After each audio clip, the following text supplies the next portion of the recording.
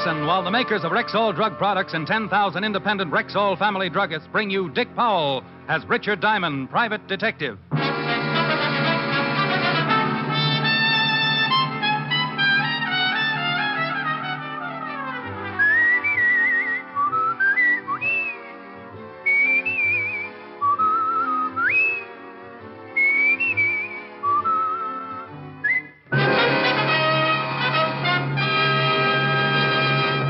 Good evening. This is Bill Foreman speaking to you for the 10,000 independent druggists who have made the word Rexall part of their own store names. They've done that because they recommend and sell the 2,000 or more drug products made by the Rexall Drug Company. Rexall's brand new multivitamin product, Formula V10, is an excellent example. For Formula V10 is a really pleasant tasting, really easy to take product that helps prevent vitamin and iron deficiencies. The recommended daily dosage supplies twice the minimum requirement of vitamin B1, 5 times the requirement of iron, plus minimum daily requirements of A, D, and B2, plus red crystal and vitamin B12. Ask for pleasant-tasting Formula V10. That's V as in vitamin. V10 at Rexall drugstores everywhere. The stores with the orange and blue sign. Good health to all from Rexall. Now, your Rexall family druggist brings you a transcribed half hour with Richard Diamond, private detective, starring Dick Powell.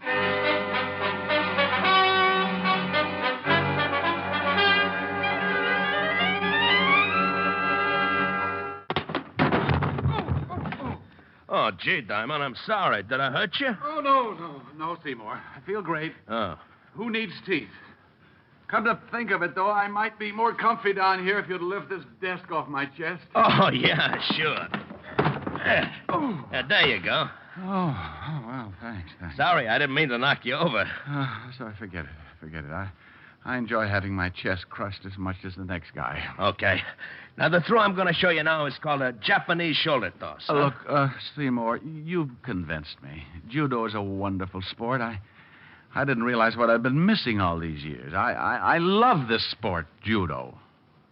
Now, what'll it be, canasta or old maid? What? How about hopscotch? Oh, come on. Let me show you just one more throw, huh? Not even if it was with a beanbag. Hey, maybe some wrestling holds in. I know a lot of wrestling stuff. Must be some trick you'd like me to try. No, Seymour. I really don't believe Well, come to think of it, yes, there is. A wonderful little trick. Huh? You get yourself a nice long rope, throw it high up into the air. Yeah? And then real quick you climb way, way up to the top and just disappear. Oh, that's nuts. Oh, a defeatist, huh? What? No. Diamond Detective Agency, brains, experience, enthusiasm, delirium tremens. Rick, don't be so silly. I might have been a prospective client. Oh, hi, sweetie. Hi. Yeah, I guess you're right. But you'll have to admit, I have got brains and enthusiasm and good looks and a dynamic personality. And my father can beat up your father. Rick, you're incorrigible. No, I'm right here in New York. Oh, that's just dandy. Now, will you please tell me what we're doing tonight? Oh, that, honey, is a long story. I'm comfortable. Well, remember the day we walked into Gimbel's basement and I bumped into an old schoolmate of mine who was demonstrating barbells? I remember how funny you looked when he goaded you into picking up that big weight. Yeah. And how hysterical it was when he had to carry me upstairs to the chiropractor. I carried you just like a baby, too, didn't I? Who's that? Now, that's him. Muscles. He bicycled all the way over from Jersey just to tell me his ideas on self-defense. He bicycled? Oh, he was dressed for it. Top hat, tail, sneakers. Now, what are you talking about? One of his cleverest ideas was that I'd treat him to dinner tonight if he could knock me to the floor in less than 30 seconds. So?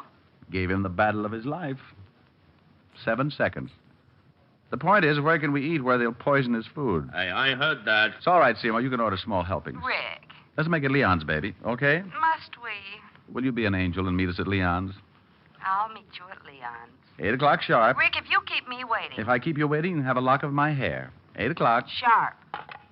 Well, I'll see you at Leon's at 8 o'clock, huh? Bring lots of money, because I'm a guy that can really eat. Oh, I'll bet you are. Well, if you arrive there before I do, Seymour, start in on the ferns by the front door. Seymour was too stupid to go away mad, but at least he went away. I settled back in my chair and made a half-hearted attempt to figure a face out of the water spot on the ceiling. When I woke up, it was 5 o'clock, and I hated myself for the indulgence. As I sat there, thinking how much my mouth tasted like an old motorman's glove, I heard a noise in the hall on the other side of my door. Well, good afternoon. Something I can do for... Juice bar. Juice bar. Hey.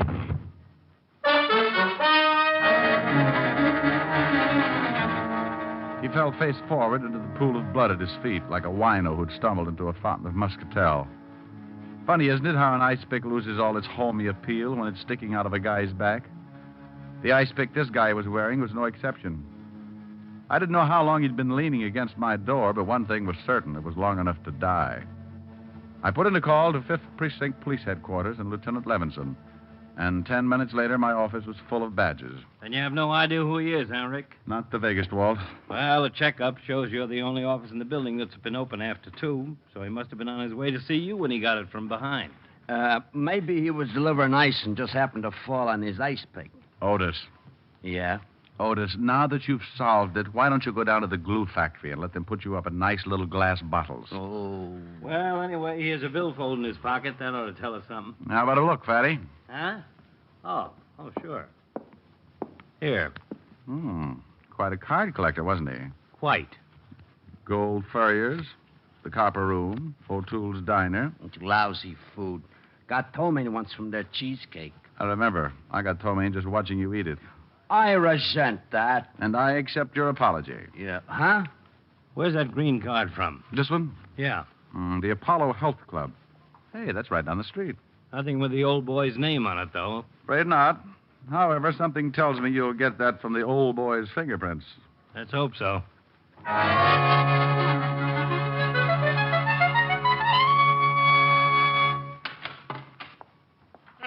Salute this afternoon to you, sir. Welcome to the Apollo Health Club. May I be of assistance? I'd like to get a massage. Splendid. Performs wonders after a fatiguing day. A veritable balm to the chafed tissues of the body. But will it cure snow blindness? I beg your pardon? No, just ignore me. I'm a little chewed up today. I assume you're referring to a state of mind. Well, not altogether. Got a kink in my back that isn't entirely mental. Well, at least you've come to the proper place. A measure of skillfully applied anatomical science will regenerate the damaged musculature in no time. O'Brien? Mr. O'Brien, front, please. One of my best masseurs. Oh, you're the owner, huh? I am, sir. Let me introduce myself. Emerson Van Arter, Doctor of Anatomical Science. Richard Diamond. A pleasure. Nice layout you have here. Indeed. 5 years of assiduous study in Switzerland under the illustrious Dr. von Sepperville has given me a boundless knowledge of the human mechanism. As a consequence, of course... You call me, Doctor? Yes. O'Brien, I did. Mr. Diamond here wishes a massage. Sure, fine. I'll speak to you later, Mr. Diamond. Right this way, sir. Remember, the blood toward the heart, always toward the heart.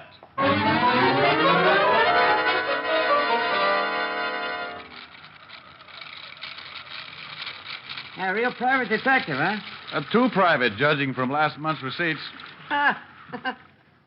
Hey, you know, you really rubbed that kink out of my back. Good. Don't know if you noticed it, but I was doing all my rubbing with my right arm. Tore a muscle on my left shoulder this morning. Really put it out of commission. Oh, that's too bad. Speaking of things being out of commission, reminds me, there's a body down at the morgue I'd like you to take a look at.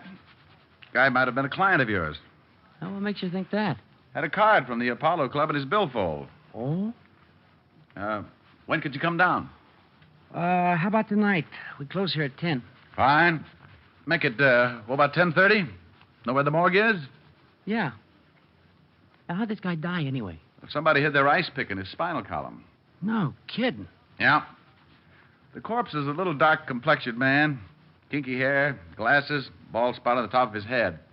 Hey, that description fits a guy who comes in here every night around closing time. Fanatic on diet. He buys wheat germ from us by the case. Know his name or where he lives? Oh, I know that he's... Pardon the intrusion, gentlemen, but I'm afraid I'll have to ask Mr. O'Brien to hurry down to the gymnasium. Oh, sure, right away, sir. Here's a fresh towel, Mr. Diamond. Thanks. Sorry to interrupt like this, but we're a trifle understaffed, and expediting the evening rush is something of a problem. Quite all right. Talk to you later tonight, Mr. Diamond. All right. Oh, hey, in case you can't make it, give me a buzz at Leon's restaurant. I'll be there till 9:15. Right.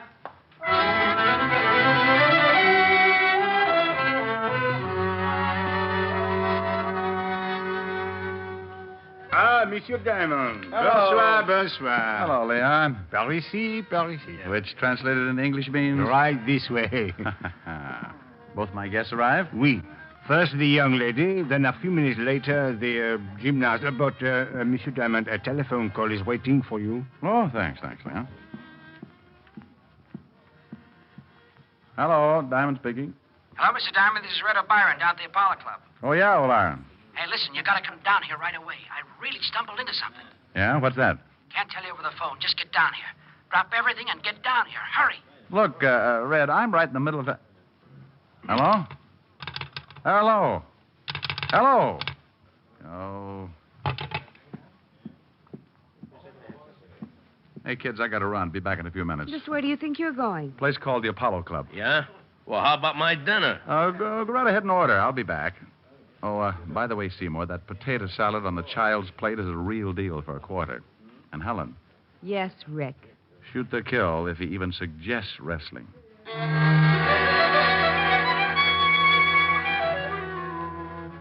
I walked out of Leon's, flagged down a cab, and spent the trip back to the Apollo Club, wondering what Red O'Byron was so worked up about and why he'd hung up on me.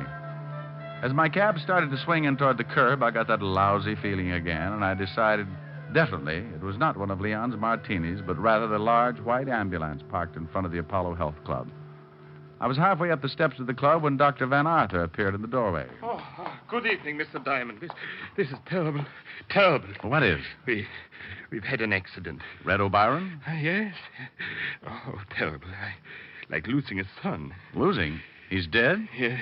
He was performing a handstand on the rings in the gymnasium, and he slipped and fell. Broke his neck.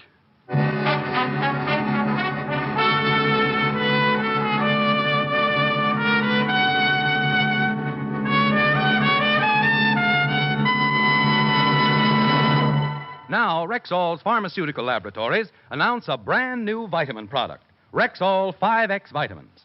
They're called 5X because each tablet supplies 5 times the daily requirement of all vitamins with known minimums. What's more, each tablet contains 5 micrograms of red crystalline B12.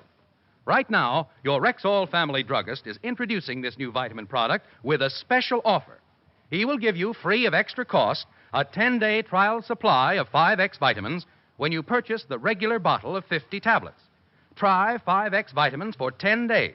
And if you're not completely satisfied, simply return the unopened bottle of 50 and your full purchase price will be refunded. Ask for the regular 50-tablet bottle and 10-day trial bottle of Rexall 5X vitamins. Both just $6.95 at Rexall drugstores everywhere. The stores with the orange and blue sign. And now back to tonight's adventure with Richard Diamond, Private Detective, starring Dick Powell. Well, hello, Otis. Is the lieutenant around? Yeah, he's around, so what? Otis, did you ever think how silly you'd look hanging from your thumbs? Ah, go soak your head. You mean that's how you shrunk yours? Ooh. Well, now, isn't that a coincidence? Is it? I was just thinking how peaceful it is around the precinct when you're not. Yeah. You shut up, you. You tell him, Fatty. How would you like to... I'd like a little information, if you don't mind. I'd like you to see what facts you can scare up on the guy who runs the Apollo Health Club. Name is Van Arthur. If I remember right, the stiff we hauled away in front of your office today had a card from the Apollo Club in his billfold. You remember right? And we found out his name was Rudy Lubin. Narcotics has a file on him that goes forever. How about the ice pick? Any fingerprints? None, Well, that's always a help. I should say. Personally, I think Otis did it. Think I did what? You see, Walter, typical pathological reaction? What do you mean? Oh, don't worry, Otis. We won't let them hang you, right, Walt? Right. Not as long as we have a rope and a tree. Hey, what's up? Who you calling? Leon's restaurant. Helen's over there breathing with her diaphragm. And Seymour... Oh, you don't know him, but he's tearing phone books apart. Good evening, Leon. Oh, hello, Leon. This is Richard Diamond. My friend still there? Oui. They are waiting for you, no? They're waiting for me, yes. Let me speak to the noisy one with the biceps, will you? Oui, bien entendu. What's all this about? It's about a guy who got stabbed in front of my door, a masseur named O'Byron who got his neck broken doing tricks on the rings, and something that O'Byron mentioned earlier. Hello. Seymour?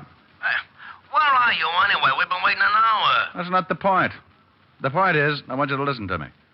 Could a guy do a handstand on the rings if he had a torn muscle in his shoulder? Are you kidding? I'm very serious. Heck no, he couldn't. It's impossible. Shoulder muscles are the ones do all the work. Deltoids, trapezius, upper pecs. Yeah. Okay. Look, Seymour, you got to do me a favor.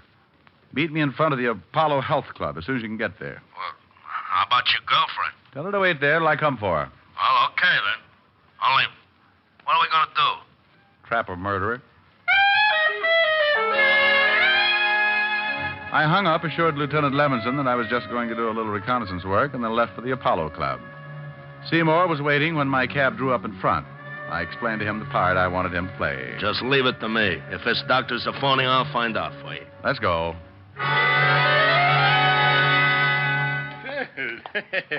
Hello again, Mr. Diamond. Doctor? I just talked to the O'Brien boys' family. Oh, it was heartrending, absolutely heartrending. I almost broke down.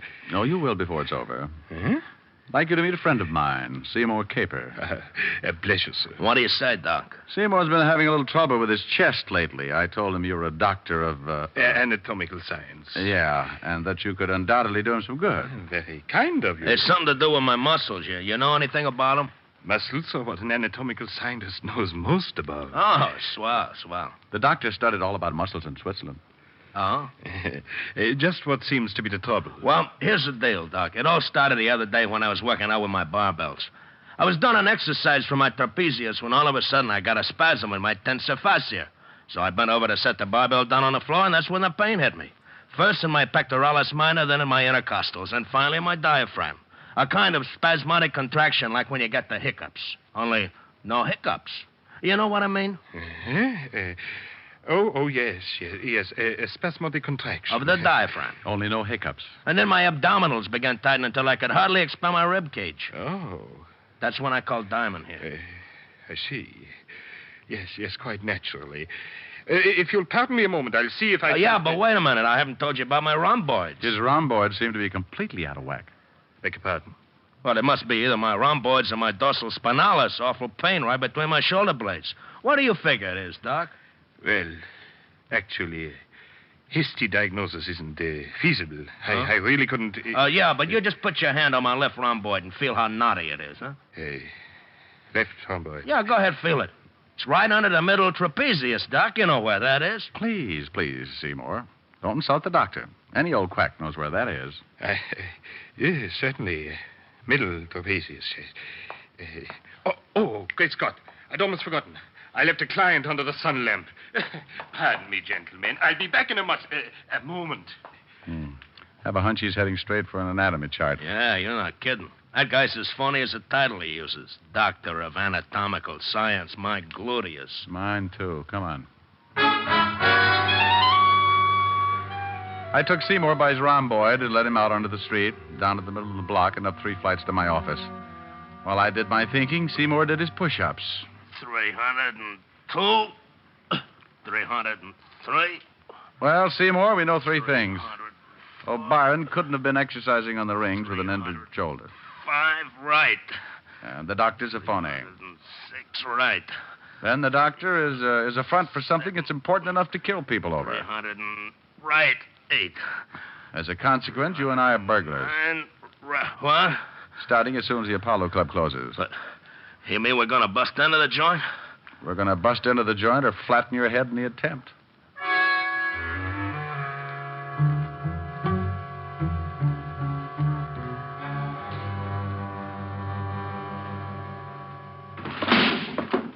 Seymour, you opened that window beautifully. Thanks. Remind me to autograph your biceps later. Hey, this detective business is dangerous, ain't it? Oh, yes. But think of the advantages. Long hours, no time for meals, and on a good day, a guy can pick up as high as 200 or 300 bullets in his back. I don't like it. Go on, crawl in. Okay. Don't push. I followed Seymour in, and we waited a minute for our eyes to get accustomed to the darkness. Then we moved cautiously down the stairway to the first floor. I had no idea what I was looking for, but Dr. Van Arthur's office was the first place where I tried to find it. Hey, the door's locked. You want it opened? Well, of course I do, Seymour. Use your head. Okay. Seymour would be pulling plywood out of his scalp for the next week, but it got us in. I took the place apart, but came up with a big fat nothing. So we left the office and headed down the hall toward the back of the building. Hey, look. What's the matter? It's a fruit juice bar. Oh, boy, am I thirsty. Well, go mix yourself up a... Juice bar. Juice bar, that's it. Yeah, good stiff belt of celery juice. No. This is what the little man who was stabbed outside my office was gasping about when he died. A juice bar. Come on. Huh, nothing but juice. Oh, I wonder what's in this cupboard under the counter. Is it locked? Yeah. Think you can pull it open? Just watch me. You see? Seymour, Yeah. will you marry me? I'll give you a belt and a solar plexus. Later, huh? Right now, let's see what's in this cupboard. You got a match? I don't smoke. That's all right. I found one. Well, what do you know about that? Nothing but cans of wheat germ. Hey, you know what that stuff is, don't you? I know that the masseur who got killed here told me that the guy who died in front of my office bought it up by the case. Hand me a can, will you? Sure. Here. It's stuffed full of vitamins, you know. You want a handful? Oh, no thanks. Yeah. Well, it must be some extra special brand. Never tasted anything like this before. Chew a little louder, Seymour. We can dance to it. Hey. Hey, that really hits the spot, man. Hey, you want to wrestle? Oh, quiet, Seymour. You know what, boy? I can fly. Seymour. I can fly, I tell you, see? Oh, man, do I ever love to fly. While Seymour stood there flapping his arms, I stuck my nose into the can he was holding. Uh-huh. Once you've smelled opium, you can always recognize the aroma, even when it's mixed with wheat germ. I was trying to decide what to do with Seymour when he slid slowly to the floor under the counter and rocked out. I loosened his collar, then started for a telephone. Leaving, Mr. Detective. Wow. Doctor, working late? I'm glad I arrived in time to offer you a drink of fruit juice. Well, thanks loads, but I'm driving. Where you're going, Mr. Detective, the weather is too hot for driving. Now, isn't that a nasty thing for a guy who sticks ice picks in people to say? Oh, that was a most unpleasant experience, I assure you. It's just that Mr. Lupin began demanding a little too high a percentage for distributing my health foods. Even went so far as to threaten me with exposure. So you grabbed up an ice pick from your juice bar and followed him out of the club. Mm-hmm. I doubt if he ever knew what hit him. Oh, I bet he had a hunch. Well, I perceive that you sampled my wheat germ. No, I opened a can or two. Personally, I never touched the stuff without bananas and cream. You've made the same unfortunate discovery that Red O'Brien made, Mr. Detective. Oh, that's why he called me at Leon's. Yes, and that's also why I had to resort to the unsportsmanlike expedient of luring him to the balcony of the gymnasium and then pushing him over head first. I was about to call the doctor a particularly dirty name when Seymour's hulking shoulders loomed up behind the juice bar, not over 3 feet from where the doctor was standing. Doctor, you're wrong. Seymour is not a sissy. What? I don't think you could beat up Seymour with one hand. That's what. Mr. Diamond, I'm afraid you're asking to be shot. Yeah, well, just to try it. Who said... Yeah. I'll teach him to call somebody who knows how to fly a sissy.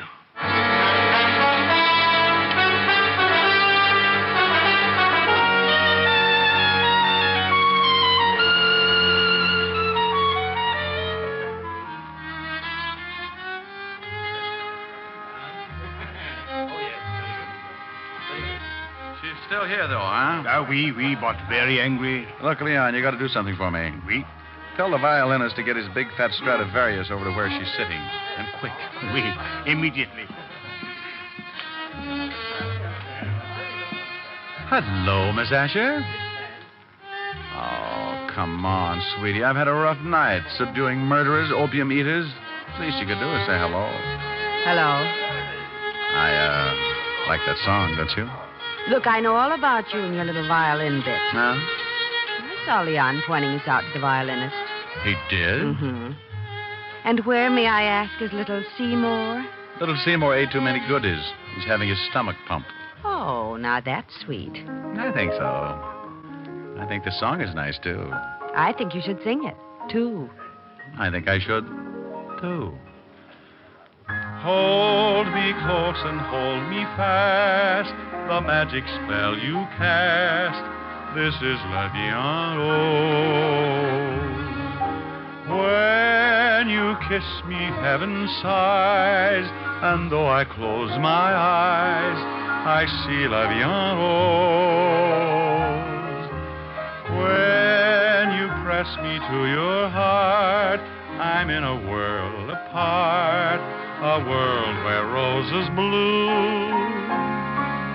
And when you speak, angels sing from above. Everyday words seem to turn into love songs. Give your heart and soul to me, and life will always be La Vie Rose. Nothing? I won't say. Want to feel my biceps? All right. Well? Nothing.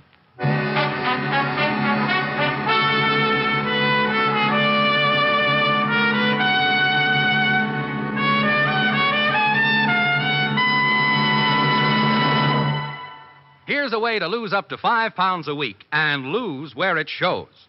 Yes, friends, I'm talking about the new Ann Delafield reducing plan. Today, there's simply no reason for any woman, or man either, to be handicapped by ugly fat. With the scientific Ann Delafield reducing plan, losing weight is easy. It's fun. You don't starve, you don't count calories, there are no drugs, no unbalanced dieting. Why put up with those dangerous extra pounds a moment longer? Ask for the Ann Delafield reducing plan today at any Rexall drugstore. And overweight men, here's wonderful news for you. Rexall has just introduced a brand new men's product for the first time anywhere, the Delafield reducing plan for men. Look young, feel young, stay young for your age with a plan tailor-made for you at Rexall drugstores everywhere. Good health to all from Rexall.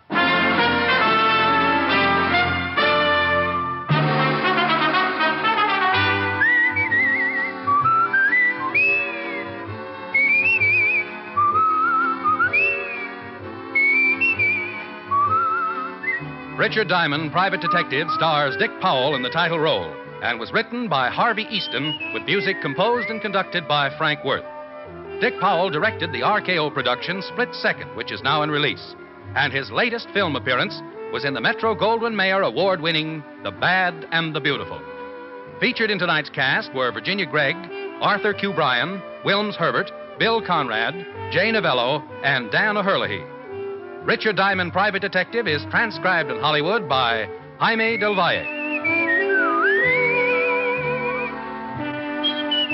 This is Bill Foreman inviting you to be with us next Sunday at this time when Rexall Drug Products again bring you Dick Powell as Richard Diamond, Private Detective.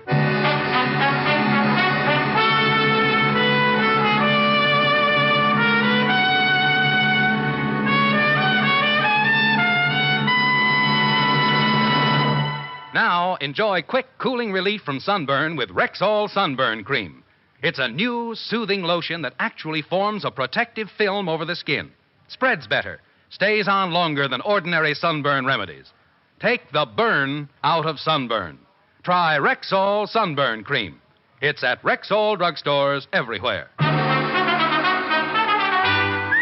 This is the CBS Radio Network.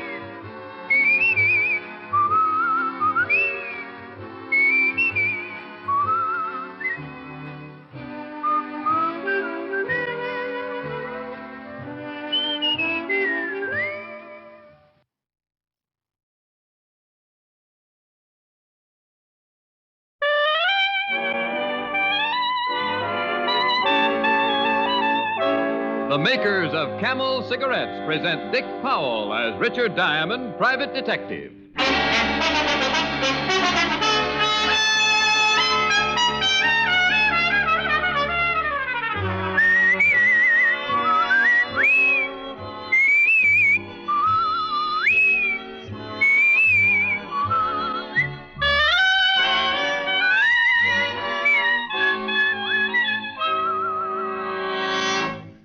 a question that was asked of 113,597 doctors in a nationwide survey a few years ago. What cigarette do you smoke, Doctor? The brand named most was Camel. Again and again since then, a cross-section of America's doctors has been asked that same question. And again, every time, the brand named most has been Camel. Yes, according to repeated surveys, more doctors smoke Camels than any other cigarette.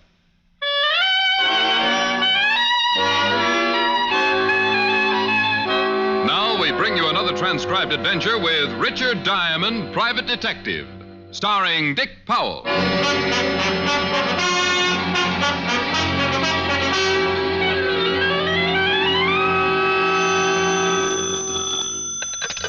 Diamond Detective Agency.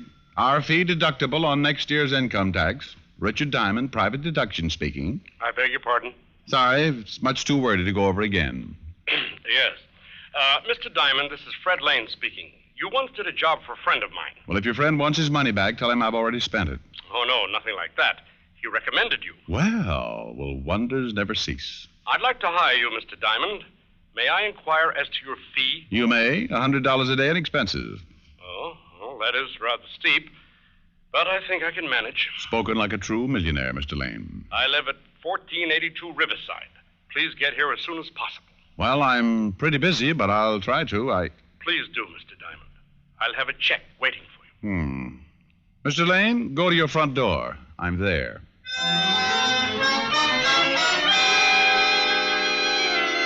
People who promise to have checks waiting are people for whom Diamond loves to work.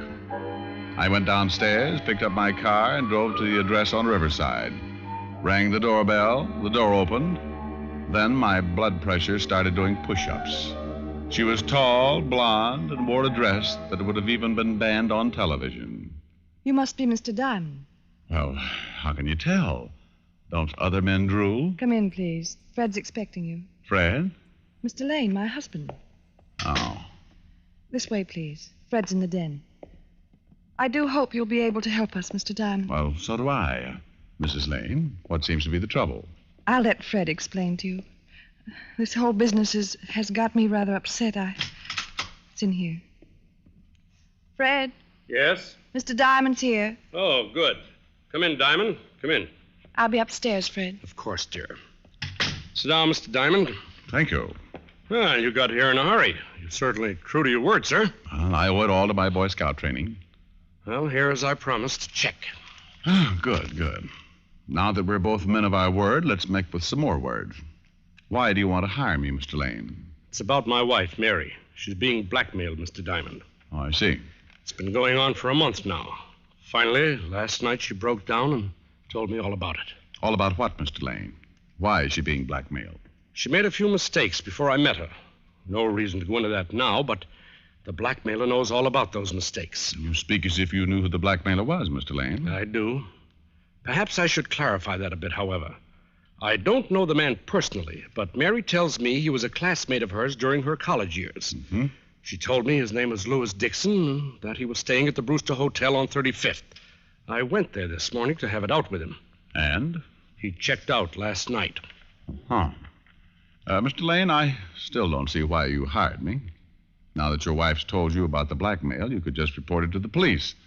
Next time this Dixon guy calls, they'd nab him. I'm not interested in turning him over to the police, Mr. Diamond. I don't quite follow you. I'm only interested in seeing that he doesn't bother Mary anymore. When you locate Dixon, let me know.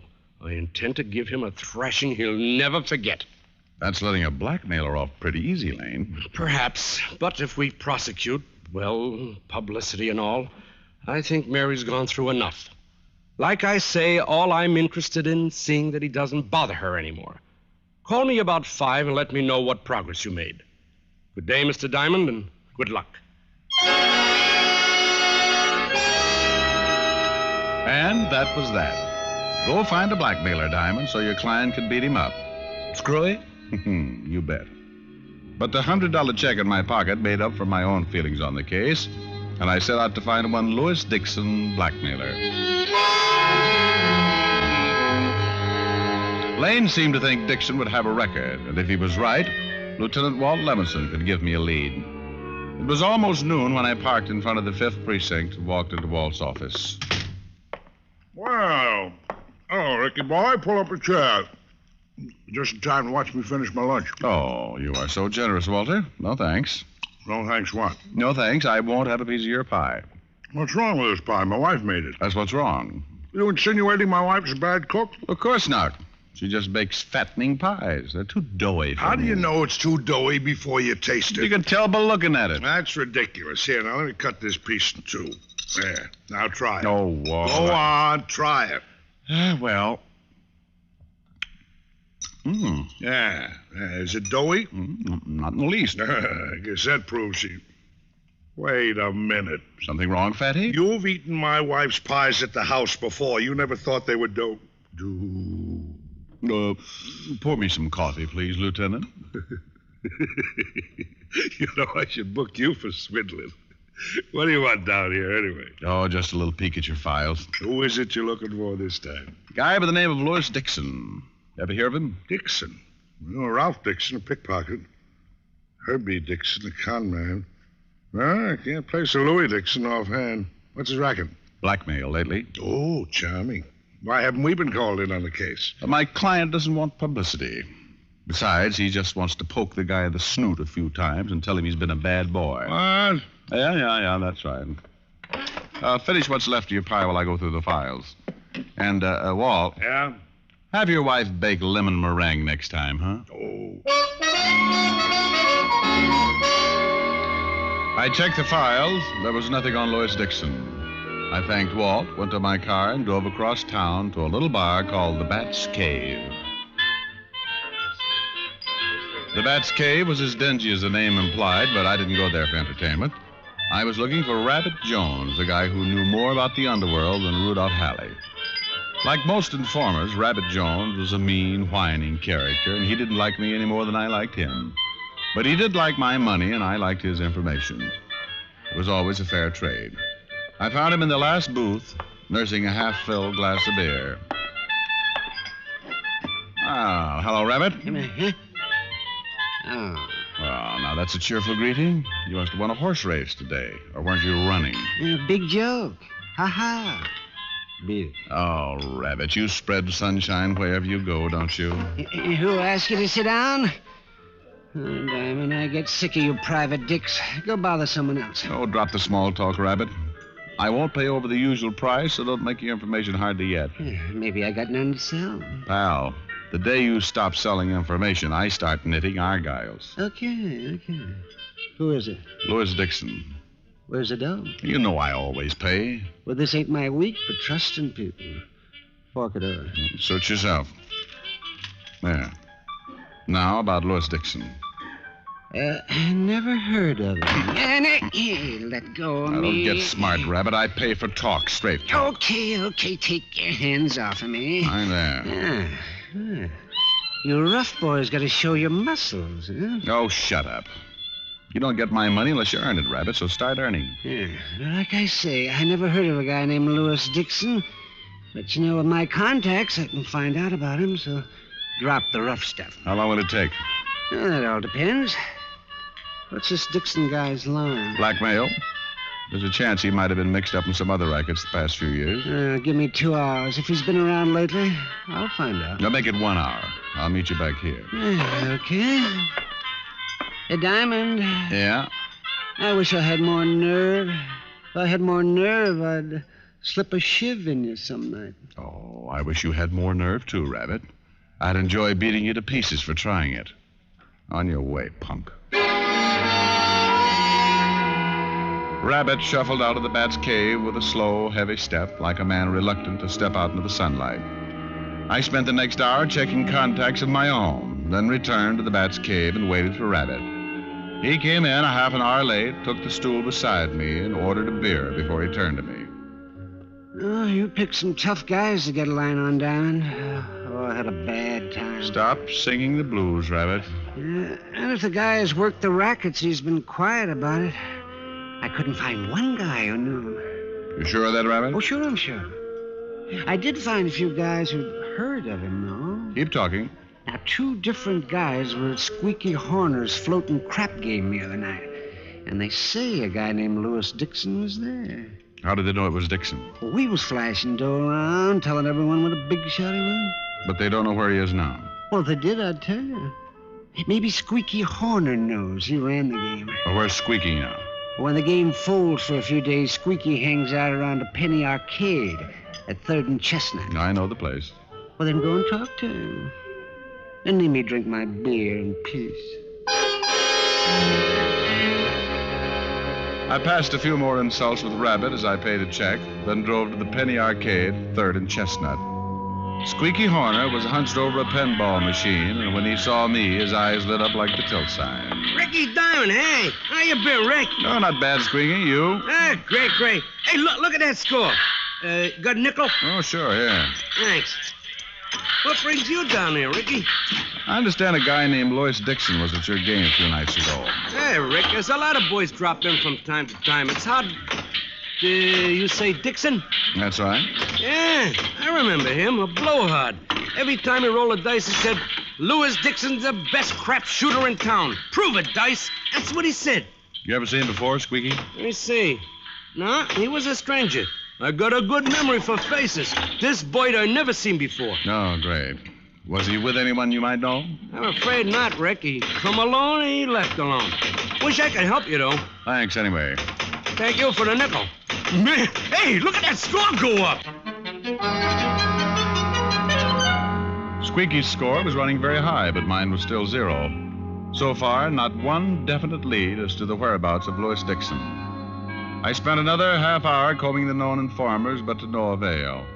A little after 5, I went to a phone booth and called my client, Fred Lane.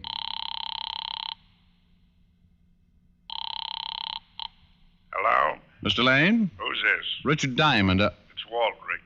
Walt, what are you doing there? Can't you guess? Oh, no. Uh-huh. Red Lane, your client, Rick? Yeah? Better get over here right away. You are now unemployed. Lane? That's right. Murdered.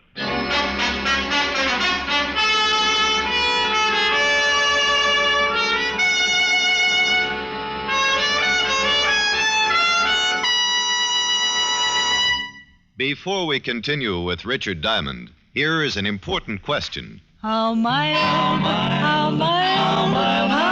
can a cigarette be? How mild can a cigarette be?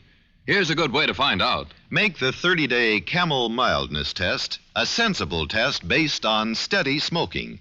Smoke only Camels for the next 30 days and compare them in your T-zone. T for throat, T for taste. See how much you enjoy Camel's rich, full flavor, pack after pack, as your steady smoke. See how well Camels agree with your throat week after week as your steady smoke. You'll soon see why. Camel is America's most popular cigarette by billions of cigarettes per year. Yes, and you'll soon be a steady Camel smoker. How mild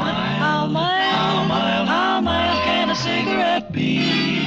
Make the Camel 30-day test and you'll see. Smoke Camels and see. And now back to Richard Diamond, Private Detective, starring Dick Powell.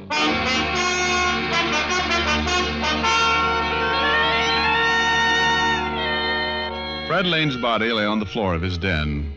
There was a letter opener lying beside the body, and it fit the hole in his back. Tomorrow morning's paper would carry Fred Lane's obituary. It would tell where he was born, what he did with his life, and when he died. But it wouldn't tell who killed him. And that's what I wanted to find out. Looks like you really put up a fight, Rick? Yeah, the room's torn up a lot. Who did it, Walt? Louis Dixon, the guy you've been out looking for. Do you have him? Mrs. Lane gave us the information. Seems Dixon came here to the house about 2 hours ago. He wanted more dough from Mrs. Lane. Pretty nervy to come right here. Yeah. Guess she figured Lane might be out. Anyway, Mrs. Lane called her husband. Fred came in, invited Dixon into the den for a talk, and sent Mrs. Lane upstairs. Oh, well, that fits. Lane starts beating up Dixon. Dixon grabs the letter opener and kills Lane.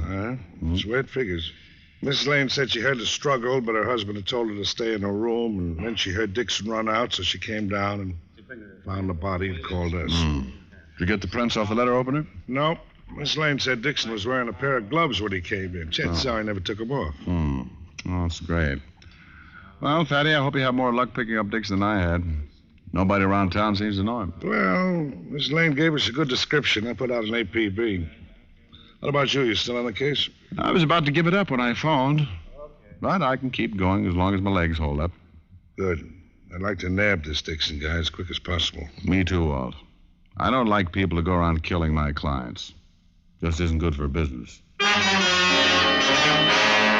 boys were taking a body down to the morgue as I left. It looked like a hard day for my shoe leather.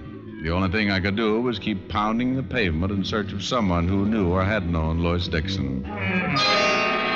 Cigarette stands, bookie joints, cheap boarding houses, nothing. Down to the Bowery, missions, small bars, guys on the corners. Lois Dixon? Yeah, never heard of him. And so it went. I headed back for my office in the comfort that comes when you sit in a chair with your feet on the desk. But when I reached the entrance of the office building, Squeaky Horner was standing there waiting for me. Hey, Ricky, where you been? I've been waiting here a long time, almost an hour. Oh, what's on your mind, Squeaky? You still looking for Louis Dixon? That's a silly question. Why? Because I seen him about an hour and a half ago. Are you sure? Sure, I'm sure. I got a good memory for faces. After I leave the arcade, I'm walking up 3rd and I see him. Big as life. Where is he now? I tail him, see? He goes into Henry's flop house. He's staying in one of Henry's rooms. Not in the hall like most of the guys. He's under another name. What name, Squeaky? Jack Layton. You want I should take you to the place, Ricky? Yeah, Squeaky. I want this you should.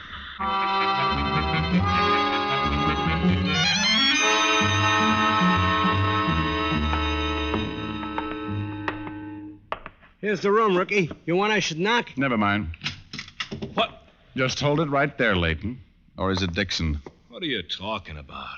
What's the idea of busting in here like this? What about it, Squeaky? Is he the guy? No doubt about it, Ricky. He's the same guy who was at the game a few nights ago. What game are you talking about? I never seen you before in my life. All right, Squeaky. I can take it from here. Thanks a lot. Anytime, Ricky.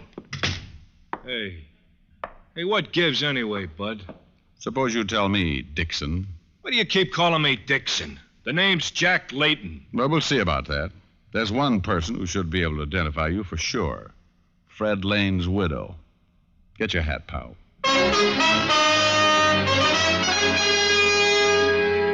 Well, it looked like the end of a hard day. I forced Layton, or Dixon, outside and into my car. Then we drove to the Lane house on Riverside. The police had left and Mrs. Lane was alone. I took my man inside and Mrs. Lane looked at him closely. I knew it would be just like the movies. She'd point and say, "That's him. That's the man, Mr. Diamond." I'm sorry, Mr. Diamond. What? I've never seen this man before in my life. This, dear children, is the story of why a detective gets ulcers. But as I was driving Layton back toward town, I began thinking. Squeaky Horner had never been wrong about a man before. And why had Dixon been so hard to locate? I hadn't been able to turn up one man who knew him. So instead of driving Layton back to his room, I drove to the Brewster Hotel, where Lane said Dixon had been registered for a week. There it was a different story. The desk clerk positively identified Jack Layton as the man who had registered as Lois Dixon. At last, things began to shape up.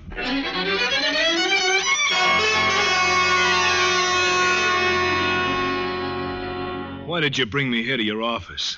I want to get back to my room. You heard what the desk clerk said. You registered as Lois Dixon.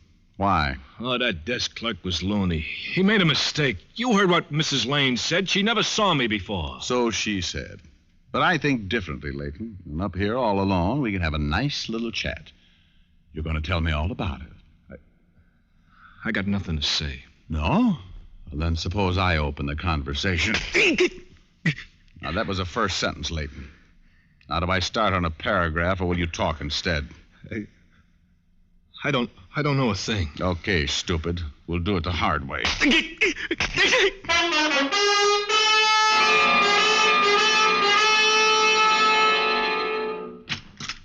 Yes? Oh, Mr. Diamond. Hello, Mrs. Lane. Mind if I come in? Of course not. Please do. Suppose we go into the den. I'd like to have a little talk with you, Mrs. Lane. Well, I'm sorry. I'm not feeling too well, Mr. Diamond. The shock and all. Oh, yes, of course. It must have been trying, my bringing that Leighton man here for you to identify. Well, yes, it was. If you could come back tomorrow, perhaps. Oh, I'm afraid not, honey. Now. Very well. I'm sorry you picked up the wrong man, Mr. Diamond. Oh, sure, yes. It's funny. 2 other people swore he was the man known as Louis Dixon. Well, it's hard to identify someone accurately, I imagine. But I was certain he wasn't Dixon. Mm-hmm. Well, you've tidied up the den quite a bit. Just what is it you wanted to talk to me about, Mr. Diamond? Well, there's no hurry. Say, this is a handsome room. Nice house, too. And all yours, along with everything else your husband owned. It's rather a cruel thing to say. Oh, come off it, Mary. It was a wild scheme. What do you mean? I mean that you invented a phony character, a Louis Dixon, and set up a murder with every clue pointing to a man who never existed. You're crazy. No, Mary. You were crazy to think a stunt like this would ever work. You hired a bum named Jack Leighton, gave him money, had him register at the Brewster Hotel as Louis Dixon. Then you had him hit some of the gambling joints and make sure people heard his name as Louis Dixon. Then he was to disappear. I won't stay here and be insulted. No? Oh, soon I'll take it down to headquarters. You can be insulted there. Well, I hope you have proof, Mr. Diamond. You'll need it. Well, Leighton was reluctant at first, but let's say I persuaded him to talk. I dropped him by the 5th precinct on my way over here. How much do you make as a private detective, Mr. Diamond? Oh, Mary, don't talk like that. First chance you got, you'd stick a knife in my back, too. Well, it was just a suggestion. After all... No. Drop it now. Well. First a letter opener on your husband, and now you try to bean me with a paperweight. Honey, you're just not safe around a desk, are you?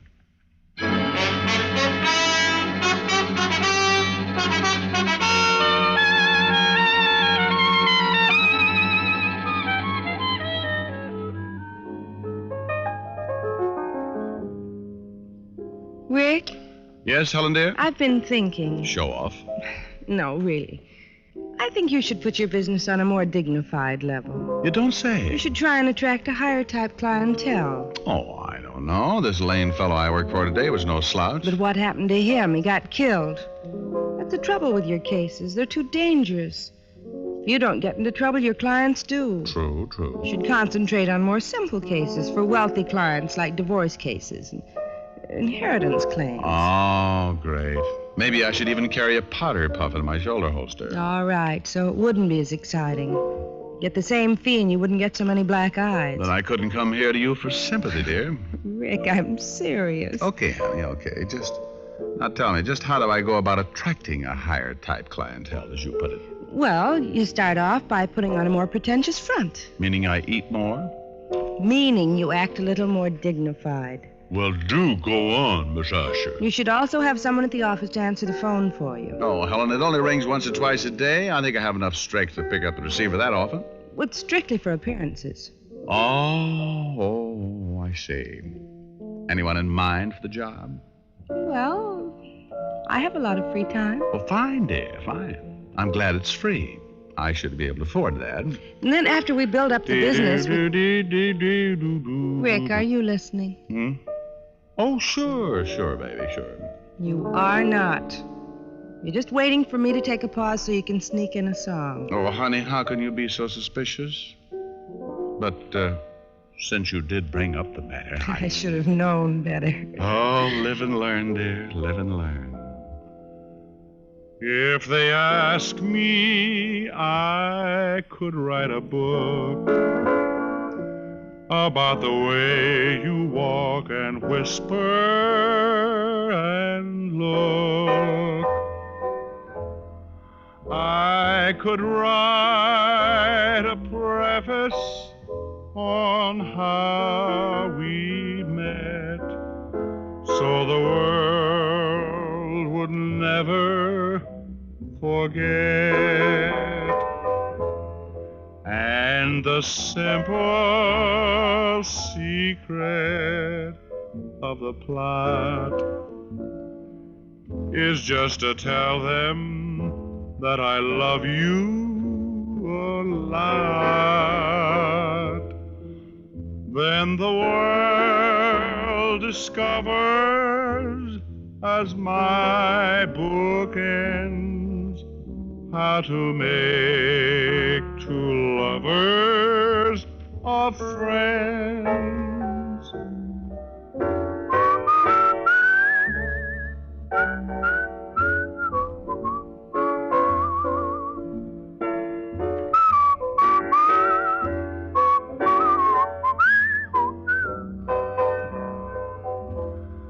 Then the world discovers, as my book ends, how to make two lovers of friends. Oh, very nice. Well, thank you, sweet. Only now let's get back to your business. Oh, who wants to talk about business? Come here. Now, Rick, stop it. Rick, I wanted to... Oh, Rick. Oh, now then. You were saying I shouldn't get on a more dignified level. I was? Oh, that's what I like. A gal with a one-track mind.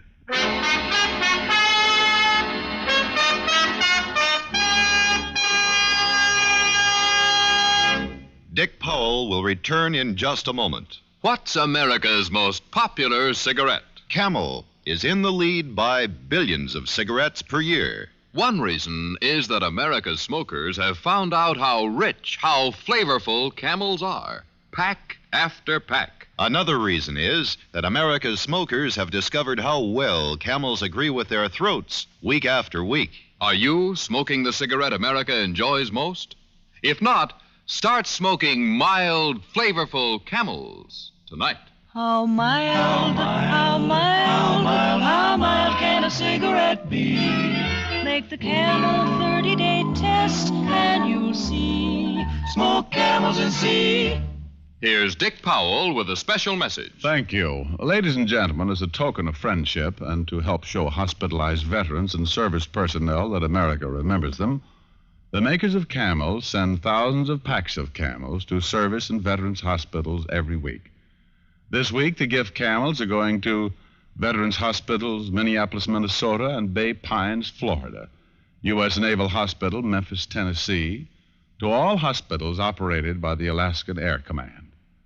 Now, until next week, enjoy Camels. I always do.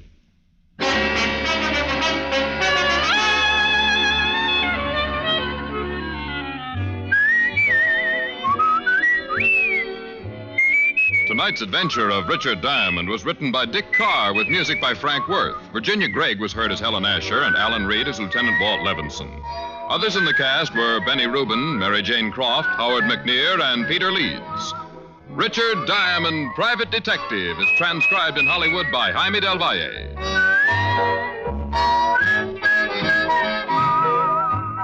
Be sure to listen to another great Camel show, Vaughn Monroe and the Camel Caravan, every Saturday night.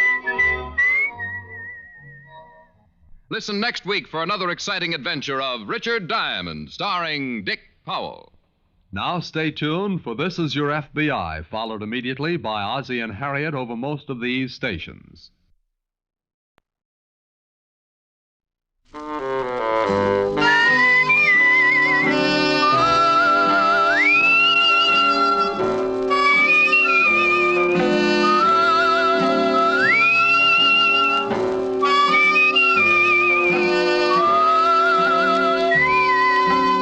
Here's Dick Powell, transcribed as Richard Diamond, Private Detective.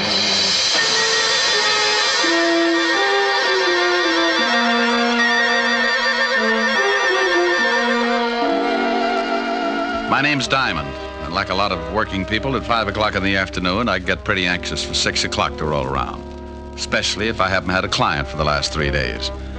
But even if I don't expect anyone to drop in before 6, I can't take a chance, so I stare out of my office window on 53rd Street just to kill time.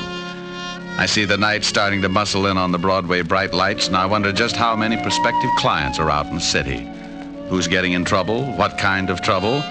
And will they come to Richard Diamond for guidance? Now, take the two hard-looking thugs in a downtown hotel room as they watch a pretty blonde hurriedly get into a flashy mink coat. They're going to need plenty of guidance.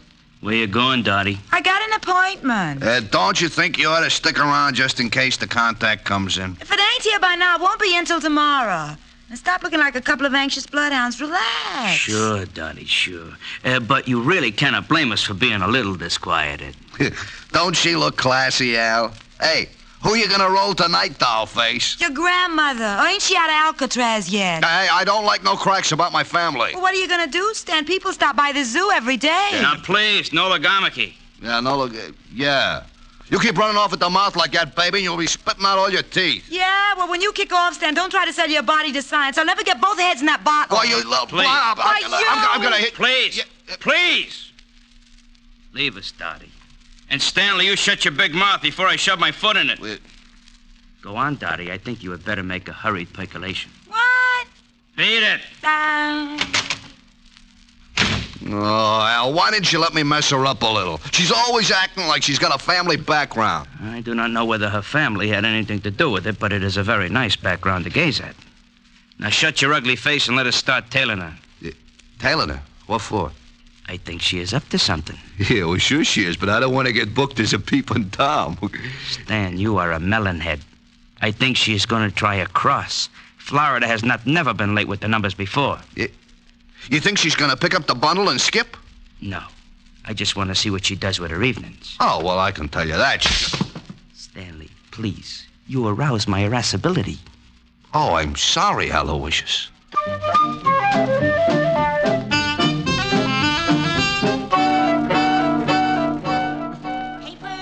Evening paper. Paper. Evening, Glenda. Oh, hello, Horace. Times. You look tired. Hard day at the office? I stayed home. My wife's swell. Here's the Times. Yeah, thanks. Good night, Glenda. Good night. Papers. Evening papers. Have you got a late edition? Why, yes, right here, dearie. You got it? Yeah, in the purse. Put it down on the counter and look through the paper. Okay. Paper! Evening paper! What do you want me to do with the purse? Keep it till I meet you at the train. Sure, honey. It's good to be working again, ain't it, Dottie? I gotta go. They usually got a tail on me. I'll see you tomorrow morning. Relax. We're in the chips. Paper! Evening paper! Paper, sir? No, but I will take that purse. Purse? Oh, why, that nice young lady must have left it on the counter when she looked at the paper. Please, just extend your agent index and shove it over here. Why, I can't do that. It belongs to that young lady. Oh, look, it would make me very unhappy to have to shove all those nice old wrinkles around, but I am in need to possess one patent leather handbag. Now, if you will kindly move it in my approximate latitude, you old bat, we can dispense with all... Why, you poor excuse for a lowbrow gunnif. Madam. For 2 cents, I'd wrap a lead sap across your flat head. Well, hello, Glenda. Hello. How's business? Oh, Officer Quine. Aren't you on a little late? Yes, I've been changed to the 6 o'clock beat. Well, good evening, sir. Yeah, lovely. Good evening, officer. Say, haven't I seen you somewhere before? Hardly. I reside in Flatbush. Well, thank you, Mother. I do not see anything I want. Goodbye. He doesn't see anything he wants. What does he think you're running? A drugstore there? Hey, Al, I saw a cop. I am proud of you, Stanley. Huh? Now let us hurry around this corner. What, you think Dot and the old dame are cooking up something together? Stop here so we can watch the old dame. Stanley, to put it in your words, yeah, I think they are cooking up something. Oh, you figure she slipped the old girl the numbers? Your perception astounds even my astute... Hey, observe. Oh, yeah. Your grandma is taking off and leaving the cop behind to watch the papers. Yeah, she's going in that building. She has got the purse. Stanley, stay here and await my return. Okay, but my feet are beginning to hurt. Go in a drugstore, purchase some Blue Jays. I shall be right back with the purse.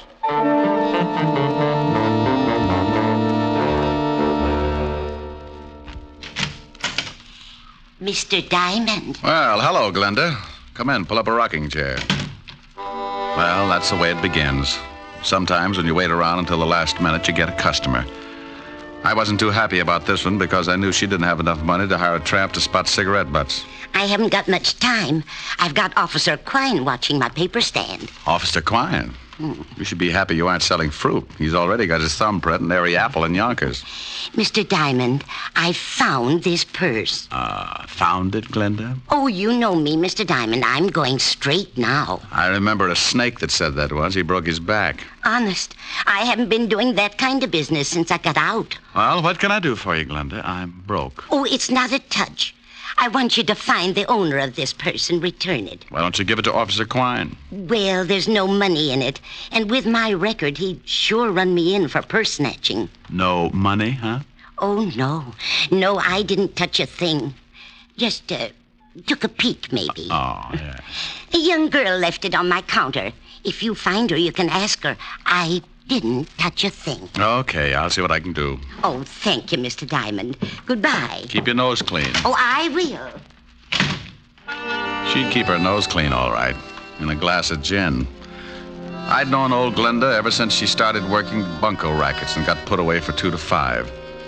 I was sure she'd lifted the dough from the purse, but I opened it and went through it anyway. I was just kicking myself for telling her I'd try to dig up its owner when the door opened and an ugly-looking mug wearing alligator spats walked up to my desk. You should be ashamed, looking in someone else's purse. It's a bad habit, like not knocking on doors. Oh, it said on the door to come in. How long did you have to wait before someone came by to read it to you? May I please have the purse? Oh, is it yours? Yes. Well, I didn't notice the wedges. Give up high heels? You are a very poor comic. Now, may I have the purse, or must I make you bleed? Oh, it's like that. Well, sure, here it is. Thank you. And something to go with it. I caught him with one that made my arm feel good clear up to my shoulder. His eyes rolled back, and he went down faster than the celluloid collar on the flagpole. I looked at the black purse and started getting that lousy feeling again. I'd gotten into something, and it was beginning to smell already. So I called the 5th Precinct Police Station and an old friend, Lieutenant Levinson. Homicide, Sergeant Otis. Hello, Otis. Let me talk to the lieutenant. Is this Diamond? No, it's platoon number 3 of the Brownies, 300 strong. Now let me talk to the lieutenant. Hey, what are you going to do with all those tired jokes when you run out? Give them away to idiots. You want to start a collection? Oh, nuts. Lieutenant Levinson. Hello, Walt. Diamond. Oh, wait a minute. Otis! Yeah, Lieutenant. Where'd you put the bicarbonate? Top drawer, Lieutenant. Oh, hold it a minute, Rick. Get me some water, Otis. Yeah, Lieutenant. Go ahead, Rick. I can stand it for a second. If you didn't get so excited, you wouldn't have to take that stuff. Here you are, Lieutenant. Never need this stuff until you call. Now, who's dead? Nobody, but there's a guy in my office lying on the floor. He's dead. He's got to be. No, he isn't, Walt. I just belted him in the mouth when he tried to get rough. Wait a minute. He's trying to wake up. Groan for the nice policeman. You hear him, Walt? Okay, so some guy got tired and went to sleep on your floor. What do you want me for? Hold it a second, Walt. He's getting a little too active. What did you do? Kissed him good night. What did you do that for? Well, I've seen him somewhere. I think he's wanted. Oh, well, hang on to him. I'll send the wagon down. The door will be open. I'll fix it so he doesn't get away. Wait a minute, Rick. Where are you going? Well, about 5 minutes ago, an old dame hands me a black patent leather purse and asks me to find the owner. Right afterwards, this cultured gorilla wanders in and says the purse belongs to him. Oh, what's in it? Nothing much. A compact, book of matches, and a handkerchief. Smells nice. No money? No? Oh, I got to stop by Helen Ash's for a minute, and then I'm going to find out what makes this purse so valuable. Say hello to Helen for me. Sure thing. Bye, Walt. Be a good boy. Goodbye.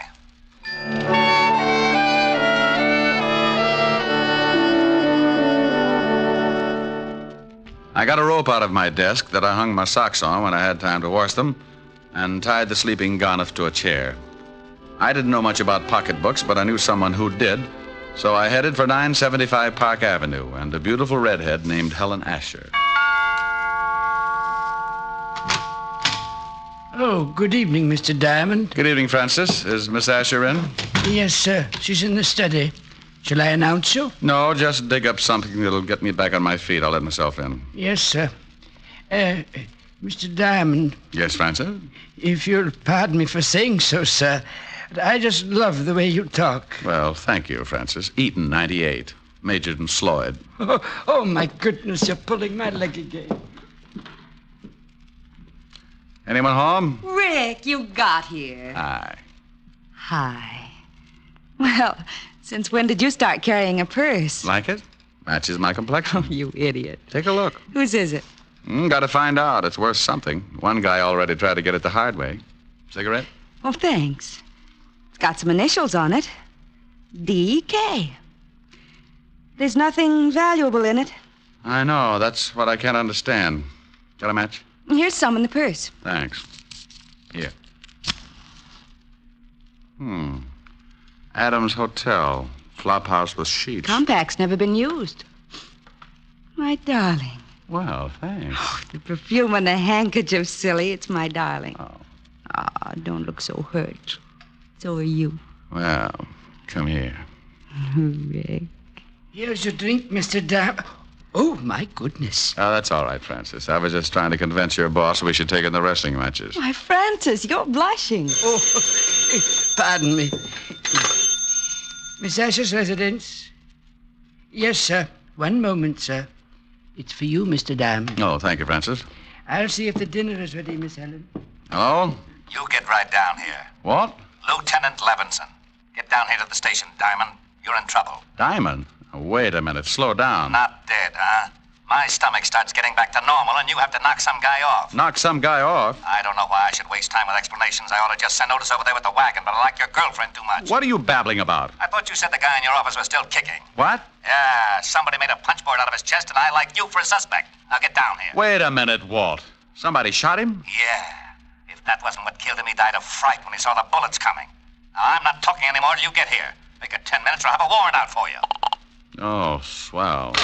Rick, what's the matter? Oh, that crazy Walt Levinson's got me in line for a murder rap. I gotta go down and square myself. Murder? Rick! Yeah? I'll see you later, baby. But, Rick... I can't wait. I'll get back as soon as I can.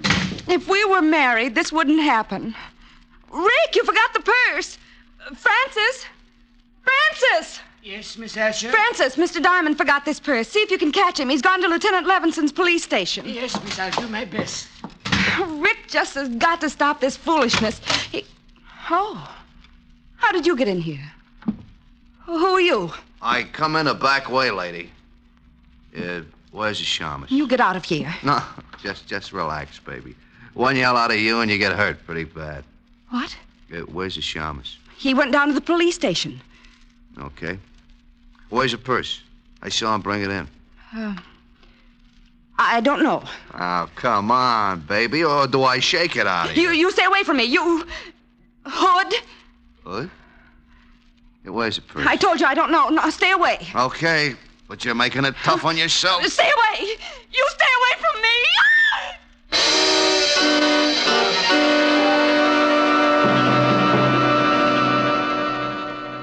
With her head tucked underneath her arm, she walks the bloody tower. With her head tucked underneath her arm at the midnight hour. Pardon me, sir. Yes, madam? I believe you have my purse. I beg your pardon, but this purse is the property of Mr. Diamond, private detective. Yes, I know. I gave it to him to hold for me. Well, I'm very sorry, madam, but you'll have to claim it from Mr. Diamond himself. Oh, yeah? Help! Police! Oh, madam. Masher! Madam! Help! This man is trying to steal my purse. Madam, let go of my coat. This guy giving you trouble, Mother? He's trying to steal my purse. Help! Oh, yes, huh? Looks just the type. This'll learn you, Romeo. Oh, my. Pick on an old lady, will you? Come on, get up and fight. Hey, lady! How do you like that? Didn't even say thanks.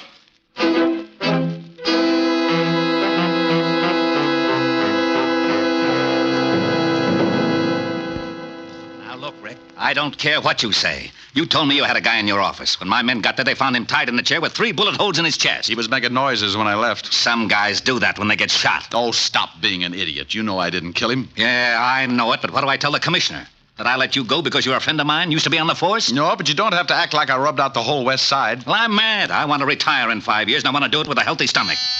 Yeah? Lieutenant, Murphy's got some guy out here he picked up for purse snatching. Says he's a friend of Diamond's and wants to see him. Send him in. This can't get any screwier than it is already. I got a purse snatcher who says he knows you. Purse snatcher? Francis. Yes, Mr. Diamond. I don't feel so well. That's all, Otis. Isn't he your girlfriend's butler? Yeah. What happened, Francis? Well, sir, I was bringing that purse down to you. That's right. I left it at Helen's. Yes, sir. Well, a little old lady approached me on the street and claimed it belonged to her. What did she look like? She had white hair, and she was wearing an old shawl. I think she'd been drinking gin, sir. Cheap gin. Glenda. Glenda Bergen?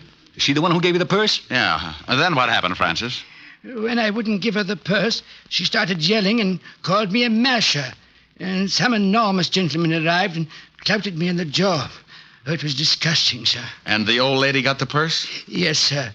She ran off, and the enormous gentleman sat on my chest until an officer came and carted me off to this place. Was Miss Helen all right when you left her? Why, yes, sir. You don't think... I don't know. But if they knew I had the purse and spotted me going into Helen's... Here, Rick, use his phone. Thanks. Don't you see, Walt, this whole thing has something to do with that purse. Purse, schmurse. I've still got a stiff on my hands. Oh, my goodness.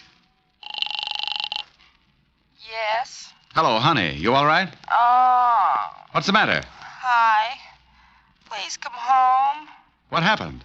A man broke into the house looking for that old purse. I told him I didn't know where it was, and he started slapping me. He did, huh? Yes, and I need comforting. Well, honey, I've still got something to do. Lock all the doors until Francis gets back, and I'll be over as soon as I can. All right. Did you get the purse? Francis will tell you all about it. Bye, baby. Bye. Rick. Some louse shoved Helen around. Francis, get over there and take care of her. It's all right if he goes, isn't it, Walt? I guess so. Otis, I'm releasing the guy that was picked up for purse snatching. And don't say, yeah, Lieutenant. Okay, Rick. Oh, thank you, sir. Step on it, Francis. Miss Asher needs someone to take care of her. Yes, sir. Walt, give me 2 hours to find out what this is all about. Are you going after Glenda? Yeah. If she's tied up with this killing, I'd better send some of the boys along. Give me 2 hours alone. I want to find the guy who shoved Helen around. Okay, Rick. 2 hours, and I put in a general alarm for you and the old dame. You know where she lives? I got a shack over near the East River. Thanks, Walt. Otis, let Diamond go and bring me a tablespoon and some water. And Otis, shut up.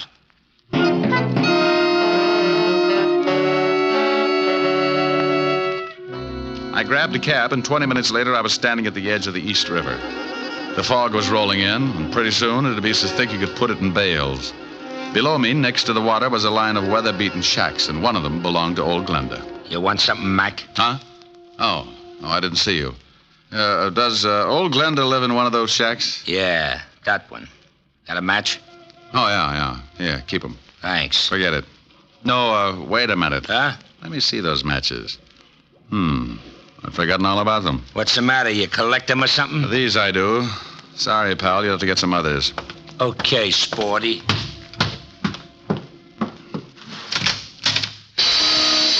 The inside of the shack looked like a hardware store after a good earthquake.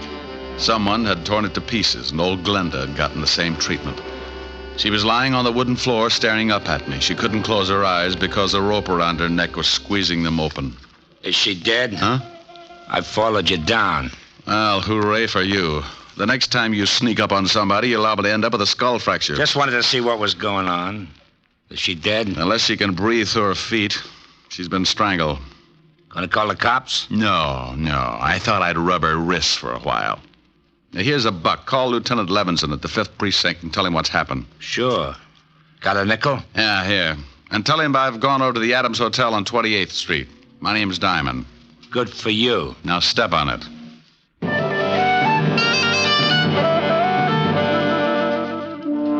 He left in a hurry, and I reached in my pocket and took another look at the book of matches I'd gotten from the black handbag.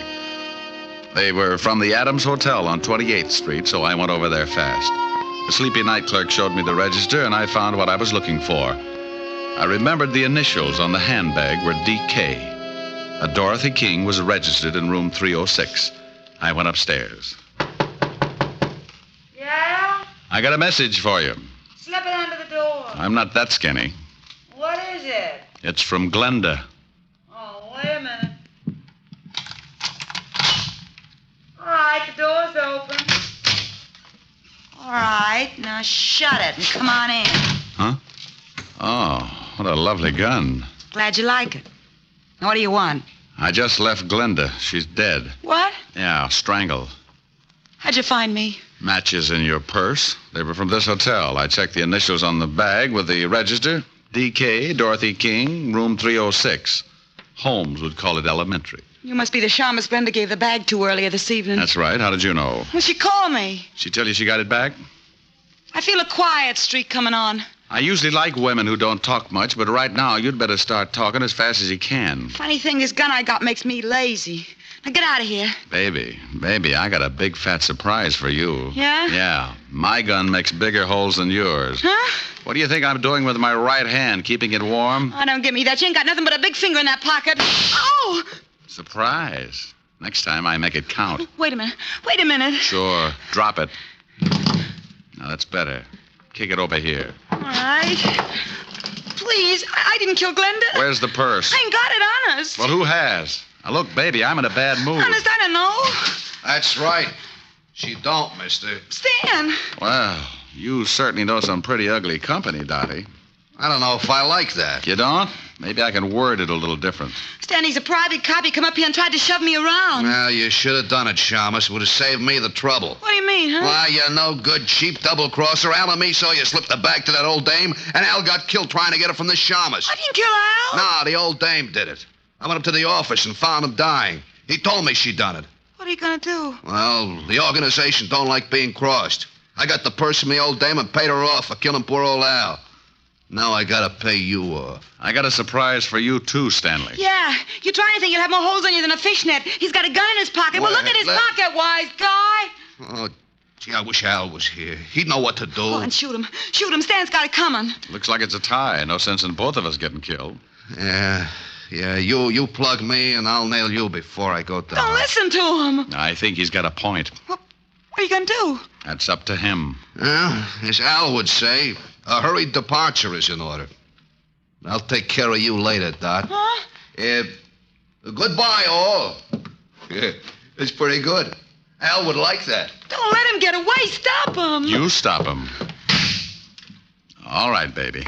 Where's he going with that purse? If I tell you, will you give me a chance to get out of town? I can't do anything about that. When I leave, you're on your own. Technically, you haven't done anything the law could hold you for. I haven't? No, but that won't stop me from pushing you around. Now, let's have the story. If Stan hasn't been there already, he's headed for a locker in the subway station at 34th Street. What's in the locker? $100,000 in counterfeit bills. Oh, baby. Counterfeit. You have been naughty. Now, Papa, we'll have to keep you on ice for the cops. Get in the closet. Oh, please, give me a break. Sorry, honey. Get in. Ouch, you're hurting me.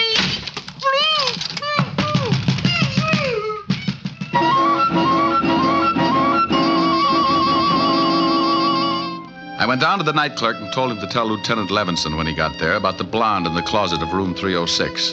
The subway wasn't far, but Stanley had a head start and he was in a hurry. I ran the rest of the way. I went down the steps. A train was just pulling out when I spotted him. He'd just taken a bundle out of one of the lockers, and as he turned to go, I walked up behind him.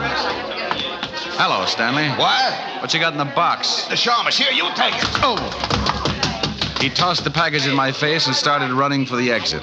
But a crowd of people blocked his way, and when he saw me come up with my gun, he changed his mind. He turned and vaulted the turnstile, and I ducked behind the row of lockers. He had a gun, too. I tried to get a clear shot at him, but there were too many people. And then the frightened little guy did a stupid thing. He jumped down on the tracks and started running up the tunnel. Oh, look at that fool man. He's jumped down on the tracks. Stanley, come back here. You can't get anywhere that way. You said it, Mac. He's running uptown on the downtown side. Here's a corny line. Stop or I'll shoot. You won't get me. Stan, look out. There's a train coming. Look out. No!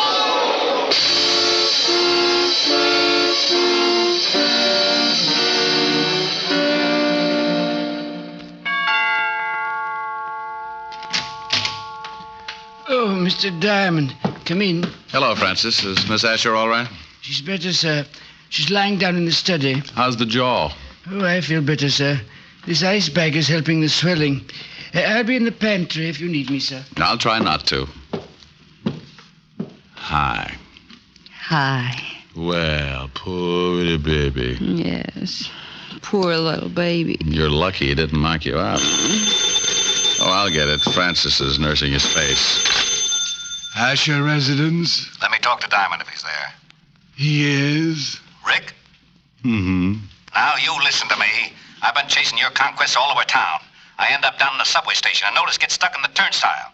Don't you think it'd be nice to let the police department in on something once in a while? Oh, sure.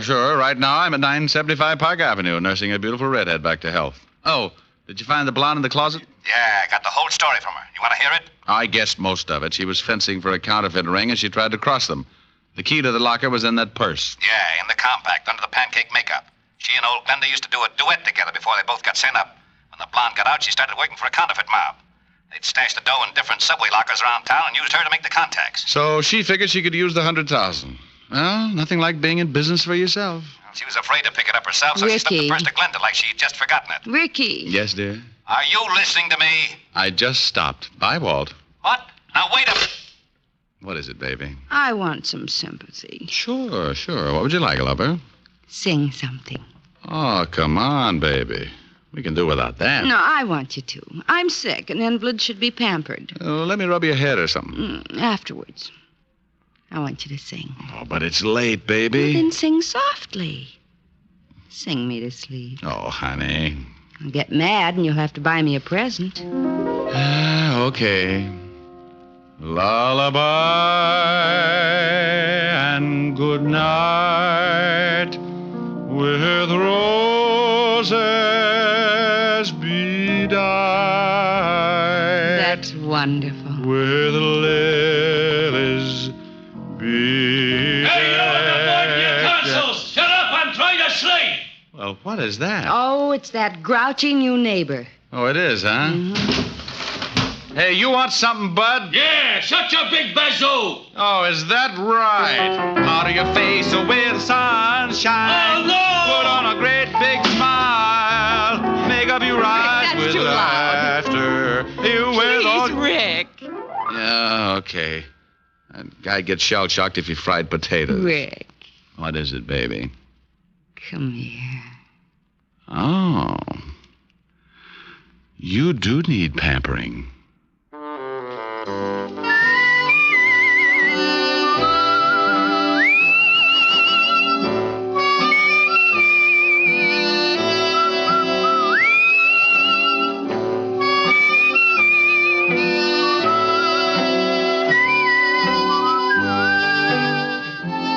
You have just heard Richard Diamond, Private Detective, starring Dick Powell. Helen was played by Virginia Gregg, Lieutenant Levinson by Ed Begley. Also in our cast were Wilms Herbert, Betty Lou Gerson, Jane Morgan, Jack Crucian, Hy Averback, Herb Butterfield, and Wally Mayer. Music was under the direction of David Baskerville. Richard Diamond is written by Blake Edwards and directed by William P. Rousseau. Now, this is Eddie King inviting you to be with us again at the same time next week, when we will again bring you Dick Powell as Richard Diamond, Private Detective. This program has come to you transcribed from Hollywood. This is NBC, the national broadcasting company.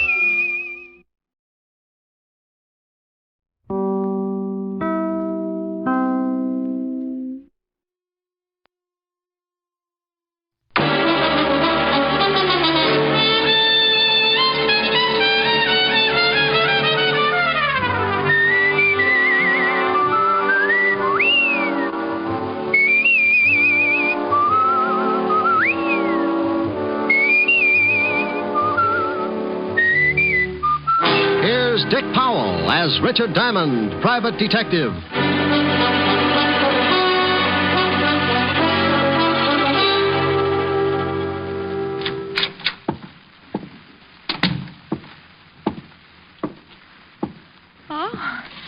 May I do something for you, sir? I'll repeat the offer while I think of something. I beg your pardon? That's not the way I heard it first. Did you want to see... Mr. George Victor. May I have your name? Well, let's trade. Mine's Diamond, Richard Diamond. Oh, of course. Mr. Victor's expecting you. Well, it's too much to hope that you, He's waiting for you, Mr. Diamond. Thanks. Any door? Huh? Oh, straight ahead. Go right in. Mm-hmm. Yes? Mr. Victor? Yes. Oh, you're Diamond. Uh-huh. Come in and sit down. Thank you. You said you'd come immediately, and that was over an hour ago when I phoned you. Well, I didn't want to come to my bare feet. What? I was washing out a pair of socks. You're sure you're Richard Diamond? Reasonably sure, yes. My credentials. All right. You were recommended to me by Lieutenant Levinson of the police department. I want to hire you. My fee is $100 a day in expenses. Unless we settle that first, I couldn't solve the case if it was tagged 100 proof. Here are 2 checks. One for 100, the other for 5. Oh. You get the 100 if you take the job, and the other one if you do the job satisfactorily. Tell me all about it. You may have heard that I bought the controlling interest in one of the biggest newspapers in the city. That I heard. All right. I'm going to expose the numbers racket. That's been tried before. I know, but this time it's different. I have all the evidence I need to expose one of the biggest operators, Aaron Ziegler. Oh, well, you do pick 'em big. You know him? We did some spitting at each other when I was on the force. Well, then you know what he is. Yeah. But you said you had all the evidence. Where do I come in? Ziegler's my affair. Yours will be my daughter. Here's her picture. Well, you can have Ziegler. I'm happy with this arrangement. This is no joke, Mr. Diamond. My daughter works for Ziegler. Oh? You got $1 million for every Mongolian in Asia and your daughter works? Hobby, perhaps? She became infatuated with a man named Doug Saxon. And went to work to support Will her. you listen to me? Oh, sorry. Go ahead, Mr. Victor. Saxon has some connection with Ziegler. I objected to her seeing Saxon, and there was an argument. And being 21, she walked out. Yes. Ziegler gave her a job singing in the Nocturne Club. I know the place. Now, what I want you to do is... I think I know, Mr. Victor. You got evidence on Ziegler. That makes him an unhappy boy, and being unhappy, he wants to smile again. So he sets glamour lad Saxon loose. Your daughter falls for him, and the frame's begun, right? Ziegler told me he was going to stop me from printing the expose of his racket. I know he'll use my daughter, Kathy. What does she have to say about it? She won't see me. And you've got no idea what the frame will be? No, that's your job. Find my daughter, stay with her until the paper goes to press. And when will that be? 10 tonight. Oh, all right, Mr. Victor. You've hired yourself a boy. I'll pick up that $500 check after I pick up the late edition. Good day, sir. Oh, Yes? If you will excuse the expression, the retainer, $100. Oh, here you are. Oh, well, thank you. I'd bow from the waist, but my empty money belt might choke me. I'll keep in touch. A couple of phone calls to old acquaintances who still kept in touch with the shady side of our city, and I had Saxon's address. A half hour after I left George Victor, I was punching the buzzer to Saxon's apartment.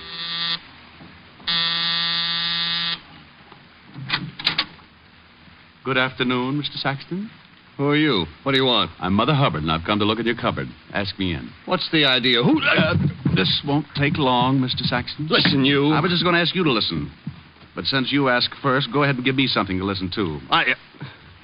Did Ziegler send you? Well, maybe. Maybe not. It's a nice place here. All the scenery. Phonograph, big overstuffed chair. I'm glad you like it, but don't make yourself comfortable. What's in the other room? Look here, I don't know who you are or what you want, but... Maybe Ziegler did send me. Did he? No. You a cop? Used to be. Always enjoyed my work. And I never enjoyed it more than when I was up against a character like you. Get out of here. Oh, now somehow getting tough doesn't look well on you. You're not the type, Saxon. From a quick but thorough study, I'd say you were more used to soft lights, sweet music, and setting up pigeons to be knocked over by your boss. I don't know what you're talking about. Kathy Victor. Know her? What if I do? You know her. And, Saxon, keep away from her. Oh, now you're scaring me. Sure. Hey, what do you want from me? Why are you doing this? I'm hired to do it. The name's Diamond, Richard Diamond, occupation private detective. Private detective? Yeah. You're going to make a phone call now. I won't. You're calling Ziegler to tell him you quit. I can't do that. Unless you want this floor lamp on your head. Diamond, please don't. Now, that's better. Now, go ahead. What'll I tell him? Your health is bad. You're going to take a boat trip. Well, that's ridiculous. Well, then you think of something, but think. But Hello, this is Saxon. I'd like to talk to Aaron. Oh. Well, I'll call back. It's important. Oh, it's important. I've got to talk to him. All right. Get him? They're putting me through in. Hello, Aaron. Listen, I can't go through with the deal. Something came up. I mentioned my name. A man named Diamond. Richard Yeah, that's right. I don't know, Aaron, but please, don't blame me. I did... Hello? Hello, Aaron? Aaron? He hung up. Good. You do the same. You don't know what he'll do, Diamond. You don't know him. Oh, but I do. Well, happy landings, Glamour Boy. You can't leave me like this. You know, after a long look at you, I don't think I'd like to stay. Bye, Saxon. 20 feet of the East River will look good on you. Okay, so it was a bluff. I knew Ziegler wouldn't be scared off that easily, but when you go hunting ducks, you put out a decoy. I did. The decoy was me. It was an hour later that I got back to my office building and walked into the lobby. The elevator door there was open, but the jockey was missing. I was about to take the hard way up the stairs when... Diamond. Oh, hello. Where'd you come from? I'm under a cabbage leaf. Don't believe it. Get in the elevator. I'll walk. Hey, Mac. Mr. Diamond don't want to get in the elevator. Maybe he gets car sick. Get in, Diamond. What's the big idea? Close the door, Mac. Sure. You know how to run this thing, Diamond? No. Start it up. Go on. Okay. Floors, please. I'll tell you when. This is far enough. Stop it. And keep your hands away from that door. What are you going to do, eat your way out? He's a card, ain't he? Oh, now, come on. Fun's fun, but I got business. So have we. We told you to take your hands off those doors. Oh, you did, huh? Yeah. Oh, he won't go down. Sure he will. He's just stubborn. Give me that sap. You see? Yeah. Think he's still tuned in? Let's see. Diamond. Hey, Diamond. Oh, he should know better than that. It ain't polite not to listen. Kick him in the ribs. Now, how about it, Diamond? You want to listen? He's shaking his head. He says yes. Okay. Now, stay away from the dame you're supposed to take care of. Go back to Victor and tell him you don't want the job. Tell him it's too rough, and if he don't understand, show him your bruises. Hey, give him a bruise where it shows. Look at that. I don't think he likes you kicking him in the chops. What does he want? Bedroom slippers? Okay, open the doors and let's get out of here. Hey, think I ought to give him another boot, just to make sure? Ain't you ever satisfied? Go ahead. Okay, let's go. You know something? You got an awful disposition. You don't come out of a beating like that right away. A professional working over is like spending a weekend in a taffy machine. I reached out and tried to touch things, but it was like trying to paint the inside of a balloon with a hammer. I was numb, and when the little jabs of feeling started pinching my cheeks, I found out that I was warm and sticky. Finally, I pulled myself up, stood there for a minute, decided my legs weren't macaroni, and went to the washroom to clean up. Then I headed for the Nocturne Club. It was too early for customers, but there was a bartender and a girl with blonde hair playing the piano. We ain't open yet, Mac. Oh, you ain't? Well, give me a bib. I may cry all over the place. You look awful. Truck hit you or something? I was blowing a tuba in a high wind. Yeah? Yeah. Screwed me 8 feet into the ground. Ain't that terrible? Yeah, ain't it? Hey, who's the dame with the fingers? Oh, entertains here. Name's Victor, Kathy Victor. Got a swell set of pipes. If you're looking for a job, we don't need no tuba players. Look, here's for a drink and here's something for you because you ain't open yet. Fix me something that'll turn me all one color. Sure. Will it be black or blue? Anything that goes with my tie. Bring it to the piano. I thought you wanted it. Oh, I'll laugh later. I thought it was pretty good.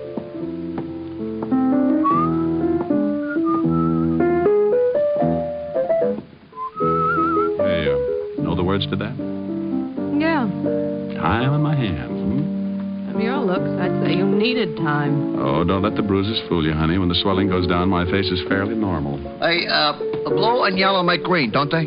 Yeah, why? I wasn't sure, but here's a drink anyway. Who knows? Maybe you'll turn plaid. Sure. Here, put this in your pocket and go back to the bottle. Sure, thanks. Yo, when you want another one. Hey. What's the matter? Why'd you stop? I need a drink, too. You get the jumps early, huh? I work late. Catches up with me. Oh, try out running them for a day. It does wonders. Oh, I know you. You're a spy from Alcoholics Anonymous. Go ahead, play some more. All right.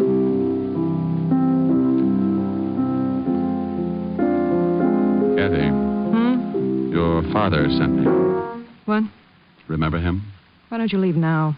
Before we're really acquainted? I don't know who you are or what you want, but if my father sent you, I'm not buying. Okay, so you're having a good time now, but there's always the next morning. Thought of that? I don't need anyone to take care of me. Miss Victor, I'm not trying to take care of you. I'm doing a job. Maybe you don't know this, but you're being measured for a patsy.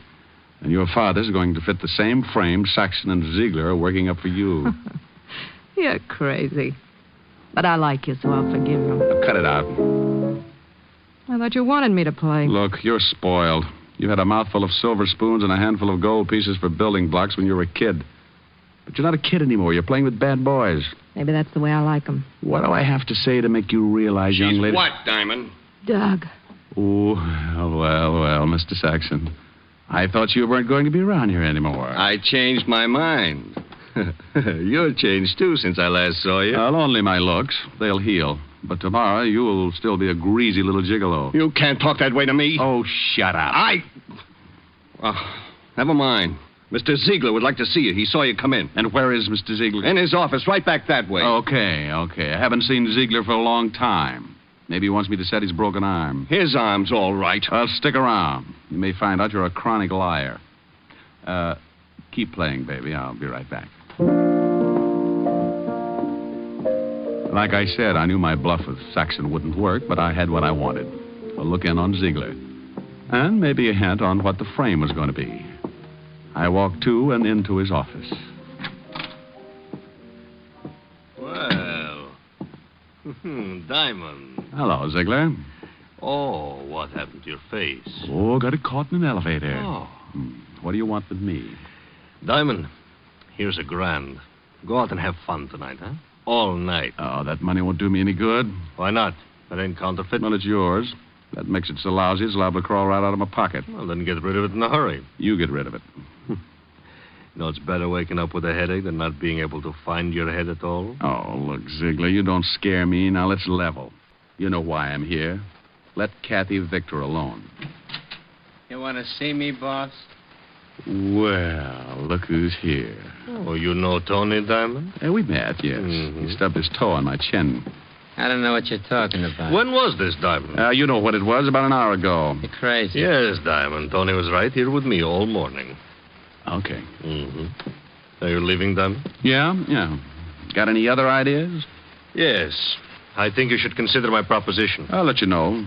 About what? Things in general. Oh, no. All of a sudden, you're happy. You make me that way, Diamond. You're working the dark, aren't you? I'll feel my way around. Believe me, Diamond, there ain't a thing wrong. Why, we love Miss Victor here. Just because her old man gets excited and hires you to bend an eye over her, don't mean anything is wrong, does it? Since you ask me, I'll tell you. The answer's yes. You think so? Yeah. Otherwise, why beat me up? Why offer me $1,000 to look the other way? I don't know nothing about the beating. And as for the $1,000, I like you. Oh, yeah. Well, okay, Ziegler. I think I'll go now. And just to make you happier, I'll probably stick with the case. So long, Diamond. Oh, by the way, Ziegler. What now? Did you say this gentleman's name was Tony? That's his name. Okay, Tony. What? I wouldn't do this for everyone, but your shoelace is untied and you're allowed to trip over it. What are you talking about, Bombs away. Oh, that ain't nice, Diamond. When you do that to a man, you're liable to bust all his teeth. So what? You probably had your eye on the gold ones anyway. Be good, Ziegler.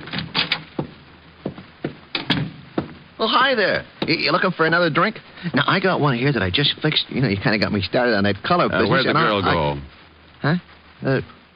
What girl? You know, Ann Saxon. Where's he? Never heard of him. Have you ever been to Hamilton? Huh? Has his picture on all $10 bills. This one's suitable for framing. In your pocket. Can't do it, mister. 2 pictures of Hamilton? Well, they sure would look nice on me, but I work here, mister. I got a wife and kids, see? Yeah, I see. Okay, fella, forget it.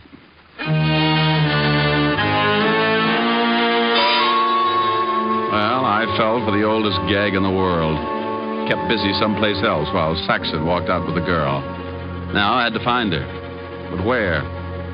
I had until 10 that night to stop a frame-up I didn't know anything about. But I played a hunch and headed for the 5th Precinct Police Station and Lieutenant Walt Levinson. I walked in on him. Diamond, oh, no. Hiya, Walt. No, please go home. Nothing good can come of this. Why, Walt, I'm surprised at you. Well, I'm not. You've got some horrible joke up your sleeve. I don't want any part of it. I can only stay a few minutes. I want to know about a guy named Saxon. Douglas Saxon? That's it. What's the matter? Can't you find things out for yourself? Right now, Lieutenant, I'm a citizen asking about a guy. Now, what have you got on Saxon, Walt? Not a thing. He was clean when we picked him up a couple of times. Why was he picked up? Why are you so interested in him? Oh, it goes with my business. Oh. And if I tell you? Well, I'll tell you something sometime. Now, come on, Walt, give. Okay. He was picked up on suspicion of handling narcotics. But that's a job for the Vice Squad. Why is he so dear to you? He's working for Aaron Ziegler. This, Mr. Diamond, is not news. He'd be just the boy to work a frame for Aaron, wouldn't he? If it involved a gal, yeah. This does. How? Don't know. Yet. But, if she was picked up with narcotics on her, it'd be a nice frame, wouldn't it? What makes you think it would be a frame? This gal looks too healthy. Yeah, but you could be wrong. Why? Because for some stupid reason I like you, and I don't want to see you make a fool of yourself. Oh, why would I do that? For this dame. What dame? The one that Saxon's going to frame. Is he going to frame her? Of course he is. I better get her out of it. Certainly, that's just what I was saying. Bye, Walt. Rick. Yeah? Thanks. What for? For not dragging out that who's on first routine. I don't think my stomach could have stood it today. Oh, Walt, you're an idiot. Yeah. Be a good boy.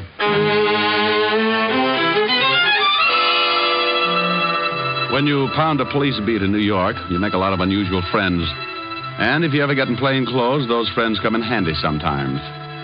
I grabbed a cab in front of the precinct station and headed for Chinatown. Walt and I had known an old Chinese named Wu Li who had been around a long time. He knew everyone and everything that went on in Chinatown. And if anyone knew where we could find Saxon, he did. Saxon. Is possible I do not know him. Oh, I think you do. Just so. You said this man Saxon deals in sweet dreams. However, is rumor not proved? Does he ever come to Chinatown? You like perhaps a cup of tea? I ask this as a favor, Wu Li. Enemies are made to do evil. Friends to ask favors.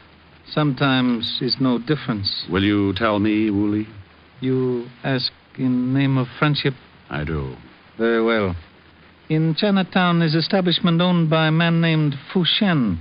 Perhaps, I say perhaps, this man Saxon is there. He's been there before, hmm? My eyes are old, perhaps mistaken. Not your eyes. I shall give you address, then make call to Fu Shen. You will be allowed to enter his establishment. May you live 10,000 years. And may you live to mourn at my funeral. The old boy gave the address, and I left his shop. 5 minutes later, I walked through the back door of the old frame building, and Fu Shen bowed from the waist and led me upstairs to a private room that fronted a long hall.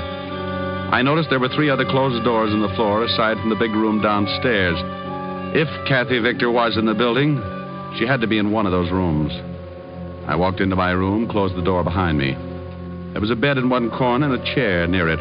A low table was near the bed, and a dim light threw diagonal shadows like fingers across the walls. I waited until the proprietor had time to get downstairs, then I opened the door and looked out in the hall. It was empty, so I started throwing open doors. I had to be quick before I had a dozen hopped-up thugs on my back. The first was a cold turkey.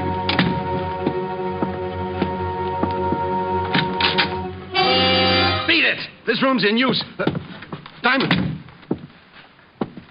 Well, Mr. Saxon, I presume. Look, Diamond, lay off me, will you? Where's the kid? I don't know who you mean. You will. No! Diamond, my arm! You're hurting. So here's another twist for size. Ow. Now sing, Saxon, and loud. Look, you got it wrong. How wrong can I be? Okay, but it wasn't my idea. I can believe that. Ziegler thought it up. You pulled it off for a couple of grand. Listen, if I tell you we let me go, the girl's all you want. Let me go, will you? Where is she? In the next room. Walk ahead of me. And in case you get any ideas... Now walk ahead of me. Open the door. You got my arm. You got another one, but not for long if you try anything. Open it. There she is. Oh, out cold. She's all right, Just knocked out, huh? Let me go now, Diamond. Sure. So this was the game, huh? Bring her here, knock her out, plant narcotics on her, and then push her into the street to get picked up. Look, I showed you where she is. Now give me a break. You know, I was just thinking of that. How would you like it, in the arm or in the jaw? Crumb. Now, come on, Mr. Victor. Let's wake up now.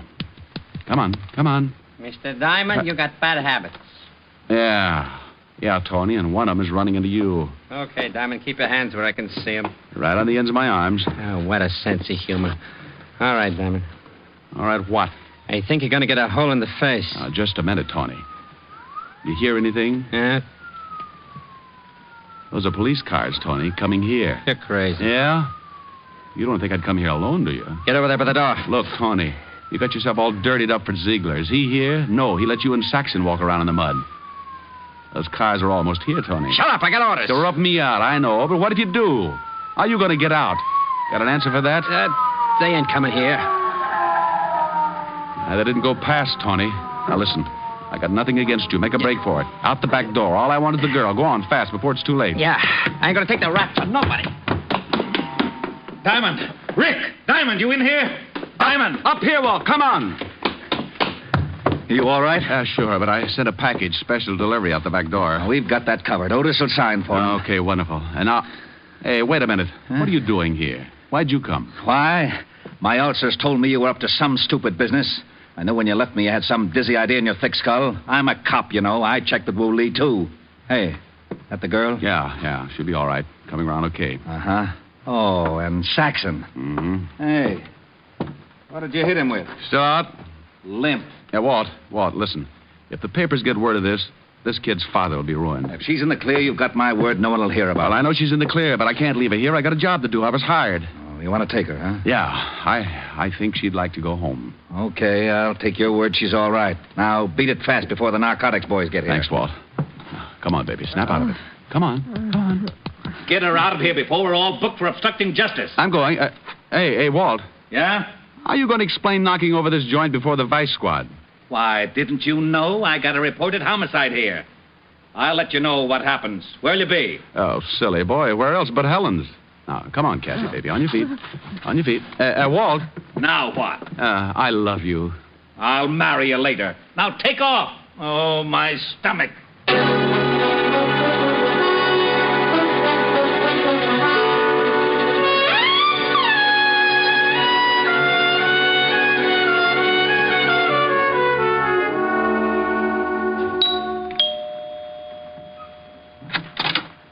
Oh. Hello, Rick. You're late. Hey, get a load of those silk slacks. They're lounging pajamas, darling. I've been in a lot of lounges, dear. Never saw anything like those. You like them? Yeah, they're all right. It's the stuffing that gets me. Rick. Be proud of what you got, baby. I knew a guy who had 16 toes on each foot. What good did that do him? He used to tell everybody he was a duck, made a fortune selling his hair for pillow stuffing. You look awful. Could have been worse. Oh? Was she pretty, Rick? Who? The girl in the case. What case? Why were you late getting here? Oh, well, I had to take a girl home and introduce her to a man, her father. I see. How long did that take? How'd you know about the girl? Lieutenant Levinson phoned, asking for you. Oh. I took the message. He said, she's all right. And a man named Saxon did a lot of talking. Oh, wonderful. Who's she? Who's Saxon? Oh, read all about it in the papers, dear. Is she blonde or brunette? Both. Blonde with a brunette disposition. Got the piano too, huh? She's pretty as I am. Oh, honey, nobody is. Oh, well, nothing to do until the office opens again tomorrow. Time on my hands, you in my arms, nothing but love in view. And then if you fall once and for all, I'll see my dreams come true. Moments to spare for someone you care for. One love affair, just the two. With time on my hands and you in my arms and love in my heart, all for you.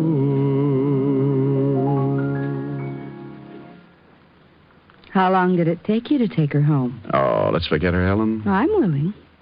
But are you? Mm-hmm. Look.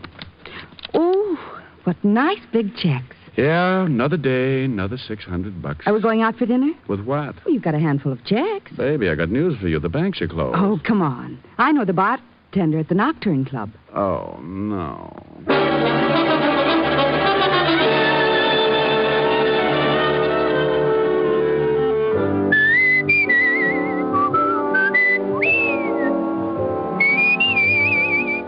You have just heard Richard Diamond, Private Detective, starring Dick Powell, with Virginia Gregg as Helen and Ed Begley as Lieutenant Walt Levinson. Also in the cast were Wilms Herbert, Larry Dobkin, Gene Bates, Stanley Waxman, Paul DeBob, and Hy Averback. Music was under the direction of Frank Worth. Richard Diamond is written by Blake Edwards and directed by Russell Hughes. Dick Powell currently may be seen in the motion picture version of the best-selling novel, Mrs. Mike. This is Eddie King inviting you to be with us next Sunday at this same time when we will again bring you Dick Powell as Richard Diamond, Private Detective.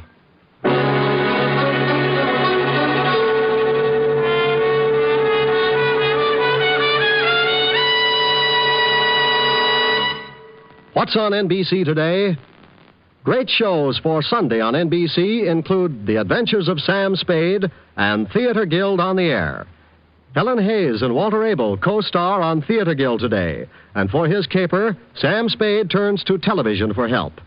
You'll enjoy both these stellar shows, Sam Spade, then Theater Guild, today on NBC. Now stay tuned for James Melton and Harvest of Stars on NBC.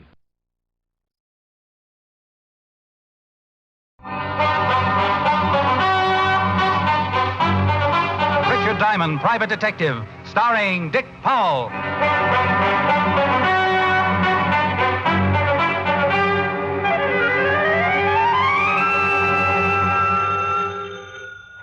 Diamond Detective Agency. We can solve any crime but television. Diamond, stop clowning and get right down here. Well, Sergeant Loveland. What's the matter, Otis? Didn't the zoo pick up your option? Oh, now quit that. You gotta get right down here. Something terrible's happened. They haven't made you commissioner. Worse than that.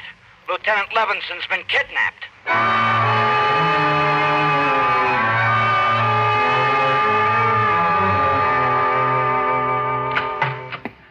Diamond to see you, Captain. Hello, Collins. Oh, all right, Diamond. Otis just called me about Walt. Now, look, Rick. I know Walt's a personal friend of yours. He's a good friend of mine, too. But this is police business. A cop's been kidnapped. Diamond was a cop for 6 years. I don't need a case history, Sergeant. Oh, get off it, Charlie. I'm down here to help. Of course you are. But there's one thing I won't stand for, Rick. The way you operate. Oh, what's the matter with the way I operate? I know how you feel about Walt, and when a guy feels that strongly about someone, he's liable to do a lot of things to get a few answers. Oh, for Pete's sake, Charlie. What are you going to do? Hold a tea party and hope someone will spread some gossip? That's not fair, Rick. Well, if you think I'm going to sit back knowing that Bert Fisher's got Walt... Who said anything about Bert Fisher? Well, nobody had to say anything. Pretty obvious, isn't it? Walt sent Bert's brother Art to the electric chair. Bert swore he'd get Walt for it. Fisher dies tonight, doesn't he? Yeah. Sure, I think it's Bert Fisher, too. And we're going to do everything about it we can. Bert's been in Detroit, hasn't he? Yeah. I've got a call into Detroit. Should be hearing any time. This phone call you got saying they had Walt. I didn't have time to trace it. The guy said Walt was being held, and when Art Fisher dies tonight in the chair, so does Walt. Charlie, I'm going to work on this thing whether you like it or not. Yeah, that figures. But I promise you, Rick, I won't save your skin if you get out of line. Any leads yet? No. You're rounding up the usual stoolies. Well, I know a couple of boys who might have a few angles. Who? Nobody who would give you any information. These guys aren't stoolies. They might tell me because I think they like me. You see, Charlie, sometimes it pays not to be a cop. I'll expect any information you get, Rick. Oh, sure. Well, I'll see you later. Rick? Yeah? Be a good boy, will you? Collins, if we don't find Walt by 11 o'clock, can you hold up Fisher's execution? No. Oh, that's swell. I'll keep in touch. Hey, Diamond, you think you can do anything? And I can try. Do me a favor, Otis. Okay. Get me a complete background on Bert Fisher. Everything. All his friends, his record, as far back as you can go. Gee, Diamond, I'm scared for the lieutenant. You're not alone with that one, Otis. In the Bowery, living in a broken-down rooming house, was a man. 20 years ago, he'd come to the big city with his trumpet tucked under his arm. He'd started playing with little combinations along 52nd Street, and pretty soon the word got around. Everyone came to listen to him. They called him the Dean of Jazz, and the title stuck. Then one night he had an argument with one of the Fusari mob, and the next morning they found him in an alley, half dead, his face beaten to a pulp. It was a long time before the Dean could get around again, and it was a lot longer before he could play his trumpet. And by then, no one would have him. He couldn't make enough with the horn, so he tried crime. And that's where I met him. I did him a favor, and a short time later he went straight. He'd still kept his underworld connections, but he wasn't a stoolie. I'd just done him a favor once.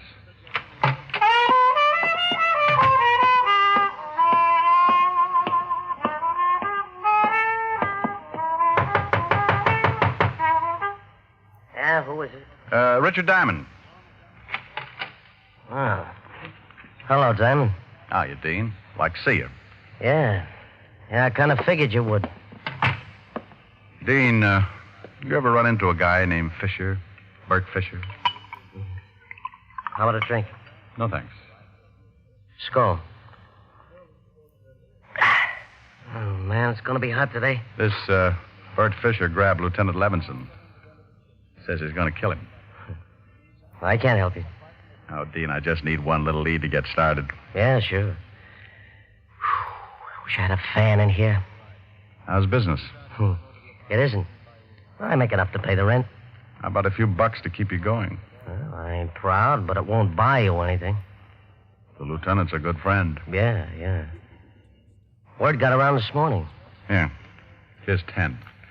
Buy yourself some groceries. Oh, thanks. You did me a favor once. Forget it. Bert Fisher's got a lot of rough hoods working for him. They're most all from Detroit, but they kill the same as anyone from here. Mm-hmm. Dean, do you know anything at all? I might. Who wants to die?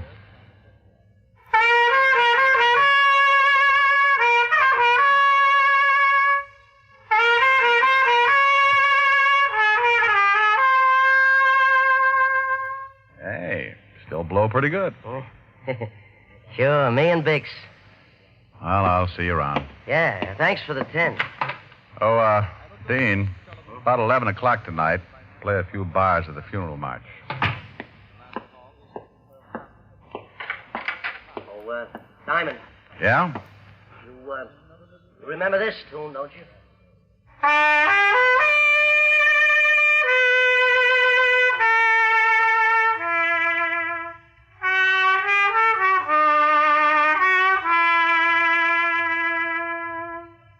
For it was Mary, Mary, plain as any name can be. You got it, pal. See you around.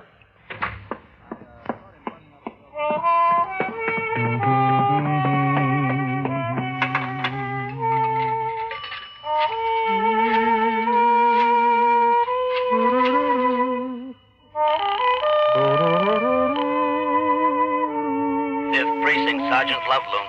Oh, this is Diamond, Otis. What'd you find out? Oh, I got reports on everybody we know is connected with Bert Fisher. You want me to read them off? Anybody on that list named Mary? Mary? No. These guys are all named Hallelujah or something. Look, check all of those names and see if Fisher or any one of his boys ever knew a girl named Mary. Then after you do that, You'll what? Holy smoke, I'll talk to you later.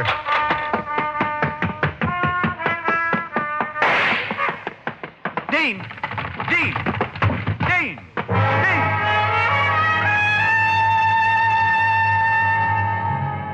The Dean had blown his last note. He was sprawled face down on the dirty carpet, clutching the shiny trumpet. A thin line of red was spreading out from a bullet hole in his chest, and the open window sent me across the room in a hurry. I looked out on the fire escape to see a man drop to the alley below. We both fired a split second apart. He staggered as my slug knocked him against the building, and then before I could try again, he disappeared around the corner. I turned, looked down at the Dean, and wondered if Gabriel was getting a lesson in jazz.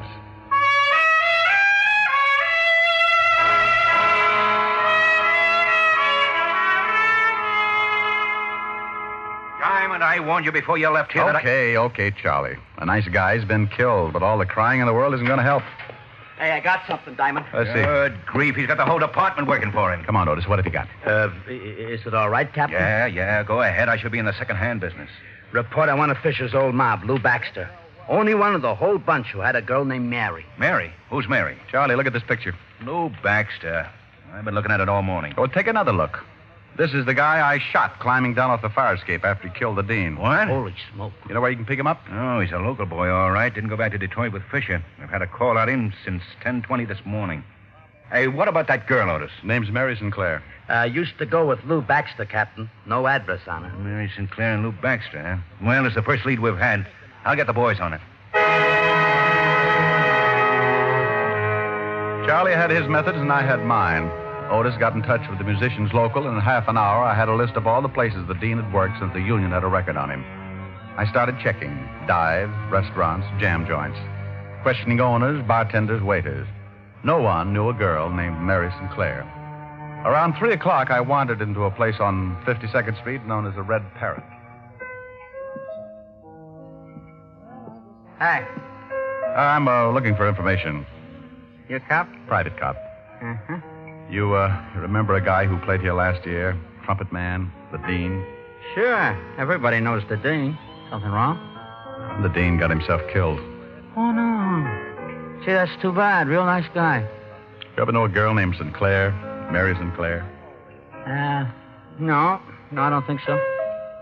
Oh, okay. Hey, mister. Yeah? Why don't you ask Ed? He's the boy with the fingers playing the piano. He knew the Dean pretty well. Thanks.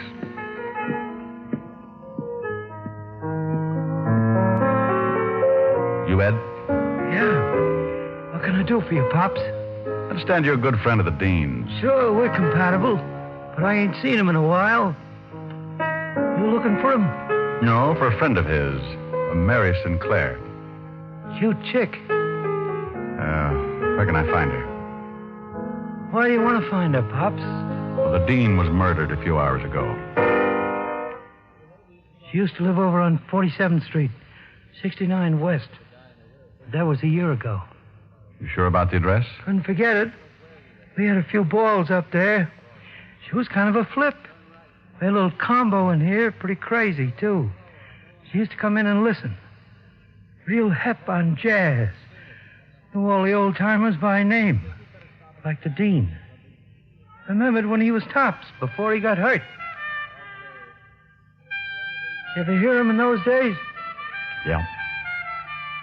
I played with him a lot. Used to watch him real close sometimes, after hours. The boys would just sit around and blow because I felt like it. The Dean used to lean back and close his eyes and blow things like he was getting a word from the other side. It was great. Might have been the greatest. Well, we all gotta go on ahead sometime. I guess it ain't so bad, though. The harp's a real wild instrument.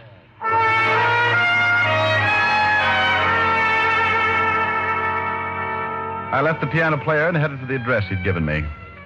There was a good chance Mary Sinclair wasn't living there anymore, but it was the closest I'd come to any kind of a lead. When I got there, I held my breath and looked at the mailbox. Score for Diamond.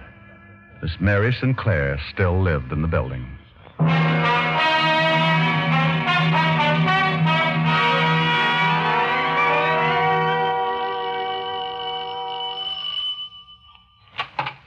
Yeah?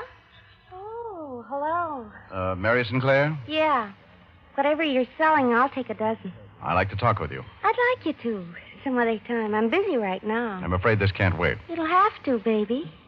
Give me a call. Plaza 45466, Mr. Diamond. Okay, doll. Call me tomorrow, huh? You got your foot in the door, honey. Old habit. Can't seem to break it. Well, I'll break it for you, honey. Your whole leg. You'll be sorry, doll. All right, baby. Make it quick, huh? What do you want? Let's talk inside. I told you. Yeah, I know. It's cooler in here. The coolest. But it won't be for long. Where's Lou Baxter? Who? You know, the boy you used to run around with. I run around with a lot of boys. Ever since I was in grammar school, I ran around with boys. It's a hobby. Where's Lou Baxter? Baby, I don't know. You want to twist my arm? Go ahead, it might be fun. He just killed a dean. He did? Shame on him. Forget it, Mary. Hey, Lou. Get out of the way. That's the guy who put a slug in me. Look like you're in pretty bad shape, Baxter. Doctor's coming. But he ain't gonna be able to help you. See, honey, you should have come back tomorrow. Shut up. Well, wouldn't have been half so painful. I want Bert Fisher. Well, good for you. Get away from that door. Now, walk into that other room. Robin, Baxter. Didn't want to play. You shouldn't have done that, Charlie. I needed him alive. That's gratitude for you. I knew you'd get into trouble, Diamond. So I tailed you from that last bar on 52nd. Is this Mary Sinclair? Charmed, I'm sure. Ought to stay here. Call the wagon. Right. There's a doctor coming up. I doubt if he's legit. Wait for him, then bring him down to the station, Otis. Right. Come on, Miss Sinclair. Sure, honey. You know, Mr. Diamond, I think I'll have to break that date for tomorrow.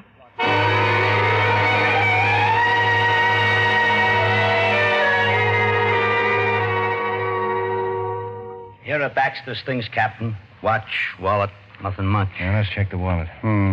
Book of matches. Danny's Diner, Route 51.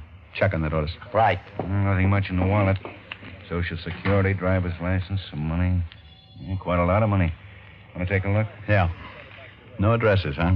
Here's a ticket to a shoe repair shop. Oh, nothing much here that would give us a lead. Yeah?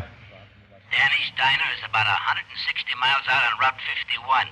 And guess who runs it? Who? Chino Amalo. That does it. Call the authorities in that area. Right. Chino Amalo. 8 years for armed robbery. Used to work for Bert Fisher. Yeah, maybe this is it. What time is it? Going on 7. This better be it.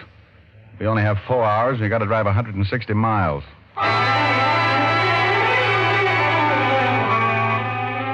Captain Collins talked to the sheriff's office and set up a rendezvous with him near Danny's Diner. Then we piled into a squad car and roared across the 59th Street Bridge for Route 51. Step on it, Otis. We're doing 80 now. 10 to 90. It's getting late. Rick, you think we should bust right in the diner and take Amalo? No. Amalo doesn't know me. Never seen me. You stake out your men around the place and I'll go in. Give me a couple of minutes, then you come in, work on Amalo a little, and then leave. If he knows where Fisher is, he'll try to get in touch and I'll tag him.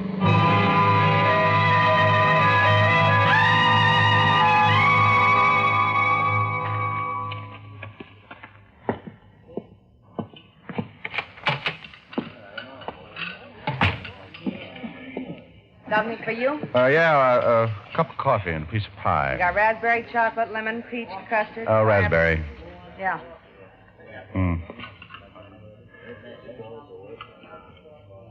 Here you are. Where's the closest gas station? About a mile down the road, but I think it's closed. It's after 10, closes at 10. Thanks. Miss? Miss? Yeah, Where's Chino Amalo? in the back. You want him? Call him. Sure. Hey, Mr. Amalo, someone wants to see you. Okay, be right there. Yeah, something I can do. Oh, what are you doing way out here, Captain? This your book of matches? Yeah, that's the name of my place. Found these matches on Lou Baxter. Baxter's dead. Oh, that's too bad. You're not going to tie Baxter up with me, are you? Lots of people come in here and take my matches. If Baxter came in here, you saw him. You're an old friend. Well, sure, I know Lou, but I ain't seen him in years. We got word your old boss is in town, Bert Fisher. Oh, is that right? Know where we might find him? No, I haven't seen Bert in years either. Look, Captain, I've been going straight. Sure. You're a little out of your territory, ain't you? This is unofficial. If you were in my jurisdiction, I'd haul you in. Look, I tell you, I'm going straight. I don't know nothing about Lou Baxter or Bert Fisher. Okay, Amaro. You may hear from me again. Well, nice seeing you again, Captain. No, miss. More coffee? Yeah. Where's the phone? Right over there on the wall. Is there another one? In the kitchen, but you can't use that. Hey, you can't go back there. Honey, it's the police. You stay where you are. Oh, okay. Yeah. This is Tino. Let me talk to Fisher. Hey, what are you doing? Don't move him, Marlo. What is this? Cover up that mouthpiece.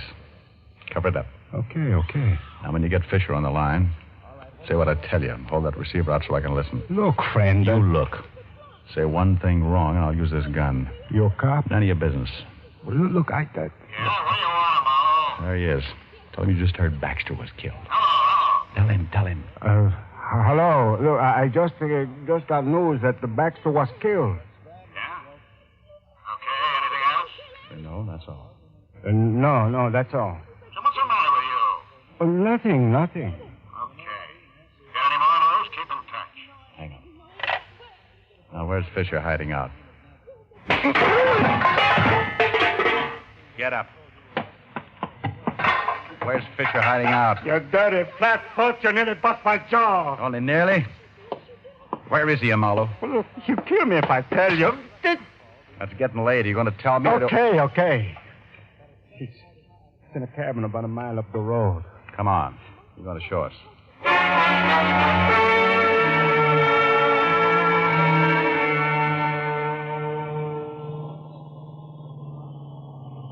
It's just around that bend. We better get out here and walk. How many men has he got in there with him, Chino? 2. Whose cabin is it? Mine. Otis, get out and tell the rest of the men to douse their lights and come over here. Right, Captain. Now, here's a piece of paper. Draw us the floor plan of that cabin. Here, I'll give you some light. Okay, go ahead, Amaro. How many rooms? 3. Mm-hmm. Okay, we're all set, Captain. Okay. One big room with a door here, a kitchen here, and a bedroom here. Where's Lieutenant Levinson? I only been up there once since they got in. He was in the bedroom. How about closets, back door? One closet in the main room here, one in the bedroom here. Let's see, a broom closet in the kitchen and the back door here. Has it got an attic? No. Where's Fisher's car? Parked around the back in the shed. Okay, I'll have the men stake out the place. You're going to take me up there, Amalo. Me?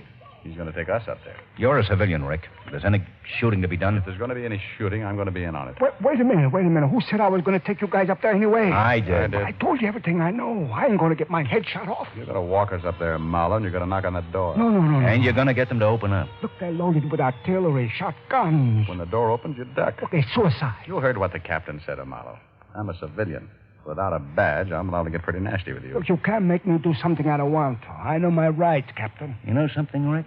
I think I'm catching a cold. I can't hear a thing. Hey, now, wait a minute. I'll go check the men. I trust you'll not take advantage of the prisoner, Rick. I couldn't hear if he yelled or something. Wait. Okay. Fine cop. All right, let's go. All right, men. Yes, sir. Listen now. I'm going up with Diamond. 3 of you take that side of the house. 3 take the other. Yes, sir. You and you go around the back to the shed where the car is. Yeah. Otis? Yeah? You and this man cover the front, but stay out of sight. If it comes, it'll come in a hurry, so close in fast. And look, boys, the lieutenant's in the back room, so try and be as careful as you can. All set? Yeah. Let's go, Amalo.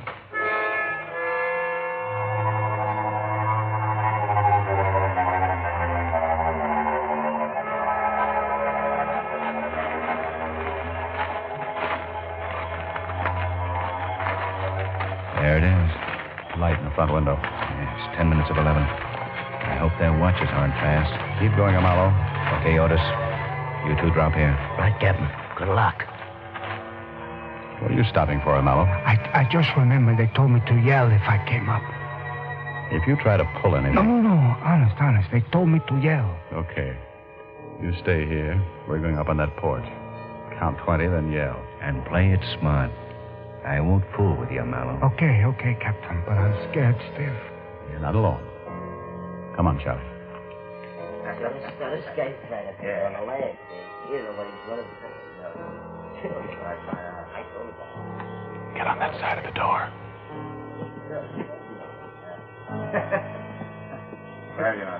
Hey, Bert! Bert, it's me, Chino! Hey, Bert, I gotta see you! You alone?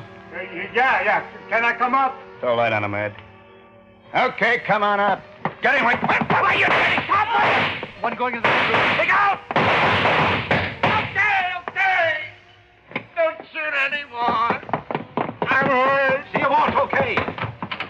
Walt? Well, it's about time. Get these ropes off me. You okay, Walt? Yeah. Thanks, Charlie. What time is it? 11 o'clock. Happy birthday.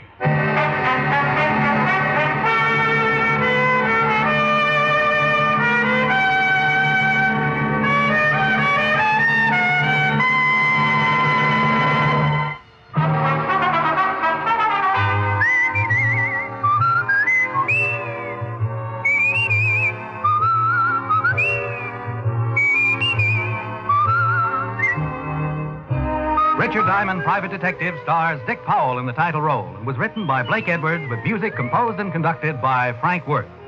This is Bill Foreman speaking. Richard Diamond, Private Detective is transcribed in Hollywood by Jaime Del Valle.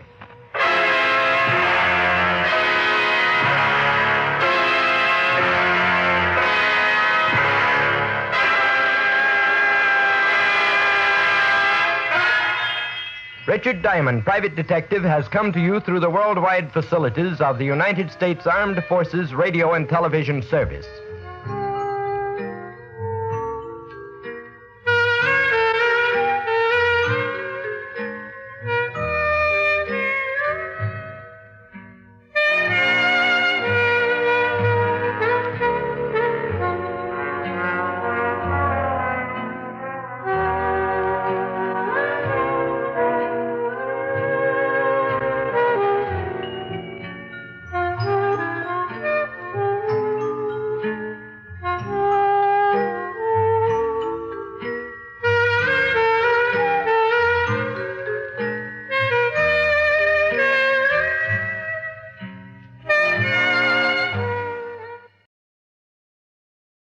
Here, transcribed, is another in NBC's great parade of new shows.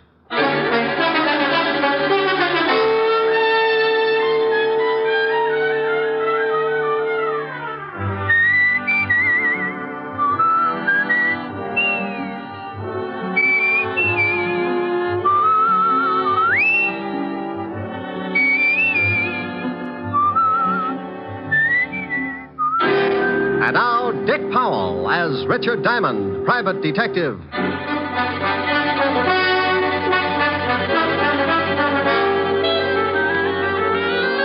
Hello there, this is Diamond. If you happen to wake up some morning and spot something walking in front of your house and it looks like Santa Claus with jaundice, don't turn the hose on him. He's not on fire. He's just wearing the newest thing in men's fashions. They call it the bold look, and it's supposed to be the masculine answer to Dior's new look for women. It's an answer, all right. Like walking up to your best girlfriend and slicing her down the middle with a broadsword. Now, if you haven't seen it yet, just close your eyes and try and picture yourself in the bold look. Imagine walking down Fifth Avenue, very casual, decked out in a new, bright purple, non-shrinking suit, pastel shirt, yellow maybe, hand-painted tie, and argyle socks. Got it? What do you think? Pretty bad. About the only thing I can think of that's more gruesome is that little murder I got mixed up in last week. It started in a house out on Long Island. A guy named Harry Baker was getting involved with his private secretary. Here are the papers you wanted, Mr. Baker. Oh, thank you, Connie. What time is Mrs. Baker going shopping? She didn't say. This afternoon sometime. Where is she now? In her room. Come here, Connie. Harry, no. Supposing she comes down. I didn't see you last night. I missed you. I got hold of the man you wanted. His name's Nat Fox.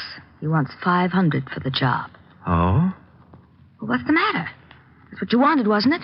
Connie, I had a lot of time to think last night. And? Well, I'm not sure. I don't know if this is the thing to do. You don't know? Oh, Harry, we've gone through this a dozen times, and I won't go through it again. If you haven't got the backbone... Oh, my dear, you know it's not that. No, I do not. I'm sick and tired of living this way. Not being able to be seen with you, watching you being pushed around by that old shrew. Oh, I'm not going through the whole thing again. Please, Connie, can't we wait for a while? My wife's well past 60. Sooner or later... And in the meantime, you live off the skimpy little allowance she doles out to you. No, Harry, no. I want us to live like two normal people.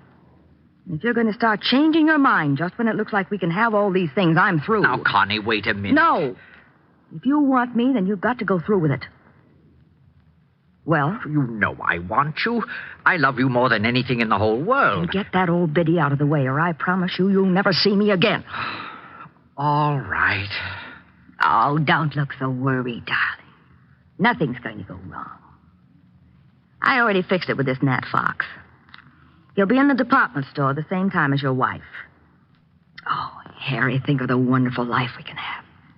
All that money's going to be ours. We can go to Europe and live the way we should. Yes, I don't know. I'm a little worried about this Nat Fox. Oh. I'll give him the $500, but if he finds out what happened, he'll be in a good position to blackmail us. Don't you worry about Mr. Fox.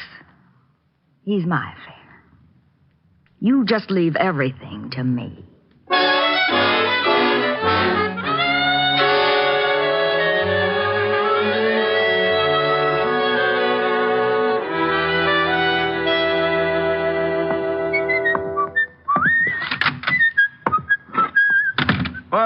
Well. Hello, Otis.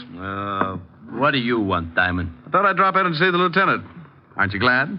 You want me to make you feel good, or do you want the horrible truth? The truth, Otis. I'll steel myself. You turn my stomach. I couldn't without a bulldozer. Very funny. When are you going to go on a diet, Sergeant? You're beginning to look like Dumbo with a goiter. Hello, Walt. Oh, no. Who's dead this time? No, don't be silly. I just came down to talk, see how you were. I don't believe it. Say something without corpse in it. Your smile is like the first dawn of an Indian summer. You said Indian. So what? If you said it, he's dead. All right. If that's the way you feel about it, goodbye and good luck. Oh, now, wait a minute. Stop being an idiot. That's all right, Walt. I understand. Now, come back here. You know very well I'm glad to see you. And you think just because I come down to see you, I've gotten mixed up in some kind of a murder. Oh, a fine friend. Now, you stop acting like that. You're a worse ham than Otis. That did it. I'll never send you a good dead body again. Is that a promise? Is what a promise? That you'll never send me a good dead body again. Oh, want me to break the law, huh? Hold out police evidence. Of course not. You know I was only kidding. Just like the police force, making fun of a corpse. I have never made fun of a corpse. So that's what's the matter. What? Too serious. That's what's ruining your stomach. Oh, now stop that. You know what's wrong with my stomach. I've been working too hard, that's all. So the next time I find a corpse, you'll want to take a vacation. This precinct is more corrupt than I thought. What do you mean, corrupt? Just what I said. I find you a corpse and you won't even look at it. You want to go on a vacation. I don't want to go on a vacation. I'll look at the corpse. What corpse? The one you wanted me to look at. There you go, acting like I've gotten mixed up in another killing. Trying to make it look like the corpse is mine. What? Well, it's not my corpse. It isn't? No. Well, whose is it? Well, you know. You tried to frame me with it. I did not. Don't you try to shove that body off on me. Yeah, what is it? Oh, hello, Helen. It's for you, Rick. Thanks. Hi, baby. I'll hold it a minute. Walt, you better do something about that body. Oh, yeah. Otis, put in the general alarm. Diamond's found another killing. Oh, wait a minute. No, Walt, it's your killing, remember? Oh, yeah. Forget about the general alarm, Otis. I've got... Oh, Diamond. Sure, Helen. I'll meet you at the store. Oh. Sure. I love you. Bye. Oh. Walt. What a funny look. You're all red. Walt, you're turning blue. Well, I got to go shopping with Helen. I hope you find the body. Bye. Lieutenant, I'm still waiting. Sergeant. Yeah, Lieutenant? Shut up.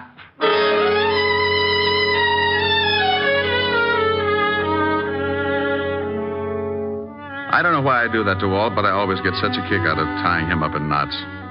When he takes the bait, he goes for it hook, line, and sinker. It's a good thing Helen called and asked me to go shopping with her, or he might have blown a fuse. I don't generally like the idea of shopping, but she said it was Frances's birthday, and any kind of an afternoon with Helen could always work its way into a wonderful evening.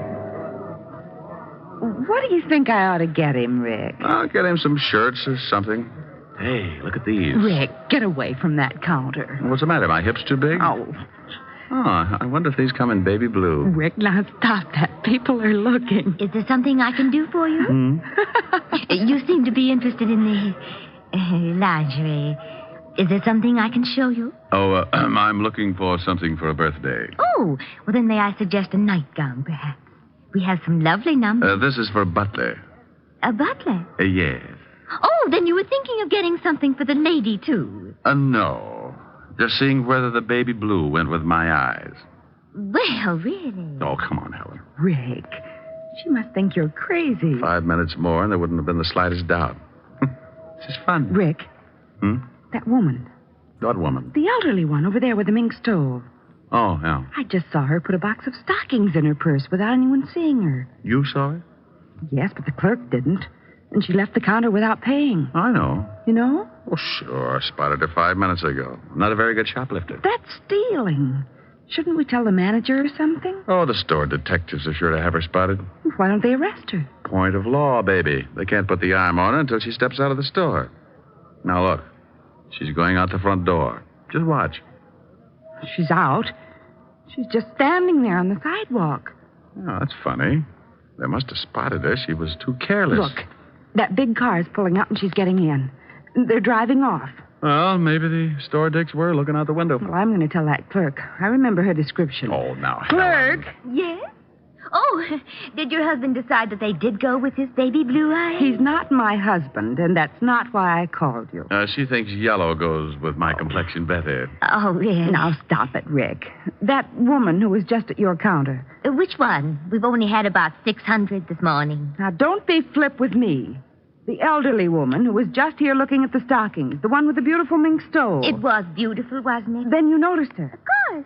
That was Mrs. Baker, one of our best customers. Well, Mrs. Baker is a shoplifter. Oh, you must be mistaken. I tell you, I saw her steal some stockings. I tell you, you are mistaken. Oh, now, look. I was going to stay out of this, but what Miss Asher says is true. I saw her, too. Miss Asher? Yes. Oh, you have an account with us, don't you, Miss Asher? Until you started telling me I was mistaken about that woman. Oh, just one moment. Oh, Mr. Pennywig! Mr. Pennywig! What are you doing? I'm calling the manager. The manager? Yes, Miss Asher. I would prefer to have him explain it to you. Yes, Miss Phillips. What is it? Well, I'll tell you what it is. Don't ever put Miss Phillips in the toy department. She's so nearsighted, she's liable to think the electric train is the 8th Avenue subway and climb on it at 5 o'clock. I beg your pardon? Mr. Pennywig, this is Miss Helen Asher. Oh, how do you do, Miss Asher? I heard a lot about you. You're going to hear a lot more. Oh, is something wrong? Yes. Yes, something is wrong. Miss Asher here spotted a woman stealing some stockings, and when she reported it to your clerk here, she said she was crazy. I saw it, too. Is this true, Miss Phillips? Yes, sir. It was Mrs. Lillian Baker. Oh. I was just trying to do the store a favor, but since you don't seem to think that the customer means anything around here, I'll see that my account is closed out. Oh, now, just one moment, Miss Asher. May I talk with you in private? I don't see why. Come on, baby. I know a joint on Broadway where we can get things without the lip that goes with it. Come on. Oh, please, Miss Asher. It's about the shoplifter, Mrs. Lillian Baker. You can tell me right here. I must rely on your integrity to keep this a secret. You see, we know that Mrs. Baker stole those stockings. She steals something nearly every day. What? She's very wealthy, very eccentric, and very much a kleptomaniac. Oh. Her husband handles all her affairs, and he's instructed us to watch her and send him the bills for the goods she steals. Oh. Well, can't you break her of the habit? Her husband must lock his pants in the family vault every night. She's under a doctor's care, and he advises letting her continue, but without her knowing that anyone else has found out her secret. She's quite old, you see, and her husband assures us that discovery might be very disastrous. Oh, I see. Well, I'm very sorry. I didn't know. Well, I'm not. This pixie behind all the unmentionables can get a person steamed up enough to cause a minor explosion. I was just doing my duty, sir. Mr. Pennywig. Mr. Pennywig. Now what? Yes, what is it? Oh, Mr. Pennywig, we've had a jewel robbery. What? Yes, sir. 3 of our most priceless gems are missing. Oh, dear. Mrs. Baker? I don't know, sir. We watch her very closely when she's looking at jewelry. But 5 minutes after she'd gone, we discovered the loss. Was it of any consequence? Was it? $300,000 worth. Oh, Lord. Hey, wait a minute. Who else was in the jewelry department? Oh, several people. I'm so upset. Take a look over there. Where? Over there. The man in the wide pinstripe near the linen counter. Excuse me, I've got to go call Mr. Baker. Now, wait a minute. Yeah? Maybe Mrs. Baker didn't lift those rocks. That man over there, was he in the jewelry department? Why, come to think of it, yes. Oh. Now, wait here. Rick!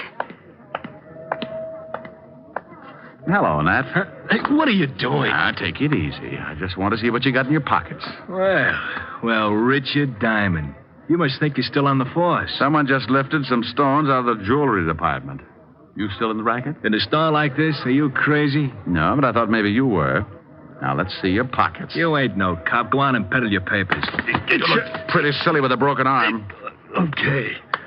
Okay, you don't have to get rough. I'm clean. Now, well, that's better. Now, turn them inside out. Hey, what's going on here? Now, meet Nat Fox, one of the better-known jewel thieves. Yes. He was in the shop about the time Mrs. Baker was. Oh, I've quit the rackets. I just like to look now and then. Oh. Well, at least he hasn't got them on him. Oh, what have we here? Gum wrappers. I like to chew gum. Ah, well, you chew a lot of it. Better call the law, Mr. Pennywig. Well, if you say right away. Go to the devil. What? Rick! He's getting away. Stop him. Oh, relax. We can always pick him up. I want to take a look at your jewelry department. Nat Fox didn't have the jewels on him, but as he did have a lot of gum wrappers, the first thing I wanted to do was to case everything in the jewelry department. It was an old stunt.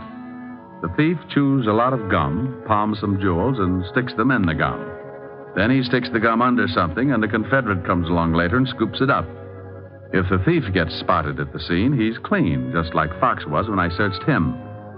Well, I looked under everything, on everything, in everything.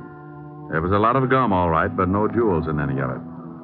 Rick, couldn't someone have picked it up already? Well, that's the only thing I can come up with, unless this Mrs. Baker really did steal them. Well, the police will be here in a few minutes. So, clerk. Yes, sir?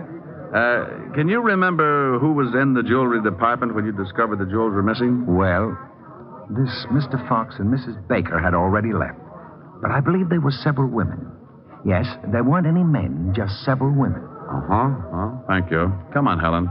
The robbery detail can take it from here. Well, thank you very much for your help, Mr. Diamond. Oh, where can the police get in touch with you if they want to ask any questions? They know me. And if you ever need any guidance, just look me up in the book on the private detective. Can't miss it. They're one of the biggest ads.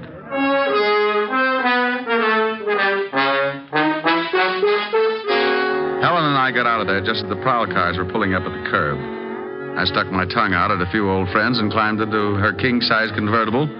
We took a couple of turns around Central Park, and she dropped me off at the 5th Precinct and my dear old buddy, Lieutenant Levinson. Don't you dear old buddy me. You get out of here. Temper. I will not be subjected to any more of your fiendish humor.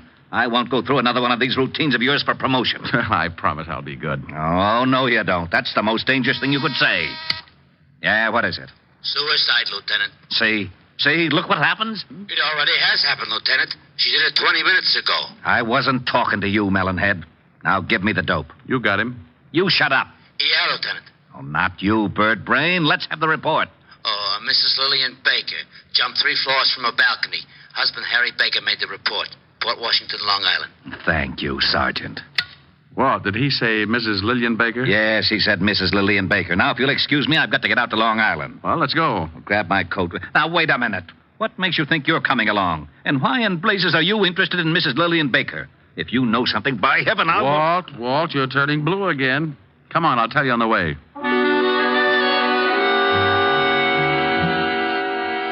I briefed Walt on what had happened back at the store when Helen and I saw Mrs. Lillian Baker lift the hosiery. We reached the Baker estate about 3 o'clock in the afternoon and drove up a long circular driveway to the big house. The husband, Mr. Harry Baker, met us at the door. Oh, please come in, gentlemen. Thanks. You'll have to forgive me, gentlemen, but I'm still a little upset. My wife was a sick woman, but I never expected her to do anything like this. Where's the body? Out in the garden. Right this way. Have you any idea why your wife committed suicide, Mr. Baker? Oh, yes. There's the body. You don't mind if I go back inside, do you? I want to ask you some questions, then you can. I understand that your wife was a kleptomaniac. Is that right, Mr. Baker? Why, yes. How did you know? Mr. Diamond here saw her steal something from the store today. You mean the jewels? No, I mean the stockings. Did she steal the jewels? Why, yes. I found them under her mattress after the store called and told me of the loss. She was a sick woman. She's been stealing things for years, but she didn't think anyone knew about it. I had an arrangement with the stores that I could take care of all the things she took, but those jewels were too much. I had to confront her with the evidence. And she broke down completely when she discovered we knew her secret. Harry. Oh. Wow. This is my private secretary, Lieutenant Levinson. Richard Diamond. Oh, Miss Constance Loring, Lieutenant Levinson, Mr. Diamond. How do you do? Well, pretty good. I'd like to tell you about it sometime. Don't dead bodies make you a little nervous, Miss Loring? What? Miss Loring was here when my wife jumped. She's already gotten over the initial shock. Oh. She's been in the library calling some of my firms to tell them I won't be at work for a while. How long has she been here? Why, all afternoon she's been taking some dictation. With her hat on? Oh, well, you see. Forget it. Tell me, did your wife jump from that balcony, Mr. Baker? Yes. 3 floors. About a 4-foot railing around the balcony. If you think that there's been any foul play, you can check with her doctor. He'll tell you she could easily take her own life if her secret was discovered. I'd like to talk to him. What's his number? Evergreen 54469. Dr. Leonard Bischoff. Thanks. While you're calling him, Rick, I'd like to see those stolen jewels, Mr. Baker. Certainly. Right this way. Phone's right over there on the stand, Mr. Diamond. Would you open the safe for the lieutenant, Connie? Mr. Loring?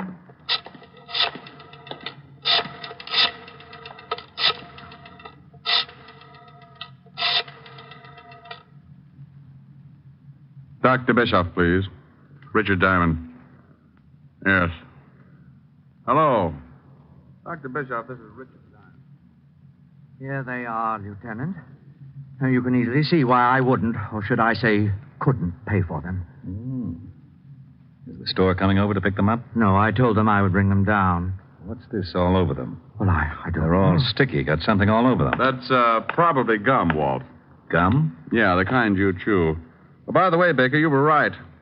Dr. Bischoff says your wife was a sick woman, but he didn't think she'd carry it to such extremes. Well, we never know what we will do under such stress. No, I guess we never do. Walt, can I use the car for about an hour? It'll take you that long to clean up things around here. Well, you got something? Yeah. Mr. Diamond, if you think... I don't think, Mr. Baker. I find out. Oh, Walt. Yeah? Bye. I went out fast and climbed in the prowl car. I grabbed the 2-way radio and put in a call to Sergeant Otis. He gave me the address I wanted, and 10 minutes later, I was rolling up in front of an old brownstone where Nat Fox, the not-so-ex-jewel thief, was now living. I went up and knocked on his door. Well, there was nothing like finding out. Well, what do you know?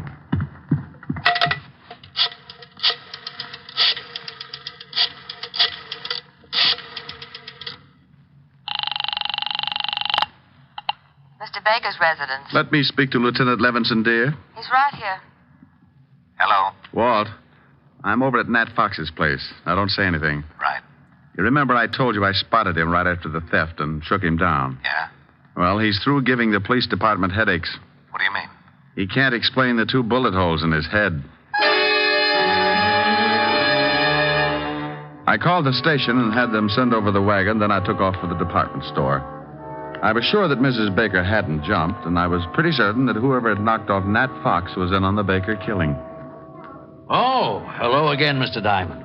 Have you heard we found out who stole those jewels? Nat Fox? Why, no, it was Mrs. Baker after all. Mr. Baker called us back and said that he'd found the stones. Oh, well, that's dandy. Well, I'm going to take your clerk who was in the shop at the time of the robbery. Take him? Yes, I want him to identify someone. I'll have him back in about an hour. Oh, well, I suppose it'll be all right. George? Yes, sir? I want you to go along with Mr. Diamond here. He wants you to identify someone. It's official, I guess. It's official, all right. When you point out a thief and a killer, it's always official.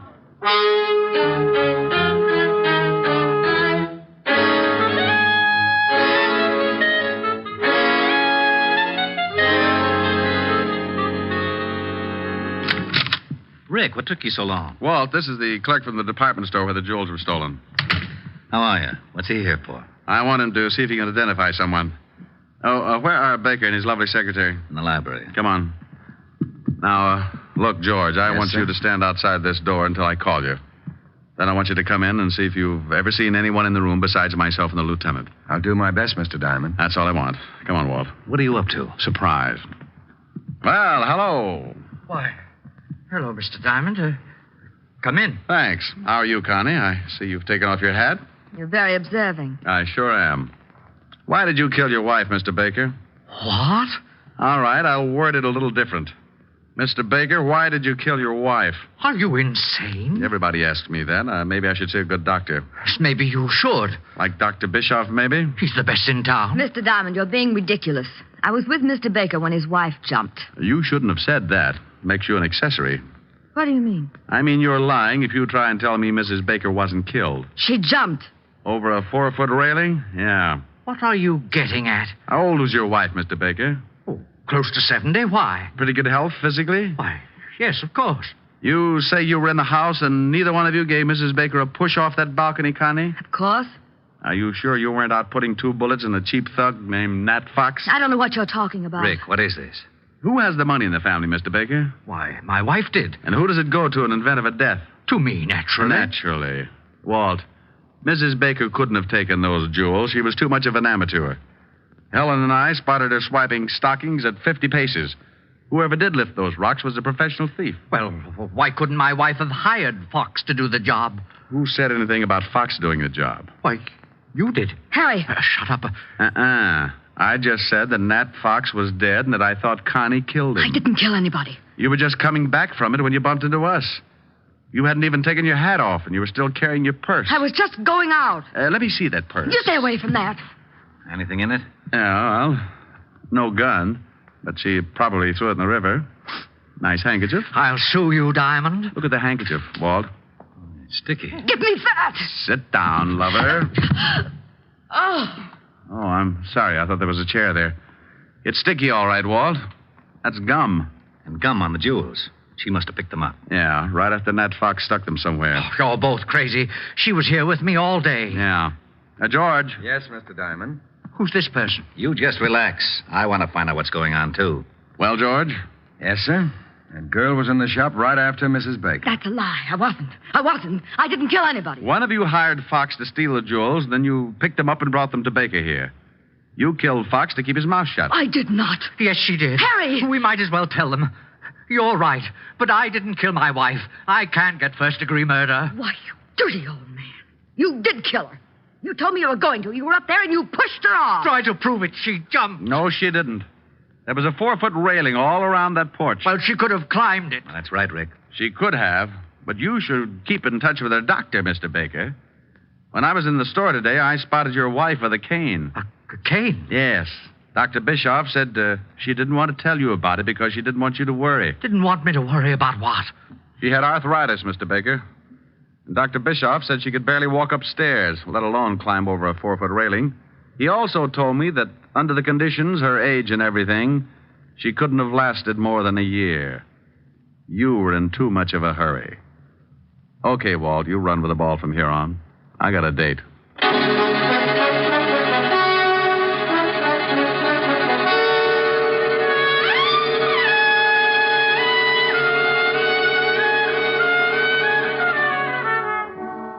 Rick, you didn't tell me what you did after you left me this afternoon. Oh, I just fooled around with Walt for a while to kill the time. By the way, what did you finally get for Francis? Oh, I got him something in the newest fashion. It's called the Bold Look. What? It was pretty ghastly, but he loved it. Oh, tell me what you got him. Well, a purple suit. Non-shrinkable. Yes, how did you know? It figured. Go on. A green shirt, one of those hand-painted ties. Rick, where are you going? Oh, I can't stand it. Oh, that's wonderful. What is it, Rick? What is it? I thought you were supposed to be bugged on South Pacific. Oh, is that what it's from? Yep. Goes on next to closing, right after Fink's Mules. It does? You better get those tickets again.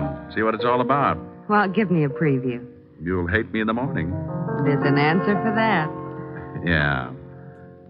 Younger than springtime are you, softer than starlight are you, warmer than winds of June are the gentle lips you gave me. Gayer than laughter are you, sweeter than music are you, angel and lover, heaven on earth are you to me. And when your youth and joy invade my arms and fill... Hey, what's that? What? That standing in the corner. Oh, Francis. That's Francis, Rick. What are the odds? Oh, yes, sir. It's me. Now, Rick, be careful what you say. That's the new bold look. Well, turn it off. It's getting bilious. Don't you like it, sir? Now, Rick. No, well, Francis, I think it's... yes, it certainly is. I think it's rather gay, don't you, sir? The gayest. Oh, my goodness, I forgot something. Does it look like a stomach pump? Forgot something? Yes, miss. The outfit wouldn't be complete without them. Well, hurry up. I'm going to black out any minute. What did you forget, Francis? The spats. Spats? Yes, sir. Seersucker spats. And they were lovely.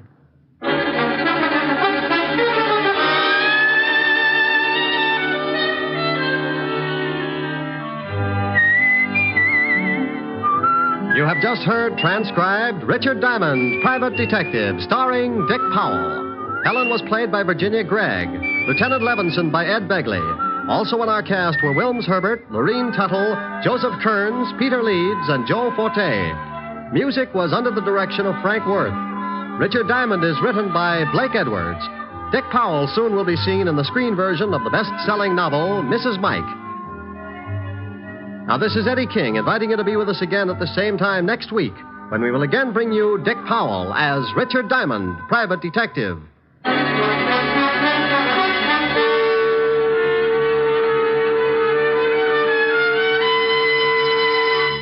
This is NBC, the national broadcasting company.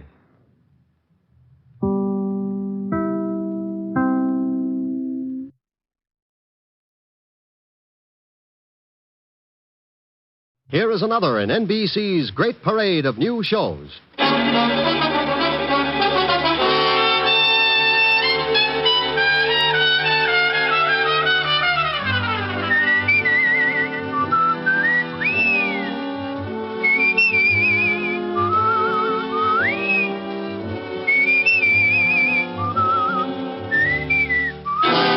Now, Dick Powell as Richard Diamond, Private Detective.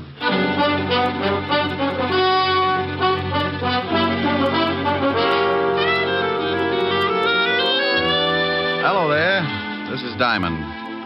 You know, I'm sure a lot of you people have never seen this big city of New York that I live in, but you ought to. It's really worth seeing. I don't mean a 4-bit tour in a bus. I mean that one time that you stop along the way and really take a good look. Maybe it's from a building 40 floors up. You brace yourself against the stiff morning breeze and you lean out and watch the biggest city in the world wake up, stretch, roll up its progressive sleeves and go to work. Or maybe it's 6 o'clock in the evening and you're on your way home. You hold up at a busy intersection and you feel the Colossus even before you see it. You look behind, to the right, the left, and then up. And there it is. You could only take in 3 blocks maybe, but the pushing crowds and towering buildings are a common denominator for the Bronx, Park Avenue, and Flatbush. The rest you have to imagine because your dinner's waiting. Well, I'm lucky in a way. My dinner's ready when I start throwing nickels in the automat. My meals and my time are freelance, and my work is a ringside ticket to the biggest city in the world. Sure, it's lonely sometimes, and trouble walks the streets on a 24-hour beat. But that's how I pay my rent. Trouble's my silent partner, and he sends me everything from divorce labels to some marked City Morgue, DOA, dead on arrival. One night last week, old man Trouble was sitting curled up on a doorstep watching 2 thugs hiding in the shadows of a building. Trouble had a big smile because he was cooking up a king-size mess for yours truly. Hey, Lou. Yeah? Ain't he ever gonna come out? He'll come out. We just gotta wait, that's all. Hey, Lou. Yeah, what is it? I hope he comes out soon. That cop car is due in a little while. Yeah. Hey, supposing they drive up the street just when he comes out. And we don't use the artillery. We don't? We follow him and get him someplace else. Okay. Hey, Lou. What? Here he comes. Yeah. You ready? Yeah, sure. Look, he's got his two big watchdogs with him. Get set. Now. We better get going. Don't run, stupid. You think we was being clocked? Hey, Lou. There's that lousy cop car. Come on. Where you going? In this club. Come on, hurry. Hey, Lou, supposing the cops come down here. Shut up. Table, gentlemen? Yeah, for my friend and me. Right this way. Picture, like a souvenir picture to take. Lou, are you crazy? We can't sit down at no table. They'll have the whole neighborhood covered in a few minutes. We can sit for a second, then we'll go out the back door. Here you are, gentlemen. Is this all right? Oh, just standing. Yeah, this is just fine, thank you. Very good, sir. I'll send a waiter right over. Oh, now, come on, Lou. Let's blow this joint. Wait till he gets further away. Please, Lou. Okay. Now you go first. Take your time, Molly. Picture, sir? Huh? No, miss, we don't want no photographs. Yeah, we don't want none. Thanks, just the same. Oh, that's okay. Picture? Like a souvenir picture to take home? Yes, thank you. Well, come on. Right behind you. Now, hold it right there. No. Don't move. Thank you. That will be developed shortly. Hey, Mel, hold it a minute. Yeah, what is it? It's that dame.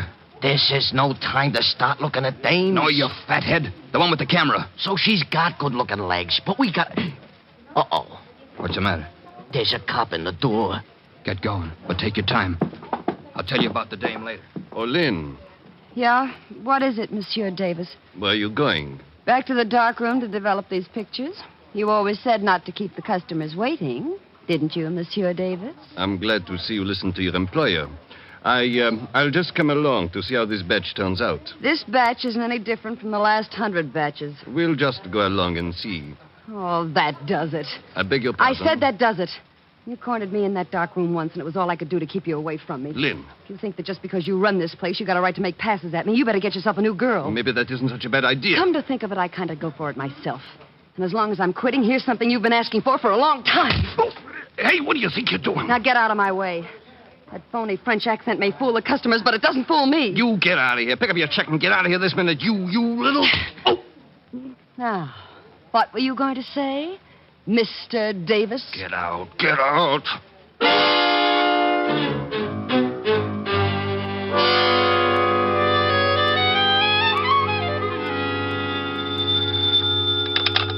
Diamond Detective Agency, if you've lost a body, let us dig it up. Oh, Rick, that's awful. Depends on who we dig up and how long he's been there. Rick, Hello, Helen, baby. you're simply gruesome. I know it, but my tongue matches my shirts. What do you do when you wear stripes? I tell everybody I've been licking barber poles. Thought you'd catch me, didn't you? No, I don't think I'll ever get you. Oh, I think you're the prettiest little old gal in the whole dang breasted state. Flattery will get you nowhere. Have we got a date tonight? Only if the elevator is still running. Mr. Diamond? Oh, I'll call you back later, honey. I think I just sighted a client. Mr. Diamond, please, I've got to talk to you. Well, honey, go back and shut the door. If too much smoke gets out of here, the ceiling will cave in. What? Oh, yes. All right. Rick, did I hear a girl's voice? I think so. But maybe she just wears those clothes because her mother never had a haircut. What does she look like? I can't tell you right now. I'm parked behind a curb. Where? The door is closed, Mr. Diamond. Now, may I speak with you, please? Helen, I'll call you later. I don't care if she is a prospective client. You face the window when you're talking business. Well, there's a cigarette ad out there. Why look out at an ad when the slogan's right here in my office? Slogan? Yeah, you know. So round, so firm, so... Rick. Bye, baby. Now, you were saying... I want to hire you to protect me, Mr. Diamond. I know an easier way. Wear a diving suit. Mr. Diamond, put your eyes back in your head. And please listen to me. My life is in danger. There's an answer for that, too, but go on. Tell me the story. Well, my name is Knight. Miss? Yes. Yes. In the last 2 days, there have been several attempts on my life. By whom? Well, I don't know. Swell. Do you know why anyone would want to kill you? No, I don't. Well, now we're getting someplace. Don't be funny, Mr. Diamond. I tell you that twice an attempt has been made on my life. How? Well, the first time a man followed me home and tried to break into my apartment. I screamed and frightened him off. Maybe he was lonesome. What about the other time? Well, I don't know whether it was the same man or not, but the next night a man jumped out of a car and tried to make me go with him. I kicked him and ran down the block. Sounds more like a kidnapping than attempted homicide. Why didn't you tell this to the police? Oh, I did. They investigated, but I couldn't give them enough to go on, so they just put a man watching my apartment. I bet he has to stand in line. Didn't they give you an escort? No. They seemed to think I was after some kind of publicity or something. They told me it was all right to go out in the daytime, but to stay in my apartment for the next couple of nights. Sounds reasonable. Will you help me, Mr. Diamond? I'm afraid this will happen again. My dear, my fee is $100 a day in expenses. $100 a day? Oh, Mr. Diamond, I don't have that kind of money. Well, neither do I, but if I starve, I do it with dignity. I can't lower my fee, Miss Knight. I never have. Well, then, I'll have to find another detective agency. There are a lot of good ones. I'm sorry, the rule might bend a little, but it won't break. If I took the job knowing you couldn't pay half the fee, 10 minutes later, some guy from Texas with an oil-soaked wallet might want to hire me to count his gas stations. Sorry, but it's a tough world, Miss Knight. Yeah. Well, thanks, Mr. Diamond. Maybe you could recommend someone? Oh, any of them are good. Just close your eyes and open the classified. Well, goodbye, Mr. Diamond. I'm sorry. So am I. My conscience just slit its throat. Like you said, Mr. Diamond, it's a tough world. The toughest. Goodbye. Yeah. No, nuts. Yeah, what is it? Diamond? He's hiding his head in the desk. I'll get him for you. Come on out, you heel. Look, I don't know who this is, but put Diamond on the pipe. This is Diamond. Wait till I get the bad taste out of my mouth. Look, you can wet your whistle later. I've always wondered what happened to people who said that. Is there a dame in your office named Knight? Well, there was. She left just before you called. Well, let me give you a little tip.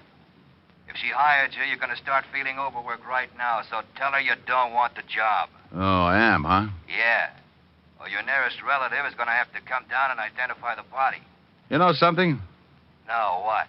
A couple of minutes ago, I proved that a good businessman can start looking like a big fat heel for a lousy $100 a day in expenses. Huh? Don't work on it too long, but stop in sometime, Buster. I'd like to help you spit out your teeth. You better listen to what I say, Shamus. You're way out of your class in this one. I'm always out of my class when I talk with slobs. And if you don't like it, look me up. I'll be working for Miss Knight. I went out of my office in a hurry. When somebody tries to push me around, it's like giving a kid a slingshot in a hothouse.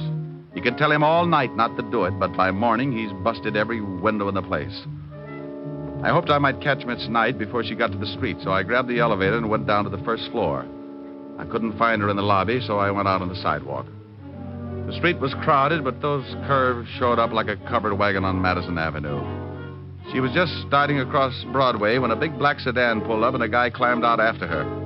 I took off as fast as my little 175 pounds would carry me and cut kitty corner across the street with an eye on the black sedan. The guy had her by the arm, and I knew when she stopped struggling, he'd showed her his gun. I was on a dead run, going to make like a big hero, but his .38 changed my mind. He missed with the first one, then he shoved the girl away from him and tried again. I could hear the slug whine past my head, so I hit the sidewalk right next to the girl. He jumped for the car. I just lay there and watched him drive off. Did you get the license number? Yeah, it was covered with mud. Gee, I guess you must look pretty silly just sitting here. Yeah. Got some jacks? I'm a whiz at forces. Maybe you believe me now, Mr. Diamond. Yeah. Here, let me give you a hand up. Thanks. Now, come on, let's get out of here. We're collecting a crowd. Where are we going? I know a policeman who can't understand attempted assault. He says it's not necessary. And believe me, baby, he's got a cure for it. Come on.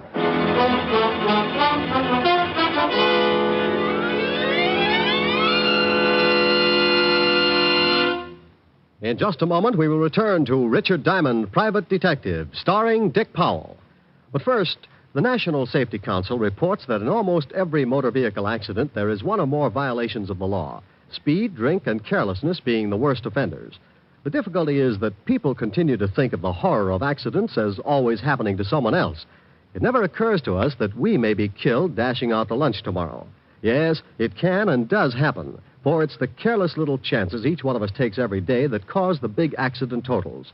Every motorist and pedestrian is urged to support actively the safety movement in his own community.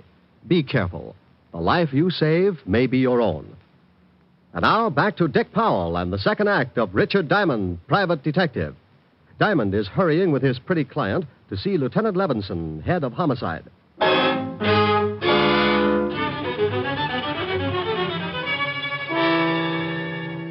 I hailed a cab, and 10 minutes later, Lynn Knight and I were walking into the 5th Precinct Police Station. Sergeant Otis looked up and started to say something, but when he saw what I was with, he changed it to a low whistle. Oh, stop puckering, Otis. You look like you've been unstopping sinks. Oh, very funny, wise guy. How about introduction? Miss Knight, Sergeant Otis.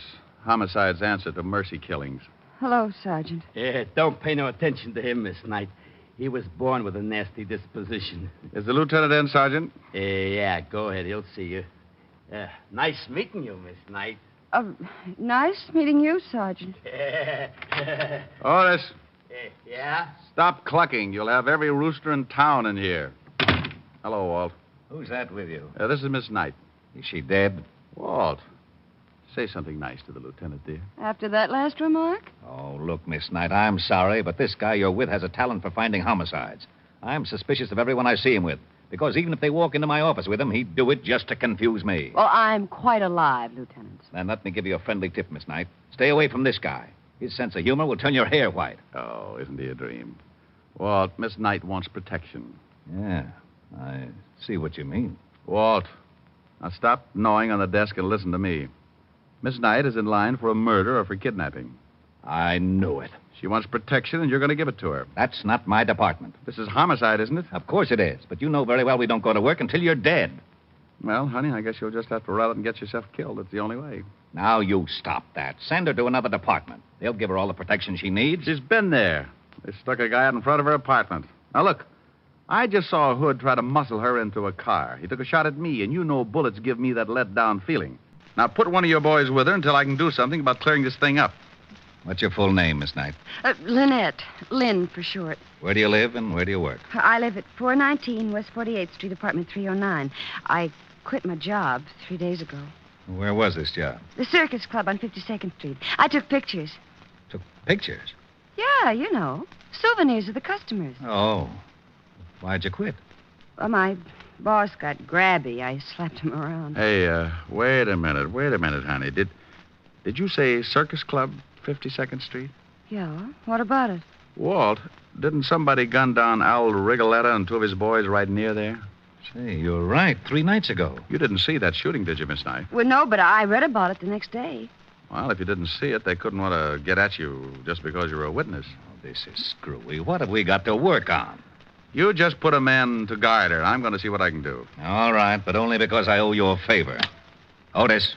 Yeah, Lieutenant? Get in here. Otis? Yes, Otis. He's not as stupid as he looks. Want to bet? He couldn't be and live. You want me, Lieutenant? Not for keeps. I want you to stay with Miss Knight here until I tell you to come home. Somebody's trying to get rough with her. Got it? Yeah. Walt, have you found any eggs around the office? Eggs?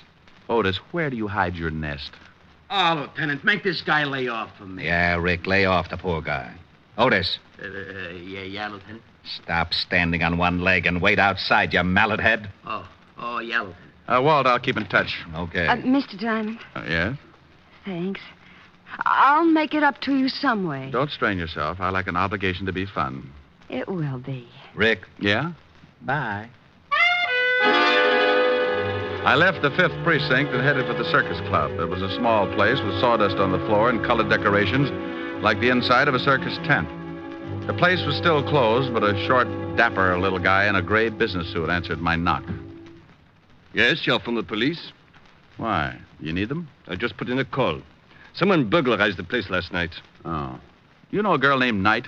Lynn Knight? That's it. I most certainly do. I fired her 3 nights ago. If she's in some kind of trouble with the police, she deserves it. You must run this place. That's right. My name's Davis. Would you like to take a look at the room that was broken into? I certainly would. What did they steal? That's just it. I don't know. They turned it upside down, but I can't imagine what they were after. It's a dark room. A dark room? Yes. I have several girls that take pictures of the customers. They developed the prints in the back of the cafe. Right this way. Forget it. But I thought you wanted... I'm not from the police, Mr. Davis. I'm a private detective. Tell me, did Miss Knight turn in all her film the night she quit? I fired her. Difference of opinion. Did she turn in all her film? Why, no. As a matter of fact, she didn't. She left with her camera, and several customers got rather angry when the pictures weren't developed. You mean her last roll was still in that camera? It must have been. She didn't leave it in the darkroom. I looked. Where's the phone? Right over there.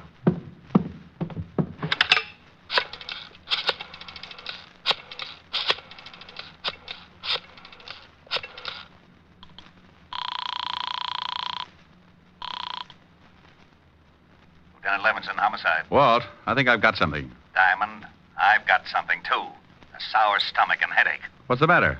Otis followed that night dame halfway home, and some guy stepped out of an alley and split his head with a sap. He's down in emergency getting his skull crocheted. What about the girl? We don't know. Otis can't remember. Oh, that's dandy. I'll call you back. Now, you wait a minute. I can't. Bye. I had one of those muscle-bound hunches. And I had to work fast or Lynn Knight was going to get herself kicked around and maybe end up in the city morgue. I remembered her dress. And 15 minutes later, I was standing in front of room 309. I could hear the phone ringing from somewhere inside, so I waited to see if anyone answered it. On the third ring, I tried the door. Well. Hello? Who is this? This is Diamond. Oh, thank goodness. This is Lynn Knight. Well, where the devil are you? Lieutenant Levinson said you'd disappeared. I'm in a bar on 50th Street. That man who tried to shove me into his car this afternoon hit Sergeant Otis on the head, and I've been running ever since. How did you know I was here? No, I didn't. I called your office and got no answer, so I just took a chance maybe you'd gone looking for me. I was, but I was looking for something else, too. Tell me, baby, have you got a camera? Why, I did have. Did have? What happened to it? Well, I sort of sold it. Oh, you mean you hocked it? I didn't need it anymore, and I did need the money. You stay right where you are, and I'll be down. What's the name of the place? 2320 Club. Please hurry, Mr. Diamond. I'm scared. Okay. I want to ask you something else. Hello? Hello? Oh, I thought you'd hung up. No, I thought you... Lynn, Yeah? is there an extension on this phone? Why, yes, in the bedroom. Say, you don't think... I don't know. Wait a minute. Hey, what are you guys... Oh! Mr. Diamond? Mr. Diamond, are you still on the... Okay, Mel. Let's go get the dame. Hey, that was pretty smart waiting around and listening in on the extension, Lou. What do you want me to do with the Shaughnessy? He looks like he can still hear things. Well, turn him off. Sure. Okay, let's go. What are you limping for? I kicked him with the wrong foot. I got a lousy ingrown toenail.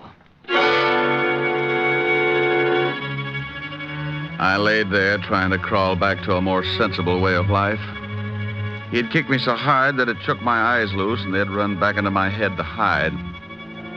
Everything was suddenly crammed into a long funnel that disappeared into the floor, and I felt pretty sick. I was stuck in an acre of colored molasses, and trying to get myself loose was like pulling a pillow through a garden hose. When I finally made it, I stuck my head under a sink and let the cold water bring me back to normal. Then I headed for the 2320 Club in a hurry. Something I could do for you? I'm looking for a girl, but I don't see her. They come and go. It's like that around here. She had on a green skirt and a jersey blouse. Couldn't miss her unless you don't like girls. Oh, her. She used the phone and then she left. Alone? No, a couple of ugly-looking guys came in and she left with them. Hey, you know her? Yeah. Well, she forgot her purse. You might tell her. Her purse? Let me see it. Oh, no. Here's the badge, Buster. Oh, okay. He handed me the purse, and I went through it. Nothing much but a pawn ticket. I looked at it, and that hunch started biting my leg, so I took off for the pawn shop. Good afternoon. Here's a ticket. I want to claim the article. Sure. A11249. Here it is.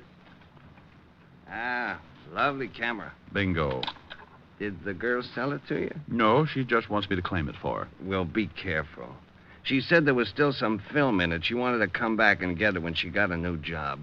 $15, please. Yeah, here you are. Is there a place around here where I can get the film developed? Right across the street. You can see it from here. Ah, thanks.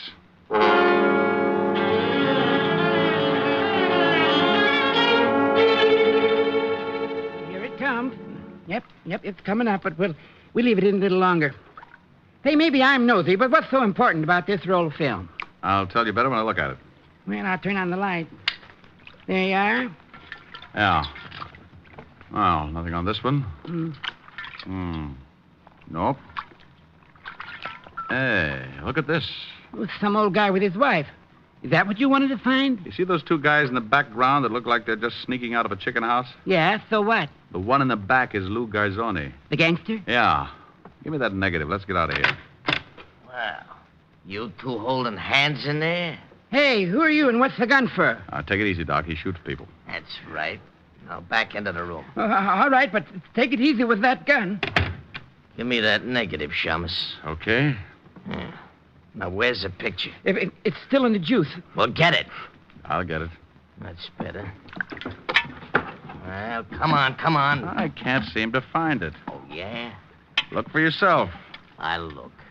See? Say, you threw it in his face. That stuff might blind him. So now he can't see to kill you. My eyes. Get me to the doctor, quick. After you tell me where the girl is. 212 West 45th Street, apartment 513. Harry, I can't stand it. Call a doctor for this guy and then get hold of Lieutenant Levinson, 5th Precinct. Tell him to meet me in front of 212 West 45th and to step on it. Yes, all right. I'll take those pictures. I can't stand it. I'm Sure you can. It's no fun looking at the electric chair anyway.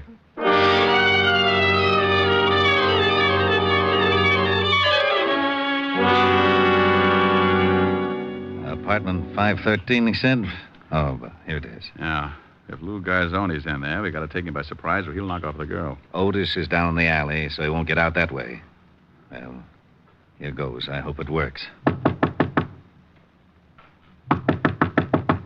Yeah, who is it? Oh, Mel had an accident. He sent me up to tell you. What's your name?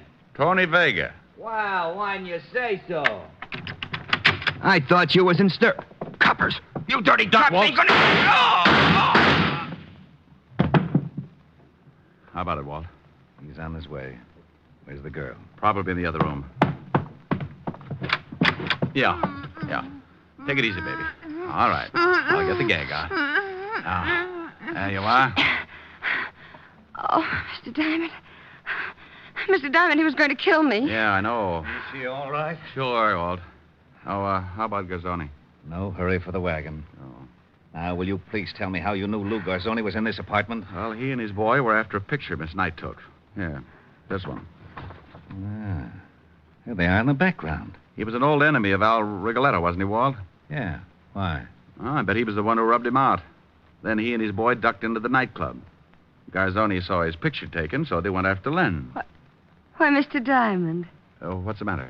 you finally called me Lynn. Well, Lynn. You go home and take it easy. I might stop by tomorrow. What's the matter with tonight? I've got a piano lesson. Bye. Otis! Yeah, Lieutenant? Is it all over? Yes, you hammerhead. Now get out of that garbage can and see if you can find your way back to the station.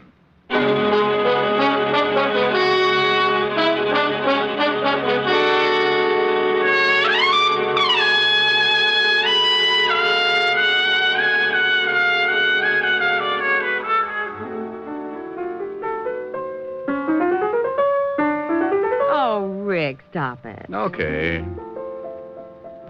Rick, tell me about the girl in your office. Oh, nice kid, lovely eyes. I'm jealous. Good for you. And I'm mad. You're so busy. You like the new piano? Oh, yes. It's a big one. Must have taken a herd of elephants to make the keyboard. Sing something. What does Rita Baby want? I don't care. Okay.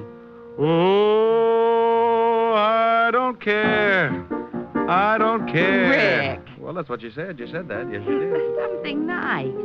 All right. Everywhere you go, sunshine follows you. Oh, that's such a beautiful tune. Really? Everywhere you go, skies are always blue. Rick. I'm going to finish it. Children love you, they seem to know. You bring the roses right out of the snow. The whole world says hello.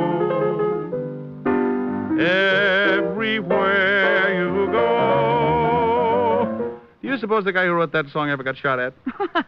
Oh, Rick, you idiot. Come here. Oh. This is much more fun than piano lessons.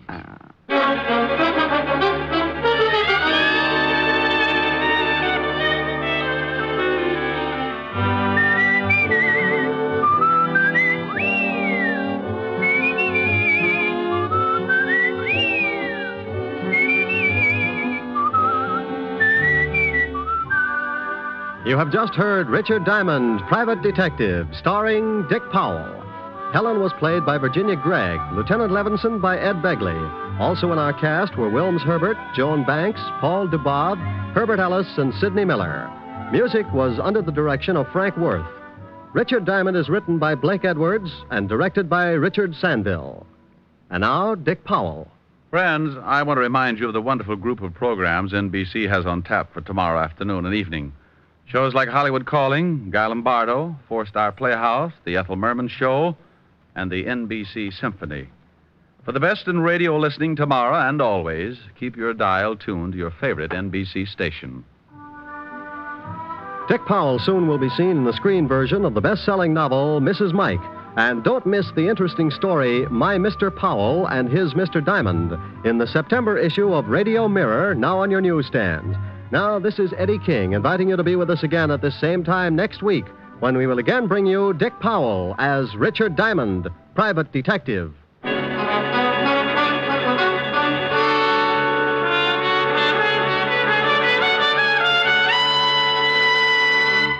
This is NBC, the national broadcasting company.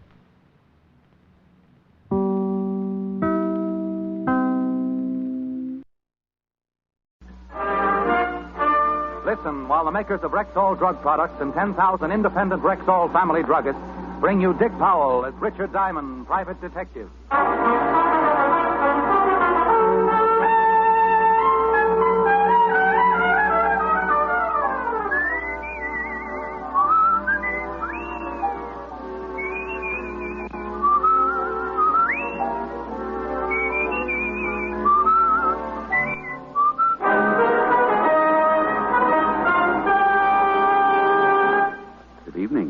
Rexall family druggist speaking to you for the 10,000 independent druggists who have made the word Rexall part of our own store names and who recommend and sell the 2,000 or more drug products made by the Rexall Drug Company, like Rexall MI-31, for example, Rexall's popular and versatile mouthwash, gargle, and breath deodorant. Full-strength MI-31 kills contacted germs almost instantly, yet will not harm the delicate membranes of the mouth and throat. Ask for Rexall MI-31 at Rexall drugstores everywhere. And remember, you can depend on any drug product that bears the name Rexall. Good health to all from Rexall. Now your Rexall family druggist brings you a transcribed half hour with Richard Diamond, Private Detective, starring Dick Powell.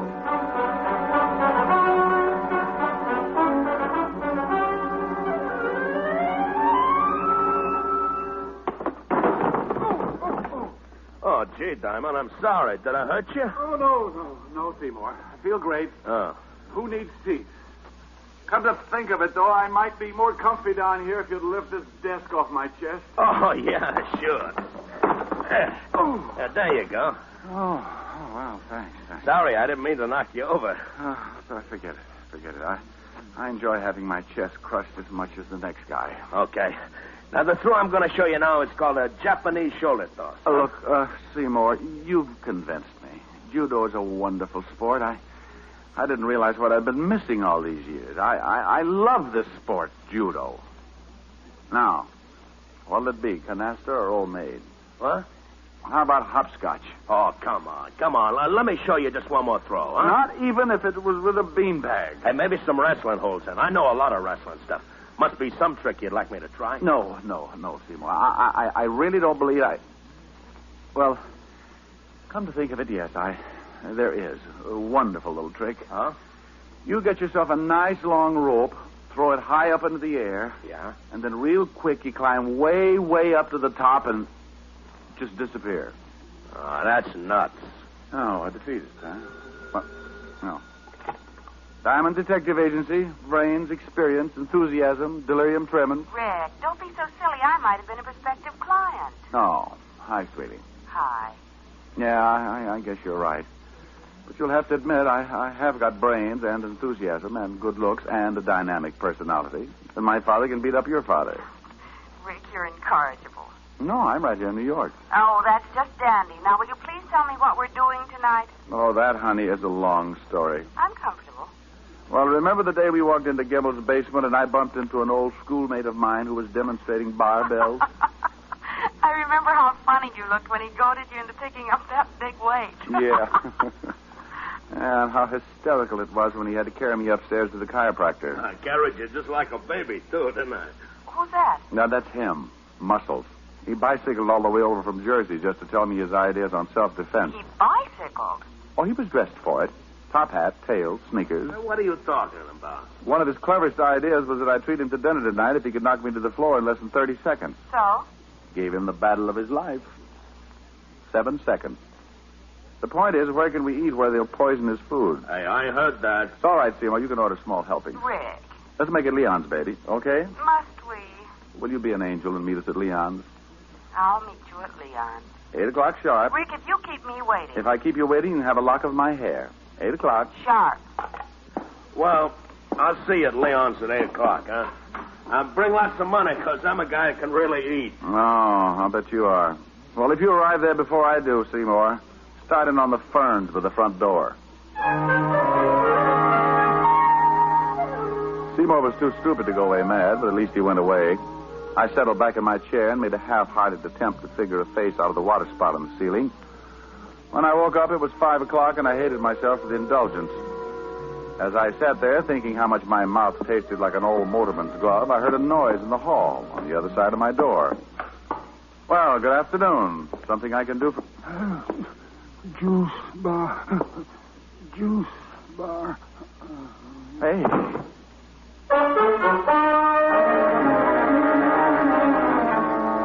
He fell face forward into the pool of blood at his feet, like a wino who'd stumbled into a fountain of muscatel. Funny, isn't it, how an ice pick loses all its homey appeal when it's sticking out of a guy's back? The ice pick this guy was wearing was no exception. I didn't know how long he'd been leaning against my door, but one thing was certain. It was long enough to die. I put in a call to 5th Precinct Police Headquarters and Lieutenant Levinson. And 10 minutes later, my office was full of badges. And you have no idea who he is, huh, Rick? Not the vaguest, Walt. Well, the checkup shows you're the only office in the building that's been open after 2, so he must have been on his way to see you when he got it from behind. Maybe he was delivering ice and just happened to fall on his ice pick. Otis. Yeah?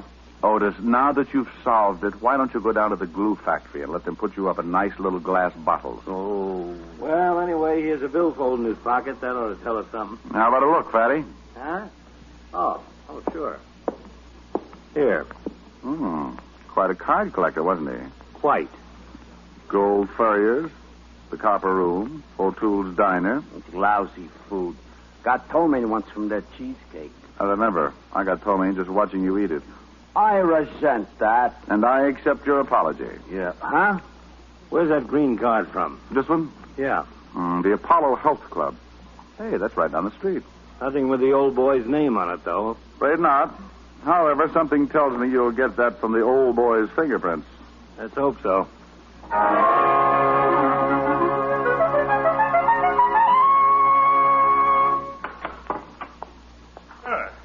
This afternoon to you, sir. Welcome to the Apollo Health Club. May I be of assistance? I'd like to get a massage. Splendid. Performs wonders after a fatiguing day. A veritable balm to the chafed tissues of the body. But will it cure snow blindness? I beg your pardon? No, just ignore me. I'm a little chewed up today. I assume you're referring to a state of mind. Well, not altogether. Got a kink at my back that isn't entirely mental. Well, at least you've come to the proper place. A measure of skillfully applied anatomical science will regenerate the damaged musculature in no time. O'Brien, Mr. O'Brien, front, please. One of my best masseurs. Oh, you're the owner, huh? I am, sir. Let me introduce myself. Emerson Van Arthur, Doctor of Anatomical Science. Richard Diamond. A pleasure. Nice layout you have here. Indeed. 5 years of assiduous study in Switzerland under the illustrious Dr. von Sepperville has given me a boundless knowledge of the human mechanism. As a consequence, of course... Are you phoning, Doctor? Yes. Oh, Byron, I did. Mr. Diamond here wishes a massage. Sure, fine. I'll speak to you later, Mr. Diamond. I guess so, sir. Remember, the blood toward the heart, always toward the heart.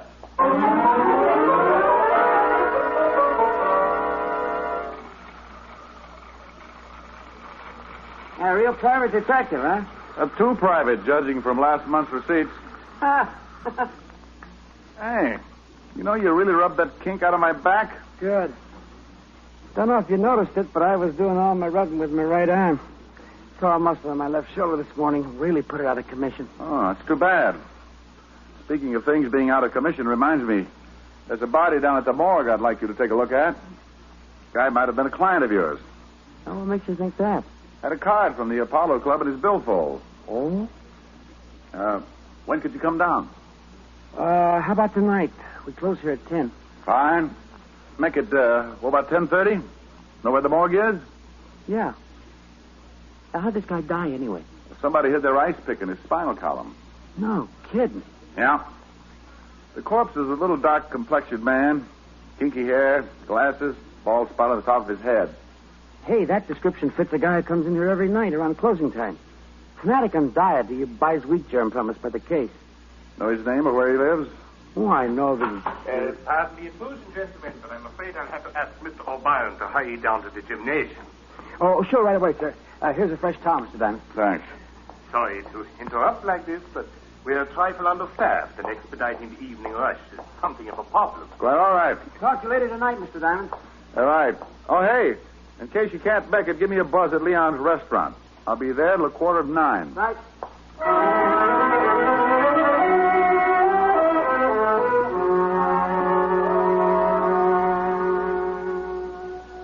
Monsieur Diamond. Hello. Bonsoir. Hello, Leon. Par ici, par ici. Which translated in English means? Right this way. Both my guests arrived? Oui. First the young lady, then a few minutes later the gymnast. But, Monsieur Diamond, a telephone call is waiting for you. Oh, thanks, Leon. Hello, Diamond speaking. Hello, Mr. Diamond. This is Red O'Brien down at the Apollo Club. Oh, yeah, O'Brien. Hey, listen, you got to come down here right away. I really stumbled into something. Yeah, what's that? Can't tell you over the phone. Just get down here. Drop everything and get down here. Hurry. Look, Red, I'm right in the middle of the... Hello? Hello? Hello? Oh. Hey, kids, I got to run. Be back in a few minutes. Just where do you think you're going? Place called the Apollo Club. Yeah?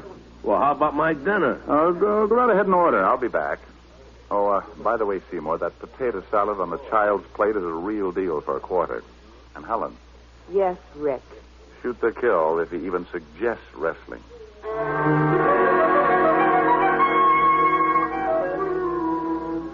I walked out of Leon's, flagged down a cab, and spent the trip back to the Apollo Club, wondering what Red O'Brien was so worked up about and why he'd hung up on me. As my cab started to swing in toward the curb, I got that lousy feeling again, and I decided definitely it was not one of Leon's martinis, but rather the large white ambulance parked in front of the Apollo Health Club. I was halfway up the steps of the club when Dr. Van Arthur appeared in the doorway. Oh, good evening, Mr. Diamond. This is terrible. Terrible. What is? We've had an accident. Red O'Brien? Yes. Oh, terrible. Like losing a son. Losing? He's dead? Yes. He was performing a handstand on the rings in the gymnasium, and he slipped and fell. Broke his neck.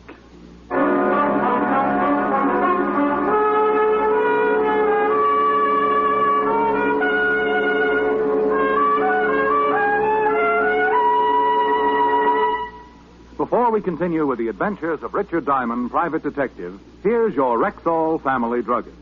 Last week, a customer told me that something I really like about Rexall Milk of Magnesia is that one bottle won't be so thick I can't even pour it, and the next one thin and watery.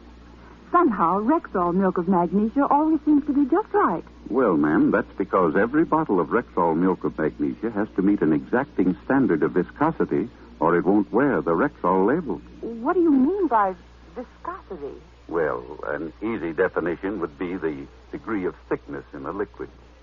Now, Rexall scientists conduct scientifically precise tests on every batch of Rexall milk of magnesia to make sure it meets this constant standard of viscosity, because that's one big reason why you'll always get a uniform dosage from every bottle. Oh, and I thought it was all just an accident. Oh, no, ma'am. There are no accidents behind the fact.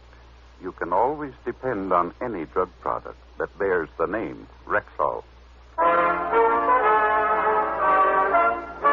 And now back to tonight's adventure with Richard Diamond, Private Detective, starring Dick Powell. Well, hello, Otis. Is the lieutenant around? Yeah, he's around, so what? Otis, did you ever think how silly you'd look hanging from your thumbs? Ah, go soak your head. You mean that's how you shrunk yours? Ooh. Well, now, isn't that a coincidence? Is it? I was just thinking how peaceful it is around the precincts when you're not. Yeah. You shut up, you. You tell him, Fatty. How would you like to... I'd like a little information, if you don't mind. I'd like you to see what facts you can scare up on the guy who runs the Apollo Health Club. Name is Van Otter. If I remember right, the stiff we hauled away in front of your office today had a card from the Apollo Club in his billfold. You remember right? And we found out his name was Rudy Lubin. Narcotics has a file on him that goes forever. How about the ice pick? Any fingerprints? None. Well, that's always a help. I should say. Personally, I think Otis did it. Think I did what? You see, Walter, typical pathological reaction. What do you mean? Oh, don't worry, Otis. We won't let them hang you, right, Walt? Right. Not as long as we have a rope and a tree. No. Hey, what's up? Who you calling? Leon's restaurant. Ellen's over there breathing with her diaphragm. And Seymour... Oh, you don't know him, but he's tearing phone books apart. Good evening, Leon. Oh, hello, Leon. This is Richard Diamond. My friend still there? Oui. They are waiting for you, no? They're waiting for me, yes. Let me speak to the noisy one with the biceps, will you? Oui, bien entendu. What's all this about? It's about a guy who got stabbed in front of my door, a masseur named O'Byron who got his neck broken doing tricks on the rings, and something that O'Byron mentioned earlier. Hello. Seymour? Where are you, anyway? We've been waiting an hour. That's not the point. The point is, I want you to listen to me. Could a guy do a handstand on the rings if he had a torn muscle in his shoulder? Are you kidding? I'm very serious. Heck no, he couldn't. It's impossible. Shoulder muscles are the ones do all the work. Deltoids, trapezius, upper pecs. Yeah. Okay. Look, Seymour, you got to do me a favor. Meet me in front of the Apollo Health Club as soon as you can get there. Well, how about your girlfriend? Tell her to wait there till I come for her. Oh, okay, then. Only, what are we going to do? Trap a murderer. I hung up, assured Lieutenant Levinson that I was just going to do a little reconnaissance work, and then left for the Apollo Club. Seymour was waiting when my cab drew up in front. I explained to him the part I wanted him to play. Just leave it to me. If this doctor's a phony, I'll find out for you. Let's go.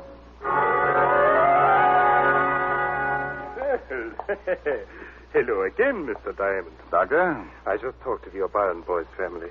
Oh, it was heart-rending, absolutely heart-rending. I almost broke down.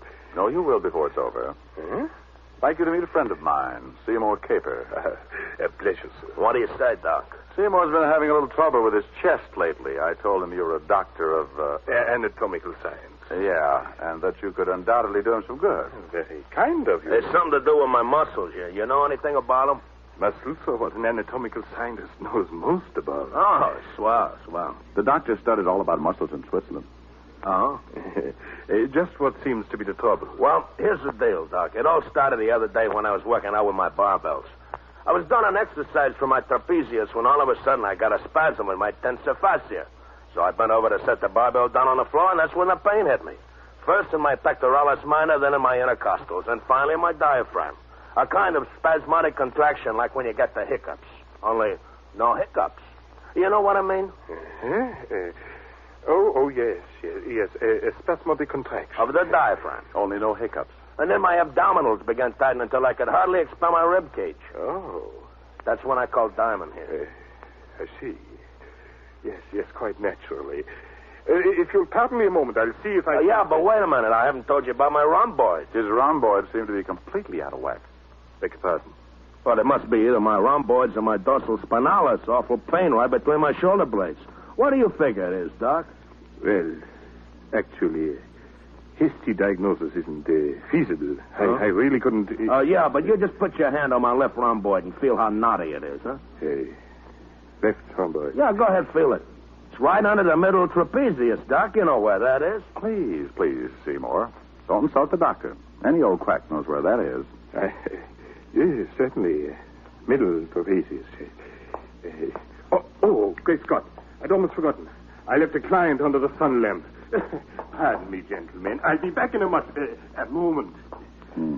Have a hunch he's heading straight for an anatomy chart. Yeah, you're not kidding. That guy's as funny as the title he uses. Doctor of Anatomical Science, my gluteus. Mine, too. Come on. I took Seymour by his rhomboid and led him out onto the street, down to the middle of the block, and up 3 flights to my office. While I did my thinking, Seymour did his push-ups. 302. 303. Well, Seymour, we know 3 things. O'Brien couldn't have been exercising on the rings with an injured shoulder. 5 right. And the doctor's a phony.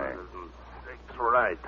Then the doctor is a front for something that's important enough to kill people over. 300 and right. 8. As a consequence, you and I are burglars. 9 right. What? Starting as soon as the Apollo Club closes. But you mean we're going to bust into the joint? We're going to bust into the joint or flatten your head in the attempt.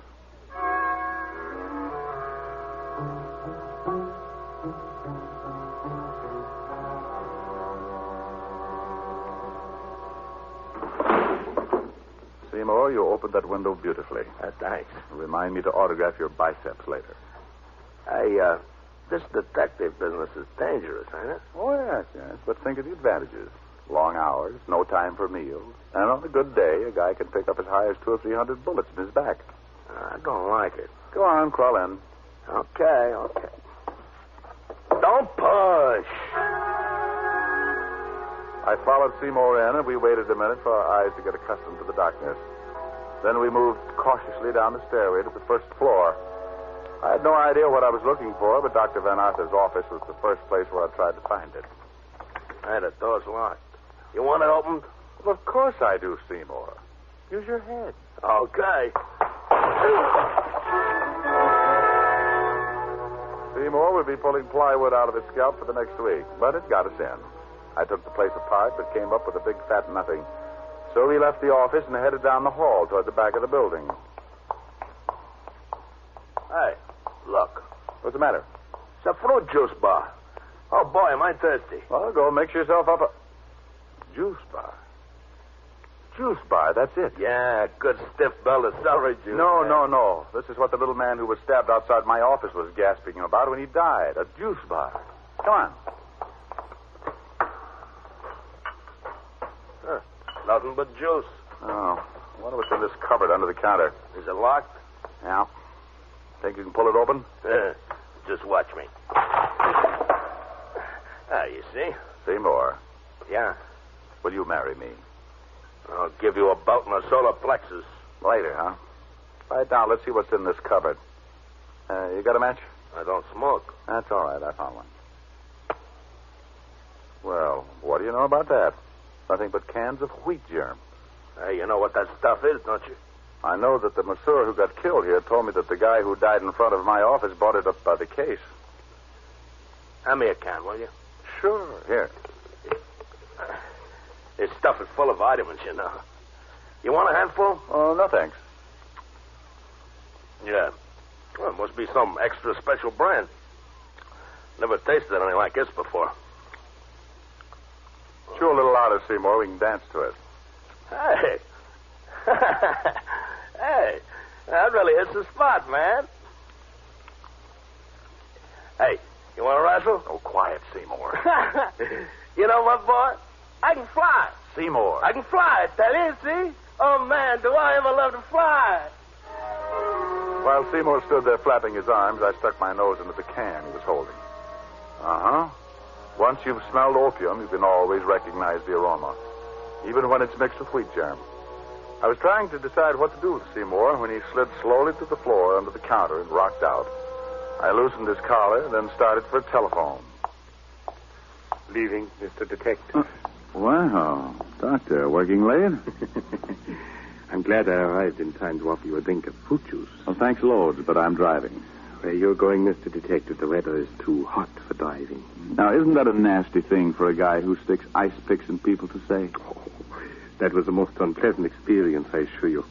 It's just that Mr. Lubin began demanding a little too high a percentage for distributing my health foods. Even went so far as to threaten me with exposure.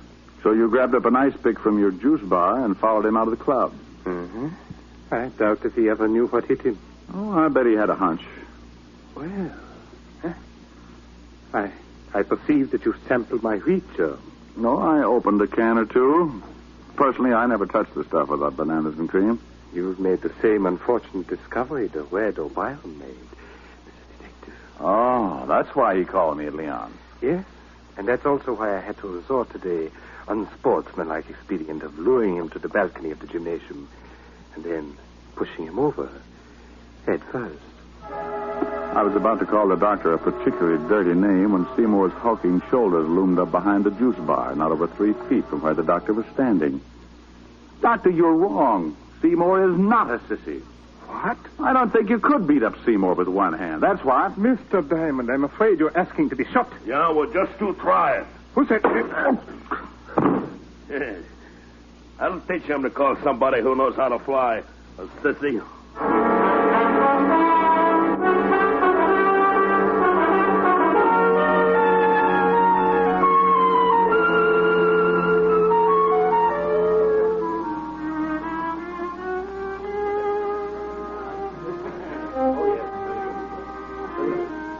Still here, though, huh? Now, we but very angry. Look, Leon, you got to do something for me. We? Tell the violinist to get his big fat Stradivarius over to where she's sitting. And quick. We, immediately. Hello, Miss Asher. Oh, come on, sweetie. I've had a rough night subduing murderers, opium eaters. Least you could do is say hello. Hello. I, like that song, don't you? Look, I know all about you and your little violin bit. Huh? I saw Leon pointing us out to the violinist. He did? Mm-hmm. And where, may I ask, is little Seymour? Little Seymour ate too many goodies. He's having his stomach pumped. Oh, now that's sweet. I think so. I think the song is nice, too. I think you should sing it, too. I think I should, too. Hold me close and hold me fast. The magic spell you cast. This is La Vie en Rose. When you kiss me, heaven sighs, and though I close my eyes, I see La Vie en Rose. When you press your heart. Oh, God. Start the song again. Hold me close and hold me fast. The magic spell you cast. This is La Vie en Rose. When you kiss me, heaven sighs, and though I close my eyes, I see La Vie en Rose.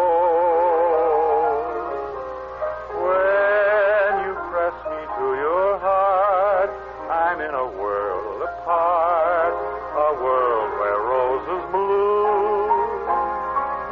And when you speak, angels sing from above. Everyday words seem to turn into love songs. Give your heart and soul to me, and life will always be La Vie en Rose. Nothing? Hmm? I won't say. Want to feel my biceps? All right. Well? Nothing.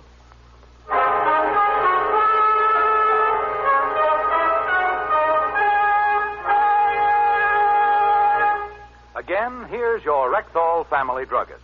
Whenever you have a headache, remember this about Rexall aspirin.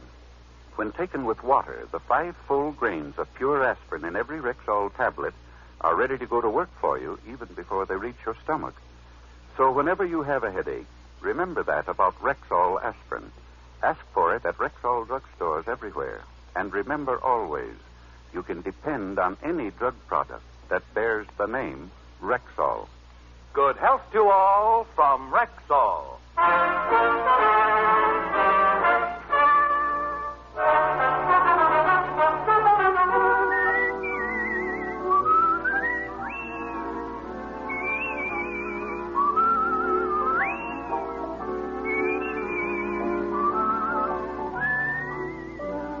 Richard Diamond, Private Detective, stars Dick Powell in the title role and is written by Harvey Easton with music composed and conducted by Frank Worth.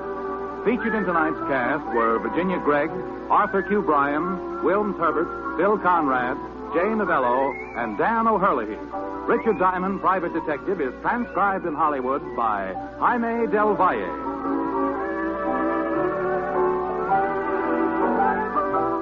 This is Bill Foreman inviting you to be with us next Wednesday at this time when we will again bring you Dick Powell as Richard Diamond, Private Detective.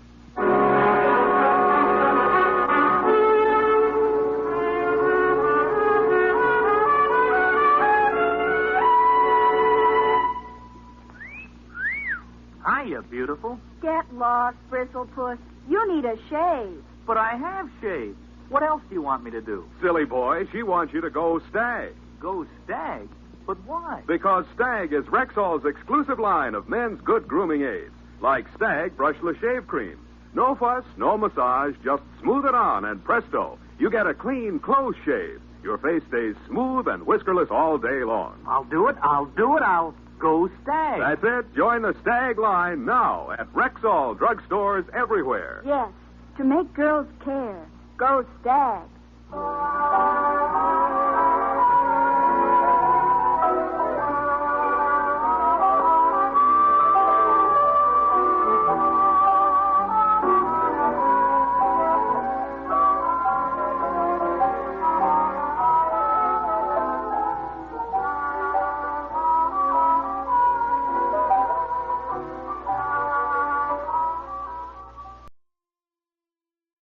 The Ethel Merman Show, previously scheduled for this time, will be heard at a new time and date to be announced shortly.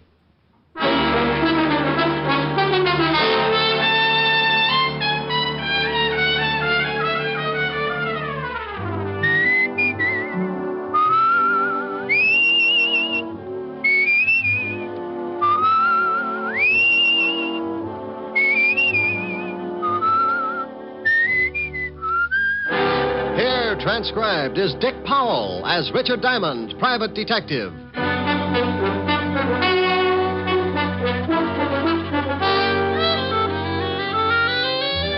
Hello there. This is Diamond. Hey, I got a beef. I went shopping for my girl Helen Asher the other day. You know, stuff for dinner. This town's gotten hotter than a blast furnace in Death Valley, so you got to pick out things that make for a cool meal, like salads, cold cuts, beer. Real picnic style. Well, I figured I could whip up a fancy tossed salad or something until I got around to the tomato counter. Have you glommed onto the price of tomatoes lately? Now, what's with that? So the cost of living is inflated. So a T-bone makes like it just arrived direct from the Sultan's classiest cow. Okay, a T-bone I can understand. But what's with a tomato? When it costs so much, it should be hanging from a charm bracelet instead of lying in a salad bowl. Who needs it? So I bowed from the waist and figured you could still do a lot of things with a plain head of lettuce. I got another beef, too. Why can't people start their killings in December when it's cool? Now, about a week ago, I got mixed up in a case, and before it was over, I took so many salt tablets, I am now the best seasoned private detective in New York. It started last Tuesday morning about 11 o'clock in an apartment on the Upper East Side. Ginny? Yeah, genius. No cracks. No cracks. We're both waiting for old Gibson to turn us into the cops, and you say no cracks. This whole rotten mess is your fault. Well, how did I know the old goat wouldn't fall for it? Well, he didn't, so we better start packing. What for? Because I don't want to play hostess to a lot of little men in blue. I'm allergic to handcuffs. Relax, will you? They won't find us. They can trace me from the other apartment. How? Gibson don't know your real name. Do you leave anything in the other place, or we'll lead him here? No. Cleaned out everything except the clothes. I didn't have time to move them. Notice you got away with the mink. What do you want me to do? Leave it behind? No, we can hock it. Hock it? Yeah. You want to blow town? Takes cash. Cash I ain't got. You're telling me. Look, baby, if Gibson does go to the police, I'll have to hock the coat so we can blow this joint, see? All right. You go get rid of it, and I'll start throwing some things into the suitcase. Who's that? How would I know? Maybe it's the landlady. Oh, I forgot. They're painting this floor today. Yeah, I saw the painters in 206. They'll probably start on this room in a couple of hours. Okay. Duck that coat. I don't want the landlady to spot it. Yeah. Yeah, what? Gibson. So you really are married, huh? Who is it, Harv? Hello, Virginia. Mr. Gibson? Yes, I waited around in front of the other apartment and followed you here. I wanted to be sure to send the police to the right place. Look, Mr. Gibson, look. You look, whatever your real name is. I don't like being blackmailed or threatened. But please... No, Virginia, my mind's made up. In a way, I'm sorry for you, but you didn't think about me. I'm past 60, and I'm tired of being made a fool. Look, why don't you give her a break, Mr. Gibson? Now, I'm not asking for That's me. very noble of you. You should have thought about that a few hours ago when you accused me of making love to your wife. You're not really married. There is no need of displaying your indignation. There'll be plenty of time for that when the police arrive. Harv? Yeah. Come in. Only how dare you? Take your hands off me. Look, you ain't calling nobody. You won't listen to me. You take your hands off me. What are you going to do, Harv? I'm going to change this old goat's mind about calling the cops. You can't threaten me. No. Oh, you struck me. How'd you guess? Harv, take it easy. He's an old man. Your concern is misplaced, my dear. I can take care of myself. What? Why, you... Give me that can. I'll be glad to give it to you across your shoulders. Give me that. Harv, be careful. Hit me with a can, will you? No, young... I'll shut you up for good. Harvey! Harvey! You idiot. Huh? You big, stupid idiot. Look what you've done. All right, so what? No better next time. Throw some water on him. Well, did you hear me? Throw some water on him. What's wrong? Come on, Gibson. Come on. Holy cow. Is he? Yeah. Oh, Shut up. Gotta get him out of here. Why'd you have to hit him with a cane? Now you're in trouble. I'm in trouble. We're in trouble, baby. We. Stop that crying all over the place. Help me get him out of here. How are we going to do it? It's broad daylight. Yeah. Can't get him out of the building like this. We'll have to wait till night. We can't leave him in here. Why not? The painters. What do you mean? What? They'll be here in a little while. Oh, yeah. Oh, yeah. Now what genius. Shut up, will you? I gotta think.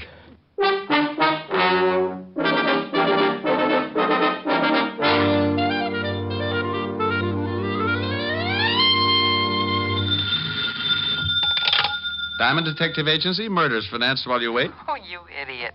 Oh, is this Toodles Asher, the belle of Park Avenue? This is Helen Asher, the girl that goes steady with the Diamond Detective Agency. Sounds like a fine organization. Are they reliable? Very seldom. Oh. I'll tell you better as soon as I find out what I'm going to do tonight. You're going to give your butler the evening off, and the Diamond Detective Agency is going to march through your front door, single file, and show you a shortcut to spend the bottle. What time does all this begin? How long will it take you to pucker? About 2 seconds. Well, I won't get there until 8. Don't hold it, or you'll end up looking like a Ubangi. You're terrible. Yeah, but I'm pretty. So's a baboon. Oh, what you said. You won't be late, will you, Rick? I don't know. After that last crack, I think I'd better start going steady with King Kong. Rick. No, I'm mad. Ricky, I love you. Only because I can hang by my tail and my fangs have that toothpaste smile. I think you're the most wonderful man in the world. Well? I think you're the handsomest, the strongest, the smartest. Well, all right. Now tell me something I don't already know. Rick. Bye, baby. See you at 8. Bye. A, I'm adorable. B, I'm so beautiful. C, I'm... Now, look, honey, I can't make it till 8 o'clock. I got a fan dancer who's a client. She wants to go out and trap an ostrich this afternoon. Is this the Diamond Detective Agency? Huh? Oh, yeah. Is this Mr. Diamond? Yeah, what's the matter? You sound like you're standing on a body. Oh, Mr. Diamond, please, you've got to help me. I just don't know what to do. Now, take it easy. Who is this? What's wrong? I thought it moved. What moved? The man sitting in my chair. Well, that happens now and then. Why shouldn't he? Oh, well, because he's dead. What? Yes. I came home home this afternoon from girls' camp, and when I unlocked my door and went in, I found this, corpse sitting on my Hepplewhite. On your what? Hepplewhite? I don't know how he could have gotten there. Hepplewhite? No, the dead man. What about Hepplewhite? Who? The guy this corpse was sitting on. Oh, no. That's a chair. Hepplewhite's an old antique chair. Oh. Oh, now I'm so confused. Well, move over, honey. Now take it easy and give me one thing at a time. Who's the dead guy? Well, I don't know. I never saw him before in my life. Okay, now why haven't you called the police? Well, I thought about that, but I'm a school teacher, Mr. Diamond, and I was afraid of the scandal. I read a lot of detective stories, and the first thing that came to my mind was calling a private eye. Private eye. Mm-hmm. You had the biggest ad in the phone book, so naturally... Naturally. Well, give me your name and address, and I'll be right over. Oh, Esther Blodgett, 419 East 79th Street, apartment 108. Okay, Esther. Now, don't let anyone in and don't touch anything. Oh, I know that, silly. After the initial shock wore off, I found myself in complete control. What's the matter? I'm so nervous. I just lit a cigarette. It tasted so good, I offered one to the dead man. Well, if he takes it, remember how you did it. I'll be right over. Hepplewhite. Oh, is Walt going to have fun with this? Homicide, Sergeant Otis. Hello, Otis. Let me talk to the lieutenant. Diamond? No, this is Black Beauty. I just did a mile in 1:12, and I want to report that I've been doped. Very funny. I thought so. I didn't win the race, but I was the happiest horse on the track. Now, put the lieutenant on the phone. Lieutenant Levinson. Diamond, Walt. I don't want any. You take your killings to another precinct. Oh, now don't be a sorehead. Giving you business is just my way of showing my friendship. Can't we just be buddies at a distance? I'm getting tired of chasing corpses. Well, grit your teeth and get over to 419 East 79th Street, apartment 108. Homicide? Yeah. A dame named Esther Blodgett reported it. She lives there. Who's dead? Well, I don't know. Oh, yeah. A guy named Hepplewhite. Hepplewhite? You ask Esther about it. She'll put you straight. Are you coming over? Yeah. Bye.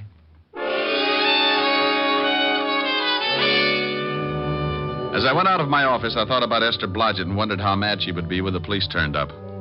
I had to call them whether she wanted a scandal or not, because homicide comes first in my book. I'm an ex-cop, and I still follow the rules. It's not a conscience. I just like staying in business, so when someone turns up with a killing, I always let Lieutenant Walt Levinson know about it. I grabbed a cab, and 20 minutes later, I was standing in Esther's apartment along with Walt, the dead man, and Hepplewhite. Oh, you're a swell fella, you are. What's the matter, Walt? I've been going through that Hepplewhite routine for the last 10 minutes. I just found out it was a chair, that one right over there, the one that stiffs in. Mr. Diamond, why did you call the police? I thought you'd ask that. Because that man's been murdered, Miss Blodgett. That's what good citizens do when they find a dead man in the apartment. But the scandal? I'm a school teacher. What will my students' mommies and daddies think? Honey, just confuse them with that Hepplewhite routine. What did you find out, Walt? Not much. The coroner will be here in a few minutes. Looks like someone gave him a pretty good beating. What's that all over his clothes? Isn't that blood, Mr. Diamond? Yeah, he's been bleeding all right. I mean that brown stuff, Walt. Looks like lint or something. I noticed that, too. I don't know what it is. We'll have the lab analyze it. Tell me, Esther, you said when you came in you unlocked the door. Yes, that's right. Are you sure it was locked? Why, yes, it has a catch lock. Besides, you have to turn the key and then use the other hand to turn the knob. Did you touch anything? Open any windows? I touched nothing. Oh. Well, there's a good one, Walt. Yeah, a corpse sitting in a room with the door and all the windows locked. Do you always lock the windows when you go out, Miss Blodgett? Well, I've been away for several weeks at a girls' camp. Aren't you a little old for that sort of thing? Oh, I've been counseling. One of the teachers who goes along to take care of the young girls. What do you think, Rick? Well, he wasn't killed in this apartment. No signs of a struggle. There's only blood around the chair and on the body. He must have been carried in. There would be blood trails on the floor. Not if he was carried in something. You say you never saw this man before, Esther? Never in my life. Any identification in his wallet? Yeah, name's Gibson. Leland Gibson. No money taken either, so that eliminates the robbery angle. Any address? Yeah, he's got an old driver's license. 12 East 64th Street. Pretty classy district. Judging by his clothes, he was well fixed. Tailored? Good store? As soon as the coroner arrives, I'm going to check this apartment building. Maybe somebody heard something or saw something. Walt, let me check the 64th Street address for you. This is a police job. Why do you want to check it? Oh, because poor Miss Blodgett looks so unhappy. I am, Mr. Diamond. I am very unhappy. See, Walt? So she's unhappy. If you want to check the place on your own, go ahead, but I'm sending some men over anyway. Mr. Diamond, I like you. Well, thank you, Esther. No. I want to hire you to catch the killer and free me from this awful policeman. Awful policeman? Do you know how I got this way, Miss Blodgett? Oh, I'm sure it wasn't easy. Good for you, Esther. I got this way because of this private detective. Just call me Blue Eye. Ever since he stopped working with me and left the force, I've gotten mixed up in more screwy cases than an alcoholic in a whiskey truck. There isn't 1 week that he doesn't turn up with 1 or 2 killings. My, he gets excited, doesn't he, Mr. Diamond? And in his spare time, he intimidates my sergeant. Just call me Rick, dear. I've taken enough bicarbonate in the last year to stop Vesuvius erupting. And if he doesn't give me a little peace and quiet, I'm going to end up solving a killing of my own. Rick. My, that's a nice name. How did you ever get to be a school teacher? You don't look the type. Are you listening to me? Oh, what makes me so different? I've seen signs on highways that say it better than I can. What are you two babbling about? You mean the ones that say, danger, stop, look, and listen? Well, that fits, but I was thinking about curves and soft shoulders. Oh, no. Now, you listen to me, Diamond. This is serious business. A man's been killed in Miss Blodgett's apartment. If you want to take her on as a client, go ahead. But any questions from here on in will have to be gotten down at police headquarters. You are taking me in, Captain? Lieutenant. Yes, you'll have to come down for questioning. Rick? You go along with the big bad policeman, dear. I'll have you out in no time. Well, all right, if you say so, but this has never happened to me before. Oh, that's unfair. Walt, stop blubbering. Yes, Walt. What is it? Oh, you get out of here. Oh! Otis! Where the devil is Otis? I left Walt jumping up and down in front of Esther and the corpse and headed for 12 East 64th Street. It was an old brownstone in one of the wealthier districts. And when I rang the doorbell, I got another surprise. Yes? Yes. Don't tell me you're a school teacher. I beg your pardon. You forget it. It's the landmarks that threw me. What do you want? But do you know a Mr. Leland Gibson? Yes, he's my father. Now, just who are you? Name's Diamond. I'm afraid I've got some bad news for you, Miss Gibson. It's Father. Something's happened to Father. May I come in? Oh, I'm terribly sorry, yes. Now, please, what is it? What's happened to Dad? Well, he's dead. Oh, no. No. Look, I know this is tough, but you've got to help me. The police will be here in a minute. The police? Yes, your father was murdered. Oh, I knew something like this would happen. You did? Well, tell me about it. Well, I don't mean that I expected Dad to be... Okay, now, just take your time. Cry it out. I'm sorry. Have you a handkerchief? Sure, here. Thank you. Now, think you can talk about it? Dad left the house about 3 weeks ago and moved into a hotel. Did you have a fight or something? Oh, no. Everything was fine, but... No, hang on. Things couldn't have been better, and he was in wonderful spirits when he left. No arguments, no hard feelings? He didn't leave mad? Oh, no, nothing like that. Then, have you got any idea why he suddenly packed and moved into a hotel? Well, I'm not sure, but I think it was a woman. A woman? Yes, he told me one day that he'd met someone he liked very much. The day after that, he moved to the hotel, but I never saw her, and he never said anything more about her. Weren't you a little worried? Naturally. Father isn't a young man anymore. Wasn't. Just one more question. What hotel did he move to? It was the Adams on Madison Avenue. He used to go there 3 nights a week for dinner and a game of bridge before he decided to move in. Well, thank you. Are you all alone? Yes. Got any friends you can call? A few, I guess. Well, call them. It's better not to be alone. And bawl your head off. It'll do you some good. I'll send you your handkerchief, Mr. Diamond, Richard Diamond. It's in the book.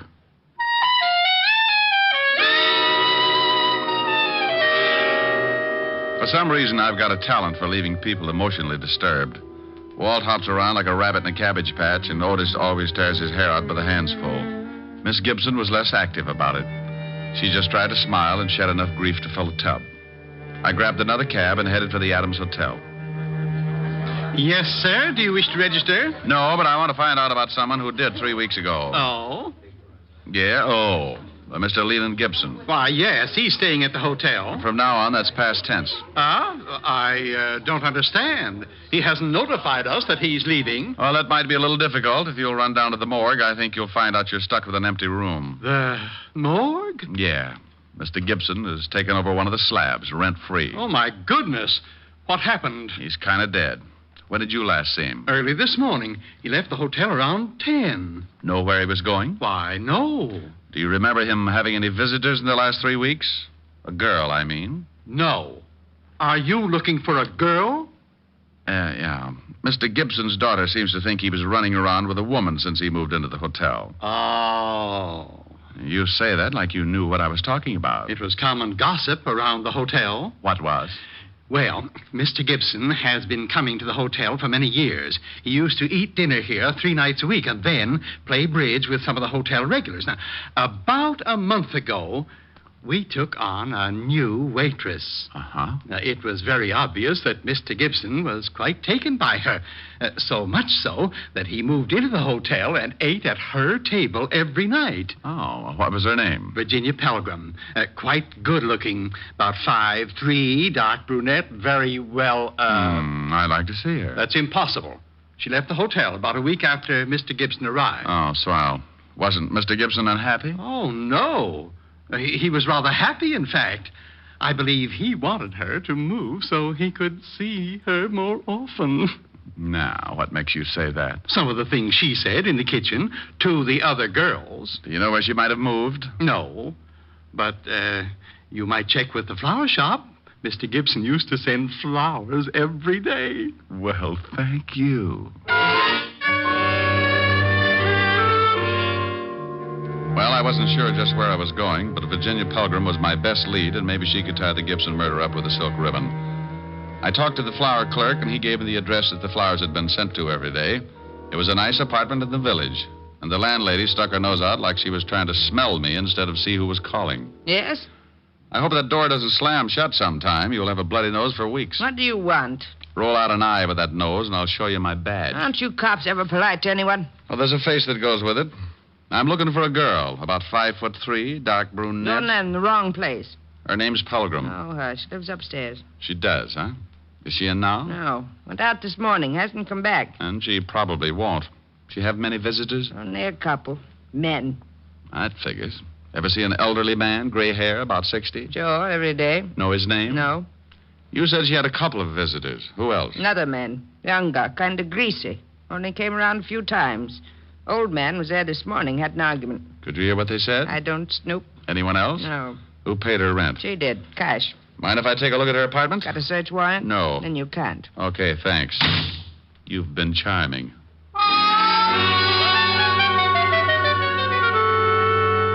I left the old bat and headed back to the schoolteacher's apartment. If I was right, I'd seen setups like this before. But there was still the problem of finding out how Gibson was killed and how he got into a locked room. When I pulled up, I saw the wagon, complete with corpse and coroner, pulling away for the morgue. And when I went in and knocked on the door, I was certain that they'd forgotten one of the bodies. Oh, it's you, Shamus. Why, Otis. They're leaving without you. Who is? The hearse. Shouldn't you be lying down or something? Now you stop that Rick and get in here. Hello, Walt. What's new? Well, Rick. Well, Esther, has Otis been using his rubber hose on you? Oh, no, but I was getting lonesome. I'm glad you got back so soon. You are. As soon as you two stop rolling your eyes, maybe you can tell me what you found out, Mr. Diamond. Yeah. Walt, send Otis down to the station for a search warrant. Then tell him to get over to 9 West 12th Street and see what he can find in the Miss Virginia Pelgrim's apartment. Who's Virginia Pelgrim? The only person who was mixed up with the murdered man. There was another man who used to see her, but I can't find out who he was. All right. Otis, go get the warrant. Yeah, Lieutenant. Thanks, Diamond. A pleasure, Sergeant. What did you find out, Walt? There were 11 people in the building at the time of the killing. None of them ever saw the guy before. Here's a list of the names. 3 people on this floor, 5 on the second, and 3 more on the third. Have you talked to the landlady? Certainly. She doesn't know any more about it than the rest. What about that funny brown lint on the dead man's clothes? We're checking on that right now. The lab said they'd call me. Did the landlady say she had a key to this apartment? Sure, but she hasn't used it but once since Miss Blodgett was away at girls' camp. When did she use it? 3 days ago, when she had let the painters in. And she says that the windows and door were definitely locked, because after she aired the paint smell out, she locked them herself. painter, huh? Yes, and I've been looking. You know, I think they did a terrible job. Why, the kitchen Esther. alone... yes, Rick? Later, dear. Yes, Rick. Walt, did they paint the whole building? They finished the second floor today. Oh, I'll get it, Miss Blodgett. Probably the lab. Rick, Yeah? do you know who did it? Yeah. I got a hunch. Oh, I see. you're wonderful. Yeah. Okay, thanks. Lab, Walt? Yeah.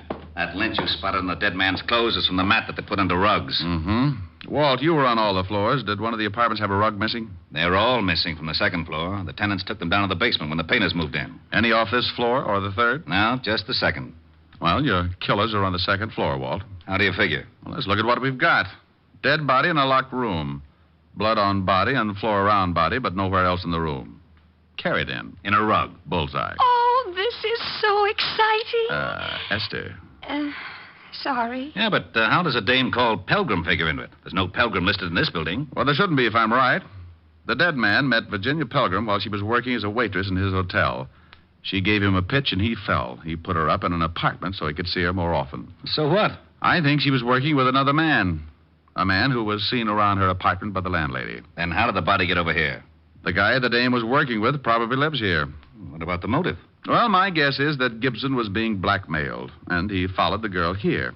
He was probably going to yell cops, so they killed him. Okay, now what about the locked room? Explain that. I let the landlady of this building explain it, Walt. Go ask her one question.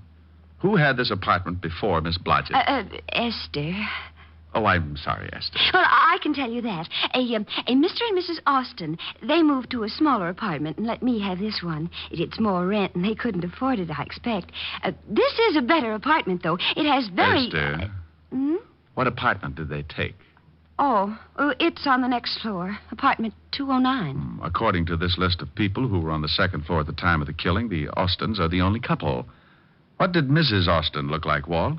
Oh, about 5'3", dark brunette, very well. Oh, say no more. Come on, Walt. May I come? No, Esther. You stay here. I'll be back later and discuss the better features of your nice little apartment.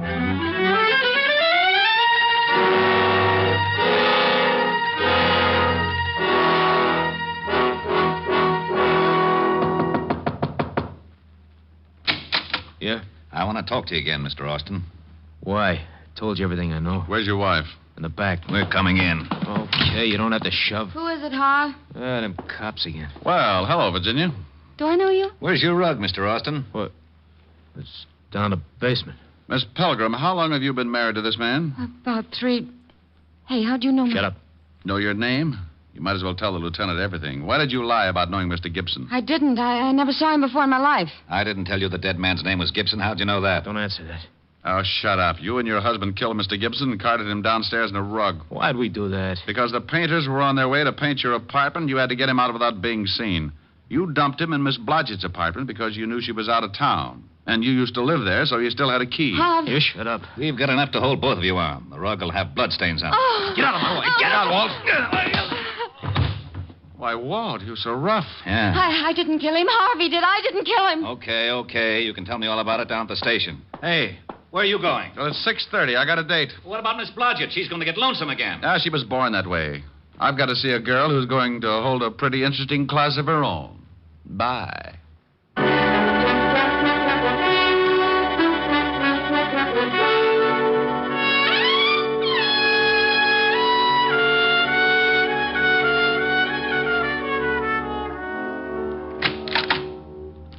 Hi. Hi. Well, don't you look comfortable? Where's Francis? I gave him the night off, like you suggested. You're cute. I've got a cool dinner in the library. School day, school day. You sound happy. Well, I was just thinking about a school teacher I knew once. That looks mighty toothy. Sing for your supper. What? Got a new tune on the piano. Oh, honey, I'm hungry. You sing first, and then you can eat. Oh, all right. What is it? Right here. So in love. Oh, okay. Strange, dear, but true, dear.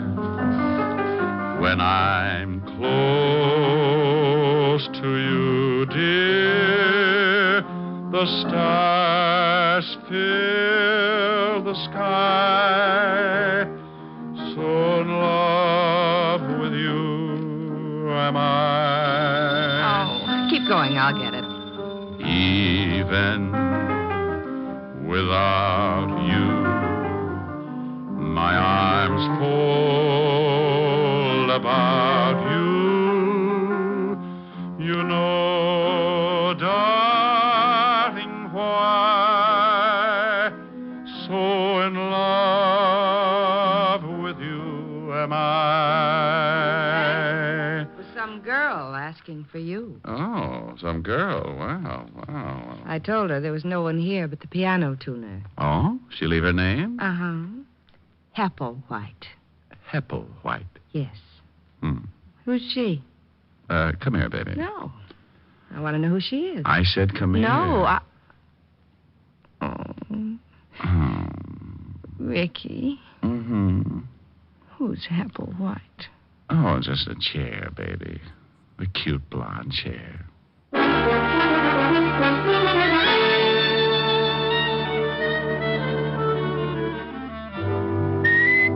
You have just heard Richard Diamond, Private Detective, starring Dick Powell, transcribed.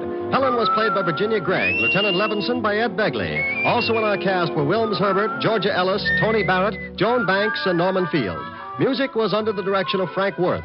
Richard Diamond is written by Blake Edwards. Now, this is Eddie King reminding you that Dick Powell soon will be seen in the screen version of the bestseller novel, Mrs. Mike, and inviting you to be with us again at the same time next week when we will again bring you Dick Powell as Richard Diamond, Private Detective.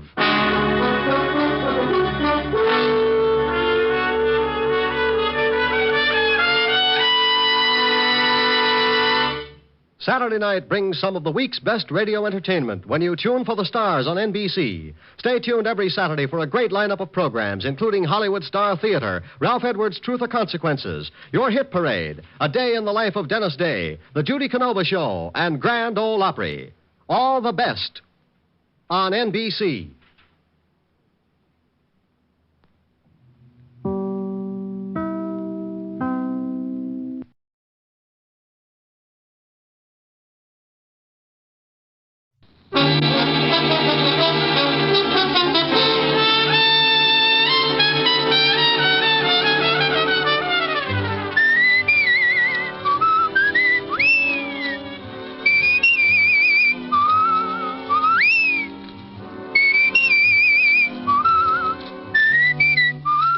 National Broadcasting Company presents Dick Powell as Richard Diamond, Private Detective.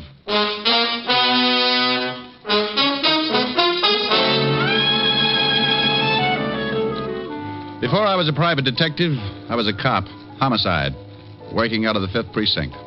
Homicide means murder. And there are a lot more murders committed in a big city than you think. More than make the headlines in the newspapers. And for everyone, there's the same impersonal routine, the same hard work, the same check and double check, with every cop in or out of uniform doing his best to put the case in the closed file. But there's one kind of murder that will really tear the department to pieces, and that's when a cop is killed in line of duty. Here's another exciting half hour with Richard Diamond, Private Detective, starring Dick Powell.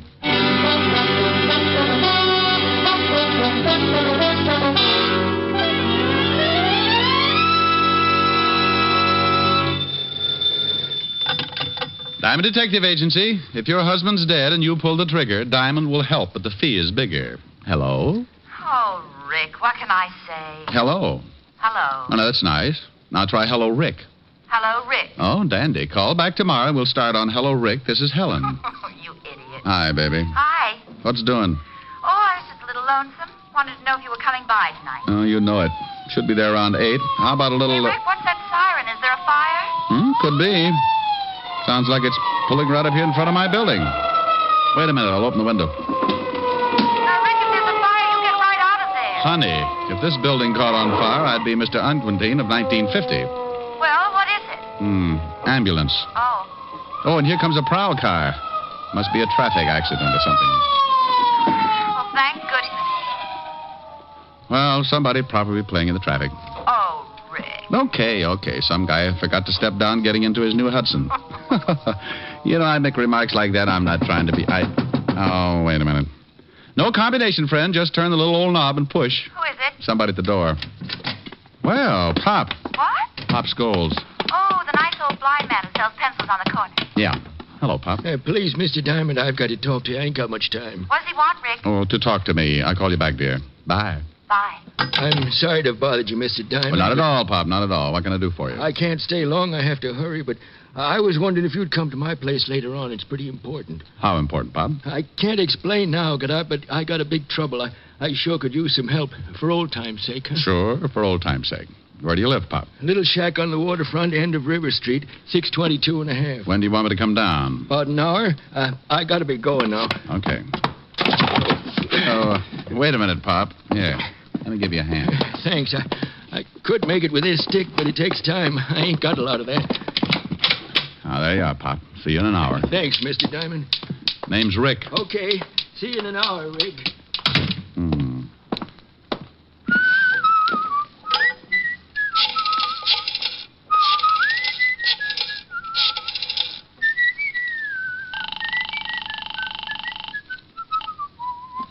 Asher's residence? Oh, hello, Francis. Mr. Diamond. Oh, yes, sir. I'll call Miss Asher right away. Thank you.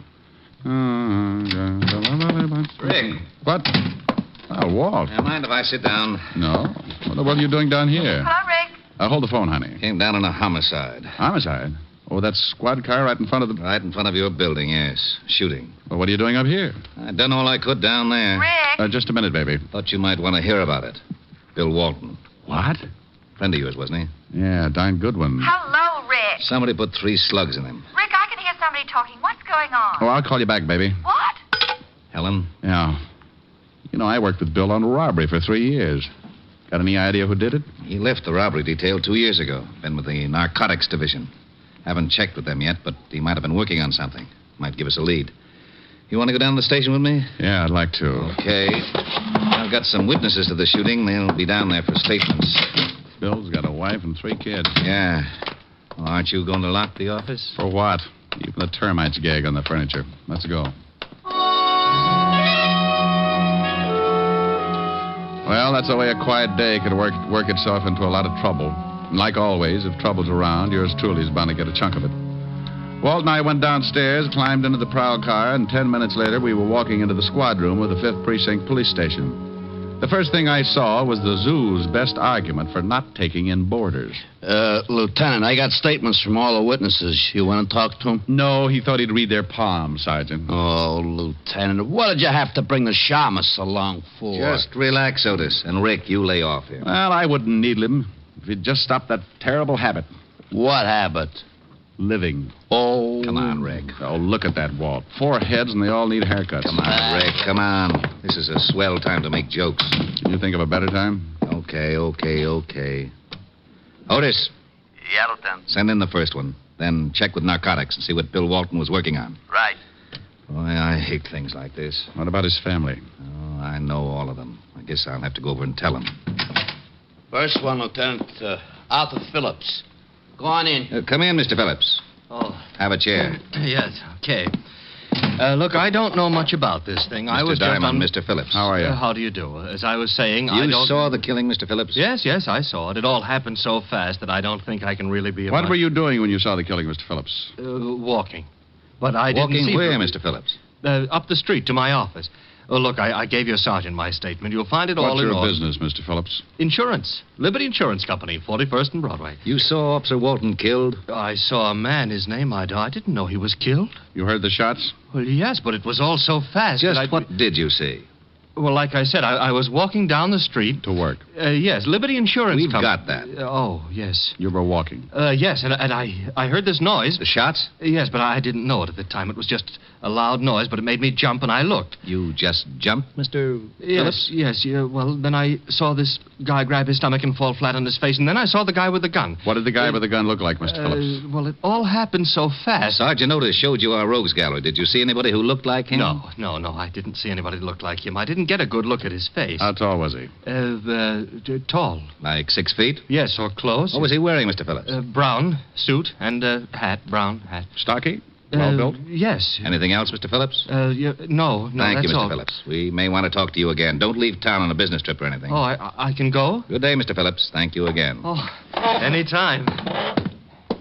Oh, If you ever need any insurance, Lieutenant. Liberty Insurance Company, yeah, I'll remember. Yeah, well, so long.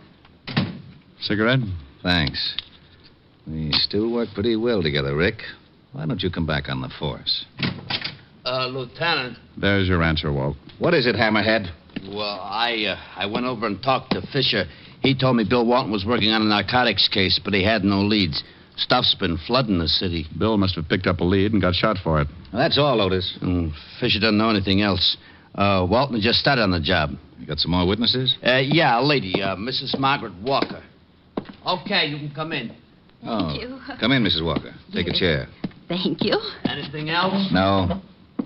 This is Mr. Diamond, Mrs. Walker. How do you do? How do you do, Mrs. Walker? Do you work, Mrs. Walker? All the time. I'm a housewife. You saw the officer killed? Oh, yes, but I didn't know it was an officer. He wasn't in uniform, you know. Would you mind telling us just exactly what you saw? Well, it all happened so fast. I was standing on the corner and just... What corner, Mrs. Walker? Why, the corner where the poor man got shot, of course. 51st and Broadway. Just standing, Mrs. Walker? Young man, the traffic was very heavy. I was waiting for the signal. Sorry. I just want you to understand, I don't usually just stand around on street corners. Go ahead, Mrs. Walker. Well, I was standing there, and I noticed an old man selling pencils. An old man? Yes, he was blind. Hey, Pop Scholes did time about 15 years ago for peddling junk. Yeah, that's right, he did. I don't know what all this talk is about, but if you don't want to hear my story, I'm sorry, Mrs. Walker. Of course we want to hear your story. Please go ahead. Look, Walt, I just remembered something. I was supposed to see a client in an hour, and the hour's just about up. What? I'm sorry, Walt, but this is business. Now, you wait a minute. I'll talk to you later. Well, I never... Now, that's only because you don't have any friends named Diamond. All right, Mrs. Walker. Go on with your story. I went out of that station like Noir in the stretch. The minute the little old lady had mentioned a blind beggar, I remembered Pop Scholes in my office, and I grew the biggest hunch of my career.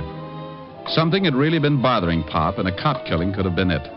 I grabbed a cab, and 20 minutes later, I was standing in front of an old weather-beaten shack at the end of River Street.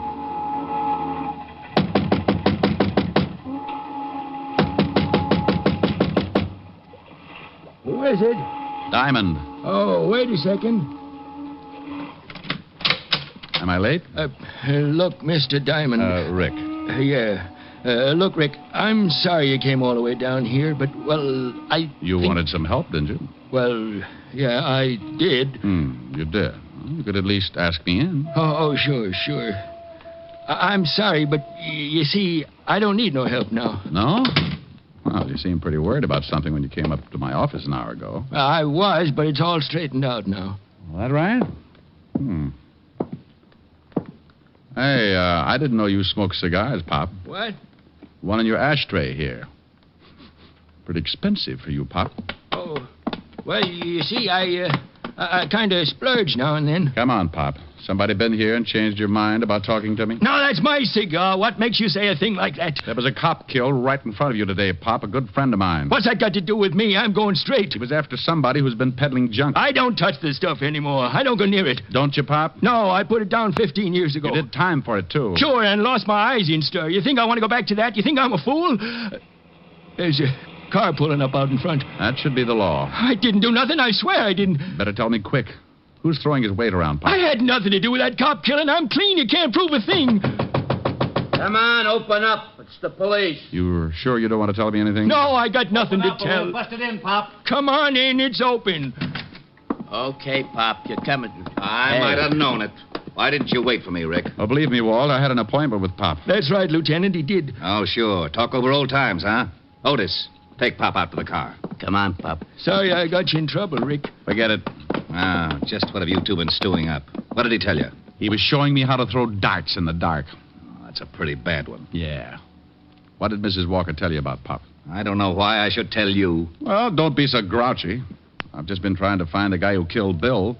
Pop's had it pretty tough already. I thought maybe I could make it easier than having you third-degree him all over the office. Well, you sound like I'm going to use a hose on him. But the way you're burning up, you'll probably hit him with Sergeant Otis. No, I'm going home. Now, wait a minute. What for? To watch you blow up like Old Faithful? Mrs. Walker told me she saw some guy walk up to Pop like he was going to buy some pencils. Then another man busted through the crowd. That was Bill. Grabbed this guy with Pop.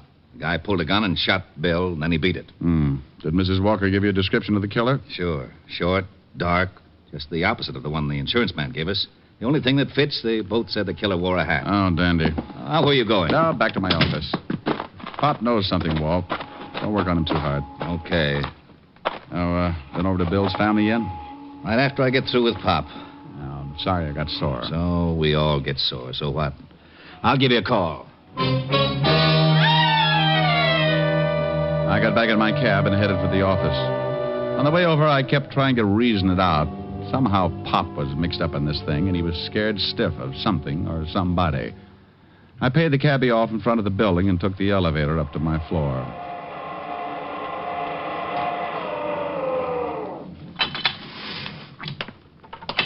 I headed down the hall to my office, still thinking, still trying to put two and two together. That was a mistake I never could add. When I walked in, I was too busy to notice much. All I got was a whiff of cigar smoke.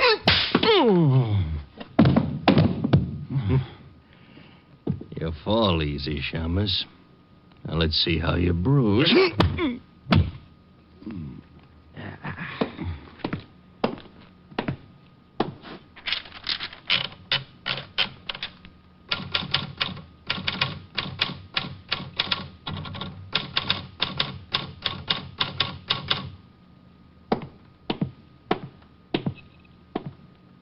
So long, Shamus.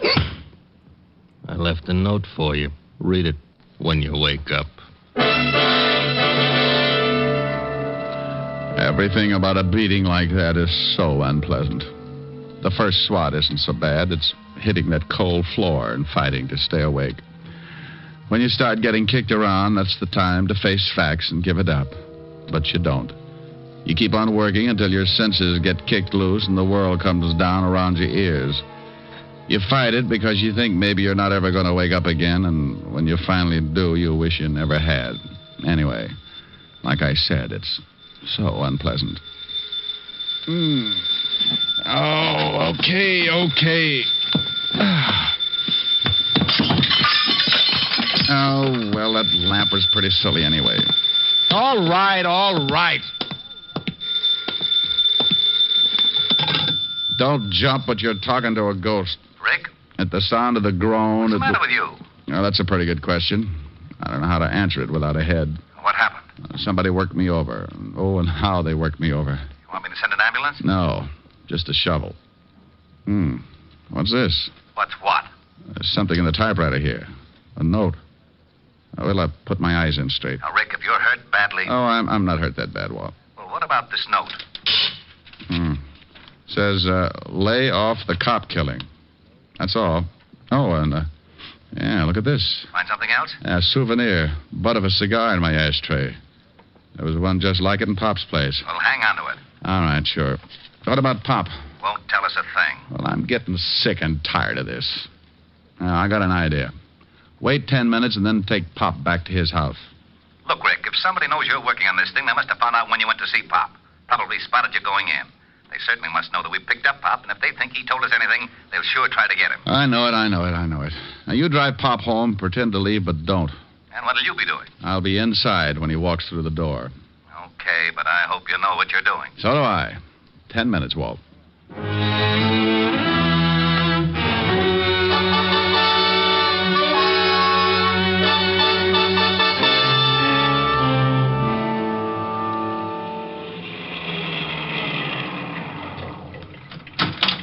Okay, Pop, here you are. Thanks for driving me home, Lieutenant. That's okay. Good night, Pop.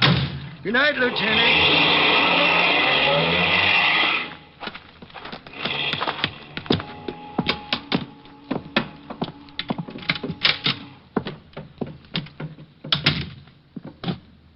Who's in here? Who is it? Chick! I know you're here. I can smell your cigar smoke.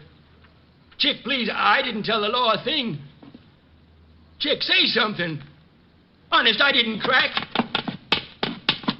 Look, if you want to get rid of me, okay, but not the girl. Please, I swear I didn't say anything to anybody. I'm an old guy. Go ahead, knock me off, but don't do anything to the girl. Please, Chick. I'll peddle your stuff for the rest of my life if you leave the girl alone. Chick! Relax, Pop. What? You're not... No, Pop. Diamond. Didn't like to do it this way, Pop. But that cigar... The guy who saw you earlier came up to see me. Left me a cigar, too, along with a few bruises. Well, you just about know everything. Who's the girl you're protecting, Pop? I can't tell you that. Who's Chick? I can't tell you anything. Look, Pop, a cop's been killed. A great guy with a wife and kids. Now tell me, who's Chick? I ain't going to say anything. If the girl is a reason you won't talk, Pop, I'll find her. And if it's the last thing I ever do, I'll make you both sweat. Well, I'm on my way. Wait a minute, Rick. All right. Go on. Okay. If you'll give me your word, you won't say nothing about what I'm going to tell you. I give you my word about nothing yet, Pop.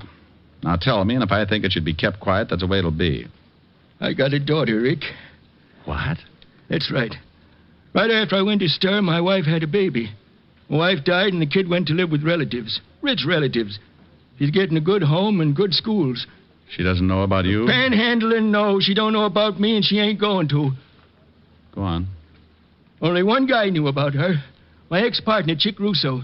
He got away when they picked me up, and after 15 years, he comes back operating again. The guy with the cigar, huh? Yeah. How did you figure? The stuff was in the pencils. He delivered to me, and I'd pass it. Why would you pass it? Chick had me over a barrel. He told me if I didn't play along with him, he'd tell my daughter who her father was. I'd do anything to keep from ruining her life. Now, what about Bill Walton? Well, he was going to grab Chick, but Chick shot him. That's why I came to see you. I didn't want no part of a cop killing, but I couldn't say anything then because I had the stuff on me and I wanted to dump it. I didn't want to go back to stir. Then Chick came to see you here, huh? Threatened you. Told you to keep your mouth shut? Yes. Told me in plain words that if I cracked, he'd kill my little girl and me. That's why I froze on you. You going to say anything? About your daughter? No, Pop. Oh, thanks, Rick. No, I don't care what happens. Well, I do. This guy's still loose, and he's done a killing. I want him. I don't know where you can find him. He never said... Well, maybe I can find him. Take off your clothes, Pop. Take off my clothes? Yep, you're going to get yourself a new suit. I'm going out and see Lieutenant Levinson. I'll be right back. You sure you know what you're doing? No, but why spoil a good surprise? Rick. Where are you, Walt? Over here by the pier. What's that with you? That's Otis. Well, tell him to hide his tail. Some guy from Oklahoma's liable to shoot him. Oh, that's very funny. Shut up, Otis. Okay. Seen anything, Walt? Very quiet. Now, look, here's the idea. I'm going down to 51st and Broadway and stand with Pop's clothes and dark glasses on. You're what? From what Pop told me, Chick Russo will certainly try and get him. Chick Russo? Are you crazy? He's been out of circulation for 15 years. Well, I got a big flash for you. He's back. But at 51st and Broadway, I can't give you any protection. Russo could step out of the crowd, and that's the end of it. Well, I'm counting on one thing. That he thinks I'm Pop. He knows Pop's blind, so he'll get in close to do it. Maybe even with a knife. You're crazy. Walt, not in front of Otis. Oh, that's all right, Diamond. Now, I'm going down and change clothes. And then you, Walt, drive me to the corner, let me off. Then beat it.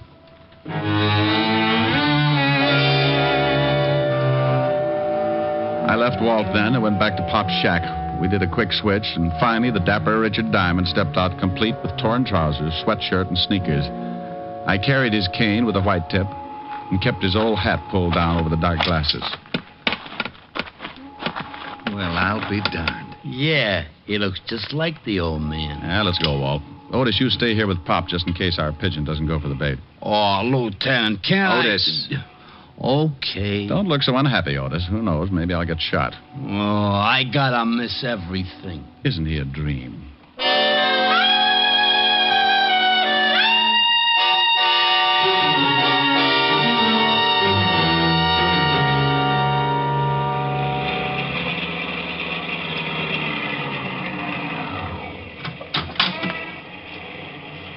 Okay, here you are, Rick. Thanks, Walt.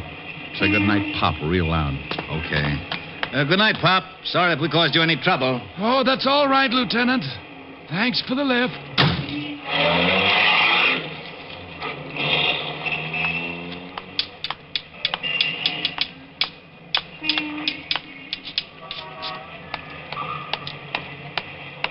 Here you are, my good man. Bless you. Piker.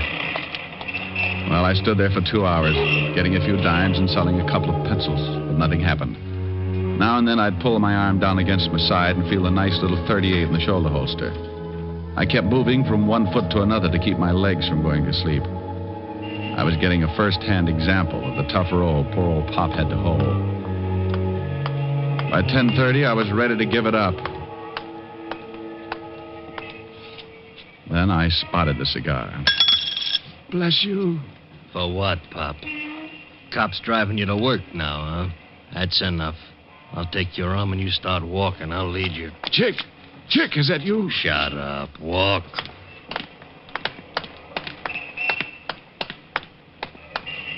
All right, we're going in the building. Down in the basement for a little talk. And that's just what we did. Chick held onto my arm and led me into my own building and down into the basement. I could have taken him right there, but I kept remembering Bill Walton. So I let it go until just the right time. Okay, Pop. You know what's coming. Yeah, Chick. I know what's coming. Don't act much scared. I guess it ain't so tough for a blind man. You can't see it coming. You'd be surprised what I can see. What did I tell you? Busted my arm. You hit me with that cane like you could see you hit me. You go for that gun, I'll break your fat skull. You ain't, Pop. No, Buster, I'm the fellow you gave the bruises to. Just returning the favor. Boy, you dirty... Don't do it! Papa spank. My shoulder. All right. Now let's go back up where we can find a cop. Oh, no, you're not going to take me. Come back here, Russo. Stop, Russo. I've got a gun. Nuts to you, Shamus. Skeptic.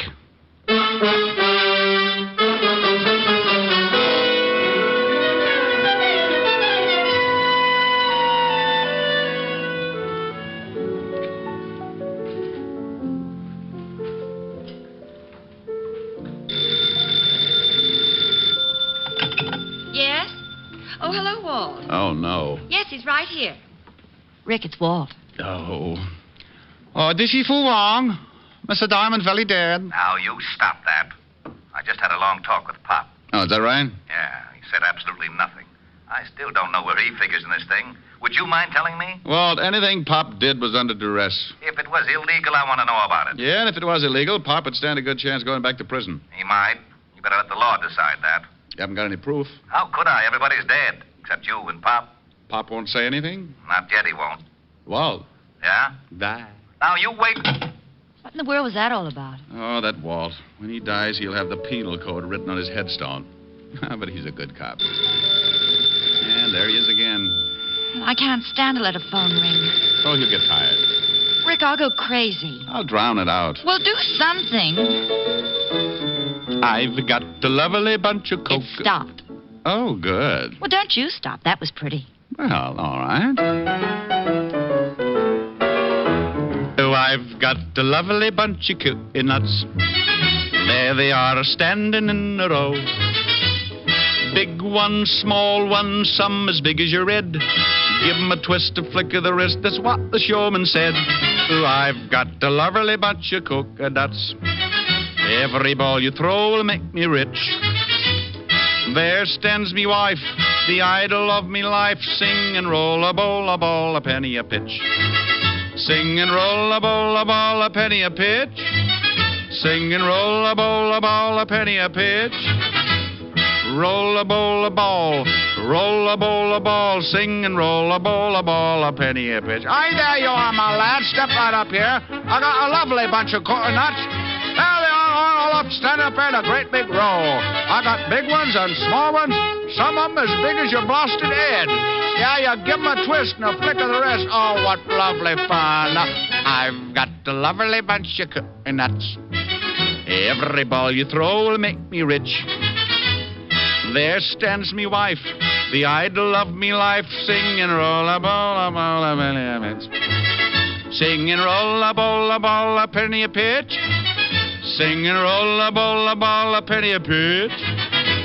Roll a ball, a ball, roll a ball, a ball. Sing and roll a ball, a penny a pitch. Oh, my dear, how was that, honey? Oh, wonderful. Oh, darn. Yes, Walt. Helen, you put Diamond on the line. It's Walt, dear. Oh, never mind him. Come here, honey. Oh. Hello. Hello. Helen, did you hang up? Helen, put Rick on this phone. This is Fu Wong. Missy Diamond, not so very dead. Bye.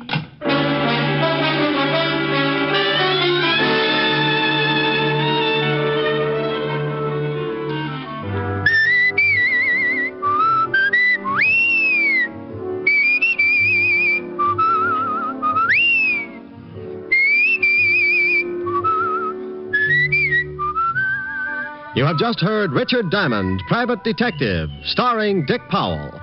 Ed Begley played Lieutenant Walt Levinson. Also in the cast were Wilms Herbert, Francis Robinson, Larry Dobkin, Ann Morrison, and Charles Seal. Music was under the direction of Frank Worth. Tonight's show was written by Blake Edwards and directed by Russell Hughes. Dick Powell currently may be seen in the motion picture version of the best-selling novel, Mrs. Mike. This is Eddie King inviting you to be with us next Sunday at this same time when we will again bring you Dick Powell as Richard Diamond, Private Detective.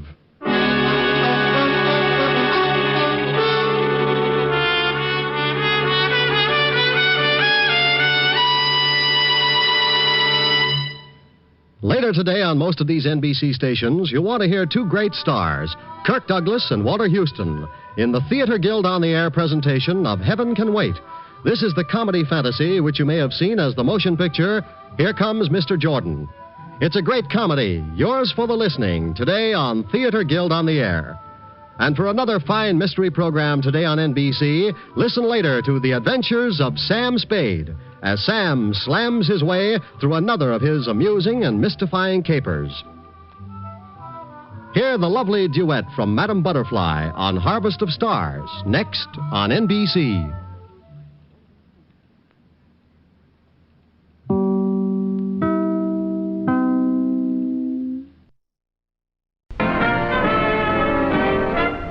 Listen while the makers of Rexall drug products and 10,000 independent Rexall family druggists bring you Dick Powell as Richard Diamond, Private Detective.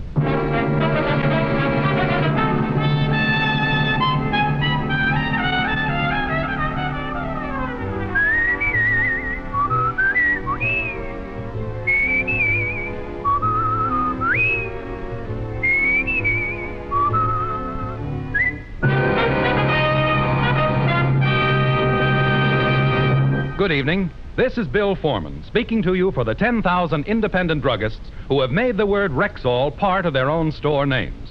They've done that because they recommend and sell the 2,000 or more drug products made by the Rexall Drug Company. All this month, Rexall family druggists are offering 4 of these products at attractive bargain prices. Just listen. Rexall Hydrogen Peroxide, USP 3%, a pint for only 30 cents. Rexall Epsom Salt, medicinally pure, regular 41-cent pound, now only 27 cents. Rexall Mineral Oil, extra heavy body, non-habit forming, and non-fattening, the regular 69-cent pint, down now to only 46 cents. Alco-Rex Rubbing Alcohol Compound, top quality, the regular 49-cent pint, yours now for only 32 cents.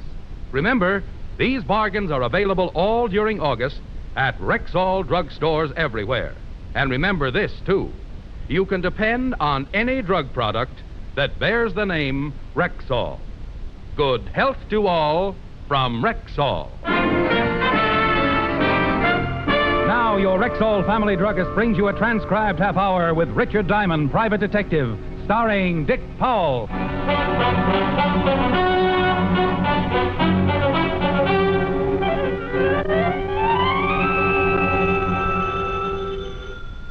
Diamond Detective Agency. We can solve any crime but television. Diamond, stop clowning and get right down here. Well, Sergeant Loveloom. What's the matter, Otis? Didn't the zoo pick up your option? Oh, now quit that. You gotta get right down here. Something terrible's happened. They haven't made you commissioner. Worse than that. Lieutenant Levinson's been kidnapped.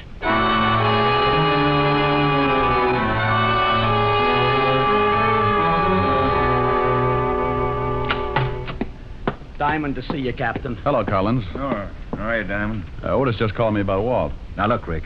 I know Walt's a personal friend of yours. He's a good friend of mine, too. But this is police business. A cop's been kidnapped. Diamond was a cop for 6 years. I don't need a case history, Sergeant. Oh, get off it, Charlie. I'm down here to help. Of course you are. But there's one thing I won't stand for, Rick. The way you operate. Well, what's the matter with the way I operate? I know how you feel about Walt, and when a guy feels that strongly about someone, he's liable to do a lot of things to get a few answers. Oh, for Pete's sake, Charlie. What are you going to do, hold a tea party and hope someone will spread some gossip? That's not fair, Rick. Well, if you think I'm going to sit back knowing that Bert Fisher's got Walt... Who said anything about Bert Fisher? Well, nobody had to say anything. It's pretty obvious, isn't it? Walt sent Bert's brother Art to the electric chair. Bert swore he'd get Walt for it. Fisher dies tonight, doesn't he? Yeah. Sure, I think it's Bert Fisher, too. And we're going to do everything about it we can. Bert's been in Detroit, hasn't he? Yeah. I've got a call into Detroit. Should be hearing any time. This phone call you got saying they had Walt. I didn't have time to trace it. The guy said Walt was being held, and when Art Fisher dies tonight in the chair, so does Walt. Charlie, I'm going to work on this thing whether you like it or not. Yeah, that figures. But I promise you, Rick, I won't save your skin if you get out of line. Any leads yet? No. You're rounding up the usual stoolies. Well, I know a couple of boys who might have a few angles. Who? Nobody who would give you any information. These guys aren't stoolies. They might tell me because I think they like me. You see, Charlie, sometimes it pays not to be a cop. I'll expect any information you get, Rick. Oh, sure. Well, I'll see you later. Rick? Yeah? Be a good boy, will you? Collins, if we don't find Walt by 11 o'clock, can you hold up Fisher's execution? No. Oh, that's swell. I'll keep in touch. Ed Diamond, do you think you can do anything? And I can try. Do me a favor, Otis. Okay. Get me a complete background on Bert Fisher. Everything. All his friends, his record, as far back as you can go. Gee, Diamond, I'm scared for the lieutenant. You're not alone with that one, Otis. In the Bowery, living in a broken-down rooming house, was a man. 20 years ago, he'd come to the big city with his trumpet tucked under his arm. He'd started playing with little combinations along 52nd Street, and pretty soon the word got around. Everyone came to listen to him. They called him the Dean of Jazz, and the title stuck. Then one night he had an argument with one of the Fusari mob, and the next morning they found him in an alley, half dead, his face beaten to a pulp. It was a long time before the Dean could get around again, and it was a lot longer before he could play his trumpet. And by then, no one would have him. He couldn't make enough with the horn, so he tried crime. And that's where I met him. I did him a favor, and a short time later he went straight. He'd still kept his underworld connections, but he wasn't a stoolie. I'd just done him a favor once.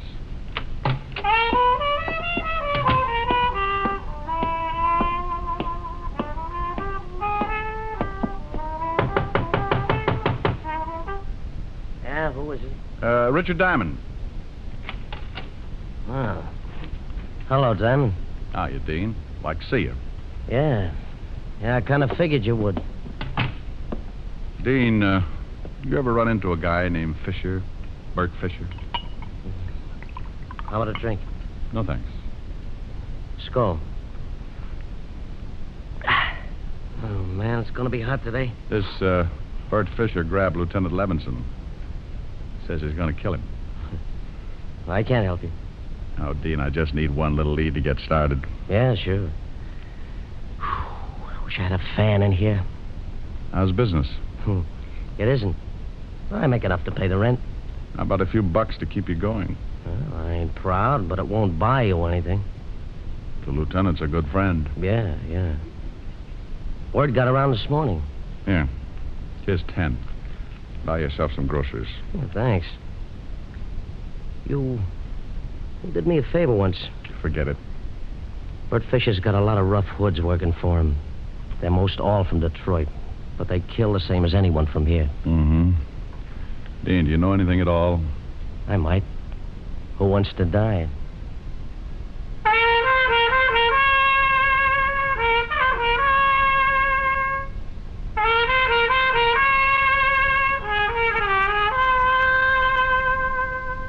Hey, still blow pretty good.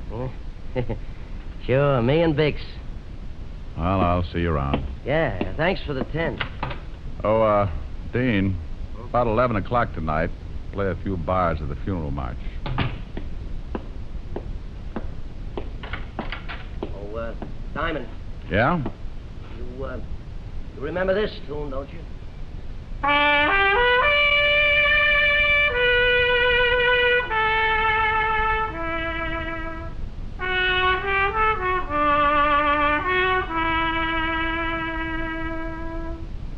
For it was Mary, Mary, plain as any name can be. You got it, pal. See you around.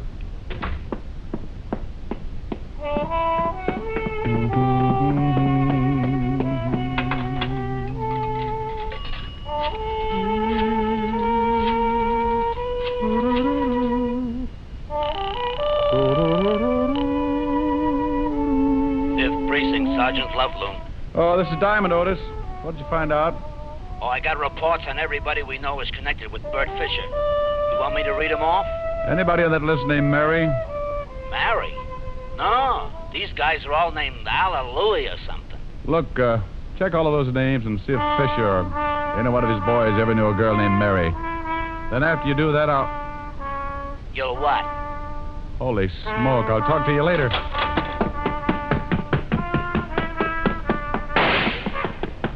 Dean! Dean! Dean! Dean!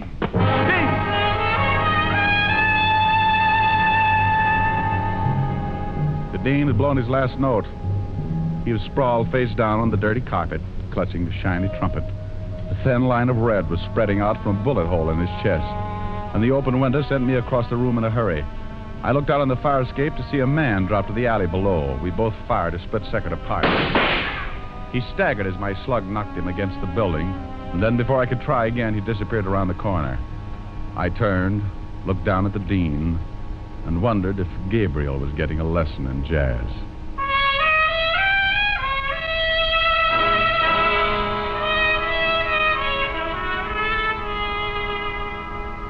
Diamond, I warned you before you left here Okay, Charlie. A nice guy's been killed, but all the crying in the world isn't going to help.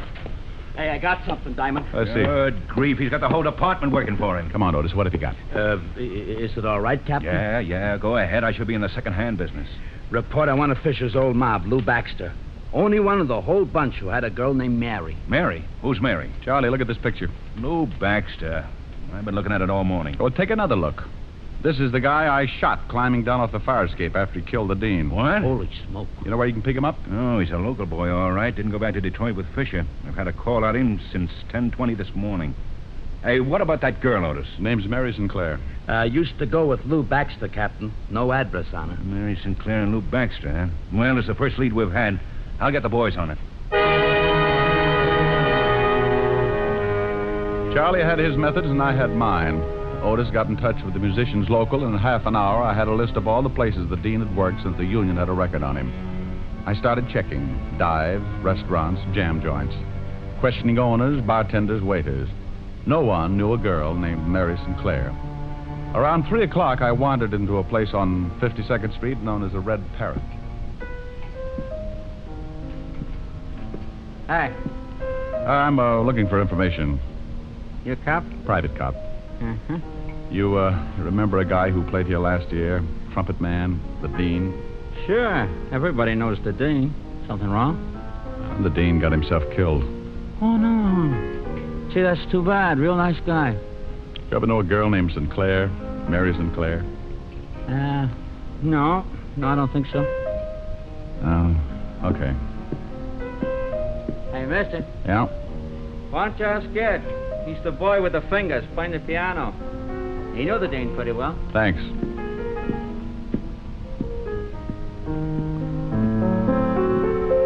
You, Ed?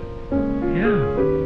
What can I do for you, Pops? I understand you're a good friend of the Dean's. Sure, we're compatible, but I ain't seen him in a while. You looking for him? No, for a friend of his, a Mary Sinclair. Cute chick. Where can I find her? Why do you want to find her, Pops? Well, the Dean was murdered a few hours ago. She used to live over on 47th Street, 69 West. That was a year ago. You sure about the address? Couldn't forget it.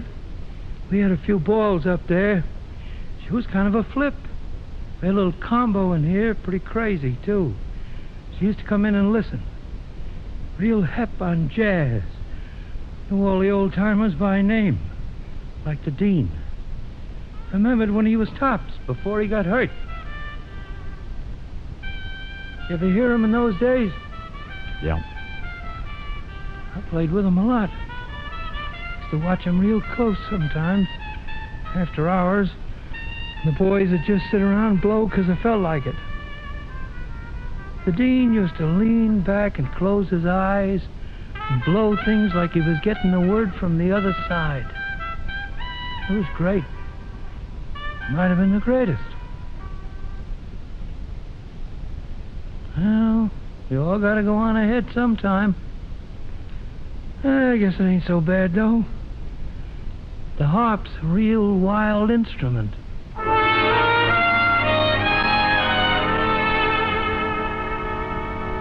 I left the piano player and headed for the address he'd given me. There was a good chance Mary Sinclair wasn't living there anymore, but it was the closest I'd come to any kind of a lead. When I got there, I held my breath and looked at the mailbox. Score for Diamond. Miss Mary Sinclair still lived in the building.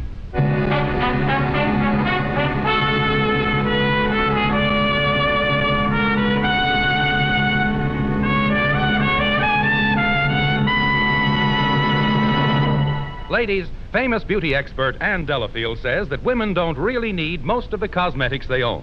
You mean I can actually do without all the lotions and creams I buy? Exactly. Ann Delafield says it's nonsense to think a woman needs more than one cream. She has originated a single cream, the Ann Delafield All-Purpose Deep Cream that does everything for you. It's a face cream, a cleansing cream, neck, eye, and throat cream. All creams in one. So good for your skin and so economical, too. Sounds marvelous. Are there other Ann Delafield cosmetics? Yes, indeed. There are vitamins for added beauty protection, double-duty powder with built-in foundation, and other Ann Delafield beauty aids to save you time and money, yet give you the very best you can buy anywhere. Well, you've convinced me. I'll be looking for them tomorrow. Then look no further than your nearest Rexall drugstore, the store with the orange and blue sign. And now back to tonight's adventure with Richard Diamond, Private Detective, starring Dick Powell.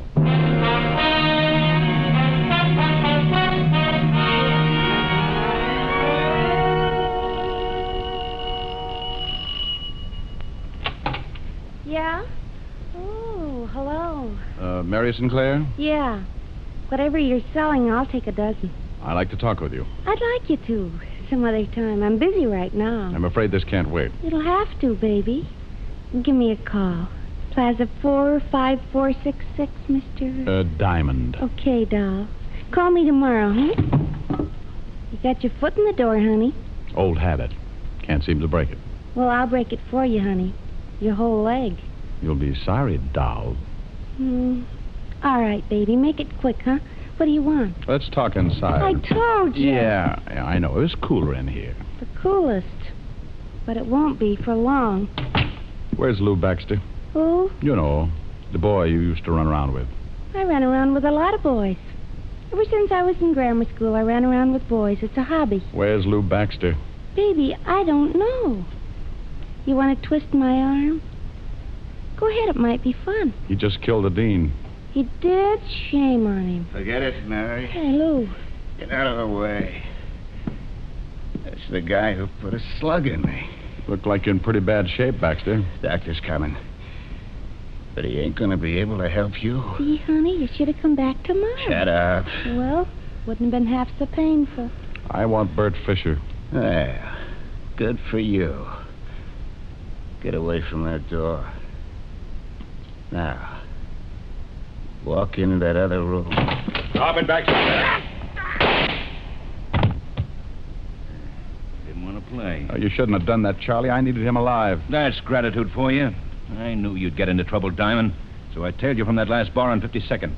Is this, Mary Sinclair? Charmed, I'm sure. Ought to stay here. Call the wagon. Right. There's a doctor coming up. I doubt if he's legit. Wait for him, and then bring him down to the station, Otis. Right. Come on, Miss Sinclair. Sure, honey. You know, Mr. Diamond, I think I'll have to break that date for tomorrow.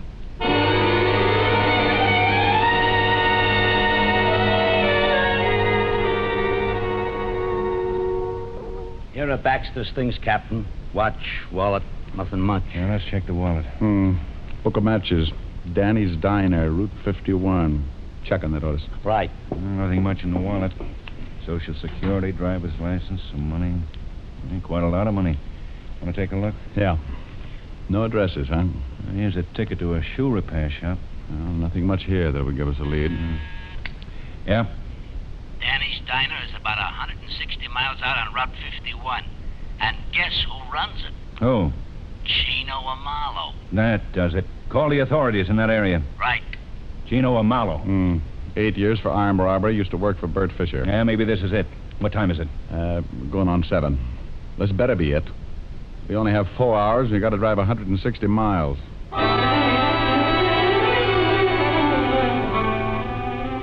Captain Collins talked to the sheriff's office and set up a rendezvous with him near Danny's Diner.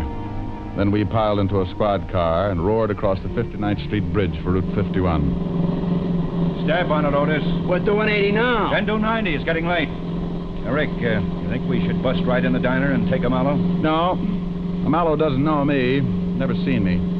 You stake out your men around the place and I'll go in. Give me a couple of minutes, then you come in, work on Mallow a little, and then leave. If he knows where Fisher is, you'll try to get in touch and I'll tag him.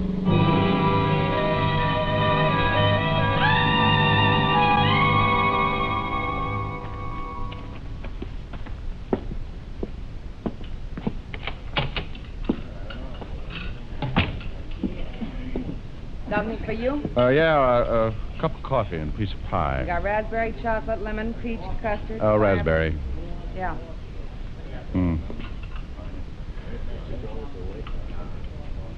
Here you are. Where's the closest gas station? About a mile down the road, but I think it's closed. It's after 10. Closes at 10. Oh, thanks. Miss? Miss? Yeah. Where's Tino Amalo? In the back. You want him? Call him. Sure. Hey, Mr. Amalo, someone wants to see you. Okay, be right there. Yeah, something I can do. Oh, what are you doing way out here, Captain? This your book of matches? Yeah, that's the name of my place. Found these matches on Lou Baxter. Baxter's dead. Oh, that's too bad. You're not going to tie Baxter up with me, are you? Lots of people come in here and take my matches. If Baxter came in here, you saw him. You're an old friend. Well, sure, I know Lou, but I ain't seen him in years. We got word your old boss is in town, Bert Fisher. Oh, is that right? Know where we might find him? No, I haven't seen Bert in years either. Look, Captain, I've been going straight. Sure. You're a little out of your territory, ain't you? This is unofficial. If you were in my jurisdiction, I'd haul you in. Look, I tell you, I'm going straight. I don't know nothing about Lou Baxter or Bert Fisher. Okay, Amalo. You may hear from me again. Well, nice seeing you again, Captain. No, miss. More coffee? Yeah. Where's the phone? Right over there on the wall. Is there another one? In the kitchen, but you can't use that. Hey, you can't go back there. Honey, it's the police. You stay where you are.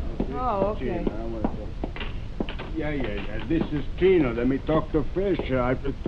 Hey, what are you doing? Don't move, Amalo. What is this? Cover up that mouthpiece. Cover it up. Okay. Now, when you get Fisher on the line, say what I tell you and hold that receiver out so I can listen. Look, friend. You look. Say one thing wrong and I'll use this gun. You a cop? None of your business. Well, look, There he is. Tell him you just heard Baxter was killed. Tell him. Hello. Look, I just got news that the Baxter was killed. Yeah? Okay, anything else? Say no, that's all. No, that's all. So what's the matter with you? Oh, nothing. Okay. Got any more news? Keep in touch. Hang on. Now, where's Fisher hiding out? Get up. Where's Fisher hiding out? You dirty flat-foot, you nearly bust my jaw. Only nearly? Where is he, Amalo? Well, look, you kill me if I tell you. That's getting late. Are you going to tell me? Okay. He's in a cabin about a mile up the road. Come on. You're going to show us.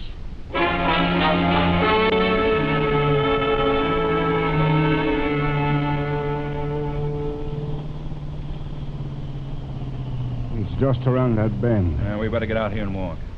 How many men has he got in there with him, Chino? 2. Now, whose cabin is it? Mine. Otis, get out and tell the rest of the men to douse the lights and come over here. Right, Captain. Now, here's a piece of paper. Draw us the floor plan of that cabin. Yeah, I'll give you some light.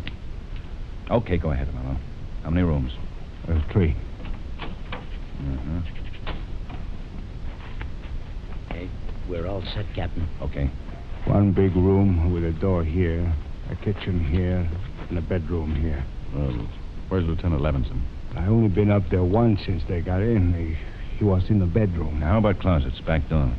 One closet in the main room here, one in the bedroom here. Let's see, a broom closet in the kitchen and the back door here. Has it got an attic? No. Where's Fisher's car? Parked around the back in the shed. Okay, I'll have the men stake out the place. You're going to take me up there, Amalo. Me? He's going to take us up there. You're a civilian, Rick. If there's any shooting to be done... If there's going to be any shooting, I'm going to be in on it. Wait a minute. Who said I was going to take you guys up there anyway? I did. I told you everything I know. I ain't going to get my head shot off. You're going to walk us up there, Marlowe, and you're going to knock on the door. No. And you're going to get them to open up. Look, they're loaded with artillery, shotguns. When the door opens, you duck. Okay, suicide. You heard what the captain said, Marlowe. I'm a civilian. Without a badge, I'm allowed to get pretty nasty with you. Look, you can't make me do something I don't want. I know my rights, Captain. You know something, Rick? I think I'm catching a cold. I can't hear a thing. All right, now, wait a minute. I'll go check the men. I trust you'll not take advantage of the prisoner, Rick. I couldn't hear if he yelled or something. Wait. Okay. Fine cop. All right, let's go. All right, men. Yes, sir. Listen now. I'm going up with Diamond. 3 of you take that side of the house. 3 take the other. You and you go around in the back to the shed where the car is. Yeah. Otis? Yeah? You and this man cover the front, but stay out of sight. If it comes, it'll come in a hurry, so close in fast. And look, boys, the lieutenant's in the back room, so try and be as careful as you can. All set? Yep. Let's go, Marlowe.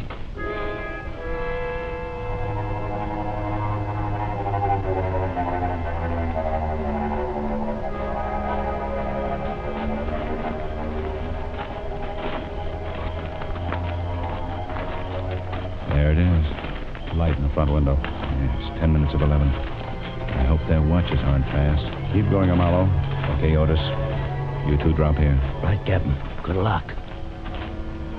What are you stopping for, Marlowe? I just remember they told me to yell if I came up. If you try to pull anything... No. Honest. They told me to yell. Okay. You stay here. We're going up on that porch. Count 20, then yell. And play it smart.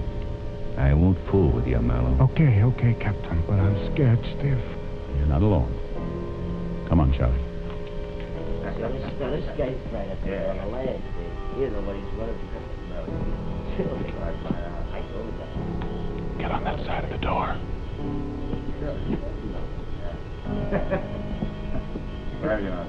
Hey, Bert, it's me, Chino. Hey, Bert, I gotta see you. You alone? Yeah. Can I come up? It's all right on him, Ed. Okay, come on up. Get him, Rick. What are you doing? Stop! One going into the room. Look out! Okay. Don't shoot anyone. I'm hurt. See you, Walt, okay. Walt? Well, it's about time. Get these ropes off me. You okay, Walt? Yeah. Thanks, Charlie. What time is it? 11 o'clock. Happy birthday.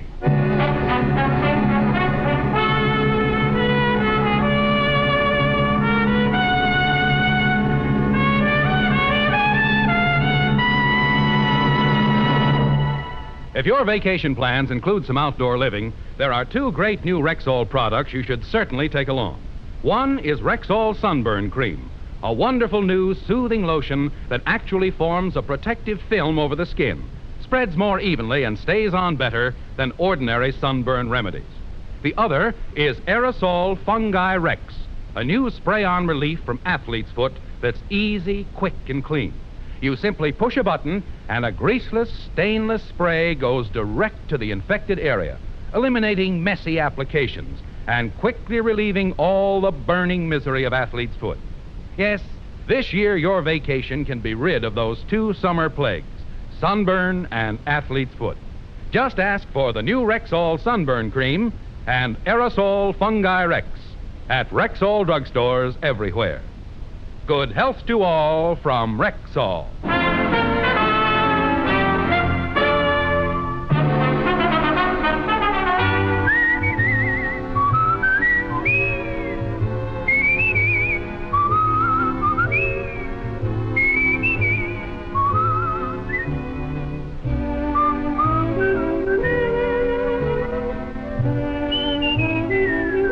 Richard Diamond, Private Detective, stars Dick Powell in the title role and was written by Blake Edwards, with music composed and conducted by Frank Worth. Dick Powell directed the RKO production Split Second, which is now in release, and his latest film appearance was in the Metro-Goldwyn-Mayer award-winning The Bad and the Beautiful. Featured in tonight's cast were Wilms Herbert, Bill Johnstone, Sidney Miller, John Stevenson, Arthur Q. Bryan, Virginia Gregg, and Jay Novello. Richard Diamond, Private Detective, is transcribed in Hollywood by Jaime Del Valle.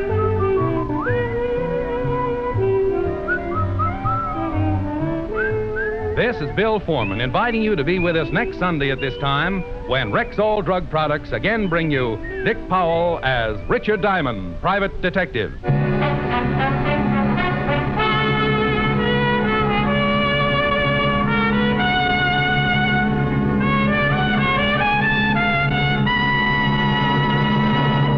Now, a non-fattening sweetener in granulated form. It's Rexall Sweetenette Sprinkle, the sugar substitute in a shaker. Just sprinkle it on for all the taste and none of the calories. Remember the name, Rexall Sweetenette Sprinkle, at Rexall drugstores everywhere.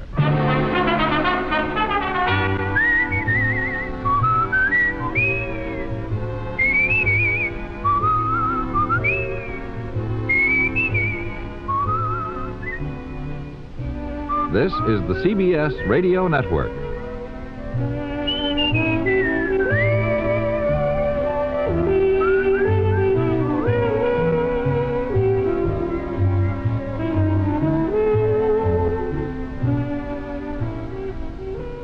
Here's Dick Powell as Richard Diamond, Private Detective.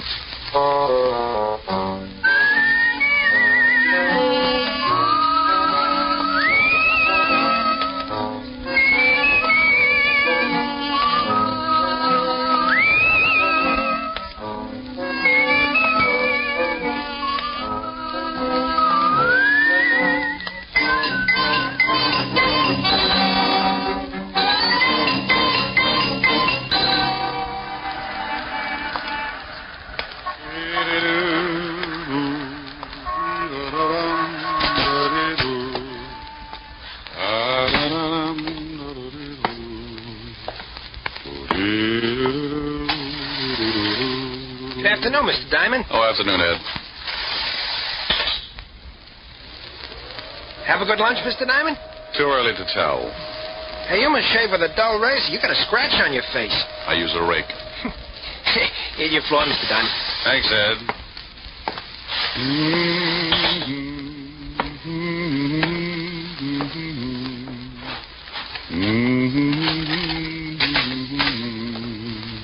Well, customers. Good afternoon, gentlemen. What can I do for... Oh, that was nifty, Ziggy. Is that Diamond? Yeah, Chino. That's him. Pick him up and drag him over to the chair, Ziggy. Sure thing, Chino. He's really out. Yeah. See if you can bring him around. Be a shame if he missed anything. Chino, would you mind holding my ash can handle? It might break his jaw. A pleasure, Ziggy. Diamond. Diamond. He looks like he ain't gonna make it.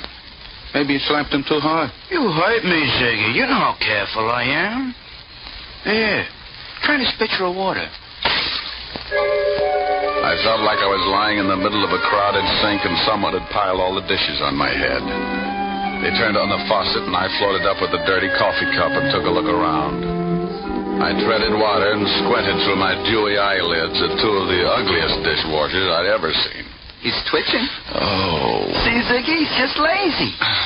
Diamond, let us know when things start making sense. Oh, that's a dirty trick. Oh, he's talking screwy. What's a dirty trick, Diamond? I'm stuck in the drain. I think you hit him too hard. He's liable to be talking like that from now on. Give it time, give it time. Diamond, you'll pull yourself out. Yeah. How did you monkeys get in here anyway? He's back. Now go to work, Ziggy, but keep him with us. Hey, wait a minute. Oh! That's enough, Ziggy. Can you hear me, Diamond? He don't like it. He's going to be hard to get along with. Belt him across the ears. He'll listen. Hear me now? He's nodding his head. I guess he wants to keep his mouth shut so the teeth don't fall out. Fine. Now listen, Diamond. When you get a call from a Mr. Barton, turn down the job. Understand? Ziggy, see if he's tuned in. Oh. now he's got his shirt on. Remember, Mr. Barton, you don't want to work for him. Think he gets it? Sure, Chino, but he looks tired from the strain. Oh, then put him to sleep, Ziggy. Nighty-night, Diamond. He didn't have to say nighty-night. It was only 2 o'clock in the afternoon. He tapped me once more with a galvanized sleeping pill and tucked me away for a rest. The next thing I knew, a pair of gray suede gloves were patting my sore face. Maybe he didn't want to leave any fingerprints on my bruises. Mr. Diamond, can you hear me? Oh, you know, this can get monotonous. Go away. Should I call the police, Mr. Diamond? What? I was expecting uglier company. Could you sit up? I'm getting some of your blood on my shoes. That's tough. I'll turn it off. I'll bet your name's Barton. Why, that's right. How did you know? I'm lucky. Now get out of here. But I want to talk to you. I just had one long conversation, but it was too one-sided. Go on. My health is doubtful, but it's fun to have it around for company. Maybe $500 would pick you up? It might, for a while, but I don't like to waste that kind of money on funerals. $750? So they line the coffin with velvet. $1,000. You're begging to make a short life sound practical. If you do the job successfully, there'll be another $1,000. You just bought yourself a corpse. Let me wash up. Talk some more. I can hear you. It's my son, Roger. He thinks he killed a man. He thinks? What do you want me to do? Find out for sure so I can brag about it? Ever heard of a John Alter? Sure. Walt Levinson sent him up 5 years ago on a manslaughter rap. Well, he doesn't like it up there, and he'd like to get out. I don't blame him. What's this got to do with your son? I'm chairman of the parole board. Oh, you look much better now, Mr. Diamond. I can't stand the sight of blood. It doesn't bother me. It happens every week. So, you're the chairman of the parole board? Yes, some of Alter's friends promised to keep quiet about my son if I let Alter go free when he comes up before the board next week. And you think maybe your son was framed? Yes, about a month ago, he met a girl in Florida. Her name is Lenore Brown, and she's a friend of Alter's. How did they spring the frame? I beg your pardon? You must associate with a higher type thug. Spring the frame. Made it look like your son killed somebody. Oh.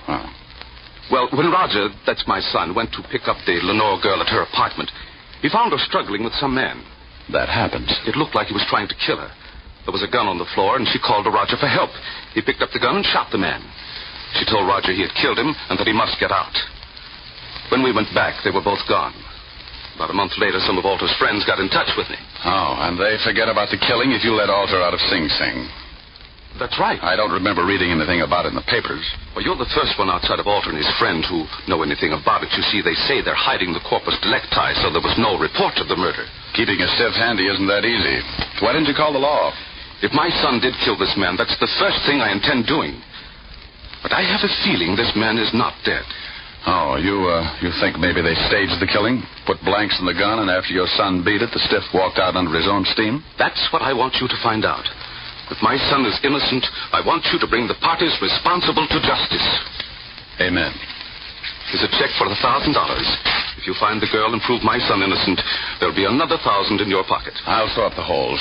Well, thanks, Mr. Barton. I'll start right away. Goodbye, Mr. Diamond. You can reach me at the Wentworth Hotel. I'm staying there until this matter gets cleared up. I won't get in touch with you unless I find something. The guys who worked me over are pretty set in their ways, and there's no sense in you tripping over a lot of dead bodies.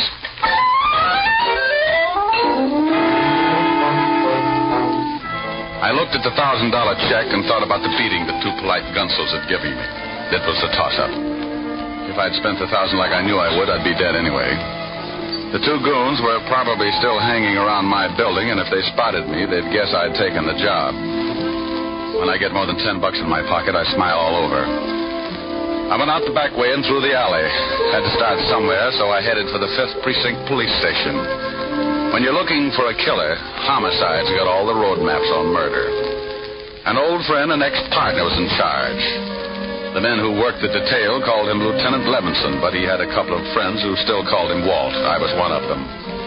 You earn that right when you work for a guy for 6 years. After I left the force, Walt started doing a solo, but he now had a sergeant who stumbled around after him.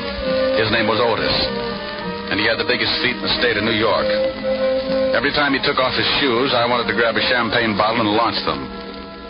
I don't think he liked me. When I walked in, his face always looked like an advertisement for a sour stomach. Well, Richard Diamond, private detective. Well, Sergeant Otis, homicide's answer to the missing link. What was that last word? Well, you're half safe. I said link. Walden? Yeah. You turn the knob and you push. Why don't you get that uniform cleaned? Some dad's going to get up and walk to the station without you. Well, hello, Rick. If you've got... Yeah. You must get tired changing your face every day. Somebody shove you around again? Been catching up on my patty cake, Walt. Tell me, did you ever know a bit of fluff named Lenore Brown? Sure, John Alder's expense account. Used to hold hands before I sent him up. Know where I can find her? Alder's still got her staked out. When he leaves stir, he's going to come back and dig up the claim. You better forget about it. She's got the antidote for lonely nights, but some of Alder's boys are protecting her. I know, yeah. They gave me a pep talk this afternoon. And then listen to them. It's better watching the game from the bench. You never can tell. I might make a score. Well, you're outweighed, outclassed, and liable to be outlived. She used to work at the Black Swan in Florida. I heard Alder was trying to get a parole, and she came to New York to be close to him. Any lying on her here in town? No, but if she's seeing Alder, you might spot her on a visitor's day. And now, look, Rick, why don't you stop chasing two-bit thugs and come back on the force? I never had ulcers when we were working together. You know how I feel about that, Walt. I'm a restless guy. Sometimes I like to sleep late in the morning. Okay, Rick. Want me to call the warden and tell him you're coming? Yeah, thanks, Walt. Take it easy. Bye, Rick. Be a good boy.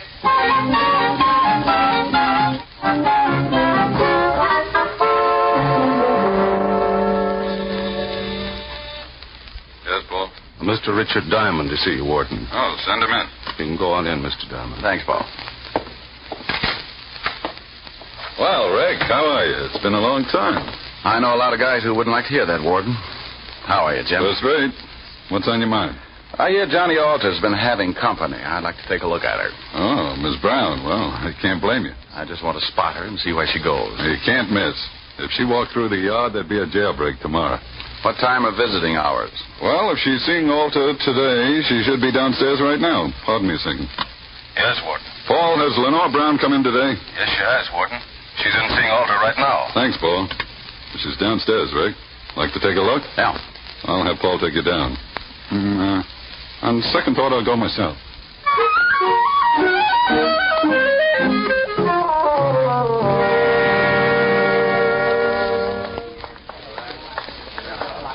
There she is, sitting at the end table talking to Alder. Oh. Now I know why Alter needs a lot of money. She's wearing enough mink to carpet Radio City. You should get a load of her on a warm day. Coat doesn't stop me. She'd show up, even if she's wearing a tent.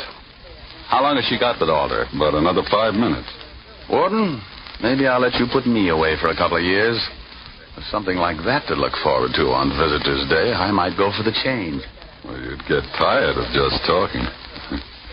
Think what you could do on the outside. Yeah, I am, but it would probably send me right back up here. You want to stick around till she's through talking? Thanks, Jim. I'll wait in front till she comes out.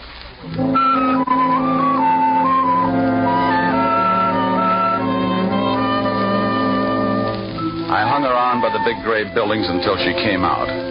She walked over to a long white convertible and got in. Now I know what the guy meant when he wrote, "Ask the man who owns one."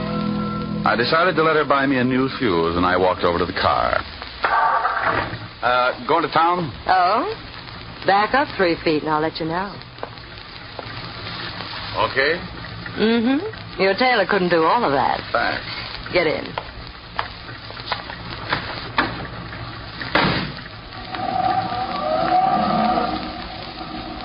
Visiting? Yeah, the warden's an old friend. How many years did you know him? Baby. I've been going home every night all my life. Every night? Well, almost. What do you do with the almost? Depends. Everybody likes something different. You must get tired thinking up new ideas. Oh, I don't think much. It's more fun being surprised. Hey, what are you stopping for? We just got started. Surprise? Oh, yeah. And a nickel-plated one. Look, baby, you don't have to pull a gun. If I'm getting fresh, I'll get out and walk. You'll sit right there, Diamond. Oh, name dropper. Mm-hmm. Expecting company? Mm-hmm, and you've met them before, honey. That's nice. I wouldn't want you to get stuck with the introductions. That's your friends coming along in that car? It should be. Now hold real still. They'll only shoot you this time. Sometimes you're lucky. When a dame's got a gun on you, you don't stand much of a chance unless she's got her mind on something else. This one did. And when she looked up in the rearview mirror to make sure it was her boys, I tagged her. My two playmates were just pulling up in the green sedan when I went out of the car like a dry transmission. There he is. He's firing up. Nail it. He let go just as I dived off the side of the road and hit the center embankment. I rolled to the bottom and came up looking like an exhibit for smallpox. He's down the hill. Go get him, Ziggy. There was a line of trees just off to the right, and I got to them just as Ziggy tried again. He needed a rifle. I was running through the trees then, and I could hear Ziggy somewhere behind me falling all over himself. I pulled my gun and thought about waiting for him. I could give him so many holes he'd whistle in a high wind, but I had another idea. I stopped and listened. He's around here somewhere. Well, come on. We'll spread out. That tore it right down the middle. They were somewhere behind me, and both of them were looking. I got him. Oh, my God. Get off of me, you million. I got on a new suit. Oh, my deepest apologies, Gino. I thought you was Diamond. Can't you tell a difference, Ziggy? He's got on a blue suit. Oh, I'm a little colorblind. Now let's find Diamond. They started hunting again, and I cut off to my left and headed back to the highway. I reached the hill that sloped down from the highway, and I went up fast. The cars were about 100 yards down the road, and I used my last lung getting there. Lenore was still out, just like I'd left her when I put her to sleep. I went over to the Gunsel's car and lifted the hood.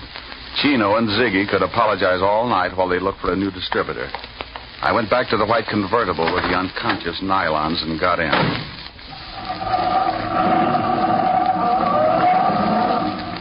I noticed something lying on the seat. It was her purse, and she didn't wake up when I grabbed it. Doing a rummage job at 80 miles an hour isn't easy. But there wasn't much of interest anyway, just a little black book. I needed a gimmick, so I stuck it in my pocket. I put the purse back on the seat just as she started coming around. Wow, now that's it, baby. Sit up and look at the pretty scenery. How did you get here? Where's Ziggy and Chino? Playing Peter Pan. Jaw hurt? Yes, you heal. Play rough and you get hurt. Where do I take you? My apartment, I guess. You're going to ask a lot of questions, and I don't talk much. We might as well figure out something to fill in the lull.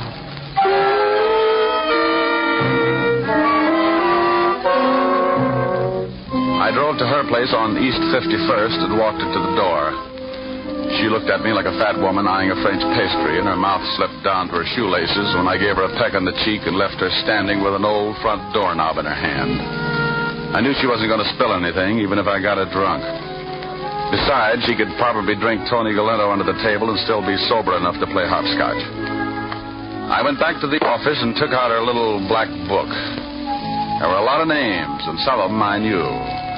Chino, and after it, likes his work. And Ziggy, and after his name, has own gun. Yeah, Richard Diamond, too. I never did figure out what the 3 stars were for. I'd forgotten all about my date with Helen when the phone rang. Yeah? Hello, Rick.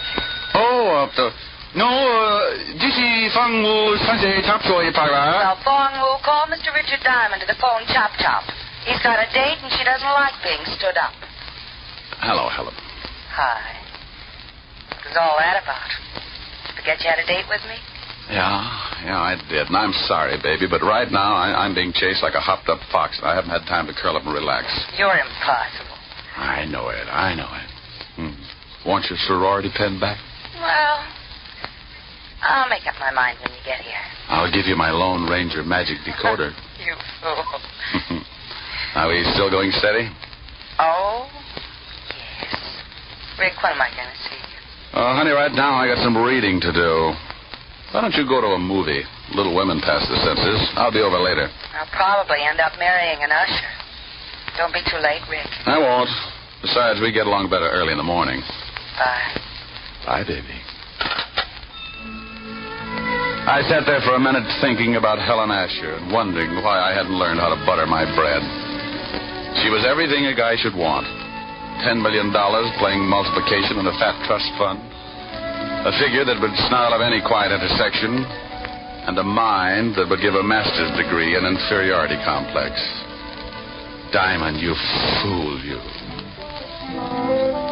Well, Lenore Brown's little black book was a poor substitute for an evening with Helen, but 3 items put me in second gear. They weren't hard to find. Take out all the men's names, and there they were, 3 addresses. One was in the village, another in Harlem, and the last was somewhere in Chinatown. All of them were a setup for a dead man who wanted to make himself scarce. I wanted to talk with Barton before I started hunting, so I called the Wentworth.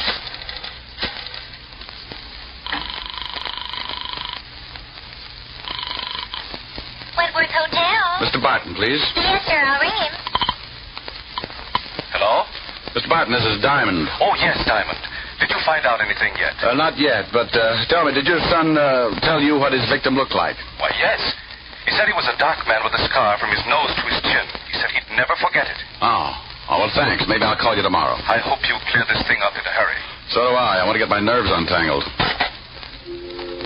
I took the easy address first, grabbed a cab, and 20 minutes later I was walking down the steps of a little dive on the east side of Greenwich Village.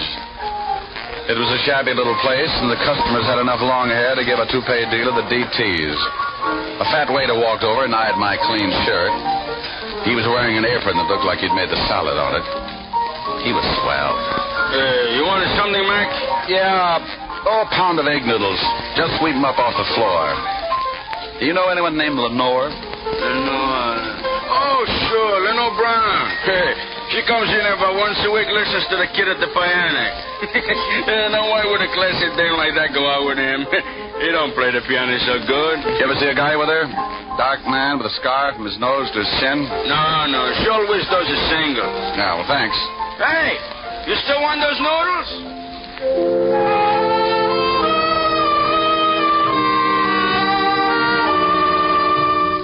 I walked out, got back in the cab, and marked off Greenwich Village in the little black book. The second address was on the fringe of Harlem, the Hill, they call it. The night was black, and the fog had rolled in off the East River and staked out a claim all the way to Lenox Avenue. As I walked up to the old brownstone, my nerves started screaming SOS. I stopped cold and looked down at 2 gleaming eyes, like 2 pieces of polished glass shining in the glare of the dim street lamp. As I got used to the darkness, I could make him out. He was a big, white, battle-scarred bulldog, and he had some ideas of his own. He started shuffling in slowly, jerking back his lips and showing a row of white teeth. Hold it, Lucifer. I hadn't heard him come out on the porch. He was a big man wearing an off-white undershirt, and from what I could see, he looked meaner than his dog. The animal stopped, but he kept facing me, showing off his toothpaste smile. He won't hurt you, mister, unless I tell him to. I'll think about it for a while. I'm a poor substitute for horse meat. What do you want? Do you know a Lenore Brown? You a cop? Shamus. Beat it, Lucifer. Thanks, pal. I couldn't hold my breath much longer. You can come up on the porch. You're looking for Lenore Brown, huh? Yeah, know her? I met her. My wife works for her. Is your wife in? Yeah. Yes, sir. Yeah? Come here. Some private dick wants to talk to you. She's Miss Brown's private maid. Yeah. Your husband tells me you work for Miss Brown. Yeah, what's she done? She got many friends? Men friends. Yeah. You know a dark man with a scar? Oh, sure, I know lots of them. What are you talking about, woman? Oh, I meant someone who Miss Brown knows. What did you mean by that, mister? Look, I really don't know anybody with a scar. Now you better beat it. Yeah. Get moving. And I want to talk to you, woman. Get in there. Yes, honey. I knew she was going to get bruised, but he looked rough enough to cut my windpipe, and I wanted someplace to pour my coffee down in the morning. So I got out of there fast and headed for the last address in the little black book. The place was on one of those narrow, dark streets. It was so quiet you could hear yourself change your mind. A sign above the door read Tangy, so I pushed it open and went in. If I didn't find the man with the scar here, I was out on strikes. It was a little restaurant on the bottom floor of a 2-story building. A quiet waiter slipped up and showed me to a booth. He shoved the menu in my hand and disappeared before I could ask him anything. The place was empty except for an old couple sitting near the door. The waiter said something to them, and they looked quickly over at me, and then they left in a hurry. The room was completely empty now. Even the waiter had disappeared. I looked up at a flight of stairs at the far end of the room. A pair of very healthy ankles came into view, and they were holding up a pair of legs that ran my blood pressure up to 190 again. I eased my gun out and held it under the table. Lenore turned the corner and started down toward my booth like a loose snake in a rabbit pen. Mind if I sit down? It's your party. Shame on you. Don't you know it's not nice to pilfer a lady's handbag? Now, Mama will have to spank. Looks like the last address paid off. If you're buying shrouds, it did. Where's the guy that young Barton was supposed to have killed? Upstairs. But he's very unsociable. Hates long conversations. I only need a couple of lines. He can't even do that. He likes to keep on breathing. Old man Barton figures Alter framed his son. He's not going to let your boyfriend out of Sing Sing until he finds a man with a scar. Think he can do better than you did? Well, I found him. Was it worth dying for?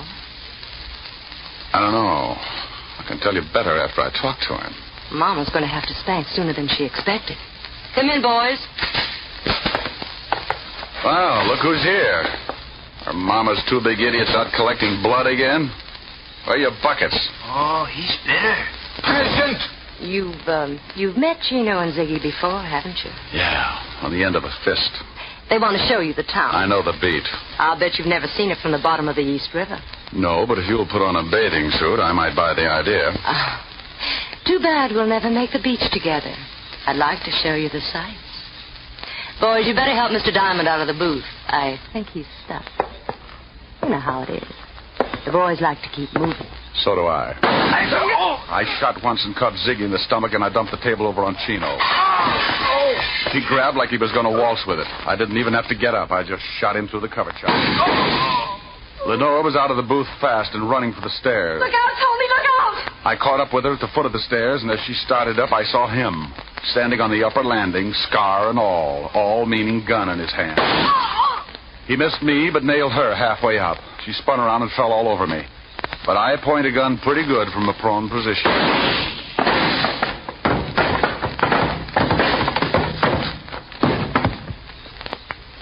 You should have kept your nose up, mister. A bad landing washes you out.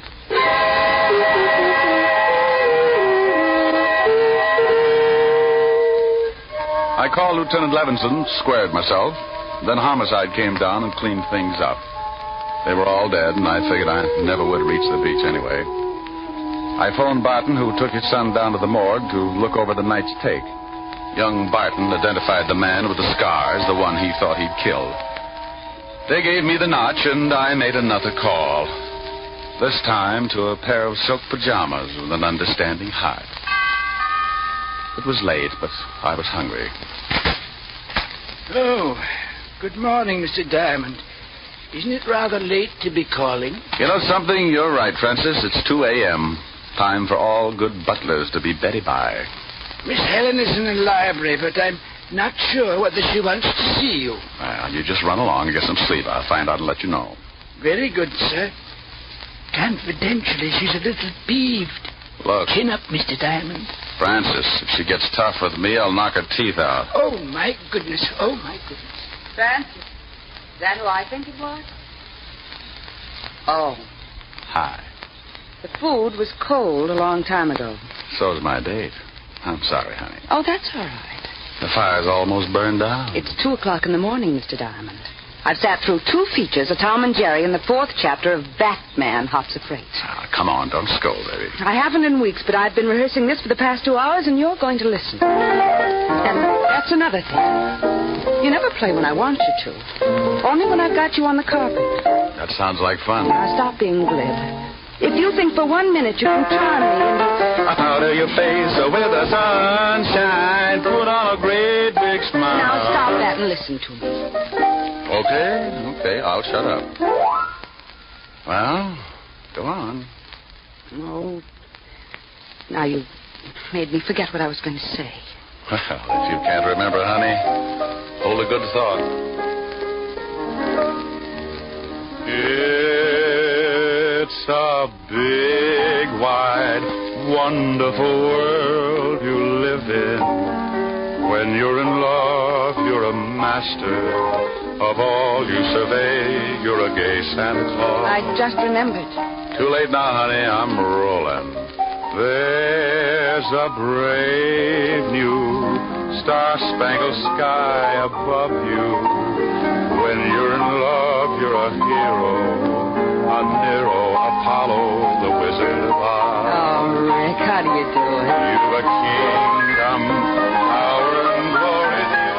Richard Diamond, starring Dick Powell, was previously released over the National Broadcasting Company for listeners in the United States, and has been re-released to you men and women overseas by the United States Armed Forces Radio Service, the voice of information and education.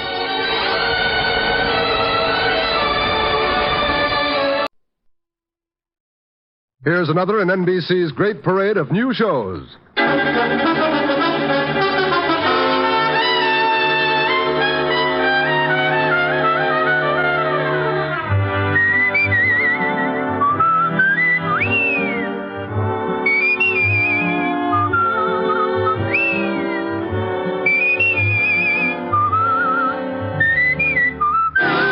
Now, Dick Powell as Richard Diamond, private detective.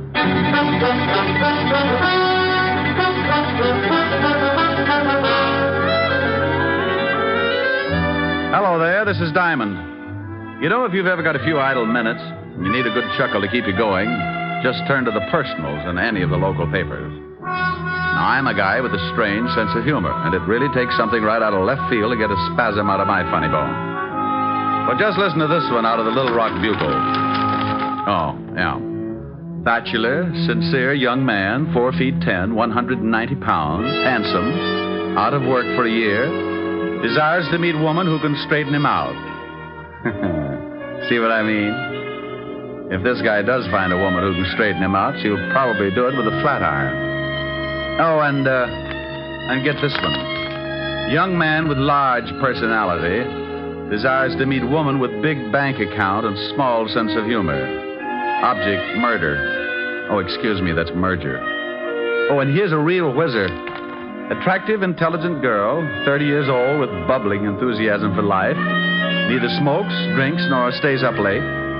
Vegetarian and hates comic books. Would like playmate who enjoys active recreation. There'll be a month of fasting after that one. Oh, yeah, I knew I had something else. That case I got mixed up in last week. If you think those personals are silly, wait till you hear about this. It all started about 11 o'clock one morning in my office. Mr. Richard Diamond, private detective? I was out with a hula dancer last night. Wait, I'll look in the mirror and tell you. Come on in so you can see, too. My name is Jerome J Jerome. Well, I'm not going to ask you what the J stands for. You are Mr. Diamond, aren't you? It's my face, all right, but I'm sure the rest of me's on vacation. Don't you feel well? I don't feel at all. Ever danced the hula for 6 hours straight? I'm a past master of all forms of dancing. Care to waltz? What? Forget it. What can I do for you, Mr. Jerome? It's not what you can do for me, Mr. Diamond. It's what I can do for you. Well, that's a switch, but let's give it a whirl. What can you do for me, Mr. Jerome? I'm a millionaire, Mr. Diamond. Well, bless your little pointed head. I'm also a G-man. I knew this would jump the track sooner or later. Tell me, if you're a G-man and a millionaire, where do you work? The U.S. Mint? I write songs, too.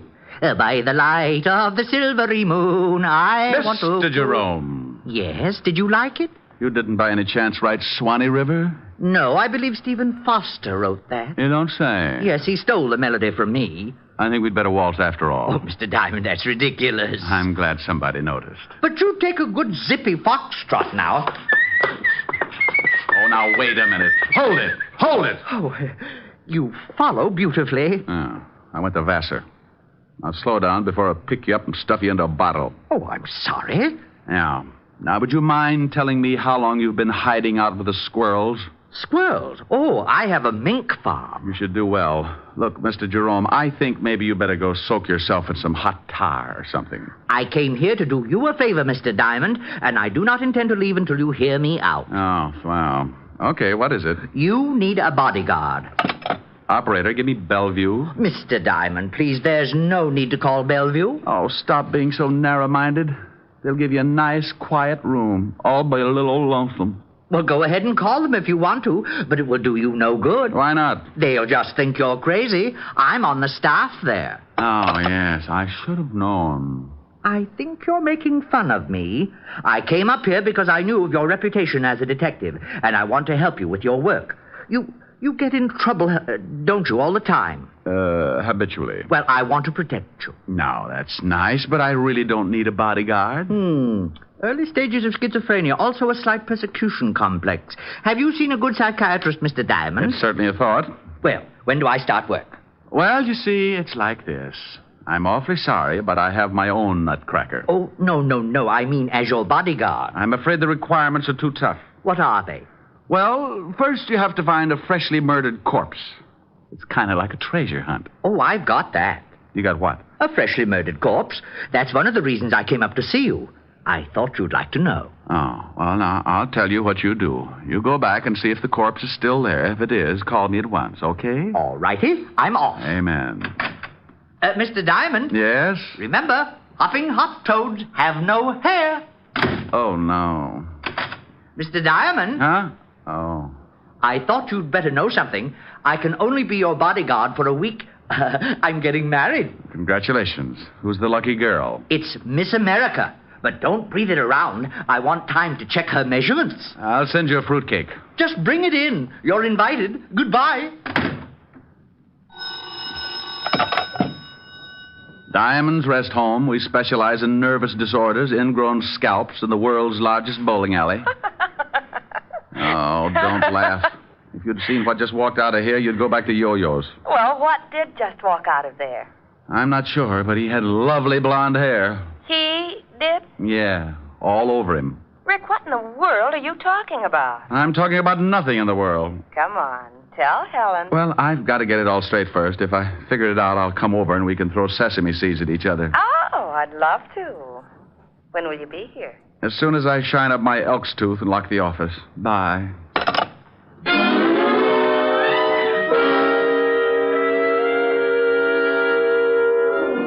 Well, I usually get some screwy ones, but this one was the topper of the season.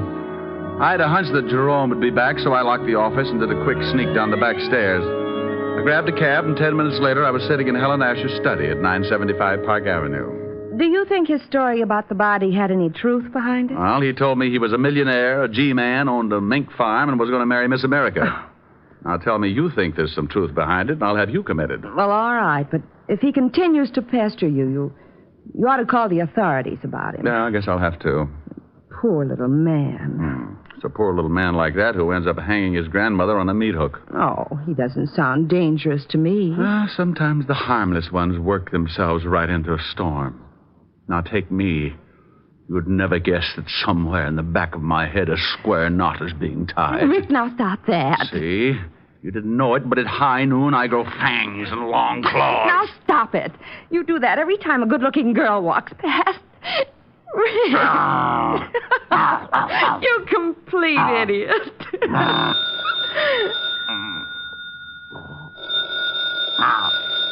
Rick, the phone's ringing. Oh, I hope it's happy. It might be something important. Oh, Rick, you're mussing my hair. Now, stop that and answer the phone. Oh, you woman are a fiend. Harold Appleknocker's Happy Home for Hogs. Rick. Who is this? What's the matter with you all? Ain't you got your ear trumpet tip right? I know it's you, Diamond. No, it ain't. This is old Harold Appleknocker. I'll let you talk to my gal, Lulabelle. Say hello to the Lieutenant, Lulabelle. Howdy. Now, Diamond, you stop that. I just got back from my vacation, and things are already so confused I may turn in my badge before the day is over. Well, come on down to the hog ranch, and I'll cook you up some hocks. Now, come on, Diamond. I'm not in the mood for any of your wild humor. Oh, what's the matter with you, Walt? Did you catch any fish? Oh, wait till I tell you. I got one that was so big. Is that why you called me? Huh? Oh, no. Some guy's been pestering me for the last half an hour. Wants to know where you are. Says he's an old friend. Oh, his name wasn't Jerome J Jerome, was it? Well, that was the first name he gave me. The last time he called, he said he was a G-man. That's Jerome. Want me to tell him where you are? You do it, I'll handcuff you to Sergeant Otis. Oh, don't say that name to me ever again. Why, Walt, you sound bitter. That hornet head worked nights just messing things up in homicide. Lieutenant Waldo is taking calcium shots. The chief has locked himself in his office. Won't even open the door for food. Well, if Jerome calls again, tell him I've joined the South Siberian Balloon Corps. Now, wait a minute. Well, what do you want now, bonehead? It's that Jerome guy. He wants Diamond again. Says he found the body right where he left it. What? Diamond? Now, you wait a minute, Walt. What are you doing? Oh, picking up my eardrum. You better watch that yelling. You'll have an office full of hogs. Keep Otis out of this.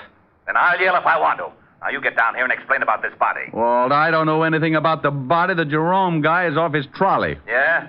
Well, if there's the smallest possibility of a corpse turning up and you're involved, it'll turn up. Walt, you say it, but you don't mean it. I don't, huh?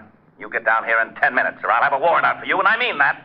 Now, step on it. Now, by heaven, I'll forget modern police procedure and drag out the rubber hose. Why don't you use Sergeant Otis's tongue? You could beat an elephant to death with it. I'm not kidding.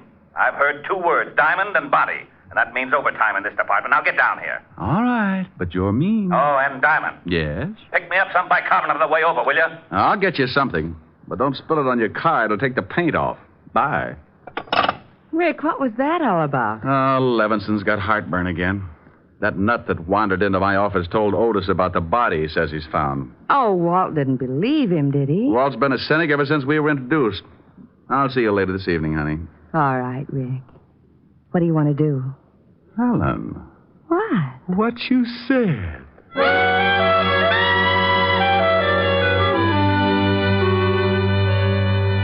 I had a mental picture of Walt eating his way through his desk, so I got some bicarbonate at the drugstore and hurried over before he got to the wiring and shorted out the whole department. As usual, the king of the forest met me in the squad room. Well, you're in Dutch, Shamus. I guess you're right, Sergeant Otis. How about lending me your wooden shoes? Oh, what do you mean, wise guy? They ain't wood. And why do you use a crowbar instead of a shoehorn? Yeah, very funny. You better go on in. Lieutenant's liable to start breaking things. I hope he doesn't use his bare hands. Yeah? Why? Well, your head's liable to get in the way, and you'll be crippled for life. All right, Walt. Stop chewing on that desk. Here's your bicarbonate. What are you talking about? Now you listen to me, Diamond. That's like telling a man to turn up his hearing aid in a bombing. You can stop being cute. That guy, Jerome J. Jerome, phoned just before you came in, and he sticks to his story about the body, but he won't tell us where he is. You don't really believe him, do you, Walt? He's nuts. Well, he did say something about playing quarterback for Notre Dame. But if you're mixed up in this, I can't take any chances. Oh, don't be an idiot, Walt. This little guy, Jerome, came waltzing into my office this morning and... Lieutenant. Oh, what is it? That guy Jerome's on the phone again. He wants to talk to Diamond. Rick, pick up that phone and find out about that body. Oh, now, come on, Walt. You can use the extension in here. Go on. I promise you'll be sorry. You pick it up and say hello. Not to this guy, you won't. You'll come back with hopping, hop toads have no hair or something. Hello, Jerome. Oh, Mr. Diamond. Good. I've been trying to get you for some time. The body's here, all right. Where, Jerome? Can anyone hear? No, Jerome. Well, I thought maybe they had the line tapped. They do that, you know. Yes, Jerome. Now, where are you? I'm at the Osterham place. And if you don't want this corpse, I'm calling in Hawthorne of the death squad. Jerome, please. Now, where are you? The Osterham place on 74th Street. I'll be right over, and don't let the corpse get away. Oh, it won't. I'm sitting on it. Oh. Well, did you find out where he is? Oh, he said the Osterham place on 74th Street. What the devil's that? The Osterham place? That's old man Hoster Osterham's home. You know, the eccentric old millionaire that died last year? Oh, how did Jerome get in? It's been turned into kind of a museum. The old boy had quite a collection of rare antiques, and when he died, he left the house to the city as sort of a showplace. You mean he's open to the public? Yeah. Well, let's go. Jerome's probably found a mummy for us.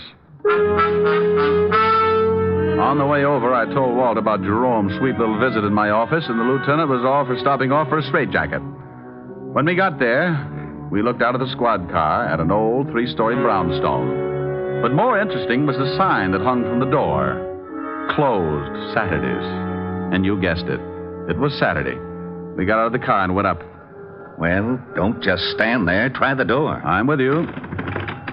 Got an axe? Ring the bell. If Jerome's in there, he'll probably answer. Oh, anything to make the police force happy. Mr. Diamond. What is that? That is Jerome, over in the window. You will have to climb in here. Come on, Walt. We can't do that. Who's that with you, Diamond? This is Lonely Levinson, Jerome. He collects bodies. Oh, good. He'll just love this one. Climb in. Coming on? Oh, go ahead. If there's a corpse in there, it's in the line of duty. I'll give you a boost. I can make it. What you read, old Fedberry? You shut up. There. All right, Red Heart, you're next. Up, and away! Oh, I'm glad to see you both. I was getting tired of sitting around with her. The conversation was so one-sided. Sitting around with who? Her. Rick. Yeah. Do I qualify, Mr. Diamond? Young girl. Been dead quite a while. Jerome. Yes, boss. Oh, Ricky, how you found her? Well, this room is supposed to be sealed up. Sealed up? Yes, the building is a museum. Not a very good one. I have much better things in my apartment. We're losing him. Jerome, how you found her? Oh. Well, when the building is open to the public, they take you on tours. When we passed this room, we noticed it was sealed. I asked why, and the guard said it was because the late Mr. Osterham had stipulated in his will that the rest of the house could be shown, but not this room. It was his private study. And he said if he ever wanted to come back, he didn't want a lot of people cluttering it up. Who broke it in? I did. You did? Don't they have burglar alarms in this museum? Mr. Diamond, Lonely Levinson has an extreme case of supersensitivity. Does he always snap like that? Only when he hasn't been fed. Why did you break in? You should be careful, Mr. Lonely Levinson. You'll bite someone. Have you been checked for rabies? Now you listen to me. Walt. Jerome, why did you break in? Well, it's perfectly obvious. When the guard told me the story, I played along with him. Of course, I knew it was just a trick to throw me off. Of course. Oh, would you mind turning your head? It's much better if you just chew on that curtain. Well, I waited until they closed the place. Then I came back, jimmied this window, and found the body. Then I came to you, Mr. Diamond. Simple? Oh, sure. Rick, what are you doing? Oh, just looking at the dead girl. Come here. You find something? Yeah. Got on an anklet. Name is, strike a match, will you? Oh, wait a minute. There. Adelaide. Looks like she's been dead quite a while. Yeah. Jerome, when you found... Hey, Jerome. What? He's gone. Oh, we're a couple of swell sleuths. He's not out on the street. Must have climbed out and run for it. I'll send out a general on him. Yeah, I would if I were you. A guy like that shouldn't be running around loose. He's liable to wind up on Stromboli. Well, Walt put out a general alarm on Jerome and then called in the rest of the experts to give him the dope on the dead girl. I didn't wait around because I had a hunch that Jerome would find me again. I was right, because at that moment he was sitting in my office behind my desk. Diamond Detective Agency? Rick? Who is this? Oh, now stop clowning. This is Helen. Never heard of you. Why don't you dames leave me alone? By the light of the silvery moon. I guess I'll have to write some new lyrics. Oh, dear. Yes, what is it? Well, you sure got there in a hurry. Who is this? Now, you stop that, Diamond. You know very well who this is. What do you want, stupid? Stupid? Yeah, rhymes with Cupid. Could do a song on it. Like to hear my latest? I've been working on the railroad all the livelong day. What kind of a song do you suppose I could write with stupid and Cupid? Oh, hello, Mr. Diamond. What's going on? Well, hello, Jerome. Taking my calls for me? Yes, and wait till you hear the pixie I've got on the line. Here. Thanks. Hello, Walt. Rick? Yeah, you were talking to Jerome. I just came in. I might have known it. Don't let him out of your sight. Of course not. Now, what did you find out? Oh, yeah. The dead girl is one Adelaide Smith. Had a record, blackmail artist. Been dead about 3 days. Working for a Patrick Mahaffey, attorney, on Pine Street. She was strangled. Blackmail artist, huh? Very smooth, or used to be. Any line on Mahaffey's background? We're checking into that now. Well, find out one thing more for me, will you? If I can. What? When that museum was open to the public. Well, that's easy. I'll call you back. Hold on to that Jerome guy. Oh, sure. Walt. Yeah? Jerome's gone again. What? Bye.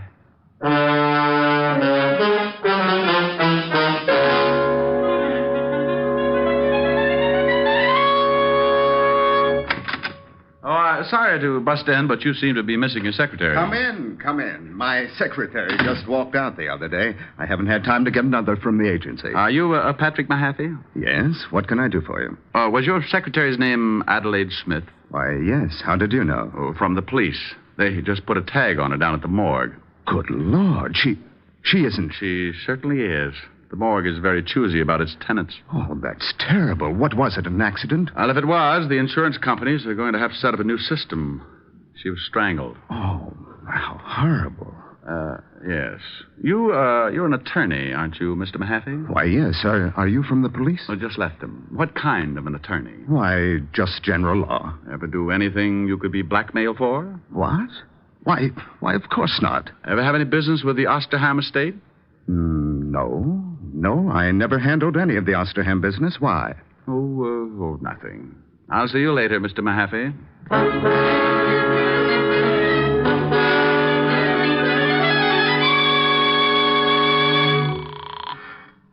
Homicide, Lieutenant Levinson. Walt, Diamond. What did you find out about Mahaffey? Rick, there's something fishy. You got to stop going to these cheap restaurants. Oh, be serious. That Mahaffey guy was executor for the Osterham estate. What? Yeah, funny coincidence. Coincidence, my shoulder holster. I just left him, and he told me he'd never even heard of the Osterham estate. Now, why would he do that? He's certainly smart enough to know we could check. Maybe he wanted time enough to skip. You think he's mixed up in the killing? Oh.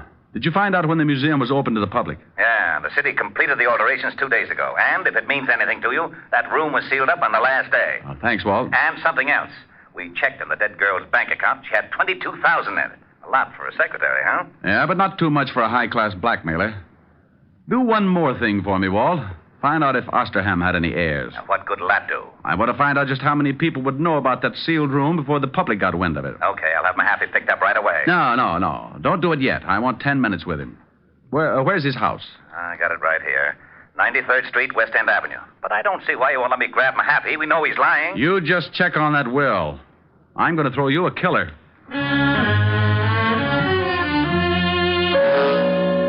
I left the phone booth and headed for West End Avenue and Patrick Mahaffey's residence. Strangely enough, it was on the west side of town. And when I got there, I spotted a green sedan in front of the house. I started up to the front door, and Mahaffey met me halfway. He had a suitcase, and he was in a hurry. Oh, it's you. Your memory's getting better. Come on, you don't want to leave right now? Let's go back inside. But I have to catch a plane. I'm leaving town on business. Oh, I'll bet you are. Let's go. Now, wait just a minute. You have no legal right. Do I have to show you my biceps? Well, all right, but make it brief. I'm late as it is. Now, just what is this all about? I thought you said you didn't have any business with the Osterham estate. Why, that's right. I checked. Oh. Just exactly what was your capacity? Well, I handled the incomes on the trust account. I was also the executor of the will. You wouldn't be handling it now, would you? When Mr. Osterham died and I executed his will, my job was done. Were there any heirs? 2. Neither of them were able to hear the reading. Who did hear it? Just an official from the city. Why weren't the heirs present? Because one of them couldn't be found. The other one was in a kennel. In a kennel? A cocker spaniel. He received $10,000. Oh, I bet he rolled right over on his back. Who was the other heir? Mr. Osterham's nephew. He hasn't been heard from in 10 years. He went to France to study hat designing, but hat jobs were very scarce, so he just vanished. He was rather eccentric. Oh. Now we come to the jackpot question. What you got in the bag? What? You look a little green. Open it up. Now, look, you can't do this to me. It's against the law. Where's your warrant? I got a fistful of them, see? Oh. All right. There. Dump it out. But I've got to catch a plane. If I dump all this... Dump it out. Well. Yes. It's a lot of money, isn't it? Sure is. Isn't it lovely? Well, I'm glad you like it. Go ahead. Take half. I was hoping you wouldn't say that. Why not? Because I'll hate myself for the next 2 years. Put it back in the bag and let's go. But I'm offering you $100,000. You must be a fool. Oh, this is a very elementary deduction. Come on, you can figure it out in Sing Sing. I don't think so. You should have looked in my pocket, too. Oh, I hope that's an old pipe you're pointing at me. I hate to disappoint you. It's a .38. Now you're turning green. Now, you better answer it. That's the police, and they know I'm here. All right, but you say one thing wrong, and I'll have to shut you up permanently. Yes? Is Diamond there? Yes. Let me talk to him. All right. You were right. It's for you. Go ahead, talk to him. But I warn you again. Hello? I'm getting tired of dialing. Everything all right? Just dandy. What did you find out? There were 2 heirs, and get this. One of them was a... Cocker Spaniel. Yeah, how did you know? What else? Well, that guy Mahaffey's a crook. We checked and found out that there's only about $10,000 left in the trust fund. The bank says Mahaffey had power of attorney, and he'd drawn out about $200,000. You got him there with you? Yeah, but it's all in the way you look at it. Oh, It's like that, huh? See if you can stall him. There ought to be a prowl car nearby. Goodbye, Walt. Did you get the information you wanted? Yeah, you killed the girl. Probably because she found out you were dipping into the till. You paid her $10,000 and got her over to the museum and strangled her. I took the money, yes. But you're just guessing about the murder. No one else but you knew about that closed room until after it was sealed and the public was told. The girl was killed the day before the room was sealed.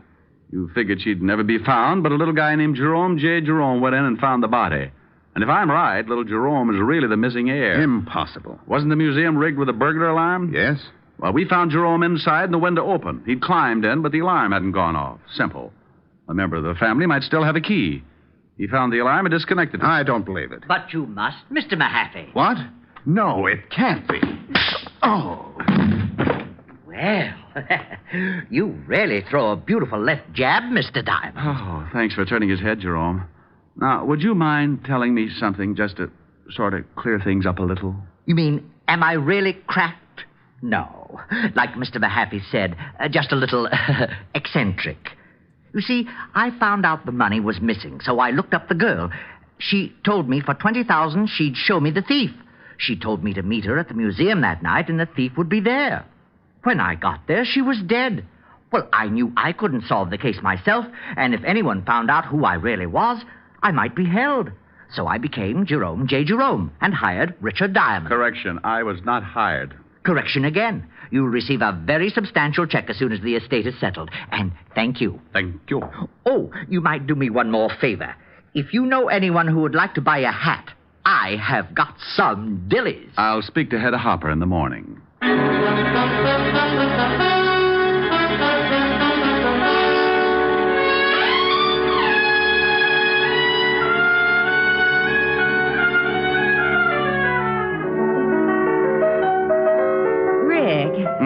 Yeah? Well, it's lovely, but... But you don't like it? Well, yes. What's the matter? I don't know what it is. You don't know what it is? It's a hat. A hat? Certainly. Here, give it to me. Now, look, you put it on this way, see? What are you laughing at? Oh, no. Oh, yes. I might even do a Hildegard if I got the right bookings. A pair of long gloves. All of a sudden, my heart sings when I remember little things. The way you Rick, used to... now stop it. I will not. I may have found a way to make $1 million.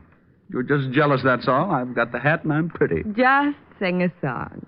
And finish it for a change. Oh, I'd love to. I don't know from nothing, baby.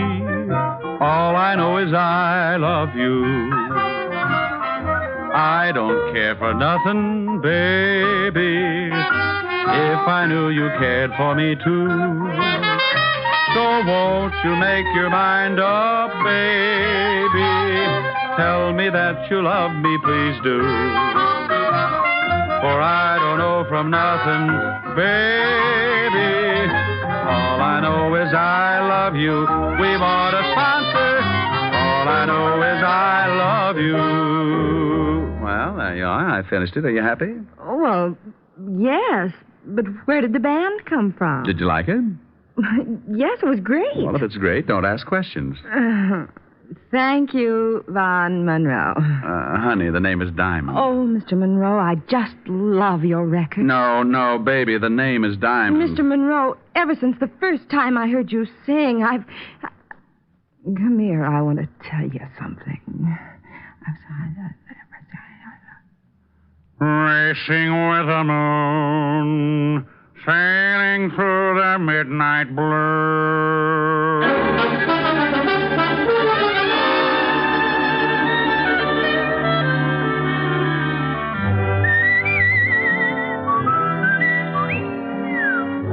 You have just heard Richard Diamond, Private Detective, starring Dick Powell. Helen was played by Virginia Gregg. Lieutenant Levinson by Ed Begley. Also in the cast were Wilms Herbert, Joseph Kearns, and Stanley Waxman. Music was under the direction of Frank Worth. Richard Diamond is written by Blake Edwards and directed by Richard Sandville. Dick Powell soon will be seen in the current screen version of the best-selling novel, Mrs. Mike. Now, this is John Storm inviting you to be with us again at the same time next week when we will again bring you Dick Powell as Richard Diamond, Private Detective.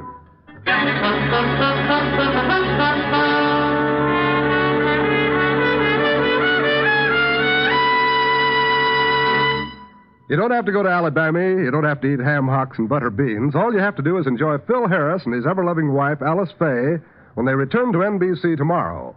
For 30 minutes of Southern Fried Joy, lend an ear to Phil Harris, Alice Faye Show, returning tomorrow on most of these same NBC stations.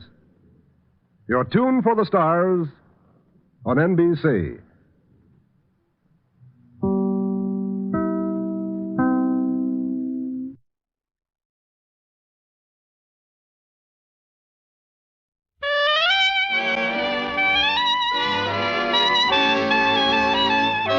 The makers of Camel cigarettes present Dick Powell as Richard Diamond, private detective.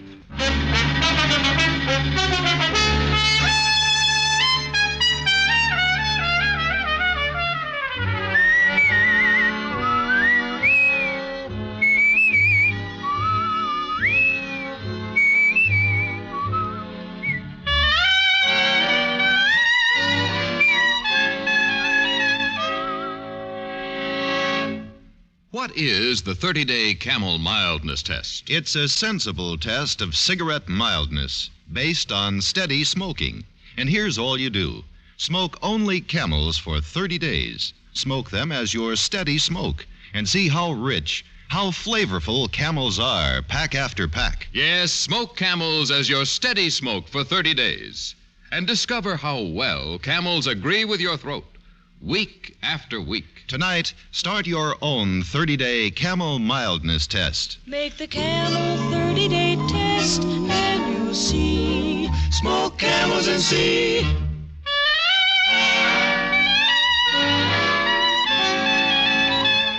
Now we bring you another transcribed adventure with Richard Diamond, private detective, starring Dick Powell.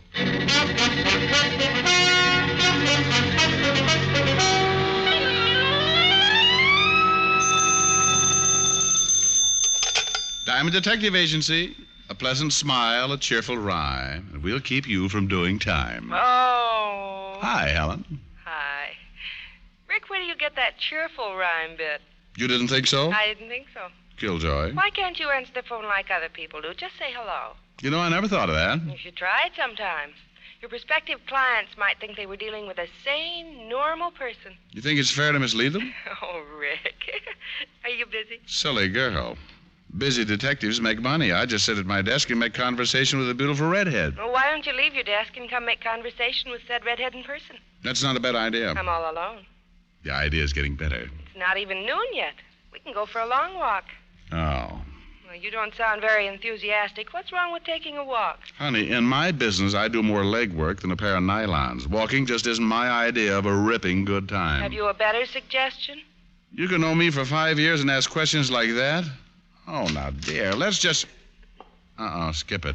I am not alone. Client? Shrimp Martin. Oh, I don't think I know him. Well, that's something to be proud of. Call you later, dear. Bye. Bye. Hello, Diamond. Never mind shaking hands, Shrimp. I want to keep my cufflinks. You know me, Rick. Too well. What brings you here, small man? Strictly business. Oh, come off it, Shrimp. You don't have enough to hire a bathtub, let alone a detective. On the level, Rick, I'm here to make you some dough. Just a big-hearted guy, huh? Okay, spell it. You heard of Hank Burton. I read the papers. Then you read how Hank lifted 50 G's worth of rocks a few months back. So? So they're offering an even grand reward for whoever brings Hank in. What are you getting at? Just that even $1,000 is your fee if you'll do the little job. What? Hank Burton, he's the one who sent me. He says he'll let you turn him in and collect the grand. Well, another big-hearted guy. Make yourself clear, Shrimp, and fast. Burton wants to see you. He wants you to do a legit job for him. He'll pay you for it by letting you turn him in. Doesn't make sense. Sure it does. Hank's a sick boy, bad heart condition. If he don't get some hospital care soon, he's a goner. Only as soon as he shows up at the hospital, the cops will nab him. So he might as well give himself up. And he'll let me be the one to collect the reward for it, huh? You got it right. That's his way of paying you for the job he wants done. Just what's the job? Sorry, I said as much as I know. Except the job is strictly on the up and up. The rest you can hear from Hank himself. Where do I find him? I take you to him if you're interested in taking the job. Shrimp, I'm interested in almost anything that involves $1,000. Only if this deal isn't on the level, I'll ram those buck teeth of yours down your throat. I tell the truth, I swear it. Don't bother to cross your heart. I doubt you'd be able to find it. Let's go see Burton.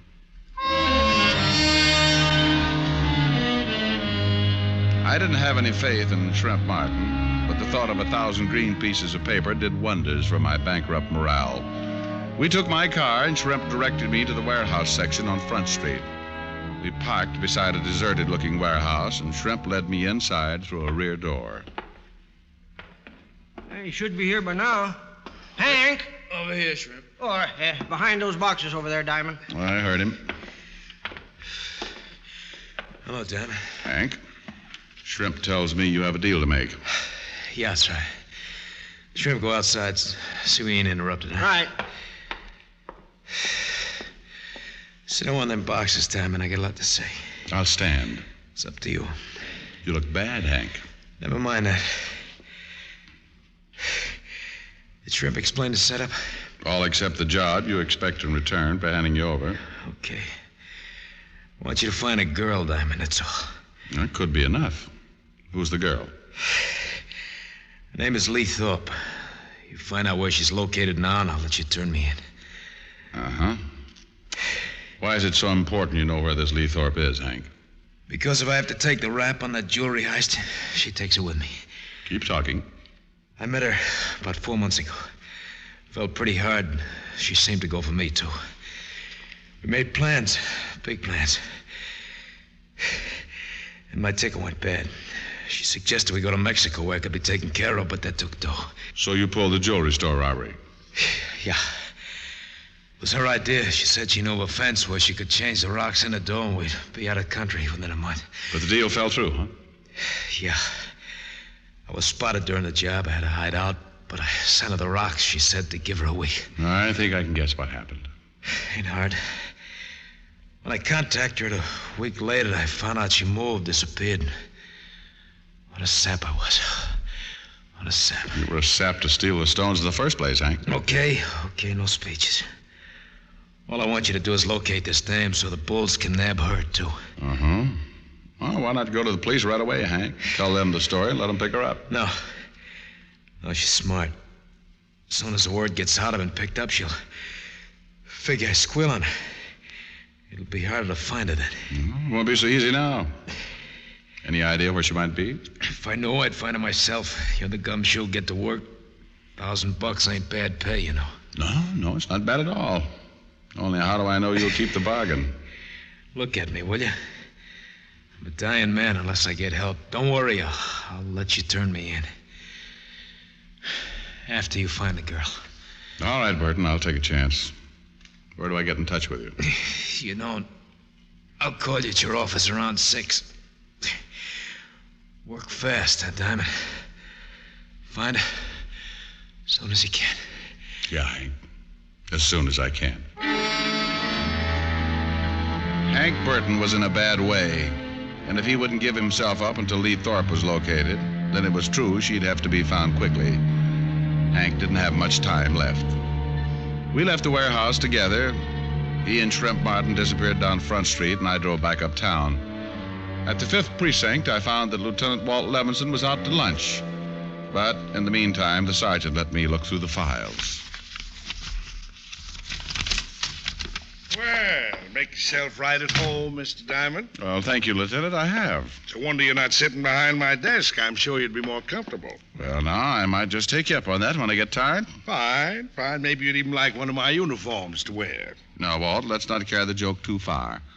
When I was on the force, I tried to get into one of your uniforms. It looked like Bonnie Prince Charlie in a raccoon coat. Just when I need after a nice lunch. You around to give me indigestion. What are you looking for, anyway? I found it. File on a girl named Lee Thorpe. Thorpe. Yeah, I remember her. Used to be married to Davy Thorpe. Used to be? Yeah, it's all there in the folder. She split up with Davy 2, maybe 3 years ago when he was sent up. Davy's still in prison? Out about a year ago. What do you want this Lee gal for? Sorry, Walt. Confidential. Oh, great. I ask a question, you tell me it's confidential, but you think you can walk in here and poke through our files all you please. Cheer up, Fatty. I'll tell you all about it after I find Lee Thorpe. Well, now, that's mighty big of you, Mr. Diamond. Well, think nothing of it, Lieutenant. I don't. Find anything in the folder? Not much. She's been picked up on a few minor offenses, that's all. What about Davy, her ex-husband? Oh, he seems pretty legitimate these days. Running a pool room over on 3rd. Listed in the book as Davy's Billiard Parlor. That's an original name. Well, I guess I'll go see Davy. Maybe he's seen his ex-wife lately. Oh, don't rush off, Bright Eyes. Things are so dull around here when you're not poking your nose into our business. I know, but don't feel bad, Walt. I may be back. Well, goody, gumdrop. I'll have our best cell waiting. You're such a wonderful host. See you later, Walt. Davy's pool room turned out to be a dingy joint. There were no customers this early in the afternoon, but Davy must not have liked his tables to go to waste. He was playing at a front table all by himself. I walked over to him. Well, nice shot, Davy. Huh? Oh, you want a game, Mac? I'd rather talk. This is a pool room, not a conversation club. It's about your wife, Davy. I got no wife. You did have. Yeah, I had measles once, too, but that don't mean I'm still scratching. Have you seen Lee recently? All depends on how recent you call recently. Oh, in the last month or so? Seen her when I first got out, close to a year ago. She wants to pick up where we left off. And? I told her where to get off. You beat these dames. I get sent up out of circulation for a while. She wants to be free. Then I'm out. She wants to get all chummy again. Well, maybe you know where she might hang around, Davy. Yeah, maybe. You a cop? Private. Well? Well, what? I'm a businessman, pal. I don't shoot off my mouth by the fun of it. Will $10 take the fun out of it? You don't see me laughing, do you? Put the money on the table. Okay, there you are. Much obliged. Yeah, I might know where Lee hangs out. I'm not saying for sure, mind you. Been almost a year since I seen her. Keep talking. She always likes bars, lights, people. She used to drag me to a bar all the time. Any particular bar? The Bluebird Club over on 40th. In fact, that's where I first met her. Oh, excuse me a sec. Hey, take a few shots while I answer that. Hello? Davy's Billiard Parlor. Huh? I don't... Oh, yeah, maybe yes. Hold it. Hey, Shamus. Your name Richard Diamond? That's right. That's for you. If you want more out of me, I'll be over in the office. Thanks. Hello? Walt, Rick. I took a chance. Figured you'd still be there. What's up? Funny, but right after you were here, we got a call about Lee Thorpe. Picked her up right away. Good boy. I'll be right down. You at the precinct? I'm at the morgue. What? And don't bother to hurry, Rick. This gal won't be going anywhere. Not now.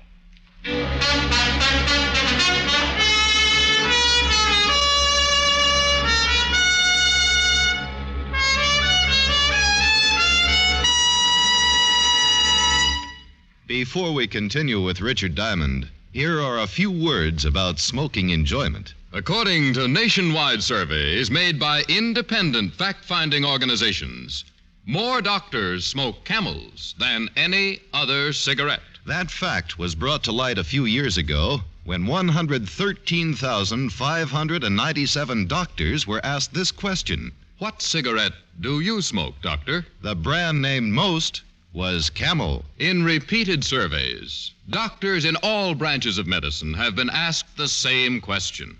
And each time, Camel leads all the rest. Yes, these surveys show that more doctors smoke Camels than any other cigarette. Why don't you start smoking the cigarette so many doctors enjoy? Start smoking mild, flavorful Camels tonight. How mild can a cigarette be? Make the Camel 30-day test and you'll see. Smoke Camels and see. And now back to Richard Diamond, Private Detective, starring Dick Powell.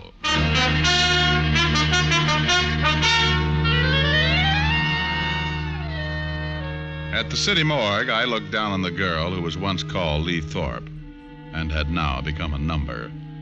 It wasn't a pretty sight, and I wasn't glad to be seeing it. Okay, Charlie, thanks. Come on, Rick.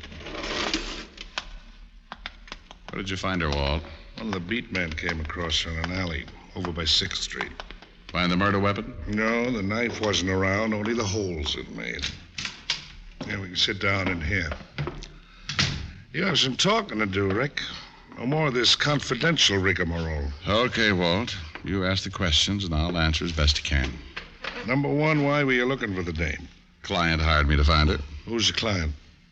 You know, Walt, this is going to sound screwy. Cut the build-up. Just make with the answer. Okay. The client is Hank Burton. Well, at least we... What? Hank Burton? That's right.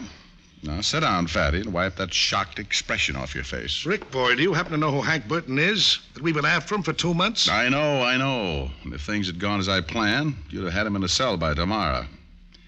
I guess I'd better explain, Walt. Yeah, I think you'd better. And make it good, Rick. Plenty good.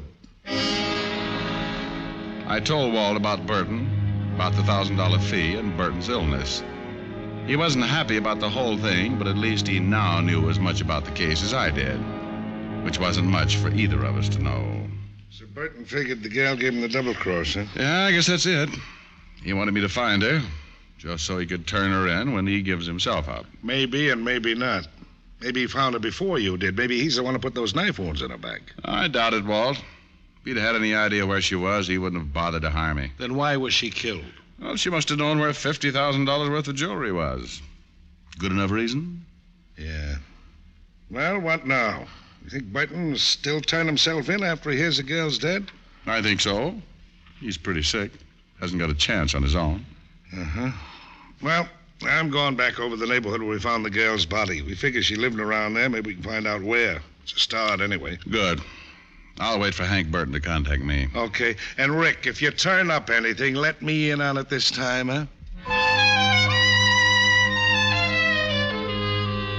I waited until 6 o'clock in my office, and then Burton called. I didn't tell him about the girl over the phone.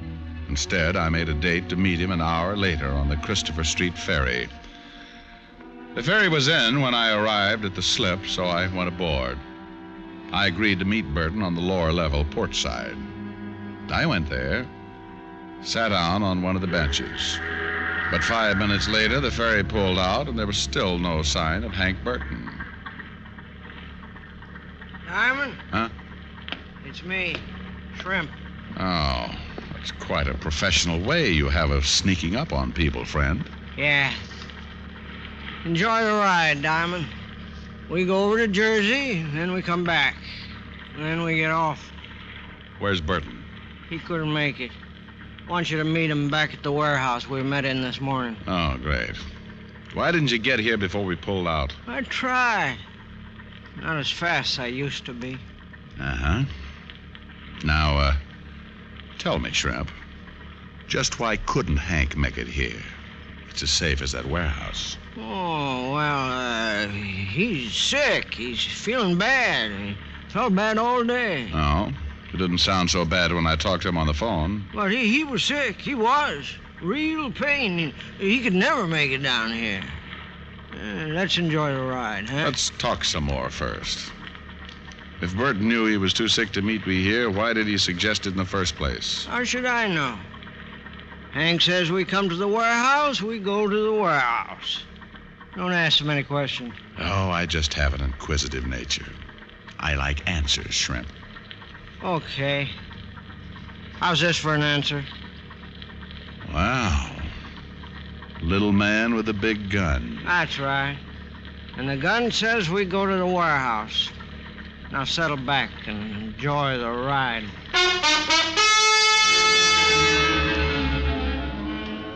It was the most uncomfortable boat ride I'd taken in years.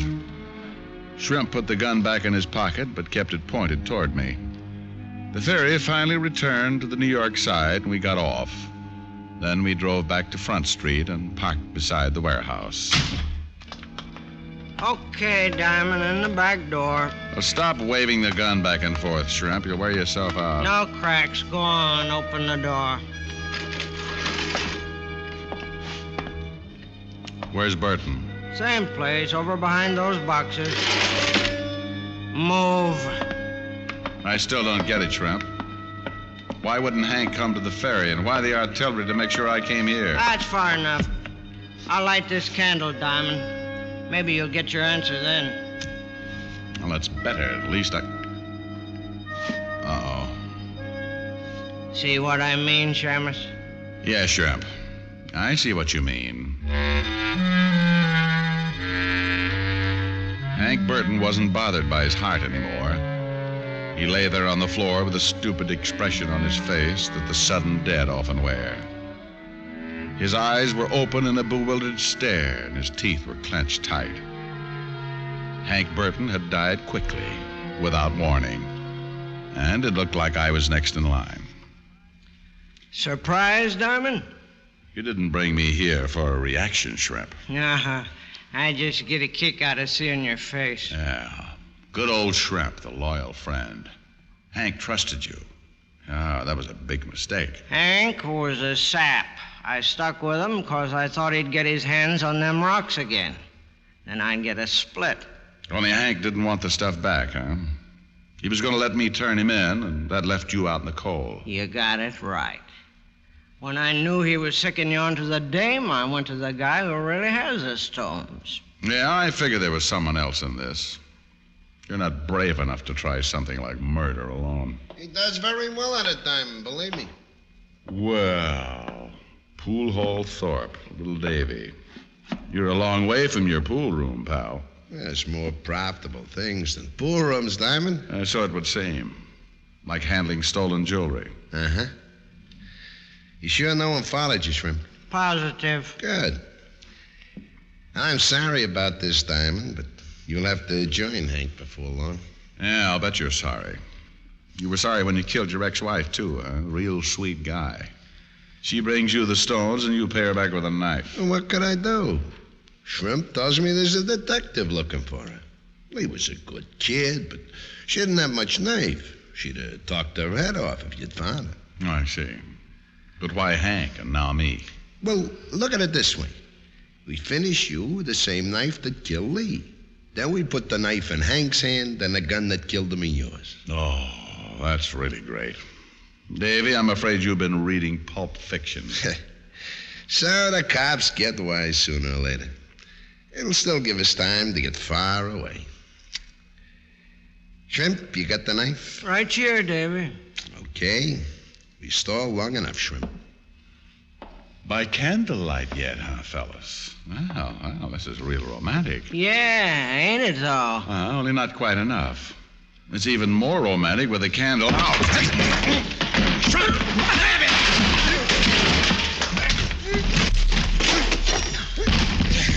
Shrimp! Shrimp! He's taking a little nap, Davy, and I've got his gun. What?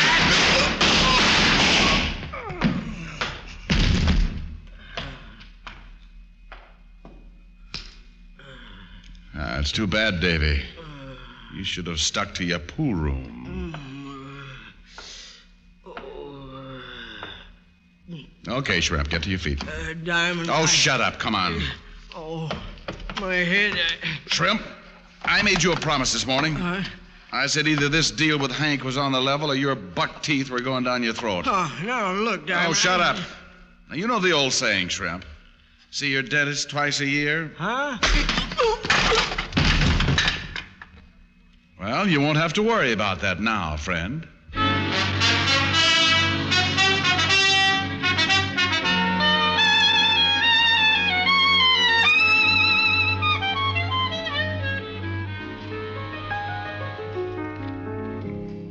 Rick? Yes, Helen, dear? It's nice outside. If you're wearing a fur coat, it is. Oh, it's not really cold. Besides, you have a heavy coat. Helen, are you hinting that I should leave? Uh-huh. With me. I'd still like to go for that walk. Oh, no. Well, why not? The only time I see you is after a case. Then you just drop in, seat yourself at the piano, and take it easy. But, honey, I'm tired. Well, I'm not. I've been in all day, and I could use the exercise. Exercise, you want, huh? Well, I got a good idea. I'll chase you around the piano. It's your idea of exercise, huh? No, but just think of the fun we could have after I caught you. Oh, Rick, I'm serious. Just look out that window. Oh, stop shivering. Look at that moonlight. Isn't it romantic? What chances to give the Dodgers this year? A long walk. Just you and me. And the Giants. Now, there's a hot ball team. Maybe over to Central Park. And the Arkansas Aggies. Oh, they'll be fighting all the way. Hand in hand. Arkansas Aggies. Yeah, my old home team. Richard Diamond, you are the most unromantic man in town. Helen, how can you say that? Don't I build a nice fire in the fireplace? I could get a Boy Scout to do that. Here we are, a fire, lights down low, a nice romantic song. And your idea of romance is a walk. Well, after all, Hey, where does that nice romantic song come in? Right about now. Well, couldn't you sing while we walk? Oh, sorry, honey. Throw another log on the fire. Keep my golden memories aglow. I don't see the face of my loved one when the logs are burning low. Throw another log on the fire. Bring back all the sweetest days I've known when our hearts were young in the springtime and her love was mine alone. Now there's nothing left but the embers. Springtime seems so long ago. Throw another log on the fire. Keep my golden memories aglow.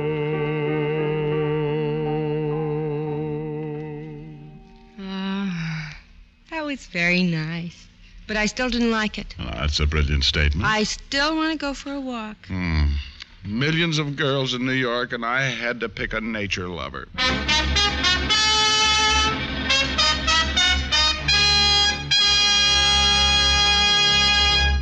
Dick Powell will return in just a moment. Camel leads all other brands in popularity by billions of cigarettes per year. Yes, more people smoke Camels than any other cigarette. And among them are many people whose throats are important to their careers. For instance, our own Dick Powell. Dick, why do you smoke Camels? Well, I smoke Camels regularly because I like their taste. They're mild and they agree with my throat. That's mighty important when you use your voice as much as I do. Friends, why don't you find out how well Camels will agree with your throat? How mild, how mild can a cigarette be? Make the Camel 30-day test and you'll see. Smoke Camels and see. Here's Dick Powell with a special message. Thank you. Ladies and gentlemen, the makers of Camels have now sent more than 200 million Camel cigarettes to servicemen and veterans. This week, as every week, gift Camels are being sent to hospitalized veterans. They're on their way to Veterans Hospitals, Phoenix, Arizona, and Des Moines, Iowa. U.S. Army Station Hospital, Fort Benning, Georgia. U.S. Naval Hospital Ship Haven. Now, until next week, enjoy Camels. I always do.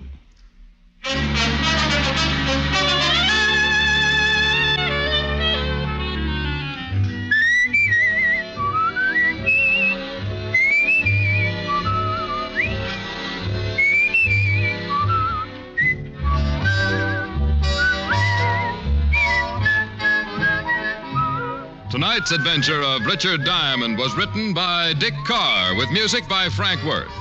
Virginia Gregg was heard as Helen Asher and Alan Reed as Lieutenant Walt Levinson. Others in the cast were Junius Matthews, Tony Barrett, and Ted DeCorsia. Richard Diamond, Private Detective, is transcribed in Hollywood by Jaime Del Valle.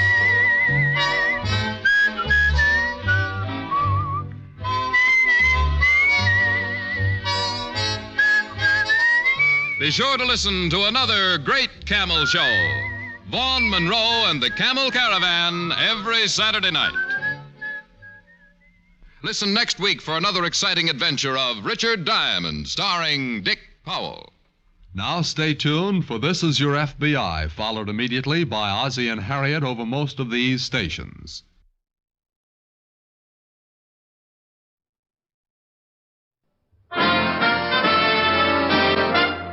Listen while the makers of Rexall drug products and 10,000 independent Rexall family druggists bring you Dick Powell as Richard Diamond, private detective.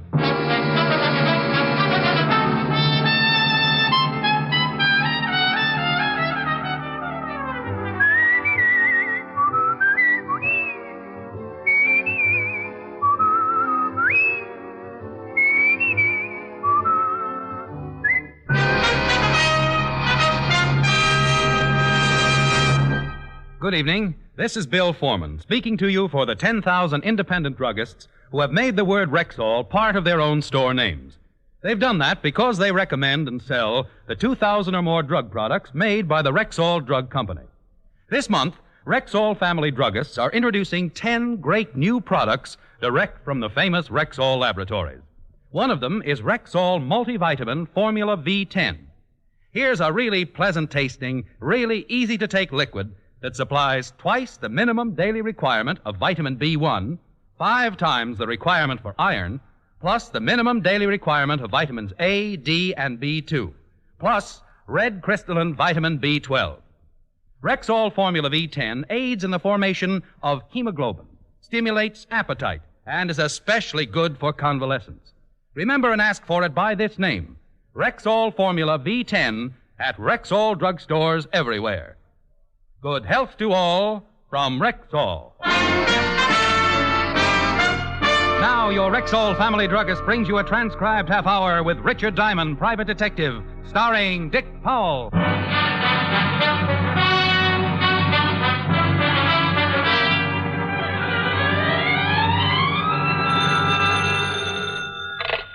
Diamond Detective Agency, not a corpse in a carload. Rick? Hi, Helen. Hi. What are you doing? Oh, trying to think up a new ad for the phone book. What's the matter with the old one? Doesn't seem to be bringing in the business. Oh. And see what you think of this one. Diamond Detective Agency, we'll split any case you've got, bonded or dead on arrival. Well, by all means, use it. Like it? No, but think of all the business you'll get from the psychiatric ward. Oh, you're a living doll. Will I see you tonight? Mr. Diamond? Helen, dear, I'll talk to you later. I think I've spotted a client. Bye. Bye. Well, come in, come in. You're Mr. Diamond? That's right. My name is Quimby, sir. How do you do, Mr. Quimby? Pull up a chair. Thank you. Something I can do for you? Yes. You see, Mr. Diamond, I'm the manager of the Far East Importing Company. And when I went down to the store this morning, our night watchman was missing. So? Also, about $50,000 in unset gems. Why come to me instead of the police? But those jewels were on consignment to the store. I was in hopes you could recover them before I had to make an accounting to the owner. Who owned the gem? Mr. Philip Lasdown. He's a very eccentric collector. He has many things on display in the store. He's a very good client. Aren't you insured? Naturally. But if Mr. Lasdown knew that a robbery had taken place, he'd never again do business with my establishment. And you want me to recover the missing jewels? If you can. You think the night watchman is responsible for the theft? Well, I don't know what else to think. The night watchman's name is Block, Arthur Block. He lives in an apartment on the east side. But I have already checked with his landlady, and he hasn't shown up. How long have I got to recover the jewels, Mr. Quimby? But I have no idea. It's impossible to tell when Mr. Lasdown will want an accounting. Well, I charge you $100 a day in expenses. Oh, yes. Well, 100 be enough for now. Well, if you have nothing to do for the next few minutes, I'd be more than happy to grovel at your feet. I beg your pardon? Now, I want the night watchman's address, also the address of your shop. Then you go back to the shop and wait to hear from me. Quimby gave me what I wanted, then minced happily out of my office. I locked up, grabbed a cab for the east side of town, and 20 minutes later I was talking to the missing night watchman's landlady. Sure, honey, Arthur Block lives here. You're the second one to come asking for him this morning. He killed somebody or something? Is he in? No, we ain't been in since yesterday evening before he left for work. Can I take a look at his room? Well, I don't know, Blue Eyes. It's against the rules. Oh, my goodness, I dropped a $5 bill. My goodness, so you did. Don't hurt your back bending over, honey. I'll get it. Boy. Little rheumatism, but anything for a fin. Say, you got any more loose ones around? I'll show you every room in a joint. Just the one where Block lives. Right down here. You ain't no cop, honey. Shamus? Yep. Figured. Right in here. There you are, handsome. Thank you, Mother. Mother! When you're done, stop back at my room and have a beer. I never touch anything stronger than opium. Never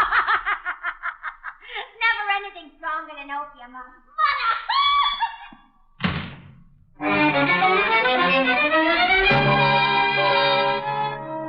The night watchman's room was a shabby affair, about 15 by 20, and I went over it inch by inch, cockroach by cockroach.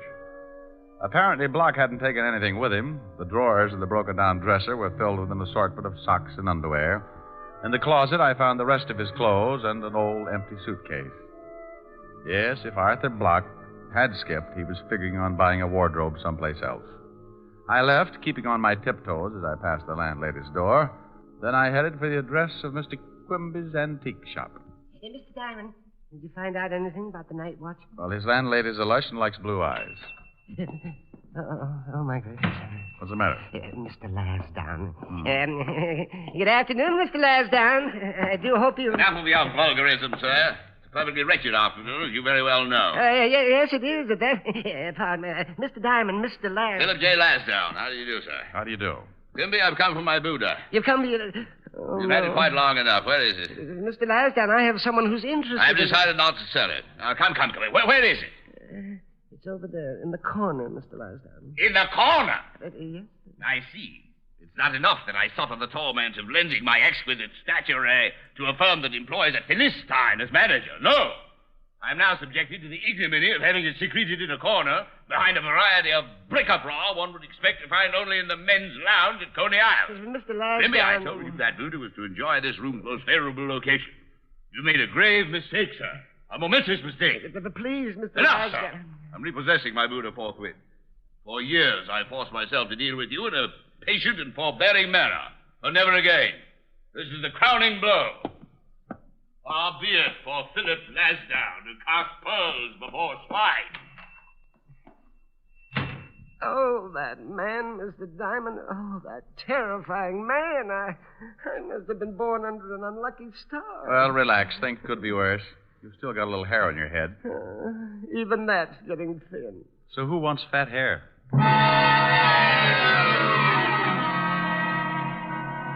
I left Quimby wringing the cold sweat out of his hands and took a cab over to the 5th Precinct Police Headquarters. When I walked in, the clock above Lieutenant Levinson's desk said 12 noon, and Lieutenant Levinson said... Oh, no. What's the matter, Fatty? I remind you of your lost youth? No, lost cause. Well, you might as well face it, Walter. You hate me because I have an athletic waistline. Ha, ha, ha. Eureka. At last, a 3-syllable word. I knew you could do it, Otis. I'm going to let you do me a favor. Yeah? Mm-hmm. I want you to check with the morgue and all hospitals and jails for an Arthur Block, lately employed as the night watchman of the Far East Importing Company. Oh. Well, I'll check, but not because you told me to. Then why? Because I'm stupid. I guess I told him. What's all this about, Rick? That's a missing night watchman and $50,000 in jewels, Walt. But you can't stick your nose in it yet. Nobody's dead. I've got a sergeant who could make a liar out of you. What do you know about a guy named Philip J. Lasdown? Never heard of him. Show me that phone, will you? Yeah. Thanks. Forget it. Just leave a nickel. Oh, he's a collector of rare art objects and nasty dispositions. Want me to check on this Lasdown for you? Might be a good idea. Okay. Yes? Quimby? Oh, Mr. Diamond, I was hoping you'd call. You and 10,000 foolish debutantes. Mr. Lasdown has had the Buddha removed, and he is sending his lawyer over in the morning for an accounting. Now, should I tell him about the jewels now or wait until morning? Oh, wait, if you want this thing solved. What's Lasdown's address? Blue Heron Road at Long Island. Thanks. I'm going out to see him. I'll check with you later.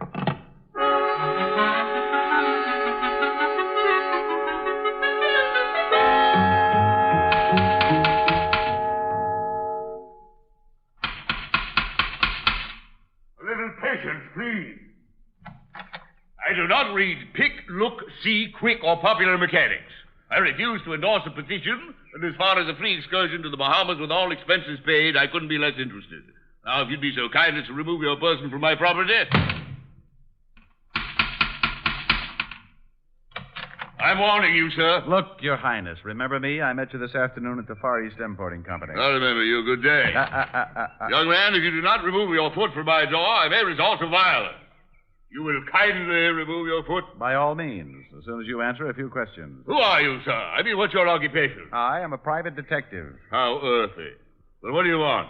How many things do you have on consignment in the Far East Importing Company? Oh, good grief. What kind of a question is that? The first of several. I have many things on consignment there. Anything of extreme value? What are you getting at?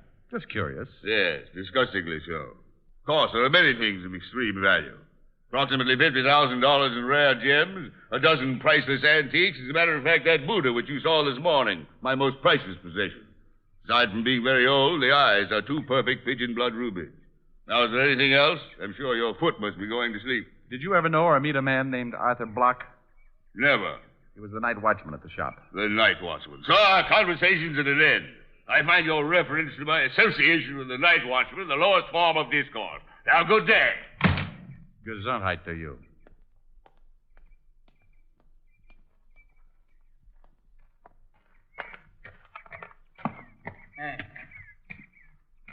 Hey, bud. Sorry, I do not read pick, click, quick, look, spook. Hey, who's taking the census? Just want to know if a party named Lansdowne lives here. You could hardly call him a party. More like a friendly street fight. Look, friend, I got to pick up some luggage. Does Lansdowne live here? Yeah, with a bosom Buddha. Lansdowne's a one with the toupee.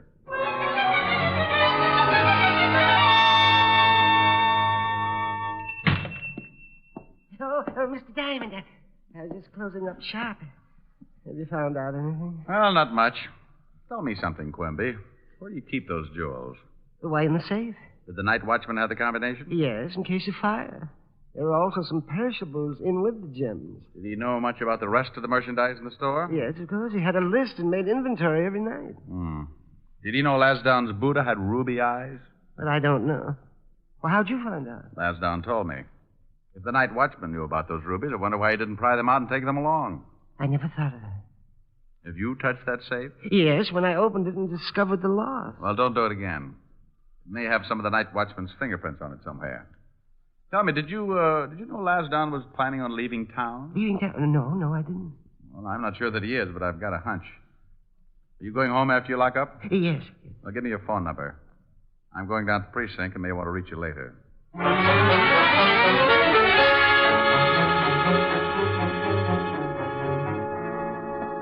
Well, hello, Blue Eyes. You still looking for Block? That's right. Has he shown up? No. Hey, honey, you just skipped off without saying goodbye. Had a beer all open for you. Oh, I bet you were so unhappy you poured it down the drain. You sure are the one. I sure am. Look, sweetheart, if Block shows up, call me at the 5th Precinct Police Station. Name's Diamond. Sure, handsome. Oh, you fracture me. Well, that's an idea.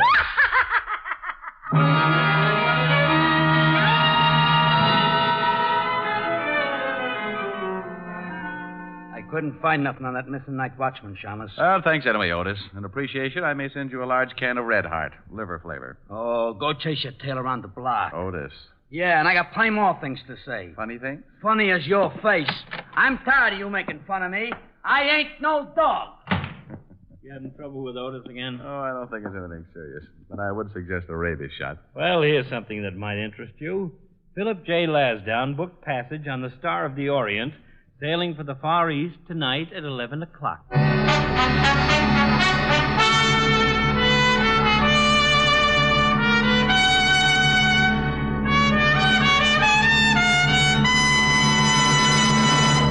Famous beauty expert Ann Delafield says that women are tired of endless jars and bottles that cost so much time and money.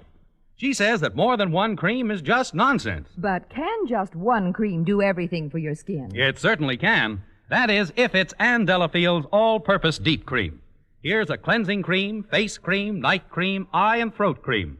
All creams in one. A special blend of all the fine, rich, natural oils so necessary and good for care of your skin. Sounds wonderful.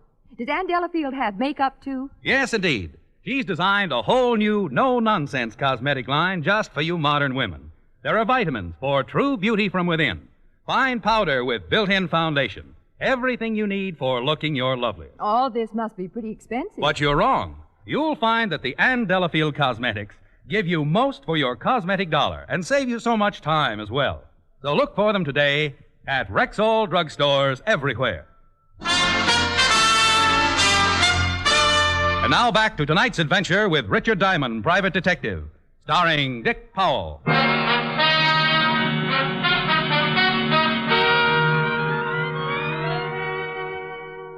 Well, Walt's enlightening bit of information certainly seemed important, so I sat down to try and figure out exactly what I had to date. My client, Quimby, had come into my office and hired me to locate a missing night watchman named Arthur Block because $50,000 in gems had been pilfered from Quimby's shop. The gems belonged to a particularly disgusting character named Philip J. Lasdown. The missing night watchman, Block, was still missing. And by the looks of his room, he'd skipped without taking anything with him. And by the look of his landlady, I couldn't blame him. Well, I tied it all together, and the conclusion was amazingly simple. I had exactly nothing. Yeah, I got something hot, Lieutenant. 211 on River Street. They fished a guy out of the bay at the end of Pier 16. Identified as one Arthur Block. Hey. That's your missing night watchman, isn't it? That's his name. They bring the body in? Yeah, it's down the morgue now. Get Quimby down there for identification. Here's his phone number. Does Block have any family or anything? I don't know, but you might check with his landlady. She can get you an identification, too. Otis, get this Quimby and the landlady. Take him down to the morgue. We're going up to see Verdier in ballistics. Right.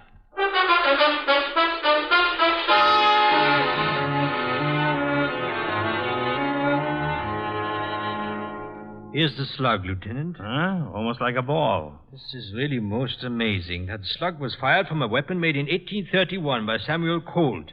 He patented it in Europe in 1835 and in the U.S. in 1836. What did the gun look like? Well, it was the forerunner of the Colt 44. A single barrel with a revolving breech carried 5 slugs. During the Fieschi Revolution in France in 1834, Fieschi had a rifle made like it. Tried to assassinate Louis Philippe. Lieutenant. Well, what is it, you mallet head? Call just came over the hot shot. That guy, Philip Lasdown, said someone had busted into his house and tried to rob him. He said he chased the guy off, but he was screaming for protection. Come on, Walt. I think we'd better go over there.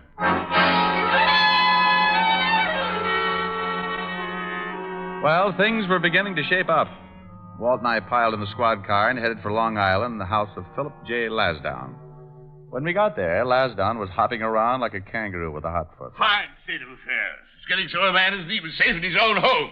What's the city coming to? A police force is obviously second only to the Boy Scouts. Now, calm down, Mr. Calm down, my Lasdown. good fellow. I have no intention of calming down.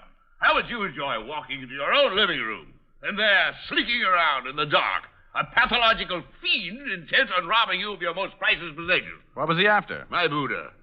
The object of your particularly uncouth interrogation of this afternoon, Mr. Diamond. By the way, where were you 40 minutes ago? Oh, relax. Did you get a look at this guy? The lights were out. Well, did he take you, Buddha? He most certainly did not. But had I not walked in at the precise moment, he would probably be carrying it piggyback through the middle of Times Square. And your observing police force would undoubtedly stop traffic for him. That's the Buddha right over there, Walt. Keep your hands off it. Now, look, Lassie, you called the police. The police are here, so relax before someone puts their foot in that big mouth. Well, really? Yeah, really. You're getting ready to leave town, aren't you? I don't see that that's any concern of yours, Lieutenant. Well, Buster, in case you don't know it, you're the #1 suspect in a killing. I beg your pardon? Do you own any antique guns? Guns? Sir, I do not collect weapons of any sort. I demand to know what you mean when you say I'm suspected of a killing. The night watchman at Quimby's antique shop was shot to death and dumped in the river. The night watchman again. I told Mr. Diamond once that my association with the night watchman was as ridiculous as General MacArthur sending Stalin a charm bracelet. Nothing's been touched on the Buddha? Nothing. I assume that the thief knew the value of the ruby eyes. Has there been any publicity about the Buddha? Some. Walt, come here. You excuse us a second, Mr. Lasdown? You couldn't make it a year, could you? Charming fellow. Yeah. Look, Walt. In some way, the night watchman, the missing gems, Lasdown, and his Buddha are all mixed up together. Okay, so what? We haven't even got the murder weapon. Well, if the night watchman did swipe the jewels out of the safe, then someone probably killed him for them. Yeah, that figures. If he was planning on stealing them, wouldn't he be all ready to skip town? Sure. Well, he hadn't packed a thing. His apartment hadn't been touched. Oh, well, that's not much. Okay. If someone wanted to get that Buddha, why not break in the store? Because it's easier to break into a house out on Long Island. The Buddha was just moved this afternoon. Who knew Lasdown took it? Yeah. And if the potential thief is mixed up with the original jewel theft, why didn't he grab the rubies in the store? I never thought of that. No. I think he wanted that Buddha for something else. Oh, Lasdown, What do you want? is there anything else about that Buddha besides the eyes?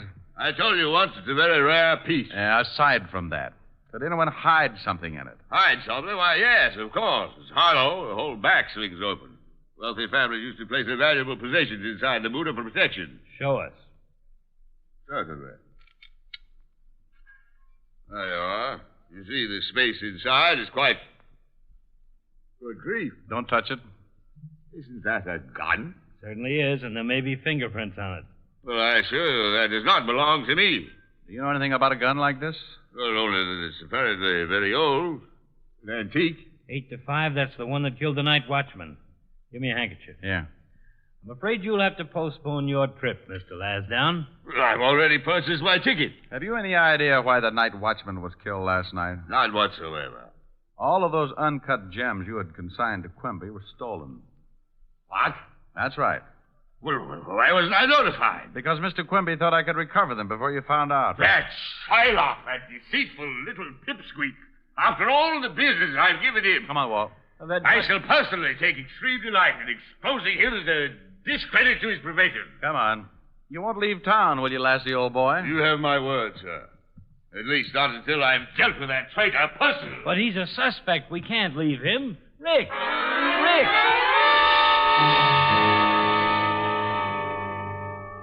With Walt protesting all the way, we climbed in the squad car and pulled it down the street to wait.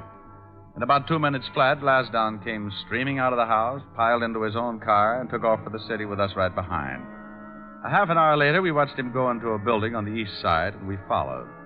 The nail box gave us Quimby's apartment, and by the time we reached the floor, we could hear Lasdown raising his blood pressure up past the boiling point. How dare you! How dare you! Please, Mr. Lasdown. After all these years, Quimby, this is He's unforgivable. really going at it. But Mr. Lasdown, you couldn't blame me. I couldn't do anything else but blame you, Quimby. There's no excuse. Please, the neighbors. I assure you your neighbors will only be the first to hear of this atrocity. When they find the Night Watchman. They have found it. You are? Floating in that filthy river out there. And who put that gun in my Buddha? You found it? False up. You knew it was there. That does it. No, Wait. I don't know anything about it.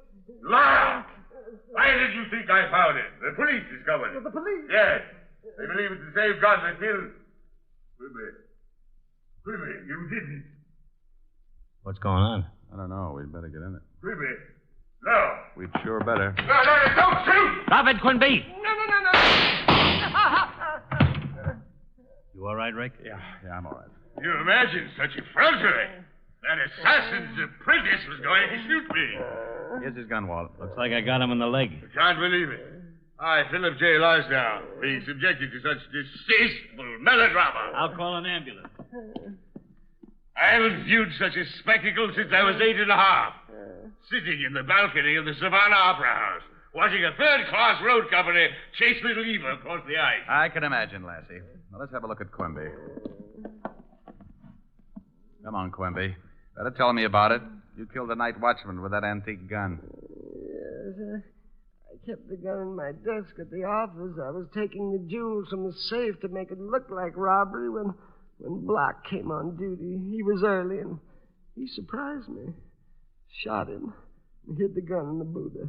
That's why you were so shocked when Lasdown came and got it today. Yes, when you told me he was leaving town, I feared he would take the Buddha with him and discover the gun inside. It was you who broke into my house this evening. Yes, Mr. Lasdown. The wagon's on the way.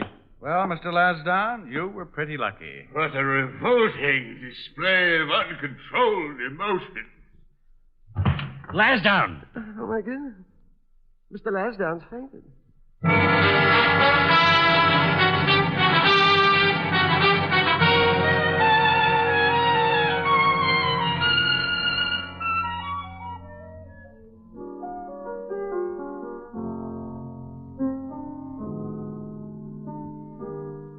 Why were you so late, Rick? Oh, I got mixed up with a screwy one. I was going to leave the station earlier, but Otis got to discussing Freud with a very learned gentleman named Lasdown. Otis was discussing Freud. It's true. Couldn't tear myself away. Seems, according to Otis, that this year Freud plays second base for Brooklyn. Then we got around to Kenzie and discovered he was batting 200. Oh, I don't believe it. Neither did I, but Otis explained he'd been in a slump all season. You and your friends. I hate to mention it, but you qualify in that league. Oh, but you love me. I do not. I just breathe hard from an irritated sinus condition. Well, use the condition and sing me a song. Okay. What are you going to sing? I don't think it's any of your business. Oh, that's a nice song. How does it go? Well, you pick one. All right. Let's see. No. I like... New York in June. How about you? That's cute.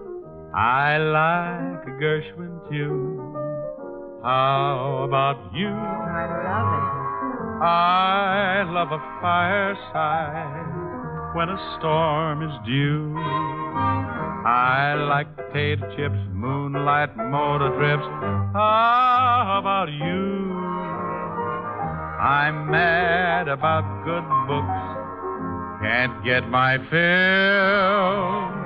And Doug MacArthur's looks give me a thrill.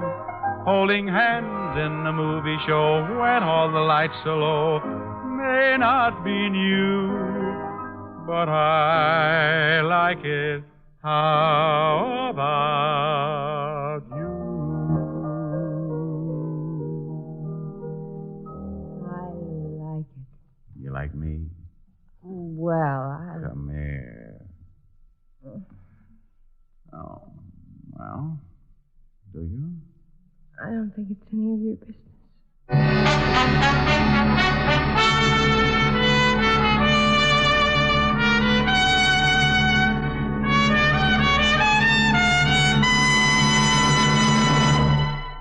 If your summer fun is being spoiled by the misery of athlete's foot, your Rexall family druggist has a great new product for you. It's Aerosol Fungi Rex, a greaseless, stainless spray-on relief that's easy, quick, and clean. Fingertip-controlled spray eliminates messy application, gives positive coverage to the entire infected area, and all the burning, itching, and discomfort of athlete's foot are quickly relieved. Ask for Aerosol Fungi Rex. That's Fungi-REX. Aerosol Fungi Rex at Rexall drugstores everywhere. Good health to all from Rexall.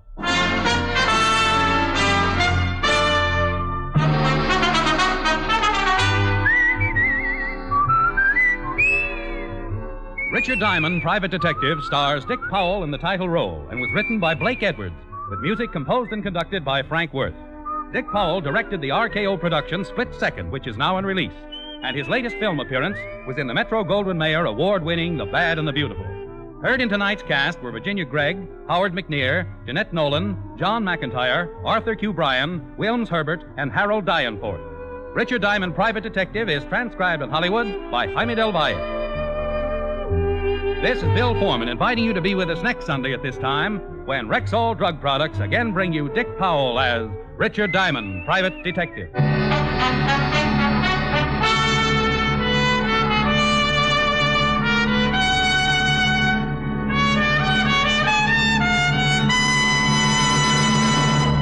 Now get new and better relief from acid upset stomach. Try Bismarex Gel, the new liquid antacid that gives four-way relief. Bismarex Gel contains aluminum hydroxide for the plus benefits of absorbing and neutralizing excess stomach acid and leaving a protective covering. Ask for Bismarex Gel, Bisma-REXGEL, Bismarex Gel at Rexall drugstores everywhere.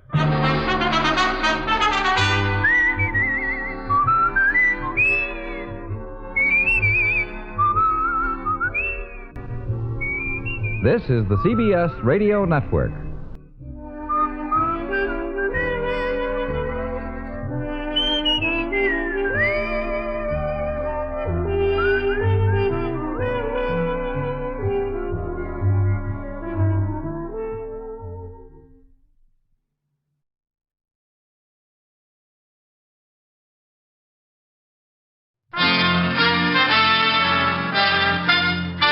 Listen while the makers of Rexall drug products and 10,000 independent Rexall family druggists bring you Dick Powell as Richard Diamond, private detective.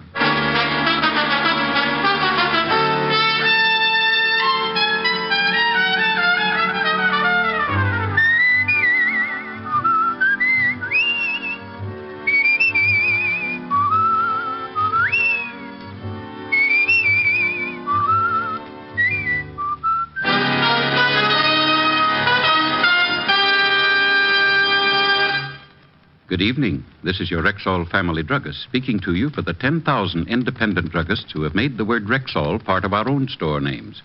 We've done that because we recommend and sell the 2,000 or more drug products made by the Rexall Drug Company. Like Plenamins, for example, Rexall's famous multivitamin capsules. 2 Plenamins a day give you more than your daily minimum requirement of every vitamin for which such requirements have been established, plus valuable liver concentrate and iron.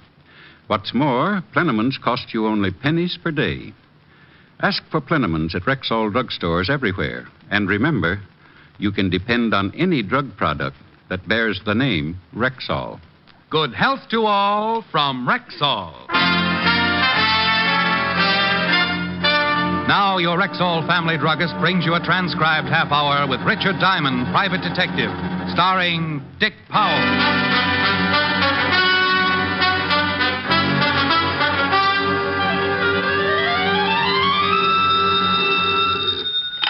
Diamond Detective Agency. We trail 'em, we nail 'em. If they're guilty, we jail 'em. No charge for poetry. Oh, no. Edgar guessed with a shoulder holster. Hello, Helen, baby. Rick, guess what's in town? Unless I win something, I give up. The carnival.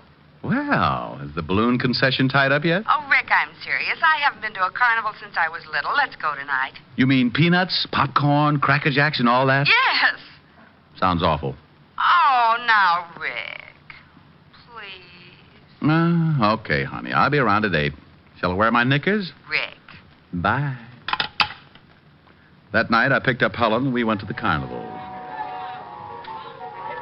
There were more people on the Midway than Rexall has stores, and we got pushed so much I felt like the tax bill in Congress. Helen decided she wanted a Cupid doll, so we stopped at the shooting gallery.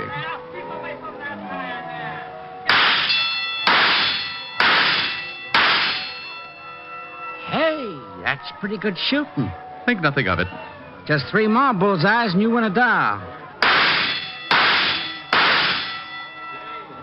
Well, here's your doll. Where'd you ever learn to shoot like that? At the skeet club. Would you like to try a shot, Rick? No thanks. Come on. Oh, Rick, isn't this doll cute? And now, for your look over amazement and there. proof of my statement, I'll ask him to step out here. And here he is, ladies and gentlemen, the one and only Samson, the strong man. Step right up, folks. He'll thrill you with his amazing feats of strength. Now, crowd right in. Don't be shy. There is no... Standing on the platform with the biggest collection of muscles I'd ever seen. Samson looked like an overgrown orangutan. And at least 3 tigers had contributed their all to the loincloth he wore around his middle. Samson, the great. And now, our sensational offer. $100 to any man who will step up here and defy the mighty Samson to put him to sleep by squeezing his chest. Now, it is harmless, my friends, and if any one of you daring gentlemen think the mighty one cannot put you to sleep with a mere squeeze, then step right up. If Samson fails, then $100 is yours. Well, Rick. Now, I tell you, friends, Well, Rick, what? Don't you want to show off? Not my insides. Rick, you mean you're afraid just to let him squeeze you? Honey, I'm afraid to let him breathe on me. Come on, let's go see that fortune teller. I steered Helen toward the next booth before she could talk me into anything my bones would regret tomorrow. The sign outside the tent read, Madame Tanya, your past, your present, your future. And inside we found Madame T staring intently into a crystal ball. She wore gypsy clothes and a heavy makeup that covered what might have been very lovely features. Welcome to the inner sanctum. Haven't I heard you on the radio? She didn't crack a smile, and I didn't exactly blame her. She motioned us into chairs around the crystal. The room was decorated in about the same motif as the tattooed lady, and would have impressed a man with a bad case of DTs. Madame Tanya went back to staring at the crystal, so I followed suit. I couldn't see a thing in the glass ball, but... And maybe she picked up television on clear night. The crystal grows dim. Ah, I can see that you are both very much in love. Well, go on. It is good. This man adores you. He worships you. He idolizes you. Wake me up when I propose. You are an unbeliever? Oh, let's be modern. I'm a cynic. The crystal does not lie. But to make certain, I will consult the cards.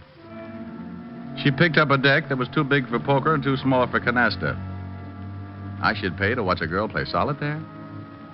I nudged Helen, and we were about to leave when a tall, thin young man pushed back the canvas flap and walked in. Hey, Tony, I didn't know you were busy. Excuse me.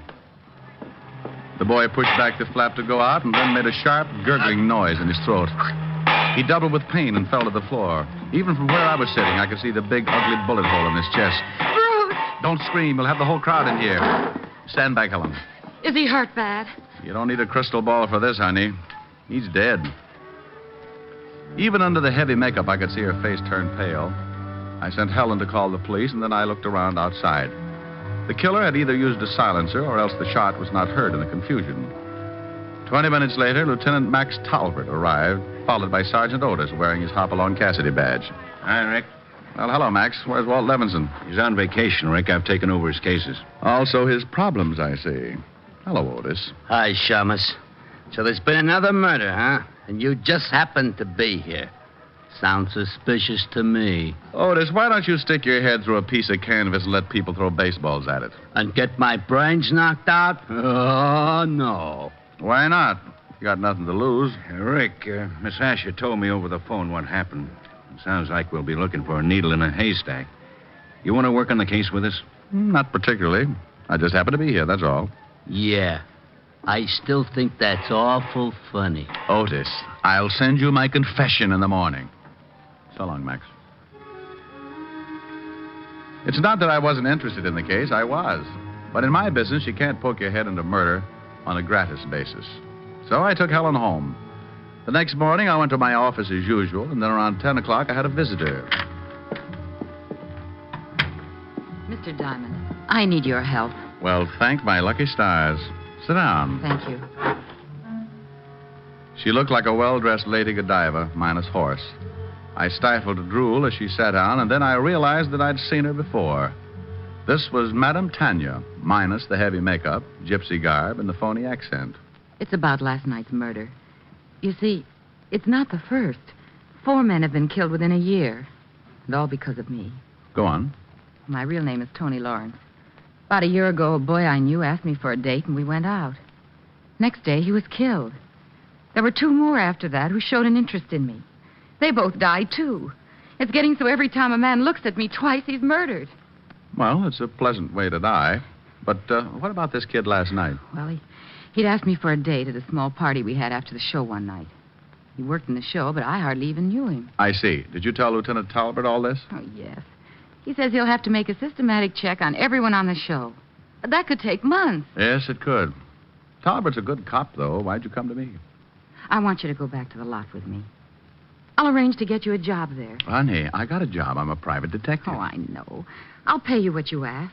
Oh, well, that understanding will just continue. Well, maybe working undercover, you'll be able to find out who's behind all this. Well, Oh, I'm sure it'll work. I'll get you a job as Barker for the girl show. You know, I've always wanted to run away with the girl show. We drove back to the carnival, and I became Rick Diamond, boy Spieler. The kid who was murdered last night had asked Tony for a date at a small party. There were only 3 other people at that party, and it seemed logical that one of them was the killer. First on the party list was Chuckles, the clown. Tony took me over to his trailer. Here we are. I think you'll like Chuckles. He's got a great sense of humor. Well, Tony, come on in. Can't stay long, Chuckles. I want you to meet Rick Diamond. He's the new Barker on the girls' show, and the boss wants me to introduce him to everyone. Well, any friend of Tony's is a friend of mine. Glad to know you, Rick. How are you, Chuckles? Yeah, just fine. So you got the job at the Shakers, huh? You ever barked before? Only at pet shows. Oh, well, you'll do a good business over there. All the old fogies go to see Karen. She's the head shaker. Is that all she shakes? Hey, that's pretty good. Put some gags in your pitch. The crowd eats it up. We'd better go, Rick. You start to work soon. Yeah, well, drop around any time, huh? Number 2 on the suspect list was Sampson, the strong man. I remembered him from last night and took a last look at my fingers as we shook hands. Glad to meet you. Do you wrestle? No, but I'm a demon with jacks. Oh, I can't find no one around here to play with. Oh, you poor kid. Have you tried the lion cake? Rick's going to pitch the girl show, Sampson. Boy, that's no fun. Hey, look, kid, you work out with me, and someday you can be a strong man, too. Well, that's a tempting offer, but I'm afraid I'm just a natural-born sissy. Well, if you change your mind, come around and... And you'll change my posture, I know.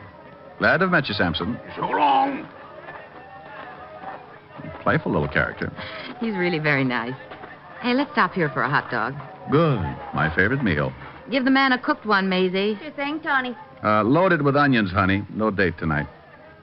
Aren't you hungry, Tony? I've got to change for my act soon. Tell me, how did a pretty girl like you get tied down to a crystal ball? Oh, I don't know. I grew up on shows. Mom and Dad were wire walkers. Well, I don't like high places, so I decided to be an actress. Mm-hmm. Well, after a few feeble stage attempts, I came back here. Now you do your acting in a tent. That's right. If these murders aren't solved soon, I'll be on the move again.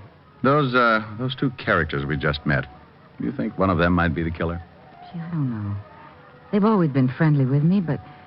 Well, they did overhear that boy ask me for the date. Karen was there, too. Oh, yes. The shaker, as Chuckles put it. You'll probably meet her later on. She's always quick to discover a new man. Well, I can hardly wait. Say, I'd better get back. I'll see you after the show tonight. Here you are, mister. It's got enough onions to keep you out of circulation for a week. Tony walked away, stopped, turned, and gave me a smile that made me feel warmer than the hot dog I began munching. She was a very pretty girl. Pretty enough for someone to kill any man she got interested in. And that someone was either a clown, a strong man, or a hula dancer. Yeah, it was quite a mess, and here I was in the middle of it. But as P.T. Barnum always said, there's a sucker born every minute.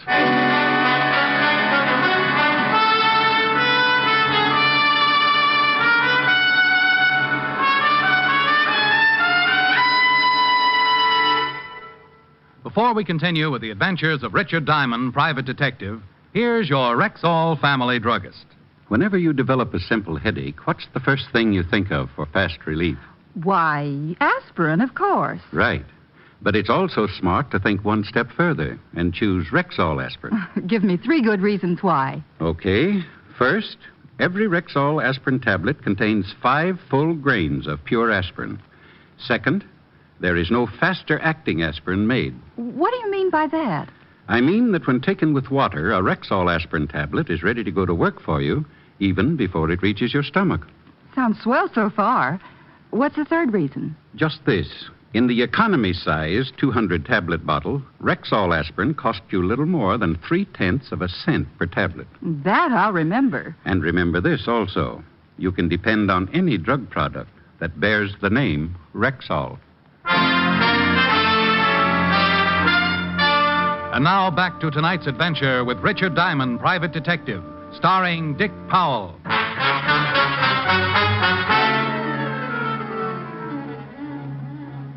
Hurry, hurry, hurry. Step right up and see Karen and her friend.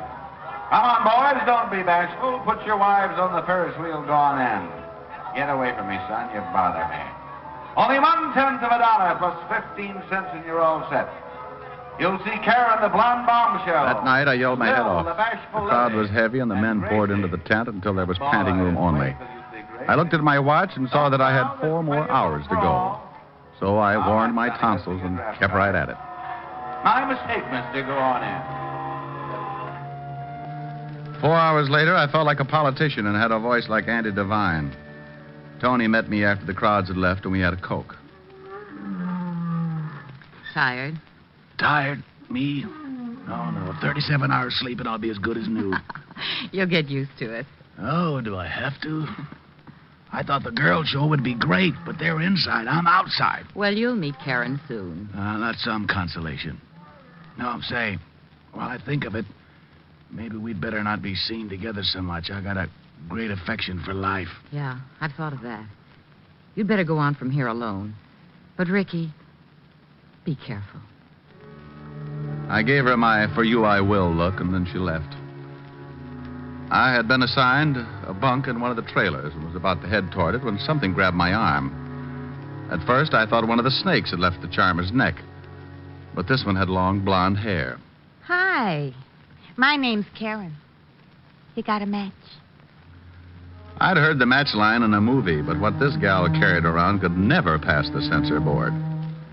I'd been singing her praises all evening, and now I could see that I'd been guilty of understatement. Thanks. Oh, that's all right. I'm loaded with them. Hey, you're cute. The last guy had a lousy voice, but you're cute. What's your name? Diamond. You can call me Rick. You want to buy me a Coke? Sure. Well, never mind. I just wanted to see if you wanted to. Well, any more party games up your sleeve? Oh, sure, lots more. I've seen you with Tony. You like her? Well, shouldn't I? I don't know. Only the way things have been happening, it ain't so healthy. Yeah, so I heard. You like her? She's all right. Burns me, though. She makes more dough than I do, and she's strictly no talent. She just makes up them stories. Now, me, I'd give the boys the money's worth. Well, I'll bet you do. You know, I bet we get along real swell, you and me. Well, I hope we do. You know, there's nothing but jerks around here. You look sort of like a gentleman. Sorry, I'm just tired. Oh, I like it. You want to take me into town and go dancing? Well, I'm all worn out tonight. Oh, I don't really want to go. Just want to know if you'd like to take me. Oh, we're back at that. Yes, I would like to take you. Good. Oh, gee, it's a nice night for a walk. Would you like to... Let's not go round again. Say, you're awful cute. Good night. That night, I went to bed with a lot on my mind and an ice pack around my neck. I was after a murderer who left no clues. The only apparent motive was to keep men away from Tony. Chuckles or Sampson? Maybe they were in love with Tony. On the other hand, Karen might be jealous enough of Tony to commit murder. I didn't count sheep that night, just characters. Next morning, while I was roaming around the carnival grounds, I found Chuckles sitting on the steps of his trailer sewing a bright-colored costume. Well. Hi there. Sit down. Thanks. Hey, you're pretty handy with that needle. Oh, you gotta be. How did it go last night? Well, I'm a little better, but I'm in no condition for a cigarette test.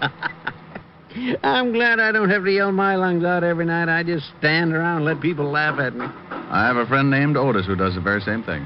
Say, you should have been around yesterday if you like excitement. Guy was murdered. Oh? What happened? Somebody shot him. Seems like the only reason was because he liked Tony. You mean the girl who showed me around yesterday? Yeah, that's her. Oh, I guess not many guys give her the eye. No. There's one fellow that kind of likes her, though. A guy by the name of Leonardi. Oh? He don't work here no more. He's on another show. Tony and him ride a lot, though. I'm always mailing letters for him. Well, maybe they're just friends. Yeah, that's what she says. He worked on this show before I came over here. I don't really know him, but I bet there's something between those two. Maybe he's the one behind all this. Could be. Well, it's not good to poke your nose into other people's business. You're telling me. Well, I guess I'll look over the show. Yeah, well, drop around any time. I left Chuckles and wandered on up the Midway. About half past the merry-go-round, I ran into Karen, the curve cram kid. Hi, handsome. Hi, yourself. You know, I dreamed about you last night. You do wonders for my ego. You do wonders for my dreams. Care if I walk along with you? Not at all. Karen, do you know a guy named Leonardi? Oh, sure. Used to work here. Why do you ask? Well, I've heard he might be interested in Tony. That's risky business, you know. Tony and Leonardi? Oh, no. Now, somebody's pulling your leg. Oh, Why, Rick, I've been looking... Oh, I didn't know you had company. Hello, Karen. Hi. I just thought I'd see if you were getting along all right, Rick. He's in good hands. That's all a matter of opinion, dear. Look, why don't you girls amuse yourselves while I make a phone call? Karen, you do the shimmy while Tony tells your fortune. I'll be right back. Both girls were exchanging icy stares as I pulled up my coat collar and walked away. So far, I'd accomplished nothing, and the case was still as mixed up as a chef's salad. I called Max to see if he'd uncovered anything on the latest murder.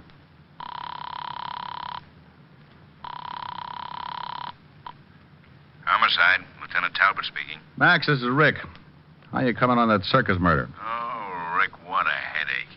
Gets screwier every minute. Yeah, I know. The fortune teller hired me. Oh, well, then you know almost as much as I do. There's one new development, though. Well, don't be greedy, Grandpa. Shoot. That's what someone else did last night. And a guy by the name of Leonardi. Leonardi. The guy Chuckles told me about. The one who liked Tony. Max filled in with the details. The killer had written a letter to Leonardi and told him to come to a hotel room in the city because Tony was sick and had been asking for him. Then the killer rigged up a gun trap so that when Leonardi opened the door, the gun would go off and kill him. Only Leonardi was still alive. The killer had made one mistake. I thanked Max and went back to Tony's tent, certain I could use that mistake to my advantage. Hello, Rick. Hey, where did little Miss Wigglehips go? I don't think she liked your leaving her. She went back to her trailer. Good. Now, Tony, you told me that only 3 people were present at the party when Bruce asked you for the date. Are you certain of that? Why, yes. Just Sampson, Chuckles, and Karen. They dropped in after the show, and we had coffee. Mm-hmm. Well, I want you to invite our 3 friends over again after the show tonight. Will you do that? Well, yes, but I don't understand. I went back to the girls' show and began my afternoon pitch. That evening, I went through it again, and then around midnight, I went to the party in Tony's tent. They were all 3 there when I entered. Sit over here, honey. Thanks, Karen. Hi, weakling. Oh, please, Sampson, I'm sensitive.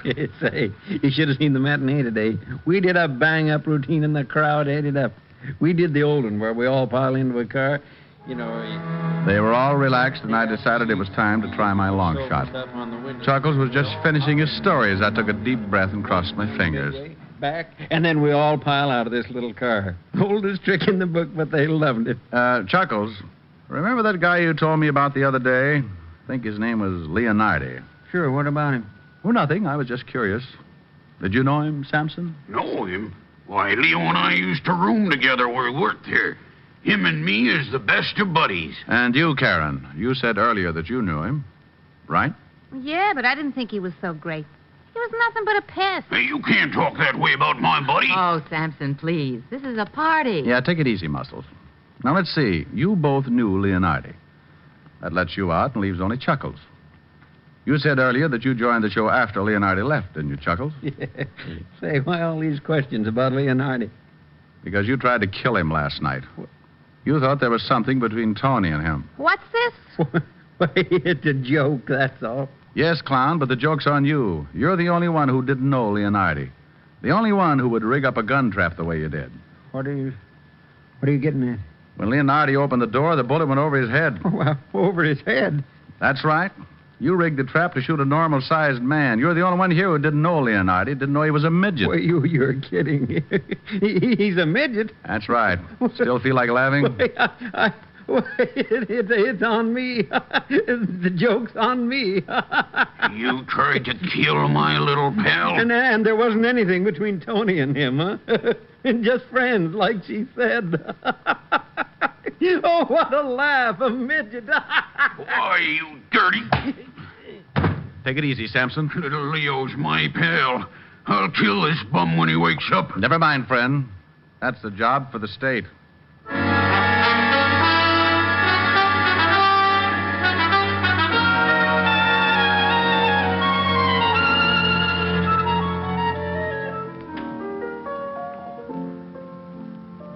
And so, dear Helen, my life at the carnival ended, and I have come back to you. Beaten, perhaps, but ready to continue my valiant fight against the forces of evil. Justice must prevail. Truth must march ahead to... Oh, Rick. Quiet, I'm auditioning for Portia Face's life. Rick, was that Karen person pretty? Mm-hmm. What kind of a dance did she do? Well, she started by, and then she... Well... Oh. One of those. Mm-hmm. Only more so. Well, I hope you enjoyed yourself. Helen, you're so thoughtful. Rick, Yes, baby? I wonder how I'd be doing that. Doing what? Helen, please.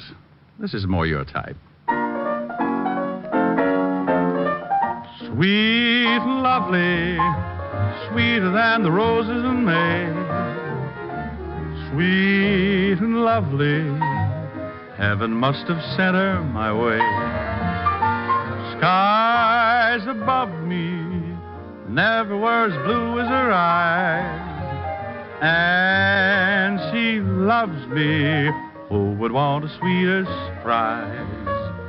When she nestles in my arms so tenderly, there's a thrill that words cannot express. In my heart a song of love is taunting me, melody haunting me, sweet and lovely, sweeter than the roses in May. And she loves me, there is nothing more I can say. So that's my type, is it? Come here. Wow. Well, Oh, I guess a man's entitled to change his tune.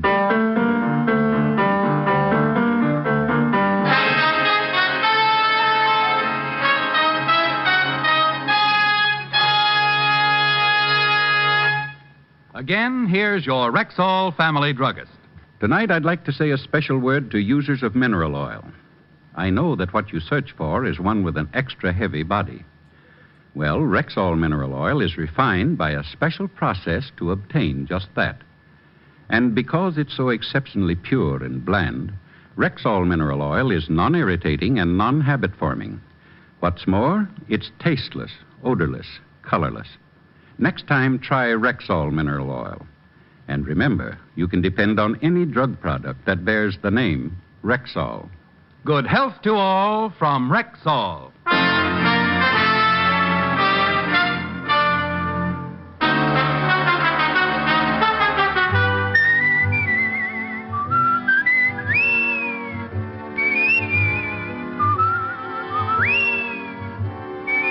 Richard Diamond, Private Detective, stars Dick Powell in the title role and is written by Richard Carr, with music composed and conducted by Frank Worth. Featured in tonight's cast were Virginia Gregg, Bill Johnstone, Wilms Herbert, Lucille Meredith, Parley Bear, Joe Duval, and Joe Gilbert. Richard Diamond, Private Detective, is transcribed in Hollywood by Jaime Del Valle. This is Bill Foreman, inviting you to be with us next Wednesday at this time, when we will again bring you Dick Powell as Richard Diamond, Private Detective.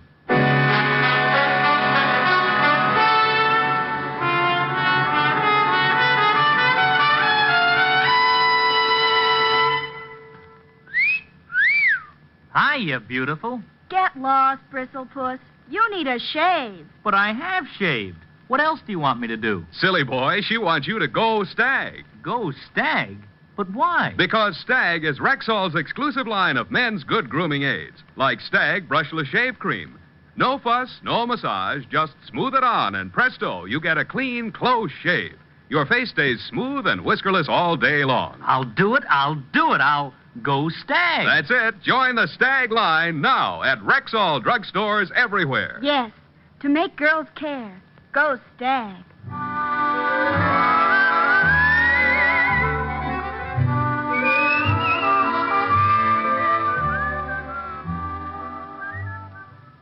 Wednesdays this fall, hear Groucho, Gildy, and the Halls of Ivy on NBC.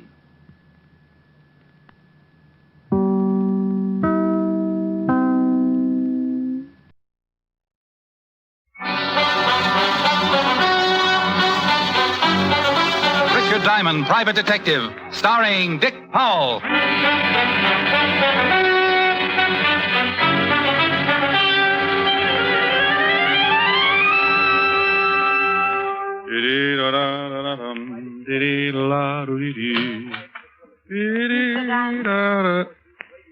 Well, are you, Mr. Diamond? Oh, my goodness, yes. Come right in. My name is Wolfe. Unofficially, so is mine. Sit down. Thank you. Oh, no, my pleasure. You must get a dividend from the Nylon companies. Be terrible if there was a shortage. I'm well stocked. Yeah. What can I do for you? Start by calling me Edna. Then what? I'd like you to follow my husband. As a detective or a replacement? I think he's been seeing another woman. Why? Have you been running around the house in a diving suit and swim pins? I've always tried to keep myself attractive for my husband, Mr. Diamond. Well, then if your husband is seeing another woman, Mrs. Wolfe, it's got to be an optometrist assistant. Well, thank you. I think you and I are going to get along just fine. Well, now that we're all agreed, tell me some more about your husband. What makes you think there's another woman? Usual thing. The way he's been acting. Business appointments every evening. Nothing else? He received a call late this afternoon. I listened in on the extension. It was a woman. She called the house? George was very unhappy about it, warned her never to do it again. She give a name? She said, "This is Nancy. I must see you here tonight at 8 o'clock. She didn't say where here was, did she? No, George seemed to understand. Probably her apartment. Probably. If he's seeing another woman, I want a divorce, Mr. Diamond. And you need grounds. Yes. $100 a day in expenses, Mrs. Wolfe. Edna. It's still $100 a day in expenses. Here's 200. I hope that's enough of a retainer. Oh, that'll keep me interested for quite a while. Now, tell me, what does your husband do? I mean his business. He's in steel. How much in? Very much. He's vice president of his company. What does he look like? Here's a picture of him. Well, I'll start right away and see what I can find out for you, Mrs. Edna. Yeah. Well, look, after I found out just how unfair your husband's treating you, I might lend you my shoulder to cry on. And I'd just about have to call you Edna then, wouldn't I? By 7 o'clock, I was standing across the street from her house waiting for her wandering husband. By 7:30, a man stepped out on the sidewalk and hailed a cab. I recognized him from the photograph as George Wolfe, and I started the tale, following him east across town to an apartment house on 47th Street. By the time I got in the lobby, it was deserted. A list of names on the mailboxes showed the only girl named Nancy in the building was a Nancy Fowler. So I headed for her apartment. Her door was at the far end of the hall, and I was halfway to it when George Wolfe bounded out and ran right into me. Let me go. Take your hands off of me. You forgot to close the door. Get out of my way. What's the matter, friend? You look like you ran into a yard full of snakes. Will you get out of my way, or must I use force? Well, use all you like, but I think you better go back and close the door. No. Yes. Stop it. You can't do this to me. Well, I hope you aren't always this wrong. No, please. Now get in the room. Oh, swell. No wonder you took off like that. I didn't kill her. I swear I didn't kill her. Nancy Fowler? Yes, I guess so. You guess so? Well, this is Miss Fowler's apartment, but I've never seen Nancy Fowler before in my life. There was the .38 revolver lying next to the dead girl, so I took out my own gun and covered Wolfe while I called Lieutenant Levinson of Homicide to get right over. Wolfe yelled, screamed, and pleaded, and even offered me a nice fat bribe. But we waited for Fatty Levinson and his squad of New York's finest. He finally arrived, but New York's finest was poorly represented. Hello, Shamus. In trouble again, huh? Walt, did you have to bring Otis? I promised he hasn't used the siren in 4 days. Who's this guy? George Wolfe. Caught him running out of the door. Well, Mr. Wolfe, what about it? I had nothing to do with it, but I'm not saying any more until I see my lawyer. He was crying all over the place before you got here, Walt. Landy got a call from a Nancy Fowler who asked him to come up here. That's the truth, Lieutenant. She said she had something important to tell me. Says he never even heard of Nancy Fowler before the call. That also is the truth. When I came to the apartment, I found her lying just as you see her. How'd you get in the door? She told me she'd leave it open for me to walk right in. Well, it came out the back, just below the shoulder blades, Lieutenant. You on the gun, Mr. Wolfe? I refuse to answer any more questions. Okay, take him down to the car, Otis. Come on, you. Rick, just how did you happen to be in this building at this particular time? Well, I was hired by that guy's wife to tail him. He was supposed to be playing illegal footsies with a female named Nancy. The dead girl? Well, the wife just knew the first name was Nancy. The girl who's supposed to live here is named Nancy. Nancy Fowler. I've never seen her before. Maybe the dead girl is one and the same. Well, I'll get an identification and have the gun checked by ballistics. In the meantime, I'm going to give this apartment a good going over. Mind if I help? Now, what kind of an answer do you expect to that? You will anyway. He was so right. We started going over the apartment room by room, closets, drawers, everything. In 10 minutes, the coroner and the boys from the lab arrived, and in the bedroom, Walt found something. Take a look at this. Ah, jewelry box. Hey. Pretty expensive. Regal Jewelers. Very classy establishment. There's a card in the box. For my darling love, George. And the guy said he never saw her before. If this is his handwriting, he's as good as strapped in the chair. Well, it looked as if my client, Mrs. Wolfe, had a killer for a husband. But a couple of small items still worried me. So I left Walt and went downstairs to find the switchboard operator. Oh, you with the police? I just left them. Tell me, dear, do you keep a list of the calls that are made through the switchboard? Sure, it costs the tenants 10 cents a call. May I see the list? Yeah, I guess so. Here, handsome. Gee, nobody's called me that since I had long blonde curls and a gold yo-yo. I looked over the list of telephone calls and found the ones made by Nancy Fowler during the past 3 or 4 days. The last call listed from her apartment had been made at 7:45 that evening to a familiar telephone number. The same number Mrs. Wolfe had given me when she left my office earlier. I left for the home of Mrs. Edna Wolfe. Yes?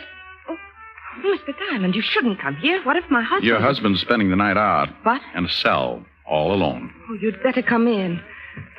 Now, what in the world are you talking about? And it looks as if your husband killed a girl this evening.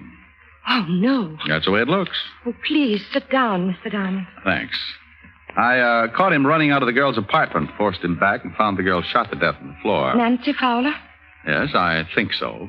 It was her apartment. The police are making identification now. Oh, it's just terrible. I wonder why he did it. Were you here in the house at 7:30 this evening? Well, no, I was with a friend until about 8:30. Well, a call was made to your house from Nancy Fowler's apartment. She was charged for it, so the call was completed. Well, she probably talked to George. Your husband swears he didn't know the girl. Claims he got a phone call, and she asked him to come right over. That she had something to tell him. He knew her all right. You remember, I told you I overheard them talking. Your husband own a gun? Well, yes, I believe so. You know what caliber? No, I don't know anything about guns. A bracelet was found in the dead girl's apartment. The card with it was signed Love, George. Oh, it looks pretty bad, doesn't it? If it's his handwriting, it does. Well, I guess he deserves it, but I'll call our lawyer and see what can be done. I'll keep in touch, Mrs. Wolfe. I hope you will. Just because the case is finished. Well, there are still a few things that bother me, so I'll just kind of keep looking around until I'm satisfied. You mean you think maybe my husband didn't kill the girl? There's an awful lot of evidence that he did, but there's still a motive to be found. You've got the grounds you wanted, so from here on in, anything I do for you or your husband will be on my own time. Anything you do for my husband, I'll be glad to pay for. Oh, well, now, that's real nice. Well, I'll take a run down at the precinct and let you know what the lieutenant has found out. Good night, Mrs. Wolfe. Still can't get used to Edna? It'll take a while.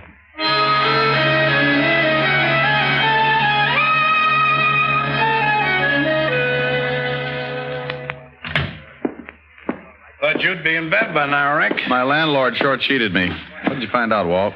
The dead girl was Nancy Fowler. Figured. And George Wolfe did do the killing. His gun? Yeah, we checked the registration. His gun, his fingerprints on it, his handwriting on the note in the jewelry case. What does he say about the bracelet and the note? He bought it all right. We checked.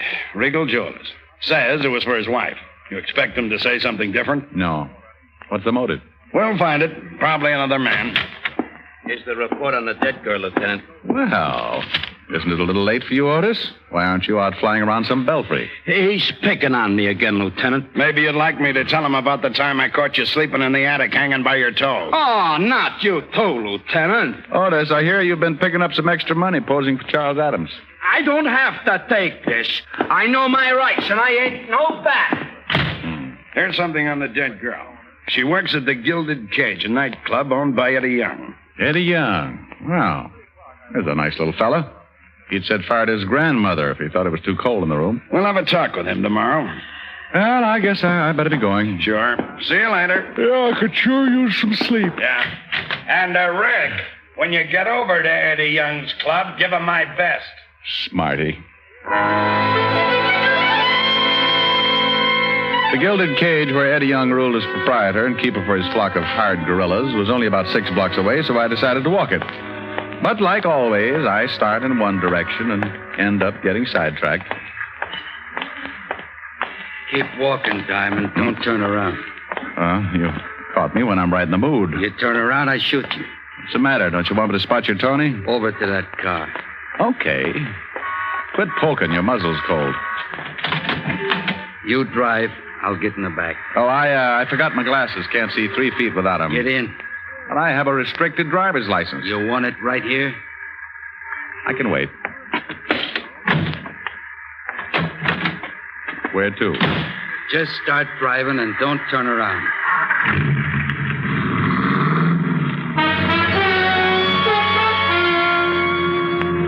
We headed east across town with a gun pointed at my neck. I tried to get a look at the guy in the rear vision mirror, but he was sitting too far to one side. I didn't know where we were headed, but I had a pretty good hunch why we were going there. Turn right. And take it a little slower. I don't want to have to shoot a cop. Well, if we're headed for the river, I've seen it. From the bottom? Don't you think we'd better stop at a bathhouse or something? I know a spot where you can go in, clothes and all. Okay. But if there's anything I hate, it's getting my money wet. Turn right again. We were headed for a cross street. I could only turn right or left. A big warehouse was dead ahead. I eased down on the gas, and we picked up speed as we neared the intersection.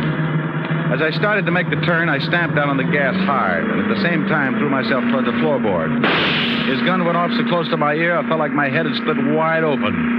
Then we hit the building.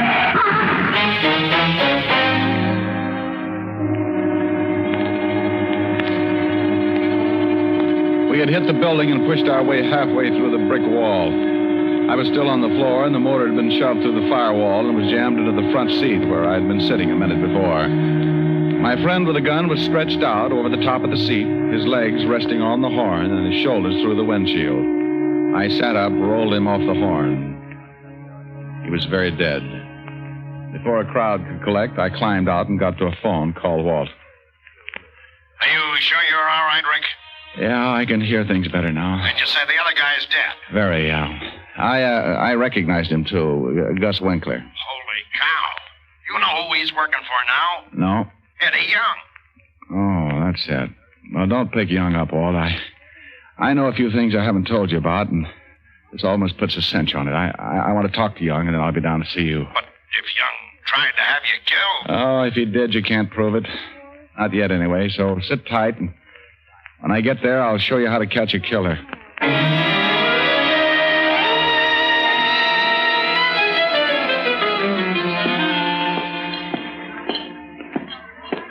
You going someplace, chum? Yeah, right through that door, chum.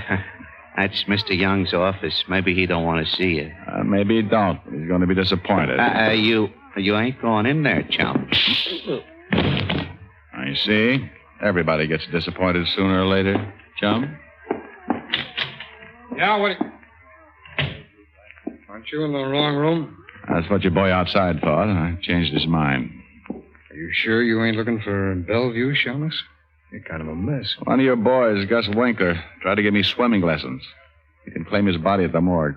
I don't know what you're talking about. Somebody else who works for you got killed tonight, too. Yeah, who? Nancy Fowler. What? Oh, come on, Eddie. I couldn't stand it if you started crying. Who killed her? The police are holding a man named George Wolfe. Know him? No, I don't know him, but Nancy's talked about him a couple of times.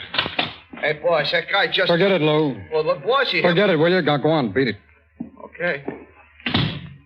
You know, Shamus Lou's a pretty big boy for you to go pushing around. He's liable to stay mad. So Nancy said she knew this George Wolfe. That's right. Ritual guy, from the way she talked, she was taking him. Good. Where were you between 7 and 8 this evening? Right here in this office. I got witnesses. Oh, I'll bet you have. Okay, Eddie, I'll see you around. I left the office knowing how close I was to the whole answer and called Walt at the precinct. I told him to meet me up the block from the Gilded Cage, and 10 minutes later, he pulled the squad car up the curb, and I climbed in. You find out anything? Yeah, but I have to know one thing first. What time was Nancy Fowler killed? Coroner's report puts it at 7:30. Well, that ties it. Now, would you mind telling me what it's all about? I'll do better than that, Walt. I'll show you. But we've got to wait until Eddie Young leaves the cafe and goes home. It was around 12:30, and we settled back to wait. And with an impatient cop sitting next to me, it wasn't easy. Around 1 in the morning, a boy brought Eddie Young's convertible up in front. We watched Eddie climb in. Okay, Walt, tail him. We stayed close, following Eddie Young across town until he pulled up in front of his apartment and turned into the basement garage. Give me 5 minutes, Walt. Then come on up to Young's apartment. Why can't I go now? Because what I'm about to do isn't quite legal, and I couldn't stand seeing you blush.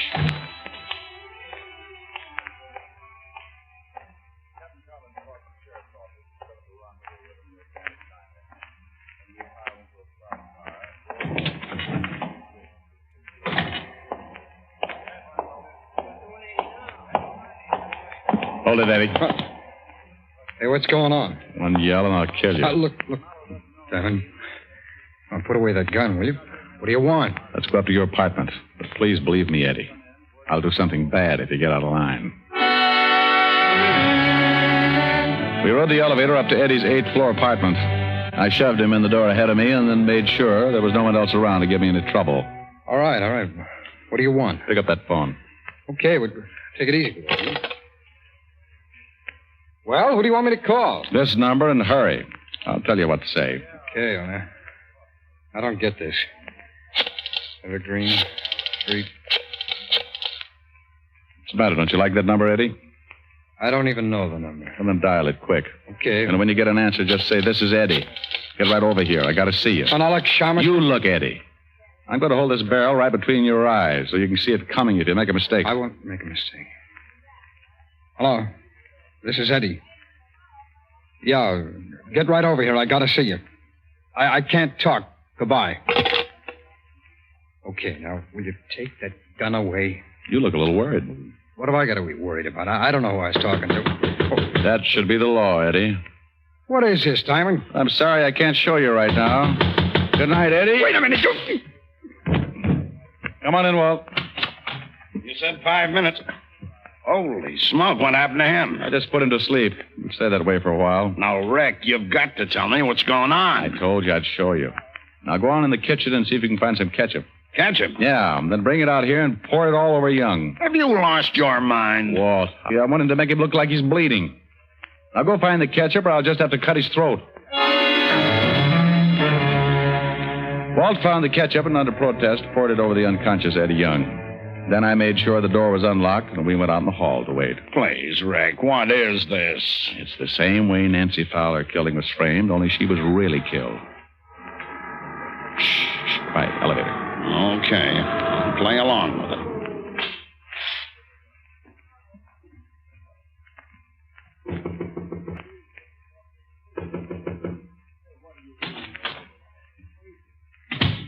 Let's go, Walt.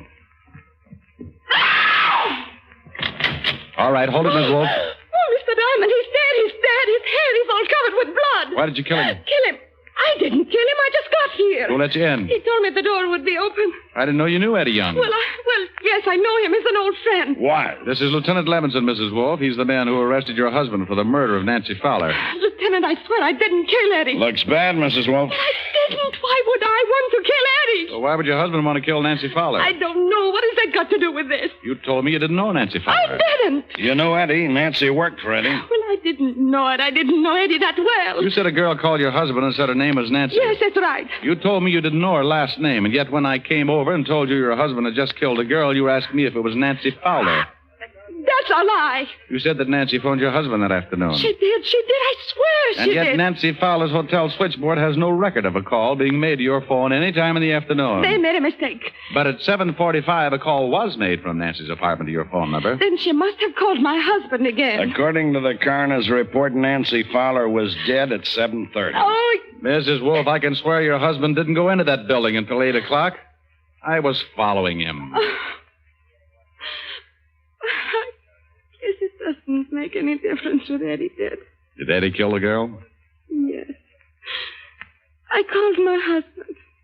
I wanted to get a divorce. And his money at the same time. Eddie knew Nancy, so we decided she'd be the one. She let Eddie in. He made her call my husband. Then he shot her. The gun and the bracelet. You just took them out of your husband's dresser drawer and planted them in Nancy's apartment? Yes. I found the bracelet in the drawer with the gun. I guess my husband was going to surprise me. Eddie! Eddie, it's moving! Oh, Eddie, darling. What happened? You're hurt. You're bleeding. Bleeding? Stay still until we can call it. Wait a minute, will you? Hey, what is this stuff? This isn't blood. I'm covered with ketchup. Ketchup! Ketchup! Why, you dirty no-good! Eddie, we've been framed! Framed? They're all yours, Walt. Why? Good night, Mrs. Oh, I guess now is as good a time as any. Good night, Ed.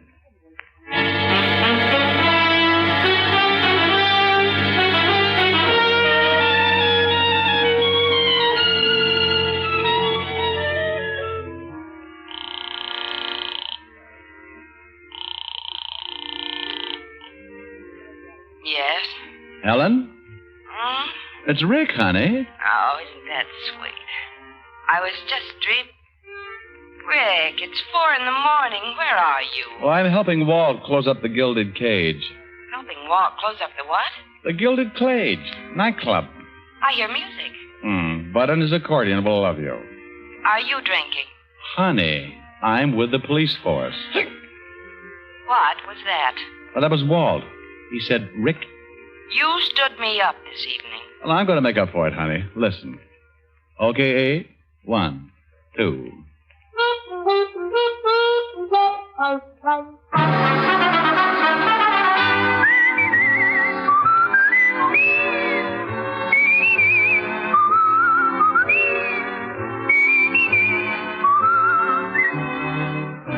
Richard Diamond, Private Detective, stars Dick Powell in the title role and was written by Blake Edwards with music composed and conducted by Frank Worth.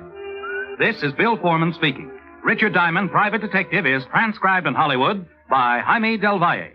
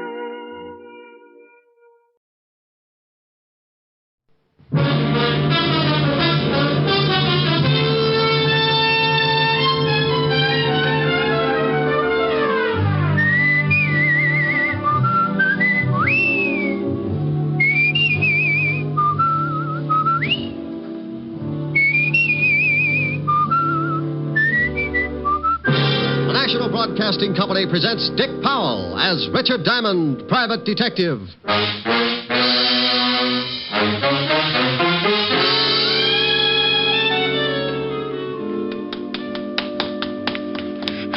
Here it is. I've got it. Let me see it. Here you are. Oh, yes, indeed. My friend, you have just made us independently wealthy. Many men have died in the past because of this. And unless we're extremely cautious, you and I will be added to the already long list of its victims. Come, hurry. Here's another exciting half hour with Richard Diamond, Private Detective, starring Dick Powell.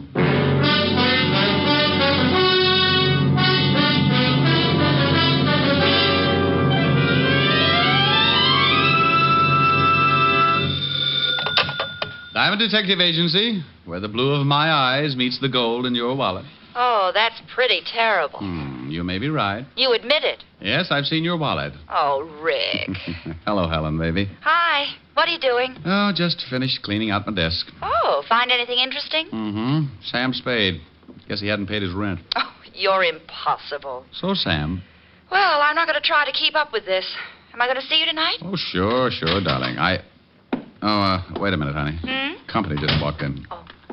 Something I can do for you, my friend? Are you Richard Diamond? That's right. Client, Rick? No, I don't know, honey. I'll call you back. Please, Mr. Diamond, I haven't got much time. Okay, what's on your mind? This package, here, take it. And keep it for me until... Hey, what's wrong? Hide it.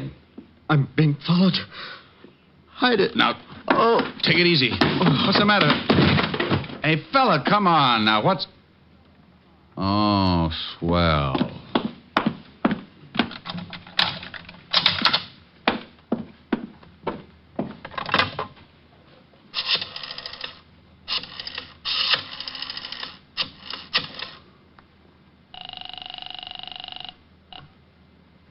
Precinct Police Station, Sergeant Otis. Otis, let me talk to the lieutenant. Is this Diamond? No, it's Ponder, and I think I've been doped. Now put the lieutenant on the line. Dope.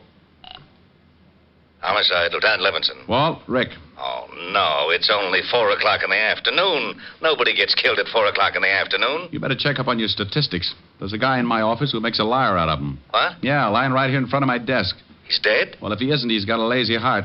Maybe he just fainted. Maybe he's suffering from some kind of a shock. Maybe he's got some terrible disease, and he'll give it to you. Walt, if this guy isn't dead, he's sure going to have a hard time explaining the bullet hole in his back. Don't touch anything. Can't he even scratch my head? Oh, you know what I mean. All I did was lock the door. Now get over here. Knock 3 times and say, Ricky loves Walter, and I'll open up. What did you lock the door for? Well, because this guy came in and gave me a... Gave you a what? Wait a minute, Walt. Come on, what are you mumbling about? Will you shut up? Someone's trying to get in the door. I'll see you when you get here, Walt. I have one of those locks that any skeleton key would fit, and that was exactly what my visitor was using. He opened the door. I moved back against the wall as the door swung in. My visitor was a young, well-dressed man, about 5 feet 8 or 9, red hair, nose full of freckles, and on top of the nose, a pair of black-rimmed glasses. There was a big bulge under his coat that he started reaching for just as I rolled his arm around behind him. You're backing me off! No, not yet. I still got a little way to go. No! Just making you more comfortable. Now, I'll take this big gun. It must weigh you down. You can't do this stuff. Oh, sure I can. See, I just twist a little. No! Just locking the door again. Now sit down in that chair. My arm. I'll be happy you still got it. Now, what are you doing patty-footing it around here, using a passkey to get into my office? I got the wrong office. Look, Sonny, you see that over there? What is it? It's a guy, and it's very dead. I'll send some flowers. Make it enough for a duet. Someone else gonna die? Someone else is going to get pretty close to it if I don't get the answers I want. Well, I'll see what I can find out. That's to see how fast you can talk. I don't have to talk to you. I don't have to talk to nobody. Want to bet? You're gonna be sorry for that. You're mixed up. Let me straighten you out. Now, wait a minute. Now, then let's have it. What were you doing busting in here? What do you know about the dead guy? I don't know nothing about him. What gave you the idea you could break into my office? I found out the door was locked. I didn't want to wait around in the hall. You got a permit to carry this gun? Well, of course I have. Let's see it. I haven't got it with me. Oh, well, then we'd better start at the beginning. Come on. Ricky loves Walter. Now open this door. I'll have Otis kick it in. Who's that? That's the law, Buster. Now, you stay put while I let the big fat policeman in. Come on, Diamond. Should I, Lieutenant? Oh, not with your head. Well, greetings. Come on in, Walt. I got somebody. Hey, what the? Oh, I had somebody. Some guy jumped through Diamond's window. It's 8 floors up. Yeah, but there's a roof only 1 floor below. Look out the glass. There he is down there. Hey, you, come back here. He ducked behind that sign. Otis, get off of my back. Oh, well, he's gone. That's that. What did he do? Busted into the office. Hey, is that dead guy over there? What does that look like? A bear rug? Oh. You think the guy who jumped out of your window has something to do with the dead man? I don't know. He had this gun on him. Well, why didn't you take a shot at him? Because if you'll notice, I've been holding it by the barrel. I wanted you to have the nice little old fingerprints. Oh. Yeah, oh. Why didn't you take a shot at him? Why didn't I? Yeah, Lieutenant, why didn't you? You shut up. Well, Walt? I don't know what he was, who he was, or what he'd done. Why should I take a shot at him? Lieutenant. Otis, I told you to shut up. Now, let's take a look at the dead man. Looks like he's been shot in the back. Yeah. You said he came in to give you something, Ray. That's right. This package right here. And what's in it? I haven't looked yet. Wrapped in today's newspaper. Well, what in the... Hey, some kind of doll or something. Looks like it's carved out of ivory. Funny looking thing. Look at all those arms. Must be Oriental. You know what it is? No more than you do. The guy just came in and... It sounds like the wagon, Lieutenant. Yeah, when the coroner gets here, Rick, we'll go down to the office and see if we can get any identification on the guy who jumped out of your window. Okay. Here's a wallet off the dead guy. Now, let me see. Yeah, Lieutenant. Social Security card. Name's William Logan. Hey, here's something. Guy's a merchant sailor. Here's his card. We'll check these things. Look, Walt, you got to wait around for the coroner's report. I've got a date with Helen later, so I'll go over to my place and get cleaned up. Then I'll meet you at the station, huh? Okay. Hey, where you going with that statue? Well, the dead man, William Logan, gave it to me to keep. That's evidence. It's also something from a client. Client? He give you a fee? No, but he wanted me to have this thing. It looks like he died trying to get it to me. So he's a client until I find out what this is all about. Ain't he noble? Noble schmoble. That thing is still evidence. I'll take good care of it. Now, Diamond, you come back here. Walt, what do I always say when I leave you like this? What? What do I always say? Why, bye? Bye.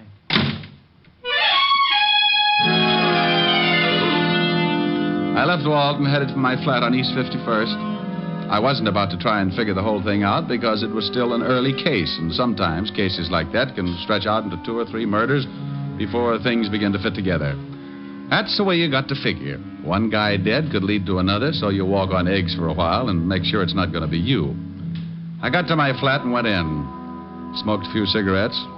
Looked at the carved ivory figure that William Logan had given me. It looked like a woman sitting cross-legged with all of her 6 arms outstretched. I gave it a good going over, but couldn't find anything unusual. So I put it on the piano and went in and started to shave. Yeah?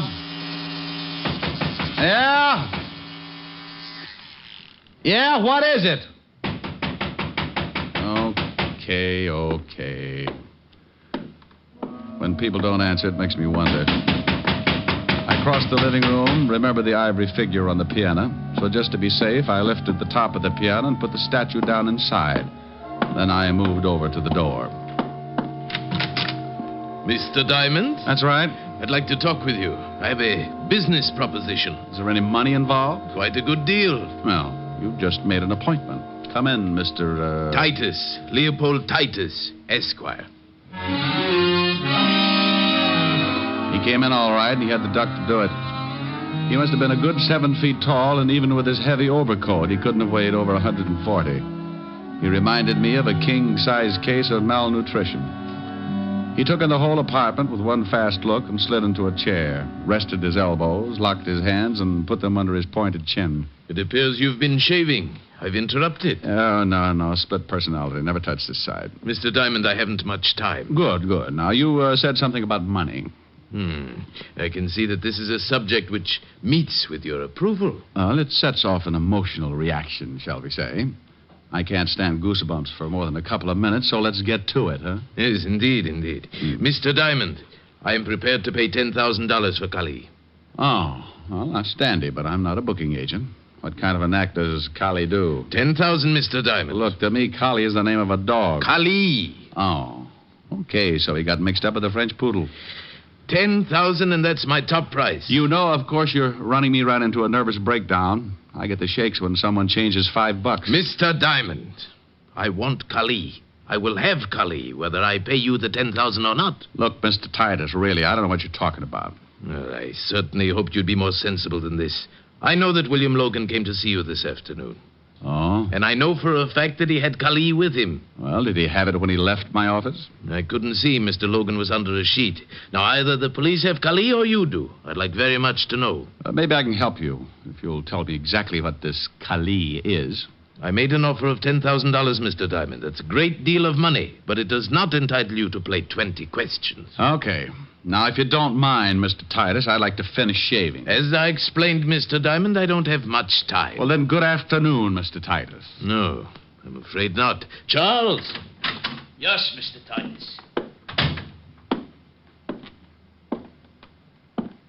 Well.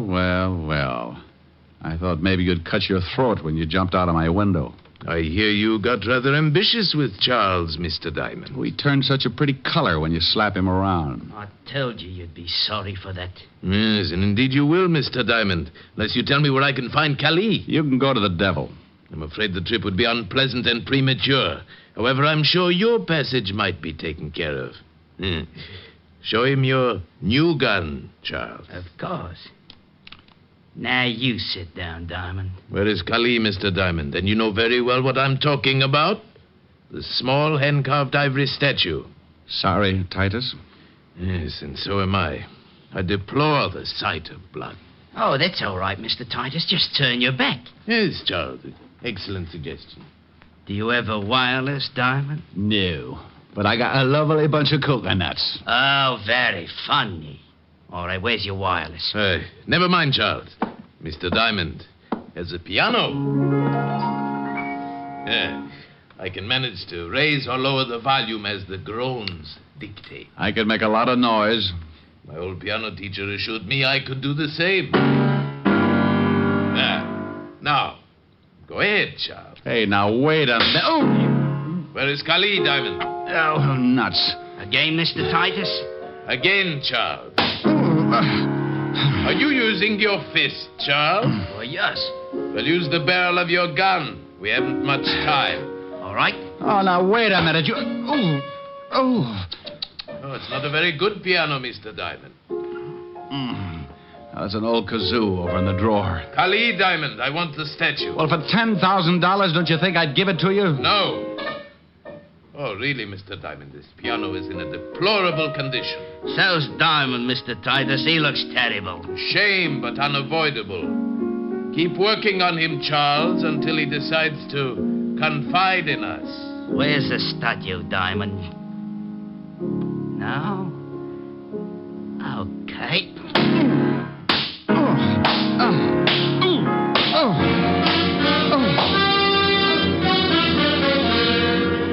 NBC is bringing you Richard Diamond, Private Detective, starring Dick Powell.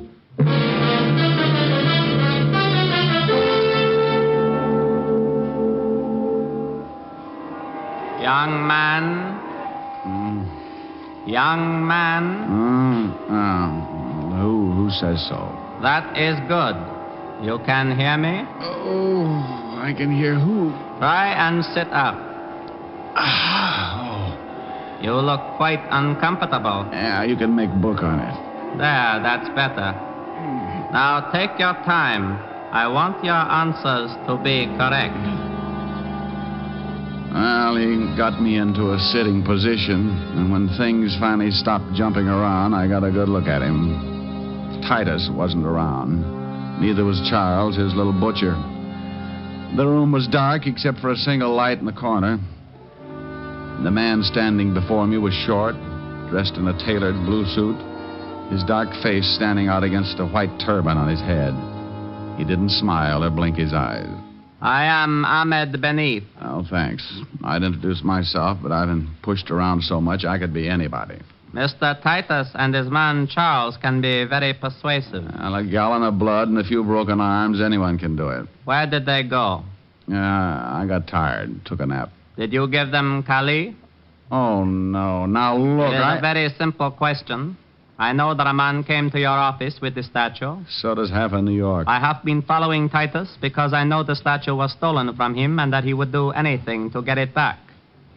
He led me to your office, then he led me here.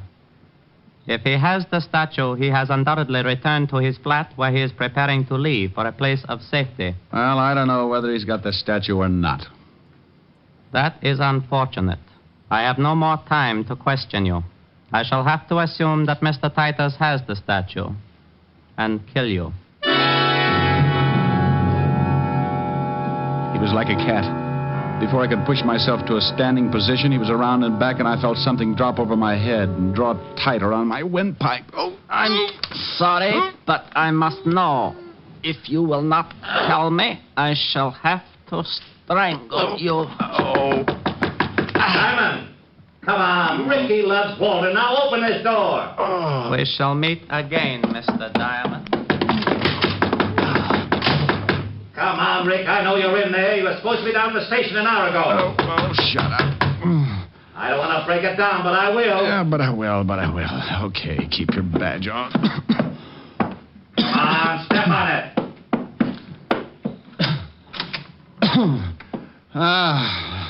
Well, Blue Eyes. Where's Diamond? No. Yeah. What in the world? Believe me, Walt, I don't know. You look awful. Yeah, I feel like I've been playing in a wind tunnel with blocks of cement. What happened? Look, before I go into it, tell me what you found out. We better take care of you first. It'll have to wait. Things keep going on like they have been. It's only a matter of time until someone else gets killed. Now, what did you find out? You know that gun you gave me? Yeah, the one I got from Charles. Is that his name? Yeah, what about the gun? It was the one that killed the guy in your office.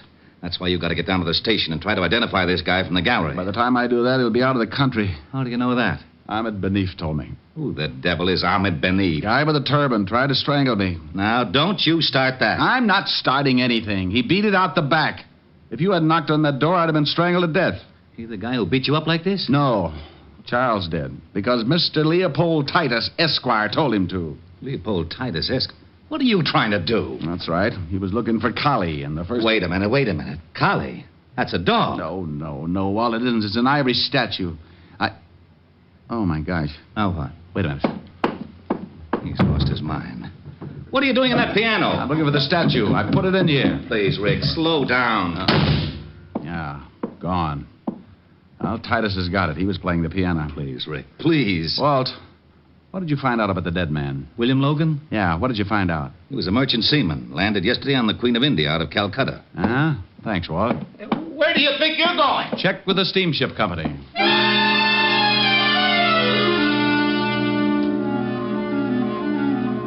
I stumbled out of my place looking like an ad for ground sirloin and grabbed a cab. On the way to the India steamship lines, I tried putting two and two together. The little statue, Kali, was the reason for the whole thing. One man was dead because of it, and everybody who was connected with the case was perfectly willing to kill anyone else at any time. Mr. Leopold Titus wanted it, so did one Ahmed Benif. Titus and his boy Charles evidently tailed William Logan, merchant seaman, to my office, and somewhere along the line, Charles shot him. Ahmed Benif was tailing the whole bunch. 2 and 2? Well, maybe, but I still needed some answers. A cab pulled up in front of the East India steamship offices, and I went in. A nice little girl with a nice little personality showed me the passenger list of the India Queen, and sure enough, Mr. Leopold Titus and a Mr. Charles Freely, first class. I thanked the girl, told her I'd send her a picture when my face got back to normal, and I headed for the docks and the customs office. I needed an address on Titus, and I knew that he must have signed a manifest at customs. He had. And 5 minutes later, I was back in my cab headed for the residence of Mr. Leopold Titus, Esquire, Kew Gardens, Long Island. It was a big, sprawling house, and by the time I got there, my watch was leaning on 7 o'clock. I paid the cabbie with my last $20 and started toward the only light burning.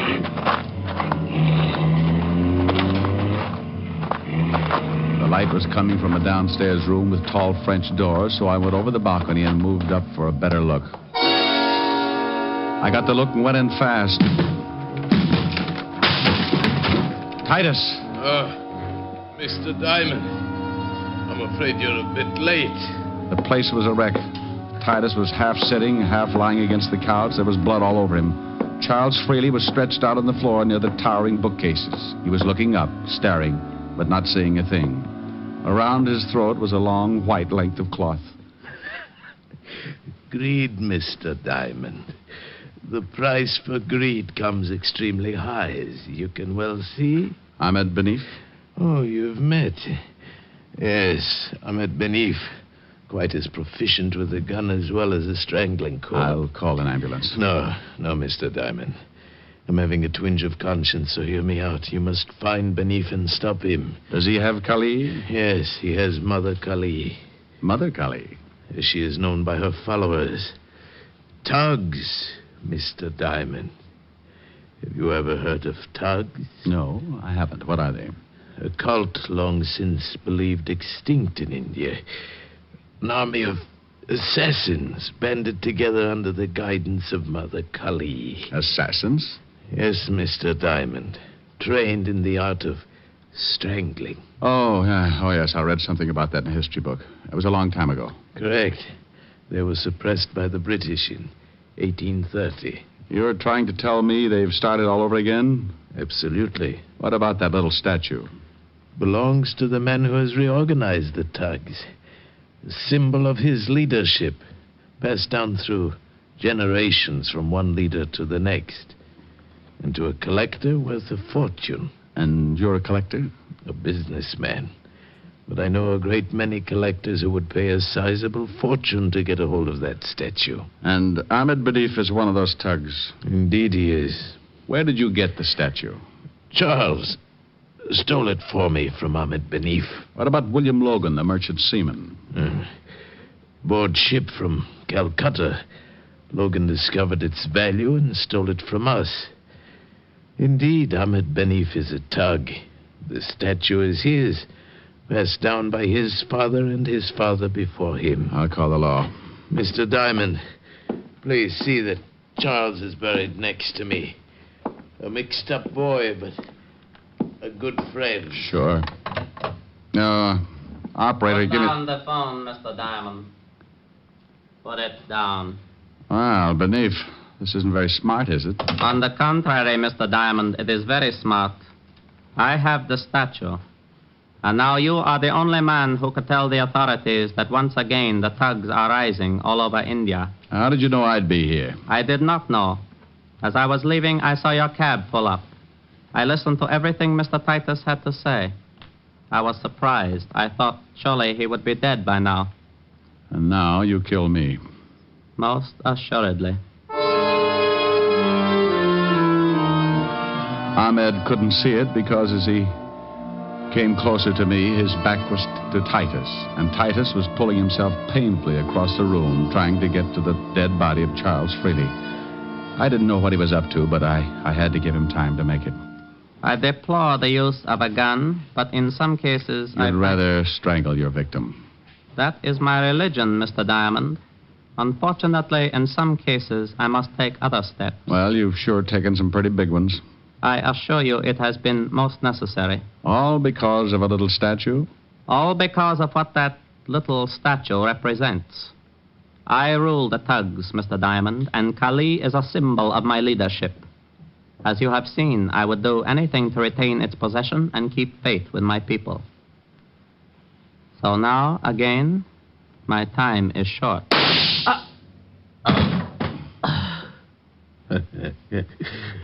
Indeed, it was short, wasn't it, Mr. Diamond? Indeed. I'm certainly happy that Charles had his new gun. Thanks, Titus. A pleasure. And now, quickly, 2 favors, Mr. Diamond. What are they? First, take the statue of Kali and destroy it. I must have your word. You've got it. Good. The second, I wish your honest opinion. I'll try.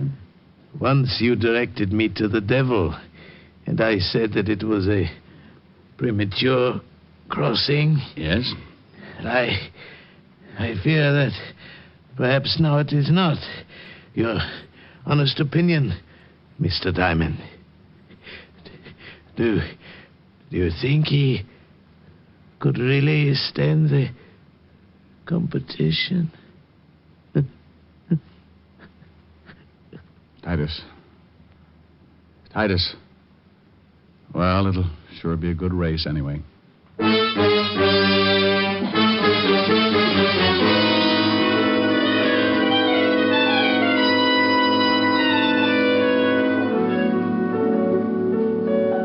How do you feel, Rick? Oh, I don't know. Pretty good, I guess.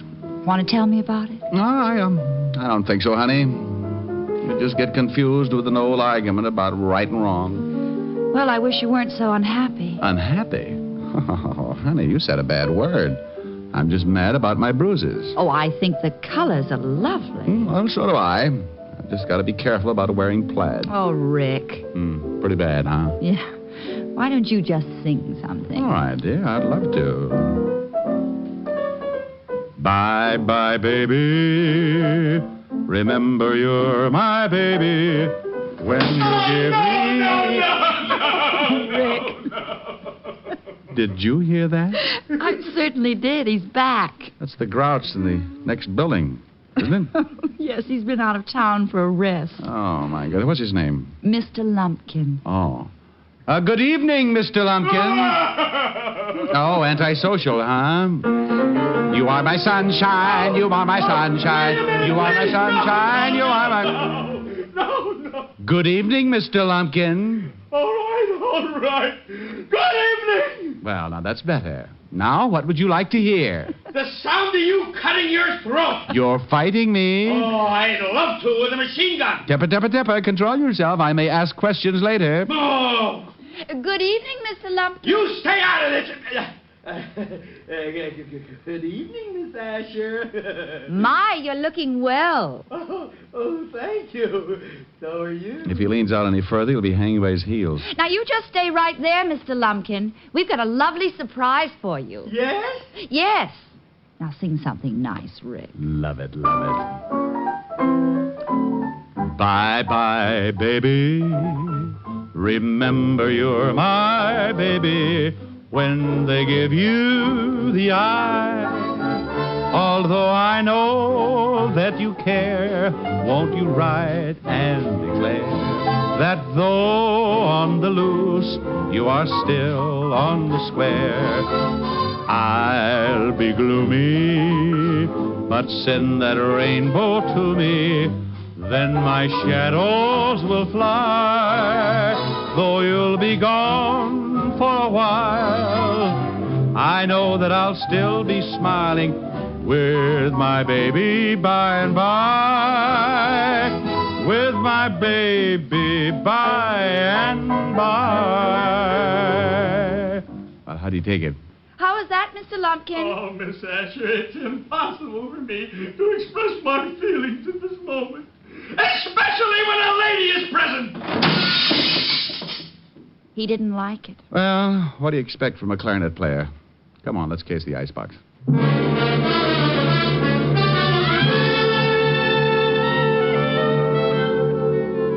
You have just heard Richard Diamond, Private Detective, starring Dick Powell.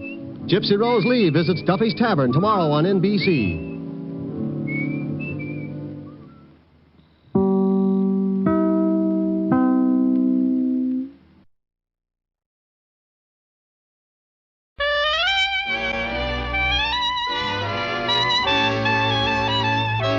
The makers of Camel Cigarettes present Dick Powell as Richard Diamond, Private Detective.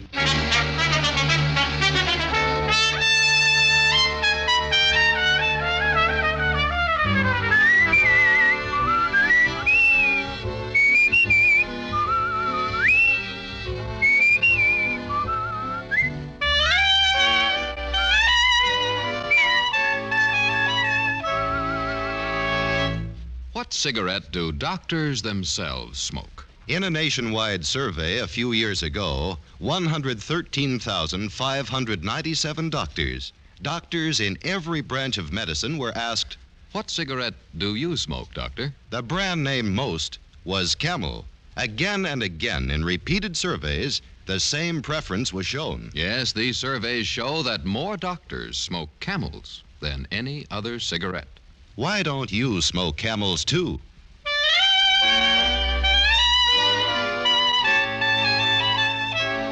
Now we bring you another transcribed adventure with Richard Diamond, Private Detective, starring Dick Powell.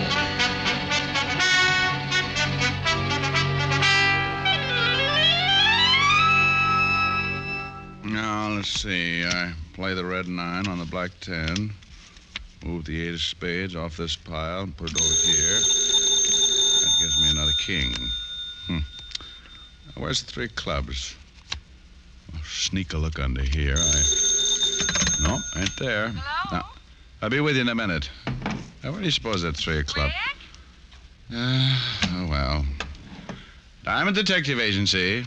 Anyone for Pinochle? Rick, don't tell me you're still at it. You told me an hour ago you'd quit as soon as you'd won one game. Won one game? That's nice and confusing, isn't it?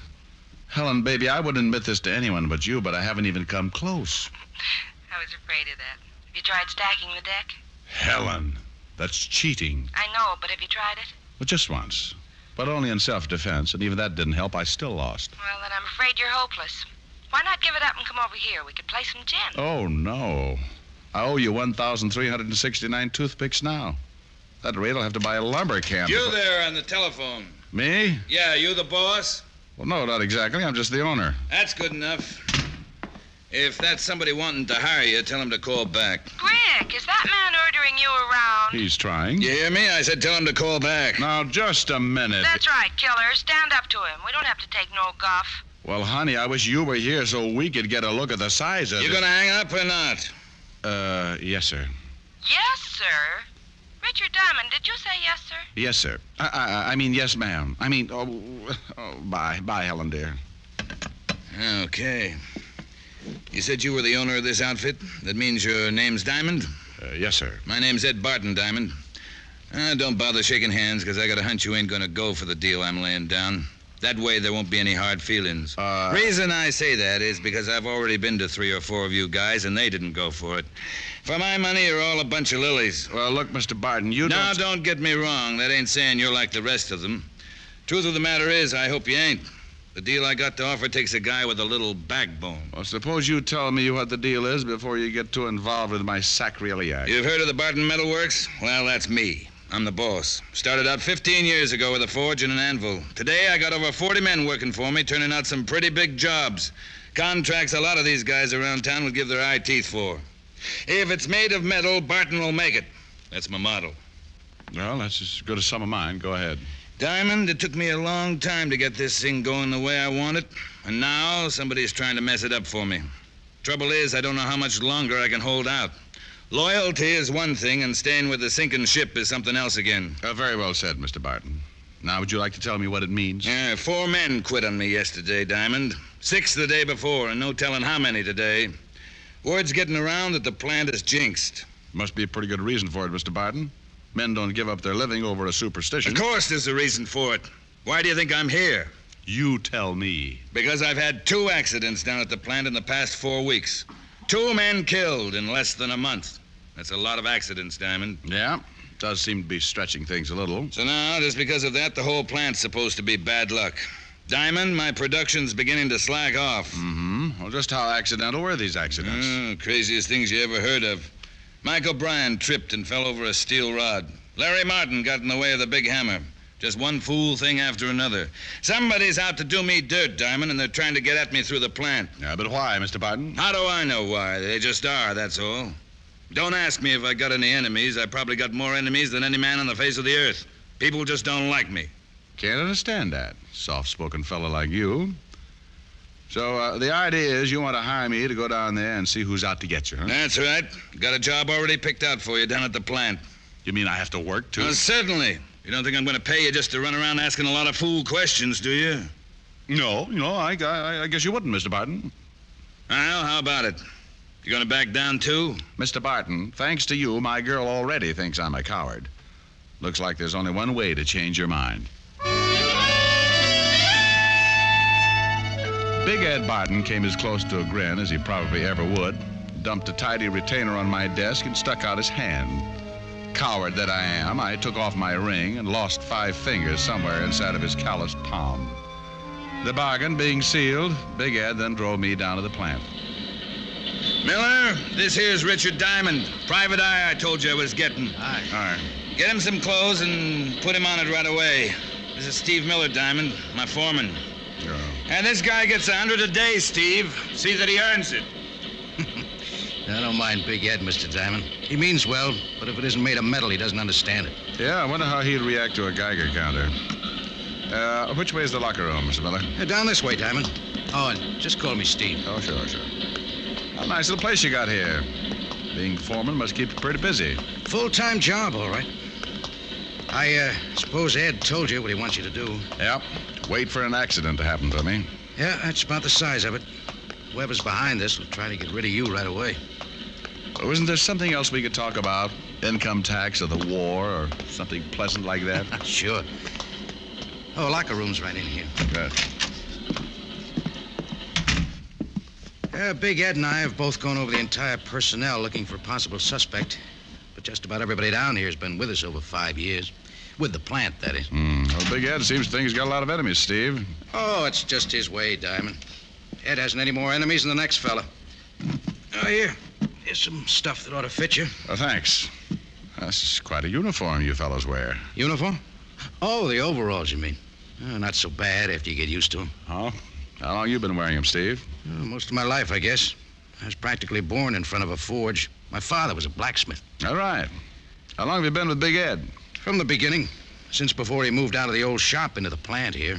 Of course, I haven't always been foreman. That's only happened in the last... Oh, hi, Fred. Come in for a smoke. Diamond, meet Fred Larson. Hey, what's the matter, Fred? I'm quitting, Steve. Quitting? That's what I said. Oh, now, wait a minute, Fred. Save your breath. My mind's made up. Oh, I see. So it's even got to you. Look, Fred. Who's he? Someone who isn't afraid to get down into the furnace room and take over Larry Martin's spot at the hammer. Diamond here knows the place isn't jinxed, don't you? Well, I... Better not answer that until you've been here a while, brother. I just about had it a couple of minutes ago myself. You? How, Fred? What happened? Railing gave way up on number 5 catwalk. Right there where the plates are stored. What? That's what I said. If it hadn't been for that scaffolding, I'd have cashed in right then. But those railings are always given out, Fred. You know that. It's been happening for years. Yeah, but this one just came too close. I ain't stopping to pick up my check, Steve. Mail it to me. Those railings aren't indestructible, Diamond. They just wear out. Mm-hmm. What was he talking about? Plates? Oh, I'll show you when we get up there. Number 5 catwalk's right above the big hammer. Oh, all right. Well, I'm all dressed. How do I look? On second thought, don't answer that.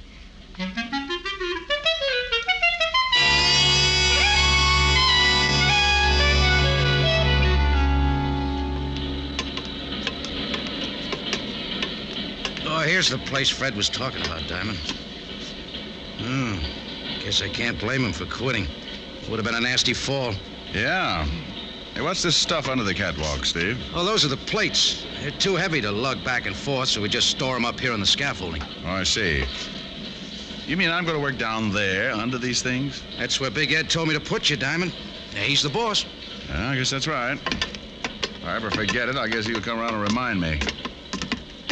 Well, that hammer's a pretty big piece of equipment, isn't it? Sure is. But the work you'll do isn't hard. The plates come out of the furnace hot. It's your job to flatten them out. All you have to do is flip a switch on the hammer and roll the plates. Roll the plates? Well, after that climb, I may not even be able to flip the switch. Otto? Yes, Stevie? That's Otto Schmidt. He'll handle the furnace for you. Well, looks like he can handle the whole factory. Hello, Stevie. Is the fellow going to take Larry's place? That's right, Otto. Rick Diamond, Otto Schmidt. Howdy, Otto. Hello. He's a new man, Otto. Never worked in a shop before. Yeah, I see that.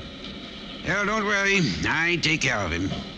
Just how do you mean that? Now, take it easy, Otto. Production isn't as important as safety right now. Remember that. Yeah, I remember, Stevie. Now, you'll be working all alone down here, Diamond. Just you and Otto. Swell. The main thing is to keep your eyes open. Yeah, that's right. All right, Otto. you can take over now. Yeah, I take over now.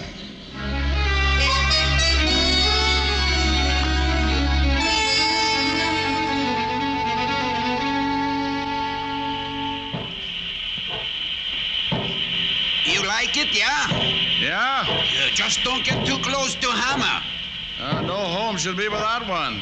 It's great for straightening nails, pounding out meat. Yeah, maybe pound out home, too. You think maybe you stay? Sure. Why not, Otto?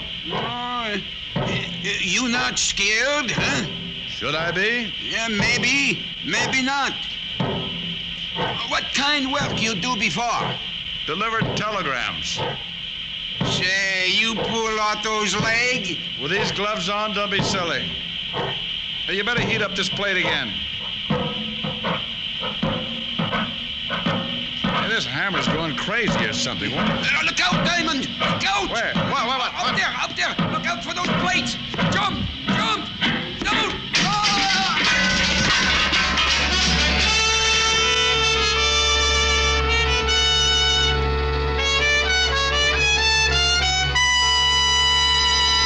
Before we continue with Richard Diamond, here are a few words about smoking enjoyment.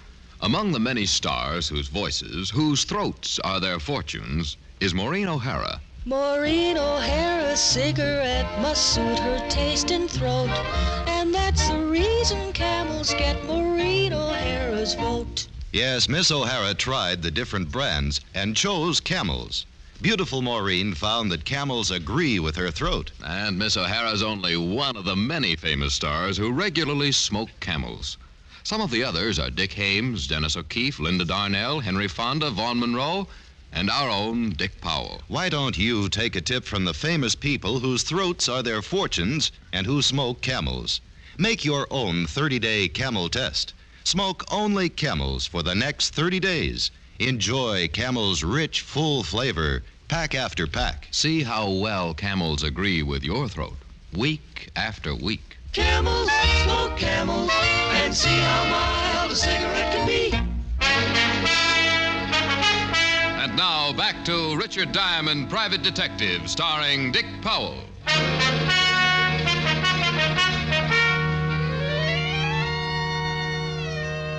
Well, Big Ed Barton had another accident on his hands. Otto Schmidt. They carried him out of the furnished room in bad shape, but alive. I went up to have a look at number 5 catwalk. And it took me about 20 minutes up there to decide that it hadn't been any more accidental than my working for Big Ed. Oh, come on in, Diamond.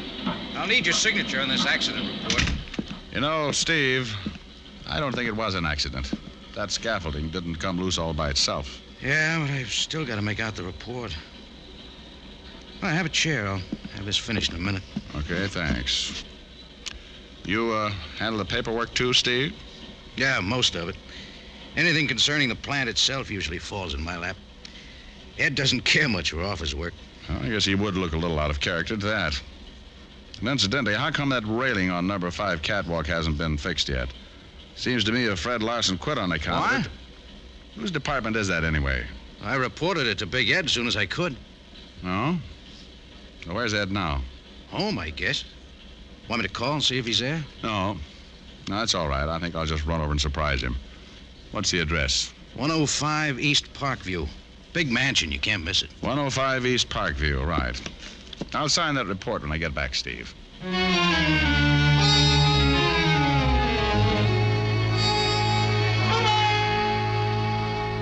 So, what if it wasn't fixed, Diamond? Those railings cost money. I told Steve not to let that plant nickel and dime me to death, and I meant it. Then you purposely let it go. Now, wait a minute. I didn't say that. But you don't have to, Barton. You got the report over an hour ago. That's plenty of time to get the work done. Who told you I got the report, Diamond? What difference does it make? You're responsible for the repairs, aren't you? That's right. But don't think you're going to jump all over me, Diamond. Matter of fact, I didn't even know the railing was down until you told me just now. Anyway, I don't see what this has to do with what happened to Otto Schmidt. You don't, huh? Well, I'll tell you, Mr. Barton. Someone got up there where the railing is out and loosened the braces on that scaffolding. If the railing had been up, he wouldn't have been able to reach it. That's a lot of hogwash. I don't believe a thing. I don't expect you to believe me, Barton, but talk to Otto. He saw who was up there. I saw part of it myself just before the plates started falling. You mean Otto saw... That's right. Well, don't look at me. I told you I didn't know anything about that railing. That's your story, Mr. Barton, and you better stick to it. Where do you think you're going? I didn't say I was finished with you yet. No, and I'm not finished with you, Barton. As soon as I've had a talk with Otto, I'm going to take off these overalls and get back into my own clothes, and then you can You mean take you're quitting? Walking out? That's right. Now, don't worry. I'm going to find out who's behind this, but I'm going to do it on my own. In case you haven't gotten the idea, Big Ed, I don't like working for you.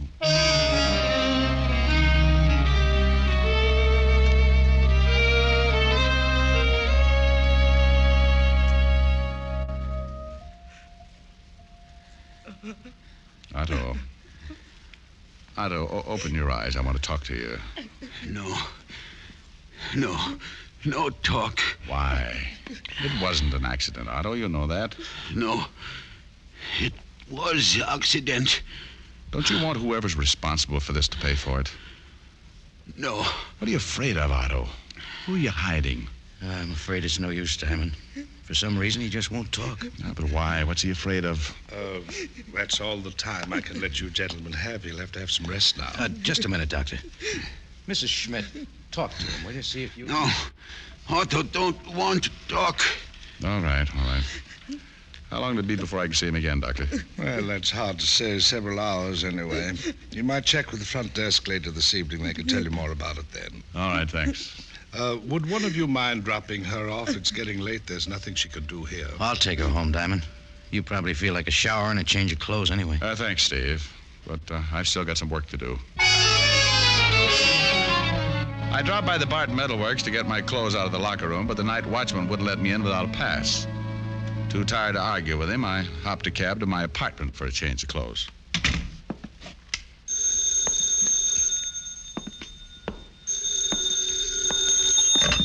Diamond?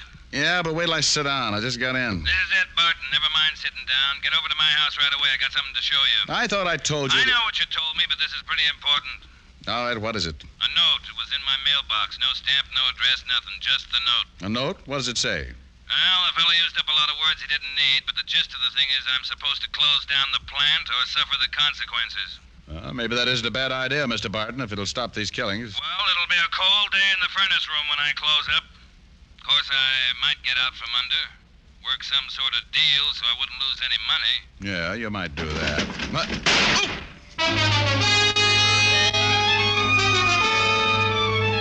Whoever it was had been waiting out on the fire escape. The bullet thudded into the back of my best chair, and I got on behind it, wondering which drawer I'd left my gun in this time. After a while, when nothing happened, I sneaked a look around the arm of the chair. Diamond, what's all the noise? There was no one there. What's all the noise, Diamond? And then I realized Big Ed Barton was still talking. Hear me, Diamond? Speak up. What's going on over there anyway? What do you think?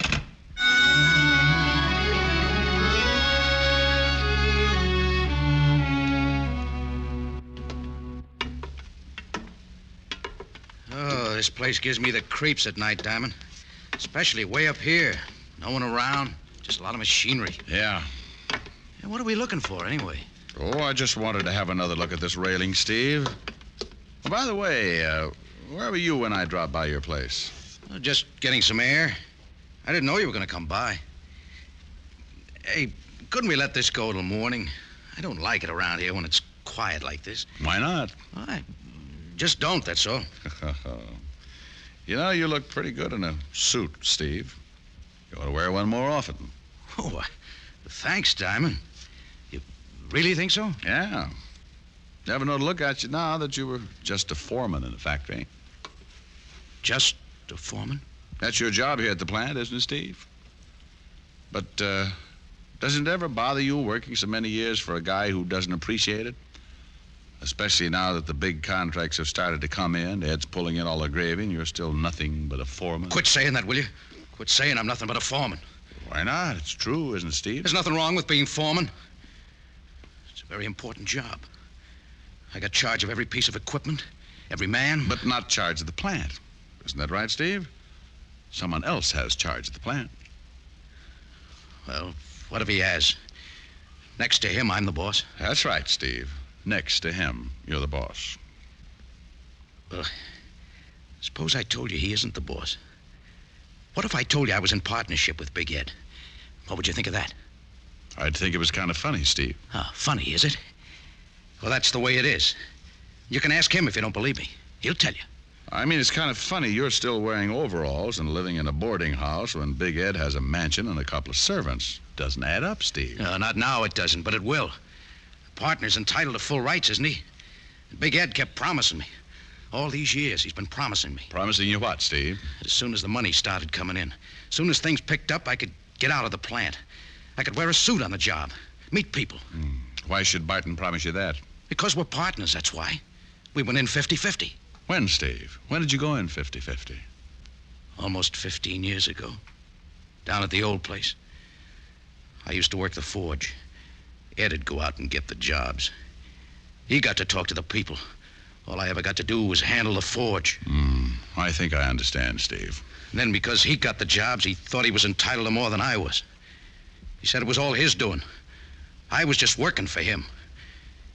He put me on a salary. Made me work in the plant. Well, what do you hope to get out of all this? Hating Big Ed is all right, Steve, but if he closes up the plant, you'd be out of a job. But I won't be out of a job. I'll be in charge then. I'm a partner, ain't I? All right, Steve, we can go back down now. Down? Down where? Where are you taking me? Downtown, to talk to some people. You mean the police? That's right. And Steve, just in case you've still got that gun, I think it's only fair to tell you that this time I've got one, too.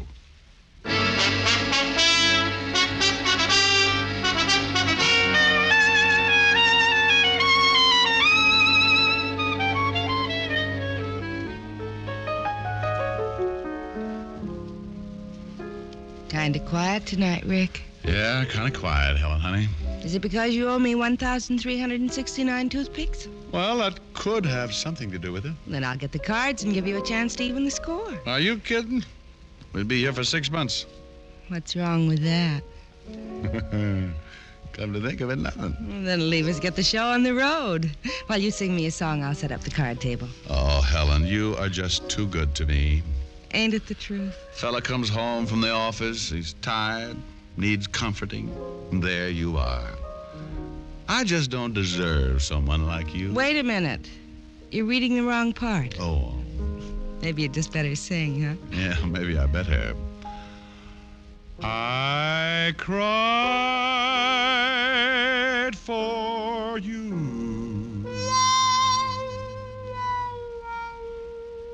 Now it's your turn to cry over me. Every road has a turning. That's one thing you're learning. I cried for you. What a fool I used to be. Now I found two eyes just a little bit bluer. I found a heart just a little bit truer. I cried for you.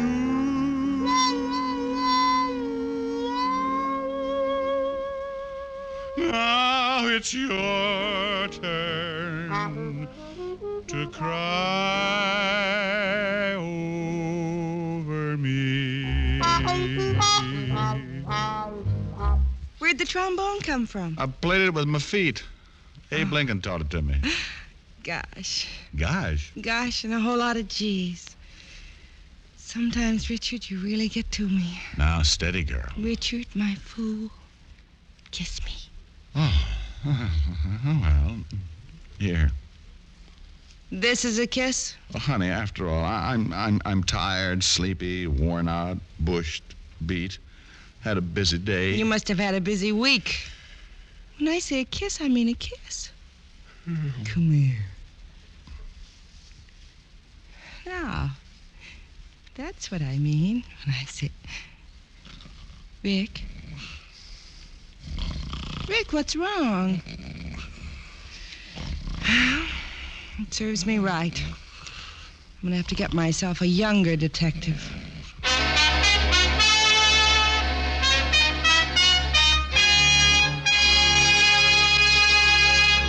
Dick Powell will return in just a moment. No other cigarette has Camel's rich, full flavor and cool mildness. That's because Camel's costly tobaccos are properly aged and expertly blended for flavor and mildness, for true smoking enjoyment. Yes, and it's one of the reasons why Camel is America's most popular cigarette, by billions of cigarettes per year. Are you smoking the cigarette that's enjoyed most in America? If not, start your own 30-day Camel test tonight. It's a sensible test of cigarette mildness, based on steady smoking. Here's all you do. Smoke only Camels for the next 30 days. You'll soon see how rich, how flavorful a cigarette can be, and you'll discover why Camel is America's most popular cigarette. How mild, how mild, how mild can a cigarette be? Make the Camel 30-day test and you'll see. Smoke Camels and see.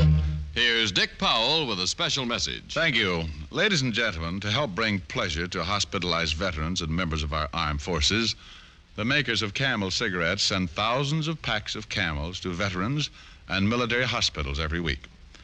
This week's gift Camels are on their way to Veterans Hospitals Dwight, Illinois, and Whipple, Arizona, Rapid City Air Force Hospital, Rapid City, South Dakota, and to all hospitals operated by the Far East Command of the U.S. Army.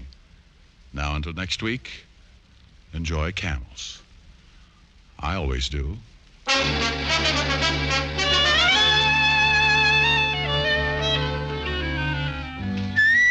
Tonight's adventure of Richard Diamond was written by Ty Cobb with music by Frank Worth. Virginia Gregg was heard as Helen Asher. Others in the cast were Raymond Burr, Jack Moyles, Jess Kirkpatrick, Joe Duvall, and Alan Reed. Richard Diamond, Private Detective, is transcribed in Hollywood by Jaime Del Valle.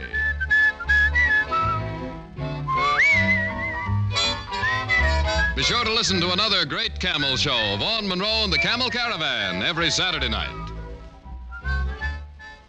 Many millions of Americans enjoy cigarettes regularly. One thing about cigarettes that many smokers may not realize is that more than half the money we pay for our smokes goes for taxes. Yes, that's right. 8 cents of the price of every pack we buy goes to the federal government, and 3 or 4 cents more in most states goes for state or city cigarette taxes.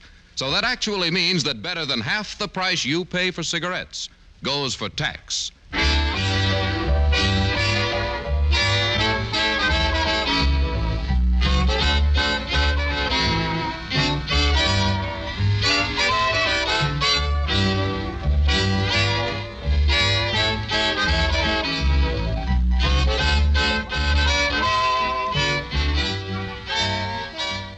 Listen next week for another exciting adventure of Richard Diamond, starring Dick Powell. Now stay tuned, for This Is Your FBI, followed immediately by Ozzie and Harriet over most of these stations.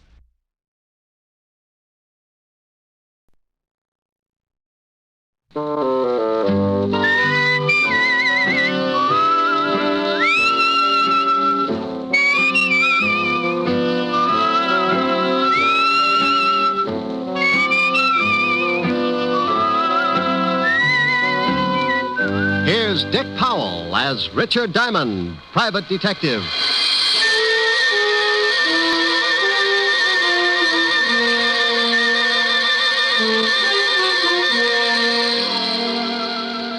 Hello there.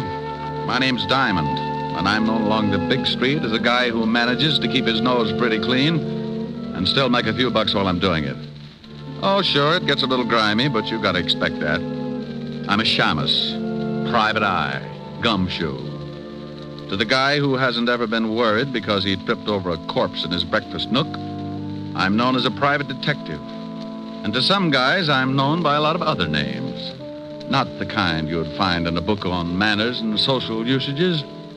But there are times when you might turn up on your desk calendar under the heading of what I must do today.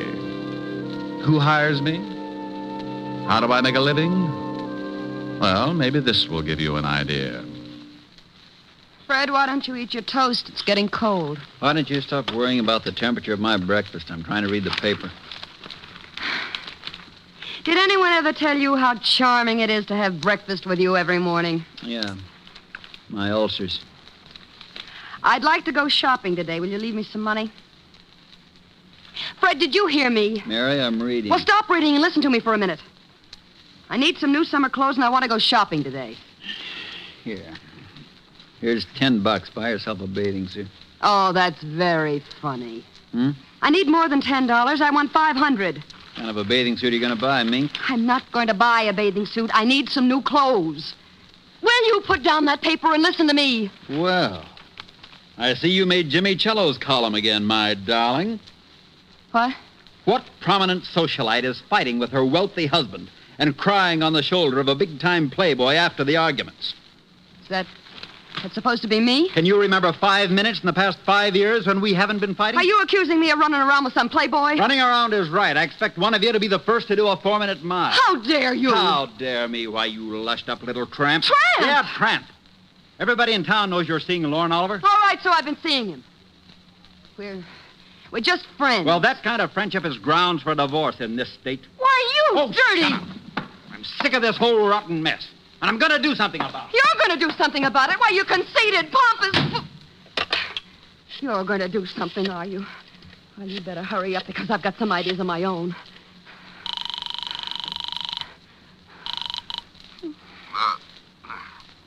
Yeah? Lorne.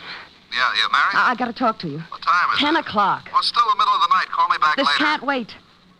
Fred found an item about us in Jimmy Cello's column this morning. He stormed out of here like he was going to kill somebody. Well, you're just the gal who can recognize the symptoms. Well, that's a nasty line. What do you want at 10 in the morning, Longfellow? Look, honey, I'll take care of Cello, and if that husband of yours gets out of line, I'll take care of him, too.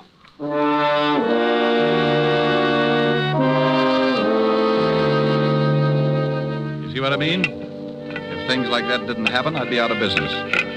I'll lay you 8 to 5 that before 3 o'clock this afternoon, one of those charming people will be walking into my office begging for help. Yeah? Rick? Oh, hello, Helen, baby. Hi. You gonna take me out tonight? Sure. I'll be over later. We'll have a quiet evening. No, I want to go dancing tonight. If you don't take me, I'll throw a tantrum. But, baby, I don't have the cash. I'm tapped this week. Well, if you won't let me take you, borrow it from Francis. You told me yourself he was good in a pinch. Yeah, but he's already black and blue from those 3 lunches at Lindy's. Besides, he's not only your butler, but he's a darn good businessman. He wants security. Well, give it to him. He's already got my badge, my book on the 10 best ways to sneak through transoms, complete with illustrations, and my gun. Haven't you got something else? Yeah, but I'm saving the right eye in case of an emergency. Keyholes, you know. Look, honey, let's go take in a quiet movie and... I want to get dressed up and go to a nightclub. It's summer. The flowers are blooming, and the fox has left his lair. His what? I've been hibernating all winter, and I want to get out into some nice, smoke-filled dance floor. Why, Helen. Why, Helen, nothing. Please, Rick. Hold it. Someone's knocking at my chamber door. Come in. Mr. Diamond? Yeah, pull up a chair. I'll be right with you. Who is it? I'm afraid to look. I haven't paid the light bill. This is a detective agency, isn't it? You, sir, have just won yourself a new economy home-size murder sampler, complete with a matching set of bodies. Me? No. I haven't got time to listen to your bright remarks, Diamond. I want to hire you. What did he say? He doesn't like my bright remarks. You won't even admit they're bright. What else? Oh, something about wanting to, Something about what? What was that last statement, sir? It sounded rather cozy. I said I wanted to hire you. What? I'll call you later, baby. Bye. Wait a minute. Now, Mr. Sears. Mr. Sears, what can I do for you? I want you to follow my wife. Will I like the view? She's running around with another man. Well, if they're just running around, don't worry about it. It's when they get tired and slow down that things start to pop. There was a veiled article in Jimmy Cello's column this morning about my wife and this man. Yeah, I know Cello. So do I, but I'm not interested in Cello at the moment. Well, what do you want? Enough on your wife so you can get a divorce? Yes. Oh, well, that comes kind of high. I don't like cases like this, and I usually turn them down. If you want me to swallow my pride, it'll take a $200 retainer and $100 a day in expenses. I'll write you a check. Oh, just like that, huh? I am quite wealthy. That's why I want the divorce, Mr. Diamond. There you are. Yes, sir. There I am. Now, what's the man's name that your wife is seeing? His name is Lorne Oliver. Well, this is turning into a family gathering. You know him? Sure, runs the Monarch Club. That's right. What's your wife's name, and where can I get a look at her? Mary Sears. You can see her tonight at the Stork. We'll be there for dinner, 9 o'clock. I'll be there. Oh, incidentally, that comes under the heading of expenses, in case you have a short memory. I have a good memory, Mr. Diamond. You can send me the bill. Oh. Address and phone number? 45 East 65th Street. 45 East 65. Evergreen 41793. 41793. Now I've got to be going. Goodbye, Mr. Diamond. Goodbye, Mr. Sears. Yeah? What'd you hang up on me for? Honey, this is because you always give me an argument. You never want to go anywhere. I'm getting tired of shows and hot dogs. I want to go dancing. What? And I don't mean Roseland. I want to go to the Stork. I'm a growing boy, and I like to see the bright lights and throw my money around. But, Rick, you I'll pick you up at 8:30, and this time, don't wear slacks. You're an idiot. Bye, idiot. Yes, that's the way it goes, just as I told you. The word private in front of detective means you're married to all the troubles in the world, and that includes everything. So if a guy turns up who's unhappy with his wife, you listen to him howl, and if he's got enough money, you take the job. It's for better or for worse. And until Mr. Sears came in, it was decidedly one-sided. I'd teach cooking to a bunch of headhunters for a fee like the one he'd given me. When I looked at his $200 check, I started getting that big man complex again. So I closed the office and went back to my flat. We'd probably be up late, and Helen always had some extracurricular activities after we'd get back to her place. You know, roasting marshmallows, fast game of canasta, or an exciting round of immies on the living room rug. Anyway, I always got home pretty late in the a.m., so I spent the rest of the afternoon taking a nap. At 6 o'clock, I got up and dressed, and at 8:30, I picked up Helen. Wow. And at 9 o'clock, we were sitting at the Stork Club bar, right on schedule. Rick, when are you going to ask for a table? Well, honey, the drinks come faster here. But I want to dance. Oh, no. Mustn't overdo it, lover. How do you know? Maybe some mountain climber will ask you on a 20-mile hike tomorrow. Think of your feet. I am. And I want to move them around that dance floor. Oh, Rick, I know you. If you do something, you do it all the way. Yeah, let's neck. Oh, now you stop that.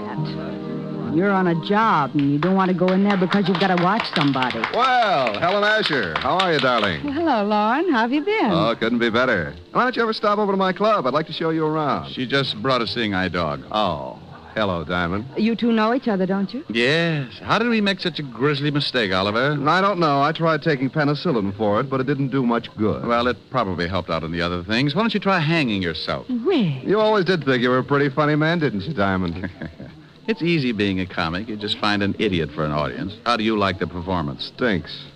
Pardon me, Helen, but I see some people I know. You'll excuse me, won't you, Diamond? Oh, sure, yes. But the next time you drop around, bring some Airwick, huh? Rick, even if you don't like him, you shouldn't say those things. It's liable to start a fight. Oh, he wouldn't take a swing at a midget if he was riding an elephant. Wonder who his friends are. They don't seem to be too glad to see him. Their name's Sears. Is that who you're watching? Yeah, the wife. I don't know whether I approve or not. She's very attractive. Isn't she, though? Rick. This is business, baby. Business.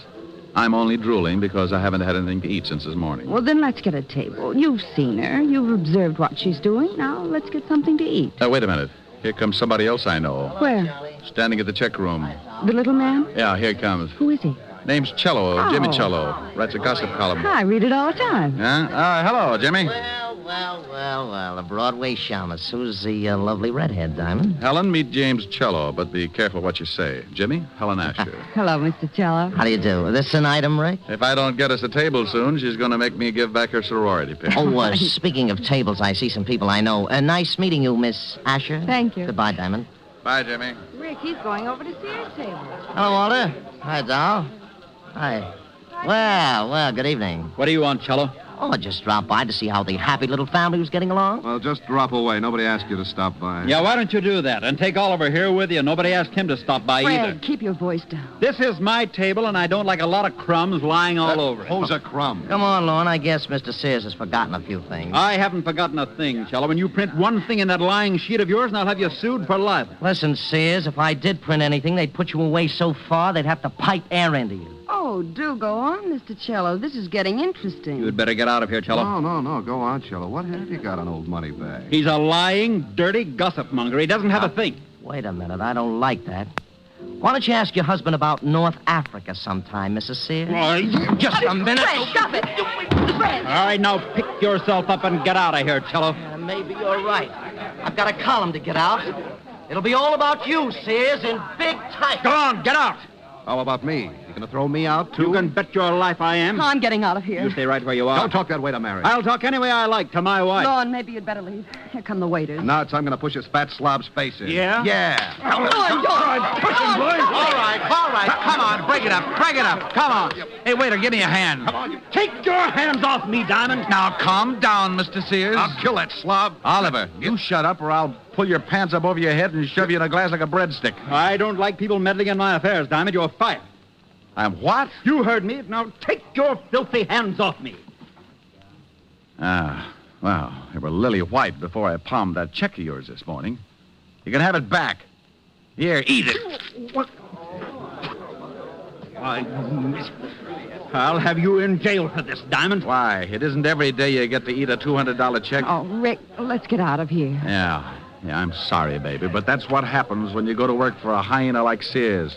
You think he's a nice guy because he laughs so much. But you find out later it's only because he chewed your leg off.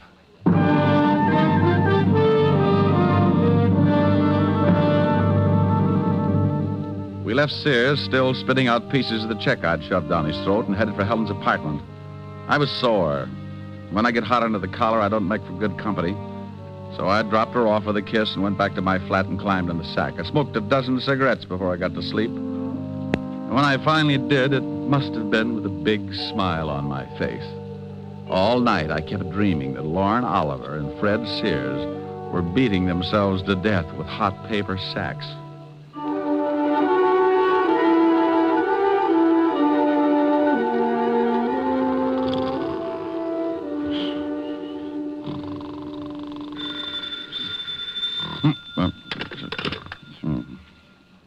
Yeah. Diamond? No, this is Sunshine Market. Locks popovers are specialty. Now you stop clowning and get over here right away. Walt? Lieutenant Levinson. Oh. Where are you? I'm in your office. Yeah? What if any clients come in, give them a good sales talk. Tell them how many people you've killed or something. There's a guy in your office now. Prospect? Depends on what you're talking about. I think his name is Fred Sears. Tell him to go home. He canned me last night. I don't think he'll listen. All right. So he's sore. He's got a right to be. He's dead.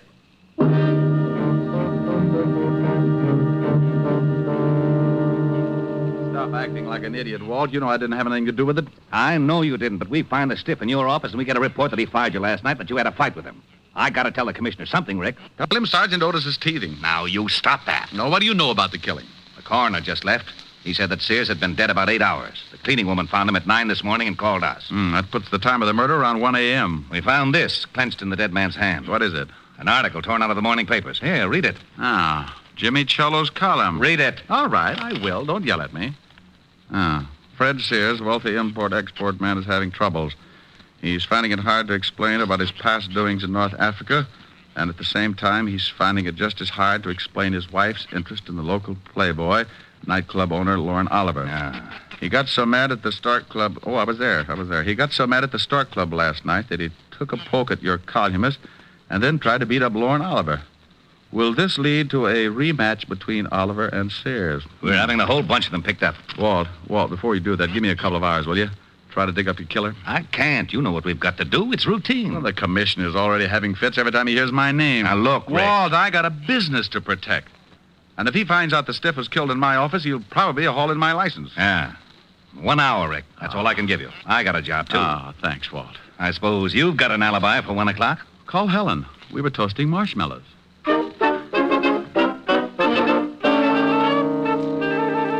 Well, had three good suspects, Lorne Oliver, Cello, the columnist, and Mrs. Sears. One of the three was built just right for the electric chair. An hour isn't much time to dig up a killer, so I grabbed a cab and headed for Lorne Oliver's office in the back of his club. Yeah, come in. How are you, Oliver? Oh, what do you want, Diamond? I'm particular about who comes into my club. Oh, I'm surprised you can operate with that kind of policy. People probably see you in here every night. I think I'll have you thrown out. Where were you at 1 o'clock this morning? None of your business. Herman. Yeah, boss. Come in here and show a guy out of my office. Oh, we get rough, huh? Yeah. Okay. I'll let you tell the cops who knocked off Fred Sears. Hey, this the guy, boss? Yeah. Wait a minute. Did you say someone knocked off Fred Sears? That's right, but don't start crying about it. It makes me feel so helpless. I'll tell my story to the cops. They'll get a lot tougher than I will. You won't get tough at all, Mac. Oh, stop flexing, Herman. You'll snap your girdle. Well, I guess it doesn't make much difference as long as Sears is dead. I was with his wife from about 12 o'clock to well, it was a long time after 1. Well, where were you all that time? At my place. Now, take a walk, Shamus. You got my alibi. One more question.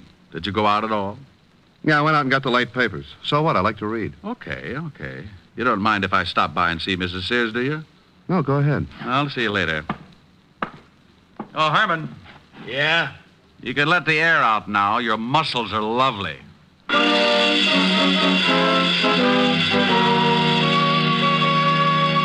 Well, Oliver had a good story if it checked, so that left me with 2 more stops. Cello's newspaper office was the closest, so I grabbed another cab, and 10 minutes later, I was sitting at his desk. Oh, you don't think I had anything to do with it, do you, Diamond? Where were you at 1 this morning? I was covering a party at Richard Gray's. I was with friends from about 11 o'clock till after 3. You can check. Go on, check. Look, Poison Pin. Sears had your column from the late edition clenched in his hand. He did, huh? Well, you don't think if I was going to kill a man, I'd leave anything like that around? I don't know.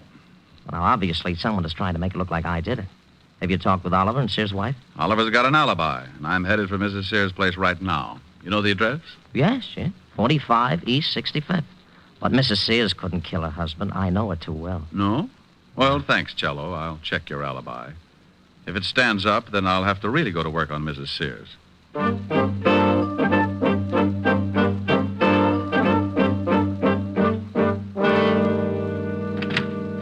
Yes? Mrs. Sears? Yes. Oh, you look even better up close. What's on your mind? You mean right this minute? Well, aren't you nice? Don't crowd me, though. I can keep up a pretty good average in this league. I'd say about 1,000. Mm-hmm. May I come in? I think so, if you keep talking. I like to hear nice things. Well, you deserve them. But I can think of some nice things to say about a panther. We'll talk about my family some other time.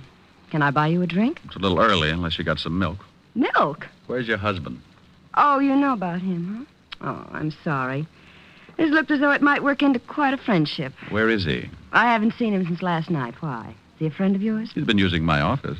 Oh? Yeah, he died there last night. What? Everybody is so surprised. But, how? Who did it? That's what I'm trying to find out, lover. Where were you at 1 a.m.? That's none of your business. Okay, let the law drag it out of you. Goodbye, dear. Wait a minute. All right, I'll tell you. I was with a man named Oliver, Lorne Oliver. Oh, for how long? From about 12 o'clock to, well, much later. That's what Oliver says. Did you go out at all?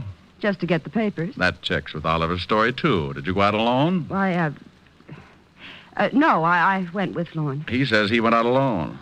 Oh, well, yes, he did. I thought you said you went out with him. Well, that was later. Lorne was the one that went out to get the papers. Okay, what time was it? About 2. When you both went out or when Lorne went out to get the papers by himself?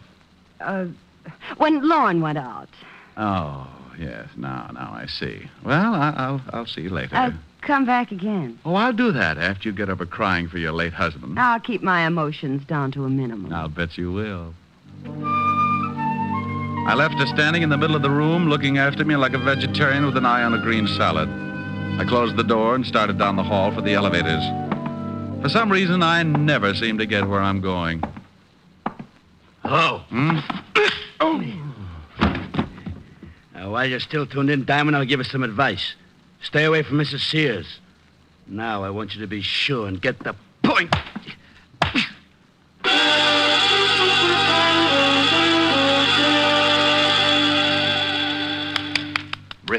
Rick, Come on, snap out of it. I'll go away. Come on, you don't look so good. It matches the way I feel. Oh, here's a new line. Where am I, Walt? In Mrs. Sears' apartment. Hello, handsome.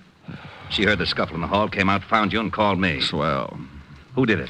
I didn't see him, but his voice sounded like a thug that Lauren Oliver keeps around, a patty cake with. Oh, that was probably Herman.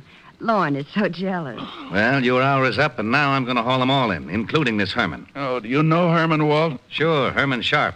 Got a record a mile long. Walt, if a guy wanted to hire a killer, where would he go? You know all the stoolies as well as I do. Yeah. Mrs. Sears, what was the fight about last night at the Stork? Oh, a columnist named Cello threatened my husband that he was going to print something in his paper. He said something about North Africa, and Fred hit him. North Africa? This is really getting mixed up. Was your husband ever in North Africa? Yes, during the war. He was a captain in the Army. Walt, can you get me this Herman Sharp's address? He's the boy I want. Sure, but I'm coming along. Have your boys pick up Cello, Oliver, and take them both down to the station along with Mrs. Sears here. Well, you don't think I had anything to do with it, do you? I've known Jimmy Cello a long time. About 5 years ago, he used to run around with a little dancer named Mary Carroll. Sure he did. I'm Mary Carroll, but I broke up with him when I met Fred. Yeah. Well, you'll see him at the station. You can pick up where you left off. Come on, Walt. We went down fast and climbed into the prowl car. Walt put in a call and got Herman's address over the two-way radio. 20 minutes later, we were standing in front of Herman's door. It was an old apartment house on the Lower East Side. I started for the door, but Walt had other ideas. Rick, we can't go in there. Why not? Because I haven't got a search warrant. Well, you got to go in if you want to crack this case. Not without a search warrant. Search warrant for what? To go in. Well, what do you want to go in for? I don't want to go in. You do. Do what? Go in. Well, go ahead. I haven't got a warrant. Well, what are you looking for? Herman Sharp. He's probably in there. He is? Sure. Well, what are we waiting for? Oh, what did I do that for? For that. What? Herman Sharp. Oh. Is he dead? Yeah, been shot. What are you looking at? Newspaper on the floor. This morning's. Oh. Cello's column's missing. Been torn out. Then Herman's your killer. Swell. Who killed Herman? Don't you know? I'm not going to start that again. Walt, go on back to the station. I'm going to check something and make a phone call. I'll be down in half an hour and point out your killer.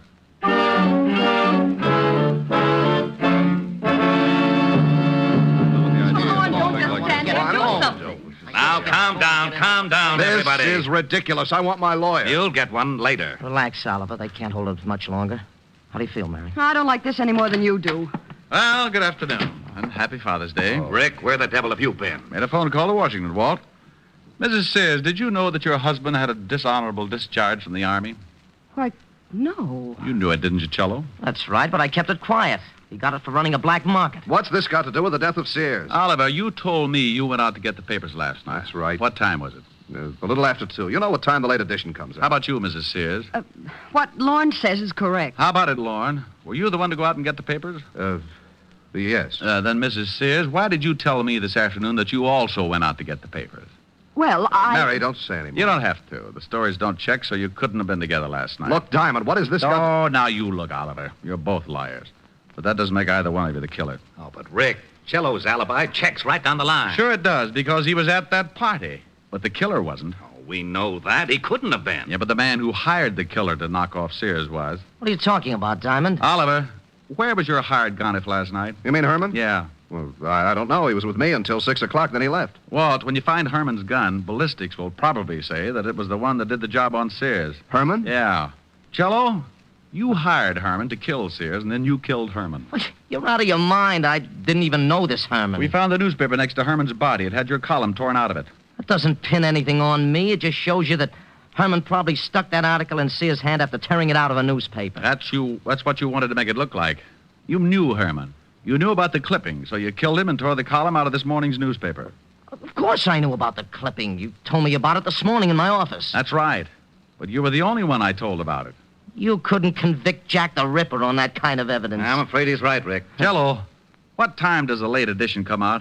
About 2 o'clock. Walt, what time was Sears killed? Around 1. Say. Yeah. The killer couldn't have gotten hold of that column at 1 o'clock. The papers weren't even out on the street. Well, then how did he do it? Only one man could have gotten that column before 1 a.m., the man who wrote it. Jimmy. He tore it out of the galley sheets. The proofs that are made up before the paper goes to press. Cello hired Herman, gave him the clippings, and then went to the party. Oh, you're doing great, Diamond. Keep it up. You're still in love with Mary Sears. You were jealous of Oliver, so you hired Oliver's boy Herman, figuring the cops would pin Sears' murder on Oliver. How am I doing? You're a good liar and a rotten detective. You knew I'd go to see Mary Sears, so you sent Herman to beat me up and make it look like Oliver was behind it. What? You tried to frame Oliver all along the line. Why, you cheap little scandal snooper. I'll fix it so you don't blame anybody. Wait a minute. Yeah, all right, break it up. Come on, break it down. Break it up. Hey, Walt. What is it, Rick? Bye.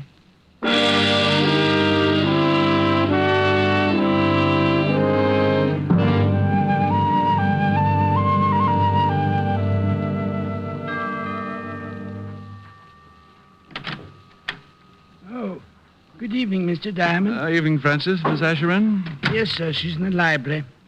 She's a little tired from last night. I think she's taking a nap. Well, I'll walk on my tippy toes. How about a glass of warm milk, Francis? I'm a little tired, too. Yes, sir. Right away, sir. Well, look at the little baby. Mm-hmm. Oh, hasn't dreamland. Poor little tired baby. The evening breeze caressed the trees tenderly.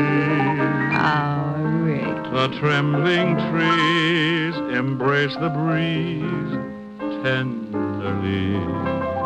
Hello, baby. Don't stop. All right. Close your pretty eyes. Then you and I came wandering by. Oh, wonderful. And lost in our sigh were we. Ricky. The shore was kissed by sea and mist tenderly. Ricky. I can't forget how two hearts met breathlessly. Ricky, come here. Your arms opened wide and closed me inside. Ricky, come here. What is it, dear? Just this.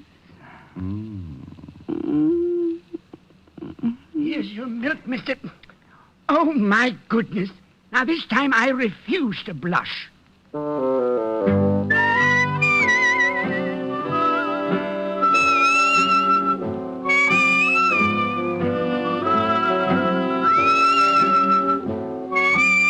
You have just heard Richard Diamond, Private Detective, starring Dick Powell. Helen was played by Virginia Gregg, Lieutenant Levinson by Ed Begley. Also in our cast were Wilms Herbert, Hy Averback, Joan Banks, Parley Bear, and Sidney Miller. Music was under the direction of David Baskerville. Richard Diamond is written by Blake Edwards and directed by William P. Rousseau. Now, this is Eddie King inviting you to be with us again at the same time next week when we will again bring you Dick Powell as Richard Diamond, Private Detective. This program has come to you from Hollywood. This is NBC, the national broadcasting company.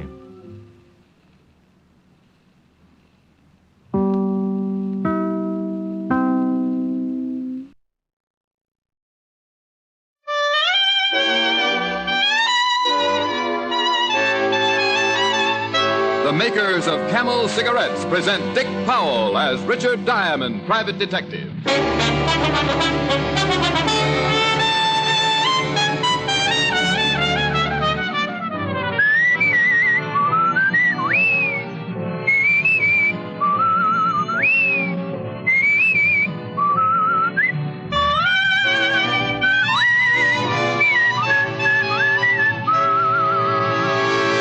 The proof of a cigarette is in the smoking.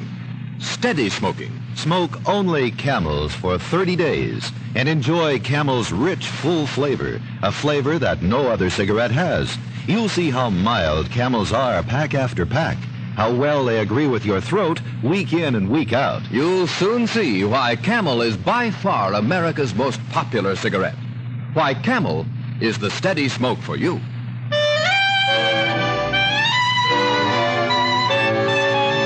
Here transcribed is Richard Diamond, Private Detective, starring Dick Powell.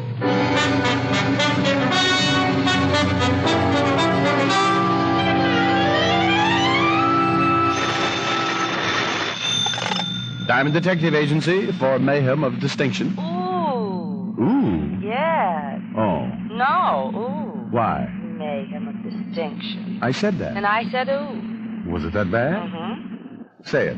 Diamond Detective Agency for mayhem of distinction. See? Yeah. Well, what am I going to do? About what? About slogans. Gets tough after a while. How about when I call you up, I give the slogan instead? Well, I don't know. What do you mean you don't know? Well, I'll have to give you an audition. All right. I need a new one every morning. Fine. Starting tomorrow morning. I'll call you back the minute I have one. Bless your heart. I'm going to see you tonight. Sure, about 7. Now, I'll call you back the minute I have one. Diamond? Well... What? Can I talk to you? Sure, come on in. Rick? Somebody just came in. Oh. Bye. Bye. Wow. It's been a long time, Tiny. Yes. What can I do for you? I got a proposition. You do, huh? Yeah. How'd you like to make yourself $2,500? Tiny, I like money, but when a guy like you has a proposition... It's on the up and up, Diamond. Well, if it is, it's the first time. Well, all you got to do is listen. If you don't like it, you don't take it. For $2,500, I'll listen. You read the papers this morning? Yeah? Al Brenners skipped. I read that. Yeah, Al Brenners was supposed to appear before the grand jury. They had enough on him to put him away for 20 years. There's a reward. $5,000. Yep. Uh-huh. $2,500 would be half of that, wouldn't it? Just half. Where is he? That's what you wanted me to listen to, isn't it? But I'm not sure I know where he is. I just think. You want me to make sure? Then I want you to help. I got the lead, but I don't want to turn him in. You know what happens if the boys find out you tipped me? Well, I give it a lot of thought. Look, Tiny, I gotta be honest. I don't like you. Well, that's okay. I never did. Well, I done you a few favors when you was a cop. You came out all right, and I still didn't like you. I don't like professional stoolies. Well, okay, I'm not And especially, I don't like one for a partner. Well, then take the whole $5,000 and pay me for my services. No. If I can do Walt Levinson a favor and bring in Brenners and still make $2,500, we'll split it right down the middle. It's a deal? As long as I don't have to see you too much. Now, this is what I've got. There's a guy named Stringer. You heard of him? I don't think so. Well, he's not a local boy. He's an import. Used to work for Brenners back in St. Louis, 1929-30. When Brenners moved east, he stayed and did himself some good. That's before my time. Well, Stringer's in town. So what? I hear Brenners ain't even skipped town. I hear he's hiding out right in town somewhere until the heat cools. That'd be smart.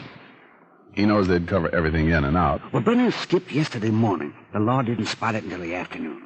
I heard about Stringer, and I started thinking. Brenners needs a contact. He's smart, and he wouldn't trust none of his local boys. So Stringer's it? Yeah. That's all you've got? No. I followed Stringer last night, and I lay 10 to 1 he saw Brenners. Where? You meet me tonight at the corner of Maple and Palm. Maple and Palm? Long Island. Well, what's out there? You'll be there. I'll show you. Oh, look, Tiny, you... Yeah, I'm just playing it safe, Diamond. I tell you everything. You could make the score alone, and I couldn't open my mouth. Okay, Tiny. What time? 8 o'clock. Well, I'd made a deal with Tiny Gillespie. Half of a $5,000 reward for Al Brenner, one of the biggest hoodlums in the business. I'd known Tiny for a lot of years. He was a professional stoolie who knew the underworld like the inside of his shirt and didn't have a friend to his name.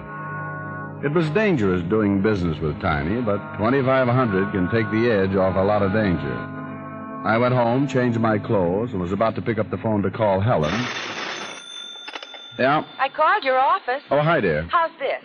Diamond Detective Agency. If you can't get Sherlock or Perry Mason for $100 a day, I start chasing. Helen. Pretty good, huh? Oh, it's great. I thought so. Just great. Why'd you leave your office so early? I was just going to call you. Rick. I can't make it until later, sweetheart. I'm sorry. But I started such a wonderful dinner. And I started making $2,500. $2,500? Yes, dear. Well, you just take your time. The dinner's not that important. I knew you'd understand. Now, work hard and don't worry about me. I'll see you when you solve the case. And get the $2,500. Rick, you don't think that I'm only interested in the money? Not in $1 million. Years.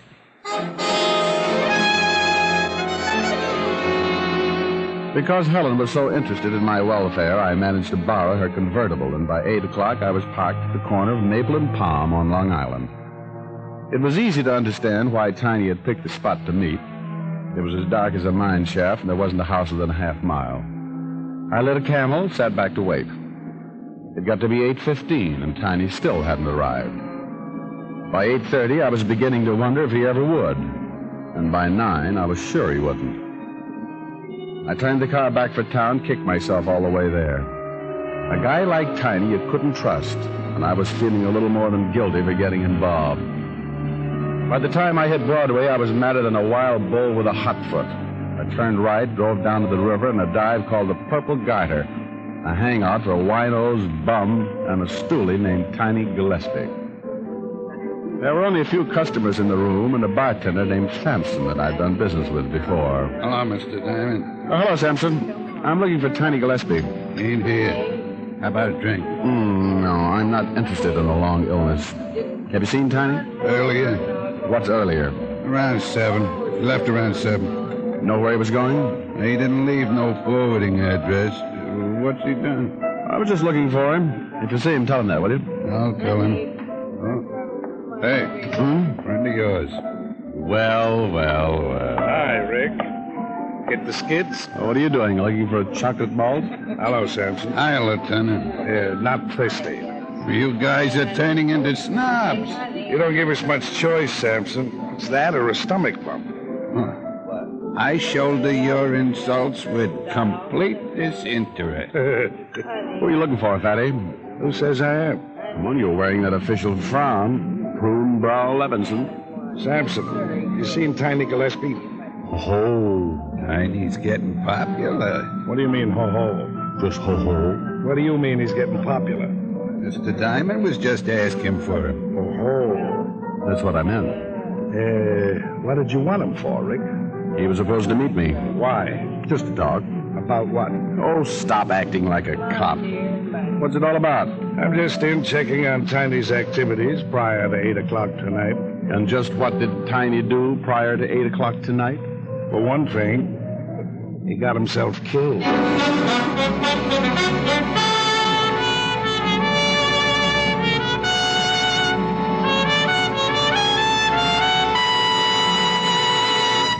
Before we continue with Richard Diamond, here are a few words about smoking enjoyment. For proof of the mildness of camels, the makers of camels went to noted throat specialists. These doctors made weekly examinations of the throats of hundreds of people with normal throats from coast to coast who smoked only camels for 30 days. After making 2,470 examinations, the throat specialists reported not one single case of throat irritation due to smoking camels. Make your own 30-day camel test, the thorough, sensible test of cigarette mildness. Smoke only camels for 30 days and enjoy the rich, full flavor of America's most popular cigarette. See how mild camels are, how well they agree with your throat, pack after pack, week after week. You'll soon see that Camel is the steady smoke for you. How mild can a cigarette be? Make the Camel 30-day test, and you'll see. Smoke Camels and see. And now back to Richard Diamond, Private Detective, starring Dick Powell.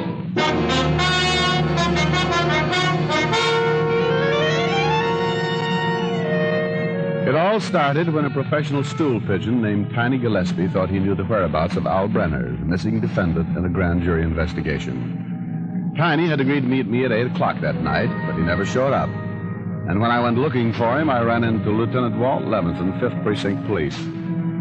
Walt told me Tiny had been killed. We went down to the station where we talked more about it. He was killed sometime between 7:30 and 8. Where? About a half mile from where you say you were supposed to meet him. How? Beaten to death. What? That's right. Somebody really worked him over. Wait a minute, I got a medical report here, son. Yeah, here it is. Broken back, fracture of the femur, fracture of... Okay. He was a mess. Want a cookie, Bright Eyes? No, thanks, Fatty. Help yourself. Is that part of your diet? Yeah. Whoops the weight off you. That's obvious. Tell me, Skinny, you ever hear of a hood named Stringer? Stringer? St. Louis. Worked for Al Brenner's in 1929 and 30. Well, what's she got to do with it? Tiny's been following him. Tiny thought Stringer was working as a contact for Brenners. Tiny say Brenners were still in town? He thought so. He said he followed the stringer someplace, and he believed he met with Brenners. Rick, you ought to know better than to get mixed up with a guy like Tiny. You ought to double date with my conscience. Well, I take better care of it than you do. Want some coffee? Yeah, black. Sugar? The usual, 12 lumps. Listen, sweetie pie, if Brenners is close and Tiny was supposed to meet you a half mile from where he was killed... It's a good bet Brenners could still be in that area. Unless he skipped again and found out Tiny had him spotted. Well, he knows he'd never get out of town now, and I don't think he's too worried about killing Tiny. I don't think he'd ever figured Tiny would tell anybody what he knew. He knows Tiny's done business with the law. And he knows that the law would have come instead of Tiny. That's right. I think Brenners is worried, but if he's got a good hideout, I think he'll stay put. Here's the lab report on Tiny. Scrapings from the bottom of his shoes indicate fertilizer and new grass. Tiny's body was lying at the bottom of a gully. Nothing but dirt and clay. Any houses near? Not for miles. Show me on the map where the body was found. Sure. Right there. I was supposed to meet him there. Maple and Palm. Sure isn't much in that section. Tiny couldn't have been too far from me before he was killed. He wouldn't have picked Maple and Palm if it was very far from what he wanted to show me. That makes sense, but they sure wouldn't dump his body too close to Brenners' hideout. Okay. Maybe they drove him 5 or 10 miles. 5 or 10 miles in every direction from Maple and Palm. Yeah, that's a lot of territory. Yeah, I know. Well, you better start checking it. I've got a hunch you'll dig up Brenners. I'll put out an APB on this stringer guy as soon as I check the records and talk with St. Louis for a description. Fine. I'll see you later. Where are you going? To see if I can beat you to Brenners. Now, look, Bright-Eyed. Oh, honey, with Tiny dead, there's a big old 5,000 all in one chunk. I'll let you know if I find Brenners. I don't want the glory, just the loot. I left the station, climbed in the car, and a drive to a gas station where I filled up with gas and picked up a map of the Long Island section. Then I went back to my office and started checking the Long Island phone directory. I knew it would take me a week to find a new lawn, and Walt was already doing that, so I concentrated on something else. I looked for some place that might sell fertilizer and grass seed. There was one such place in that area, Hudson Garden Supplies, and there was a phone. I took a chance that maybe the owner or someone lived there and called it.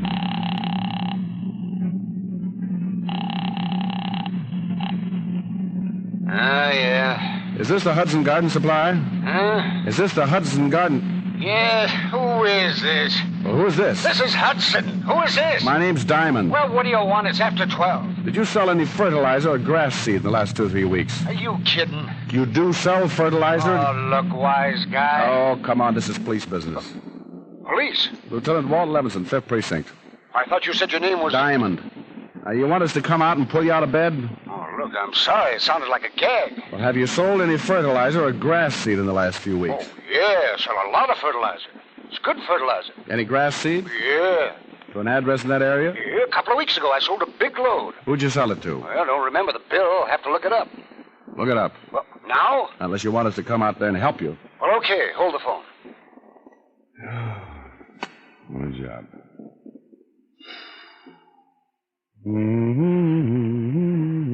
Hello? Yeah? That grass seed went to 7788 Shoreham Drive. What's the name on the bill? The Hillview Rest Home. You sell any other grass seed the last week? No, but I sold a lot of flowers and plants and plenty of fertilizer. You must love your work.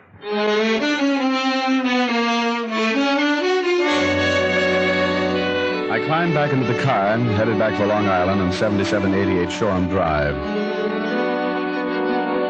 40 minutes later, I pulled up on a lonely, dark road and turned the car lights out. The Hillview Rest Home stood out against the moon like a lonely castle.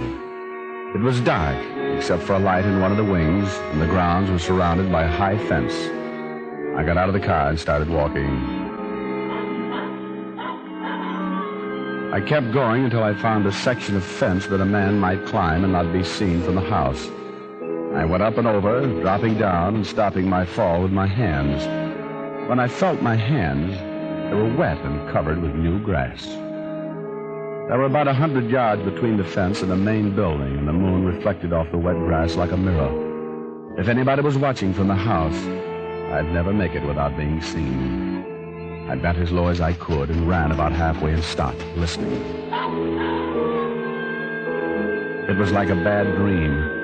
crouching under the moon, trying to make my breath come out slowly so it wouldn't show against the cold, and feeling like I wanted to dig a hole and hide right there, or better still, wake up. I started again, running low, looking from side to side, but never behind. I got to the main building and slammed myself against it. I stayed there until I caught my breath. Then I moved around to the front door and tried it. I got the surprise of my life. It was open. I found myself standing in a large room, dark except for a small red light burning over a door at the back. A staircase to my left led to the floors above, and there was another smaller room to my right that was black except for the shafts of moonlight slanting down through the barred windows. Barred windows and an open door. Something was wrong. Don't move. Don't move.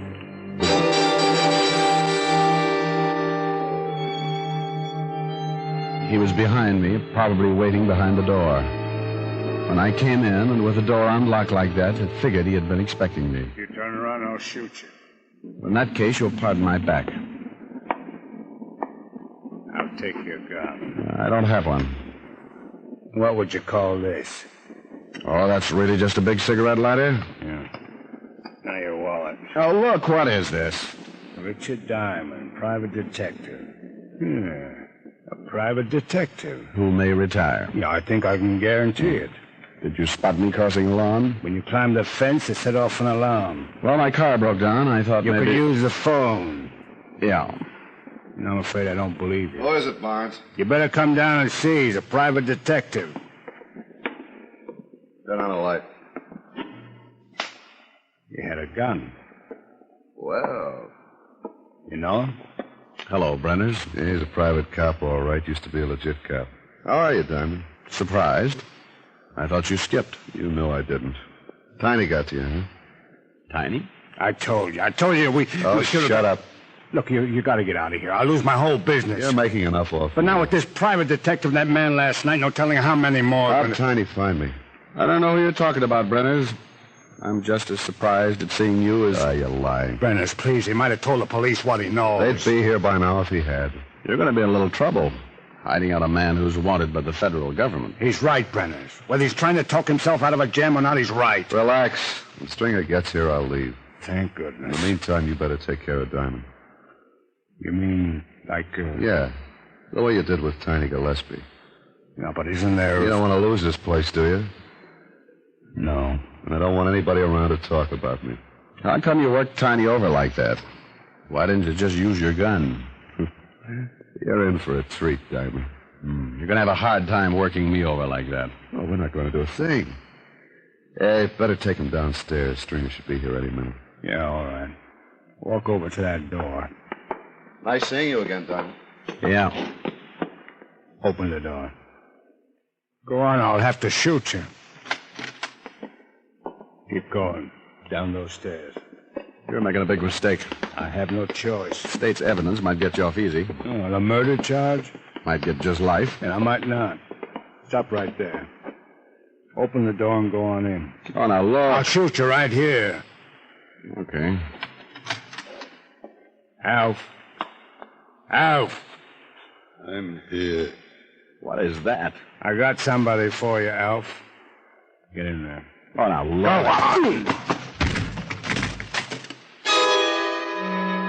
I was locked in the basement, and there was someone else there with me. It was a man. His head was shaved clean, and his eyes were wild and staring. He was sitting in a corner, and as he pulled himself up, he looked at me, tipped his head to one side like he was listening to something. I gotta take care of you, too, man. Then he was on his feet, shoulders hunched, and his arms hanging at his sides. And even bent over like that, he must have been 6.5 feet tall. He shuffled towards me like an ape, and I realized what it was that had given Tiny such a beating. You're bigger than the last one. You're gonna give me a little fight? Easy, boy, easy. I put my back to the wall and kept circling him, but he seemed to enjoy watching me try to get away. He'd reach out, and when I'd duck, he'd smile a horrible mouthful of teeth and rub his hands together like a little kid with a new game. I kept moving, talking to him, trying to calm him down, but I knew there wasn't a chance. The basement was a solid 4 walls and a heavy locked door, and one of us would have to die before the night was over. The way things stood, it was pretty obvious who it was going to be, and if I kept running, I was going to get tired and die a lot quicker. I stopped. Don't you want to play no more? He looked almost unhappy, like he wanted to keep on playing and wasn't going to be able to. He started moving in again, and I kicked him as hard as I could in the stomach. He doubled over, and for a second I felt bad. Then he straightened and rushed me. He got his arms around me, and it was like being caught by a boa constrictor. The harder I fought, the tighter he squeezed. I started to pass out. Thought I heard shots. Then he picked me up over his head and threw me the length of the room. I tried to sit up, but I was too dazed. In the half-light, I watched him shuffle in, his arms swinging. He was so strong and didn't even know he was fighting a man. Just a doll that wouldn't play anymore, and he was going to break it in 1,000 pieces. He reached for me just when somebody on the other side of the door started shooting. The giant stopped as the bolt of the door was pulled back, and then he turned. Rick! You come to fight me, too? Look out, Wolfe.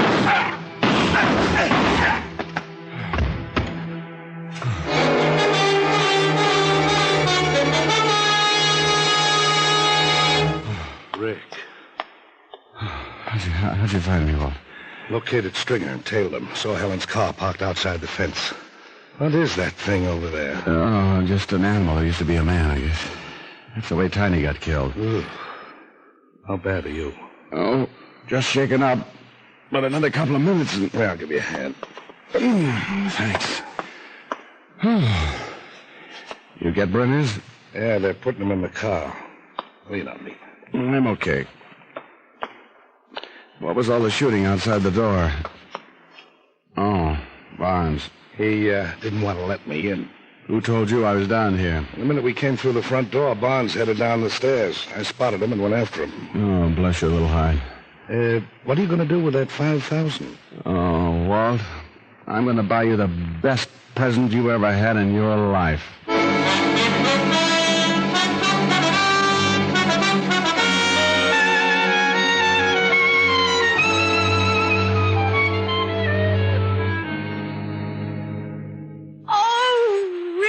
You like it, dear? Oh, it's a beautiful stove. Well, it's really nothing. Nothing?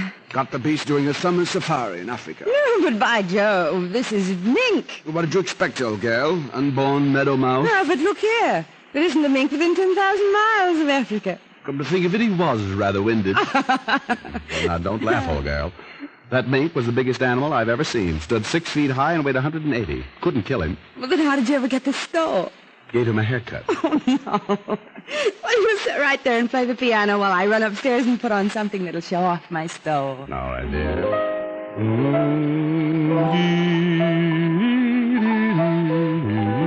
What a memory. Oh, baby, what I couldn't do with plenty of money and you.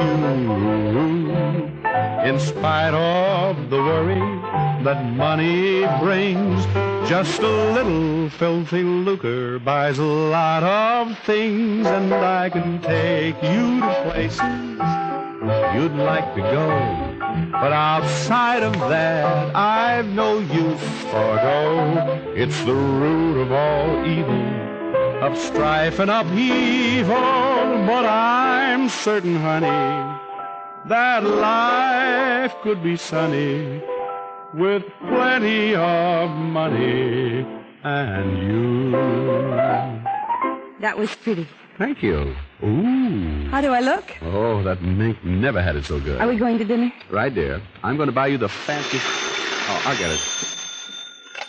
Asher's Mink Farm. Rick, your present just arrived. Oh, I hope you like it, Wolfe. I don't know how to thank you. Well, it's nothing. I know. Wear it in good health, and I'll see you soon. I'll never forget you for this, old man. Bye. What? Mm-hmm. He loved his present. Well, you got him a present, too. But he saved my life. I bought him a beautiful cashmere uniform. Cashmere He uniform? couldn't get over it. Now, let's go, dear. Rick, you must have spent an awful lot of money. For the people I love. I've still got about $1,500 left. That's pretty good after taxes. Taxes? Rick, Oh, give me pencil. Give me pencil. right there on the stand. Oh, Didn't you take out any withholding?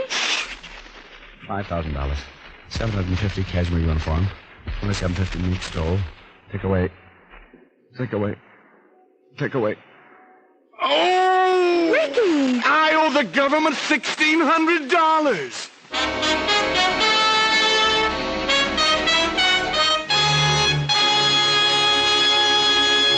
Dick Powell will return in just a minute. Tens of thousands of doctors in all branches of medicine, in all parts of the country, were asked what cigarette they smoked. The brand named most was Camel.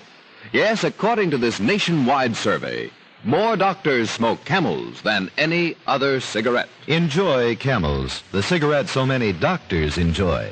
And say, friends, buy your Camels by the carton, the handy, thrifty way. Yes, that way you always have Camels when you want them. How mild, how mild, how mild can a cigarette be? Smoke Camels and through. Here's Dick Powell with a special message. Thank you. Ladies and gentlemen, the hospitalized men of our armed forces like to know that they're not forgotten. Each week, the makers of Camels send out thousands of packs of gift Camels to these men. This week's Camels go to Veterans Hospitals, Aspinwall, Pennsylvania, and Louisville, Kentucky. Tinker Air Force Hospital, Oklahoma City, Oklahoma. To all hospitals operated by the Army for U.S. forces in Austria. Now until next week, enjoy Camels. I always do.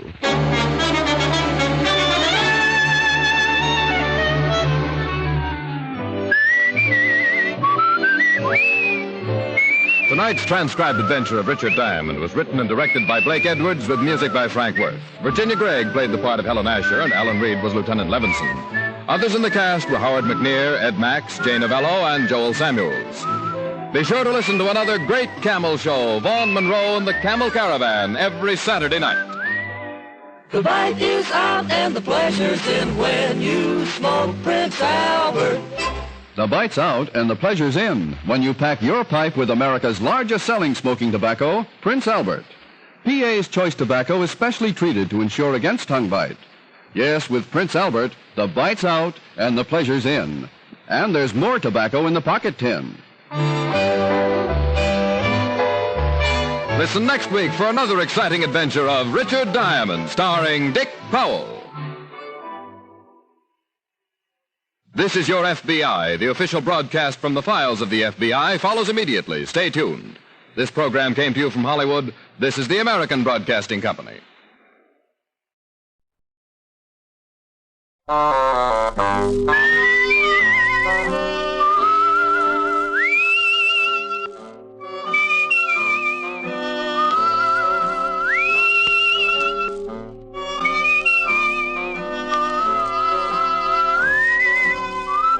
Here's Dick Powell as Richard Diamond, private detective.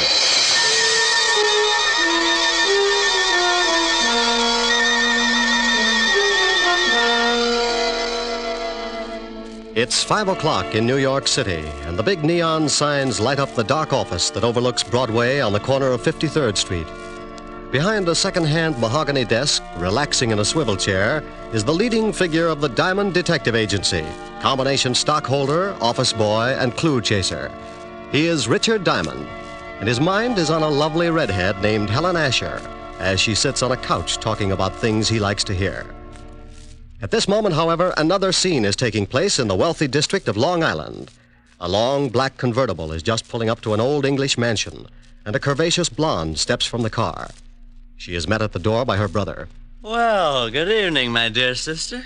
You're looking simply ravishing. How would you know the difference? Oh, drop dead. You disgusting excuse for a man. Why don't you sober up for 5 minutes and take a look at yourself? I did once. Oh, by the way, our dear stepfather would like to see you in the study. Tell him to go. I already did. Now it's your turn. I don't want to. Now get out of my way, Chris. Suit yourself. But Murray Lang's in there with him. Murray?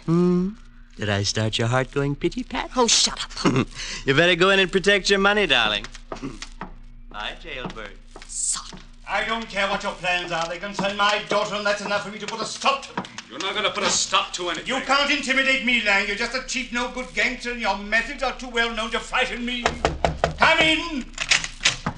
Oh, hello, Liz. Hello, Murray. I'm glad you're here, Elizabeth. Mr. Lang and I were just discussing your future. I'm surprised you put up with it this long, Murray.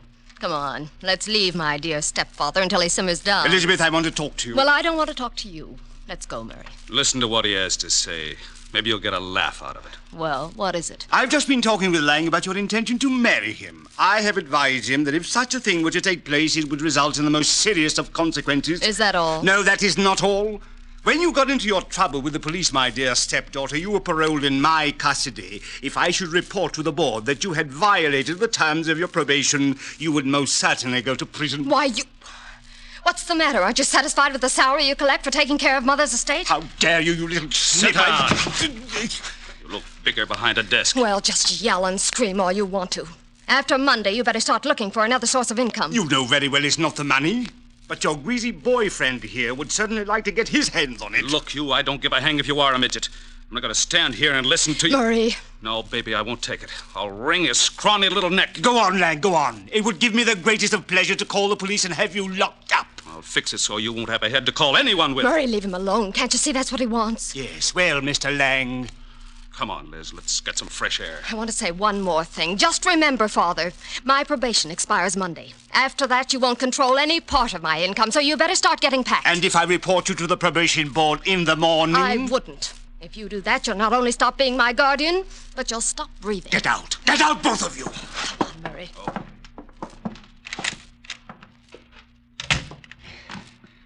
Try to intimidate me. I'll make them both sorry. Detectives. Private detectives, yes. Foreign. Here's one. Full-page ad must be doing very well. Richard Diamond, private detective. If you've got a case, share it with me. Richard Diamond. 707.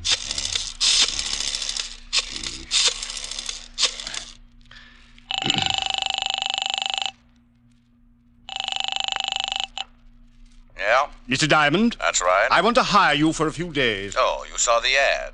Well, it just so happens I'm available. I can't tell you much over the phone, too many extensions in the house, but it's about my daughter. I'm afraid she's going to get herself into some serious trouble. Well, how old is she? 20. Tell her to wait a year. My name is Chase, Ralph Chase. I live at 82 Maple Drive, Sands Point. Will you come out this evening? $100 a day and dibs on the icebox. I'll see you about 8. Goodbye, Mr. Diamond. What was that all about, Rick? Oh, got a job, baby. When do you start? Oh, yes, you're right. No, Rick. You can start it in the morning. You can't break another one tonight. Now, come on, Helen, baby. A job's a job. And a date's a date. I won't let you break this one. Your car downstairs? Yes, but I can drive myself home. Please, Rick. You promised you wouldn't break another one. Keys in it? Yeah, look. I want to hire you to protect me for this evening. I've been receiving mysterious phone calls, and I'm in fear of my life. Really? You've got to take the job. Old friends come first. I'll have to get home and shave before I start working. You mean you'll take it? After 12:30. Bye, baby. You beast. Oh, you must be getting tired from driving that big car around all day. Grab a cab, honey. It'll give you some rest. I'll take good care of your car. What? Want a buck for the cab? Huh? No. On second thought, you only live about 25 blocks. Walk will do you good. Rick. Deep breathing all the way up Fifth Avenue. Nothing like it. Bye, baby. Oh! On the way to the car, I thought about Helen, the most wonderful girl in the world. Money, looks, but she had one bad fault. She wanted to get married. I got into the big sedan and headed for my apartment. I'd been up late the night before with a blonde singer, and I was feeling tired. Funny how things change. My nights in college were just as busy, but at 1 o'clock the next afternoon, I was out playing football. I face facts pretty well, so when I got home, I took a nap.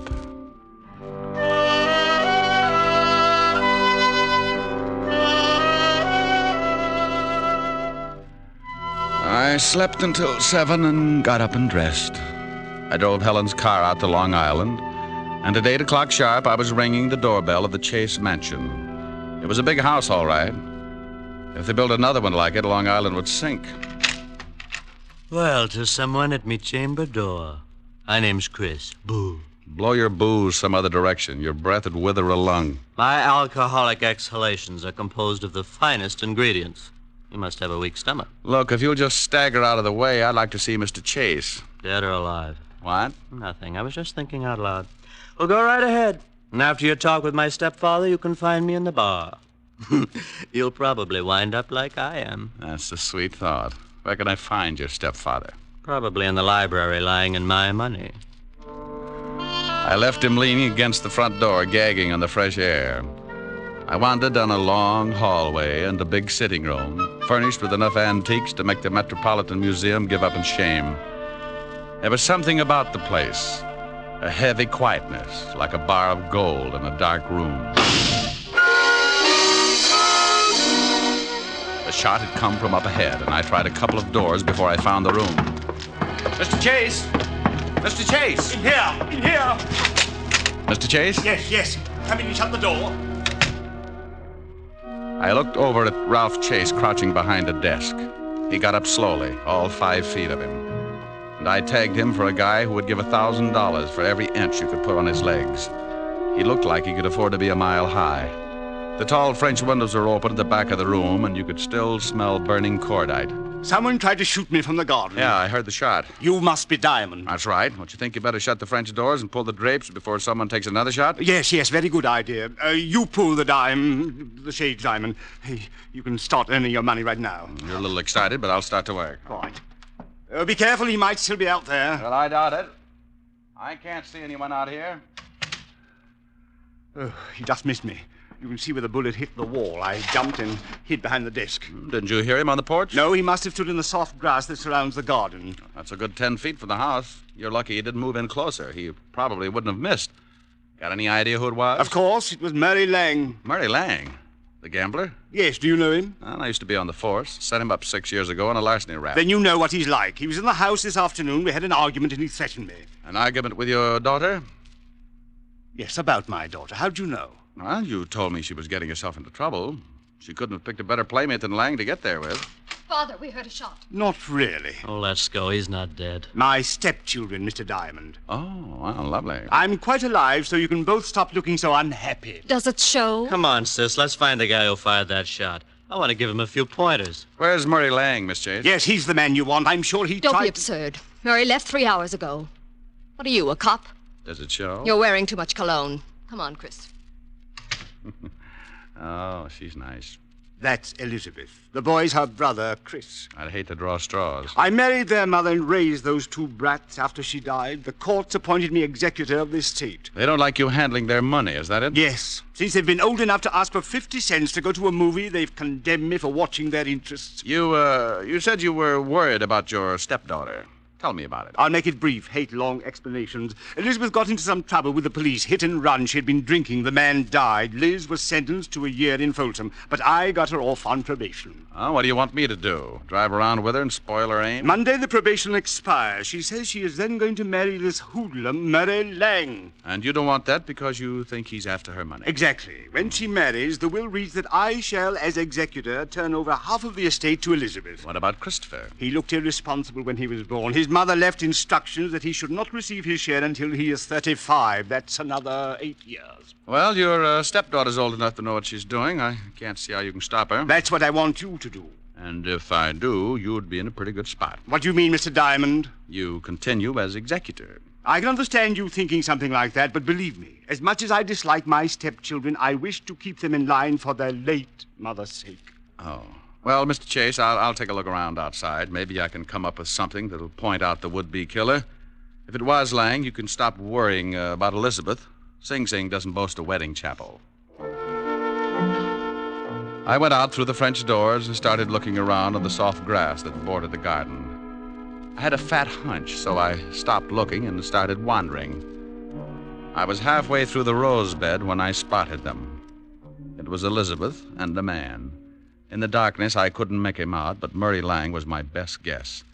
They went up a narrow path to one of those Chinese pagodas at the far end of the garden, and I slipped up close enough to give my ears a workout. It was Lang, all right. I don't care what you think. I didn't take a shot at the old man. Then who did? He's got a policeman in there now, and he's going to start trouble. Let him. I'm clean. Maybe it was that lushed-up brother of yours. Chris hates him, but he'd never try to kill him. Well, then stop hounding me. Maybe you took a shot at the old boy. Murray. Well, you got a good reason. I'm tired trying to buck the whole Chase household. If you love me, let's take off tonight and get married. Tell the old man to go to the devil. You can certainly wait till Monday. Yeah, but he won't. He's going to cause some kind of trouble and get you tossed into Folsom. He's not going to give up all that money just because you're through with your probation. He probably cooked up that shooting just to get the cops here. Murray, what's going to happen to us? Oh, ask your stepfather. He's been doing your thinking for you. I don't have to. We'll get married Monday. Okay.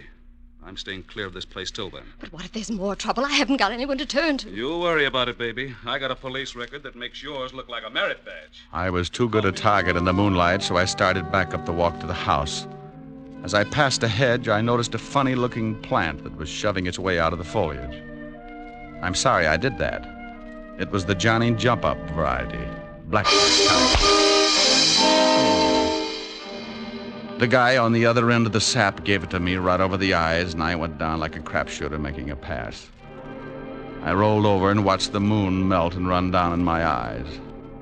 Something warm and sticky spread over my face and turned the night red. Yeah, I was bleeding again.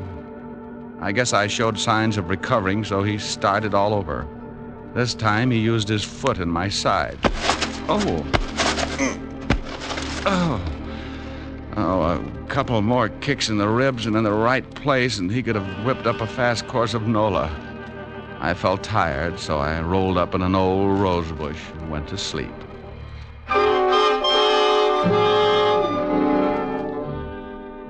When you finally start coming around, it's like swimming your way out of an acre of mud. If you've taken enough beatings before, you diagnose things in a hurry. The pain in your head is where you got sapped. The ache in your ribs is where he booted you. And the thought in your mind is, it's something about an eye for an eye, if you've got one left. I sat up slowly and looked around. No one in sight, and my watch said 10 o'clock. I'd been out for an hour, and I was feeling lonely until I started to get up. I made it to one knee and looked down at the best reason I could think of for staying home nights. It was Murray Lang, and you couldn't blame him for staring. He wasn't impolite, just dead. Something on the walk beside him gleamed in the moonlight. I took out my handkerchief and scooped it up. It was a little nickel-plated .32. You could still smell the fresh powder in the barrel. I put it in my pocket and stumbled back to the house. Chris opened the door. Well, you shouldn't drink so much. I never get so loaded I look like that. Well, try it sometime. It might be an improvement. Boo. I told you once before not to do that. Now tell me, where were you 10 minutes ago? I was in the bar. Who was with you? Red and green midgets. Now let go of my collar. Okay. Where's the phone? In the hall. Hey, what's going on? Who beat you up? Nobody. I always bleed like this on warm nights. Huh? Big pores.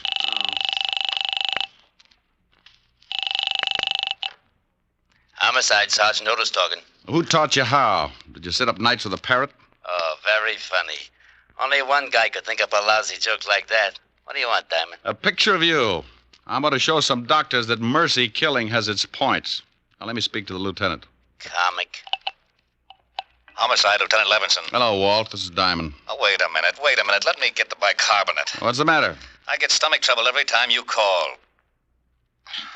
Go ahead. All right. I got a killing for you. I know it. Why can't you be a good boy and stop finding corpses? I'm out at Sands Point, 82 Maple Drive. I think I've got the murder weapon in my pocket. Who's dead? An old friend, Murray Lang, and you better step on it. There's a drunk staggering around the place, and he's liable to spot the body and put it in the cold shower to sober it up. Oh, all right. We'll be right out. Hold the fort. So Mr. Lang's dead. You better stop sneaking up on people, Buster. And you'd better stop telling me what to do in my own house, Mr. Diamond. You sobered up pretty quick. I heard what you said about finding the murder weapon. May I see it? No. It stays in my pocket until homicide gets here. Whose gun is it? It's a 40-pound broadsword. Now stop trying to look like a Chicago muscle man, or I'll start slapping you. There you are, Diamond. I've been looking for you. Great Scott, what happened to your face? Someone was giving away hints. Chris, did you have something to do with this? Hardly. Mr. Diamond has a decided advantage over me. He has muscles.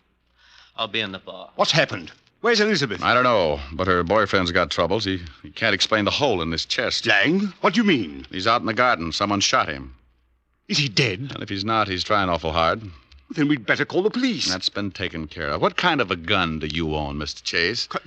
You don't see... No, I don't. I just dig around till I come up with something. What kind of a gun do you own? Why, a 45... Now, wait a minute, Diamond. If you've got any ideas about this murder, you'd better wait until the police get here. Now, look, Chase, I've been insulted in your house, had the air let out of my ego by your beautiful stepdaughter, and beat up in your garden. That's a full night's work, and now I'm on my own time.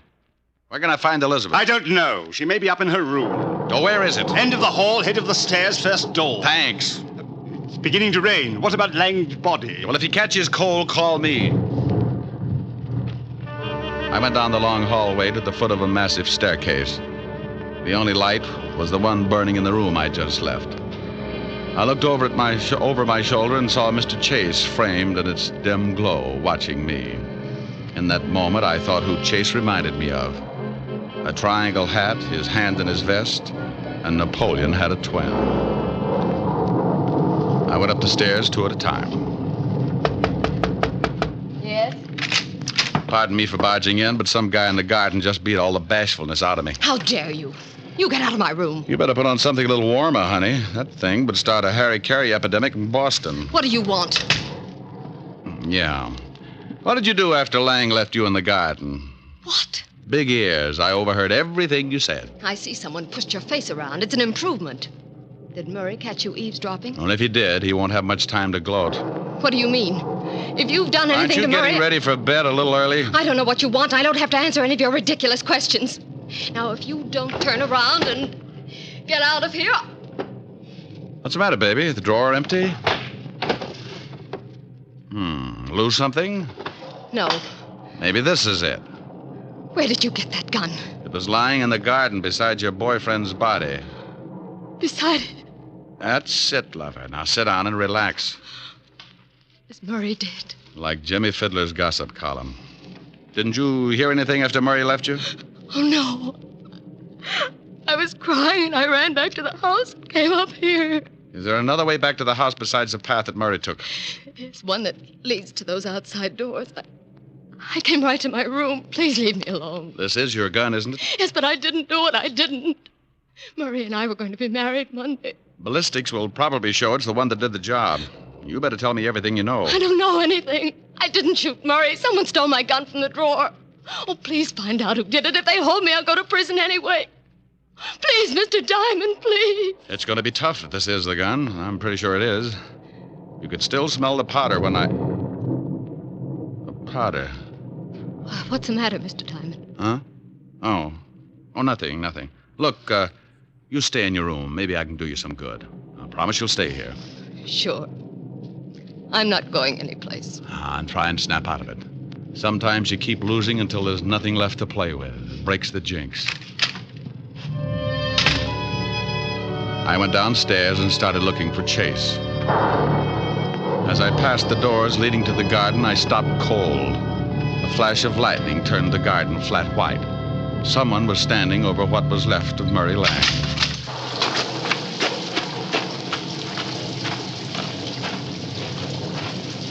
Well, like the view?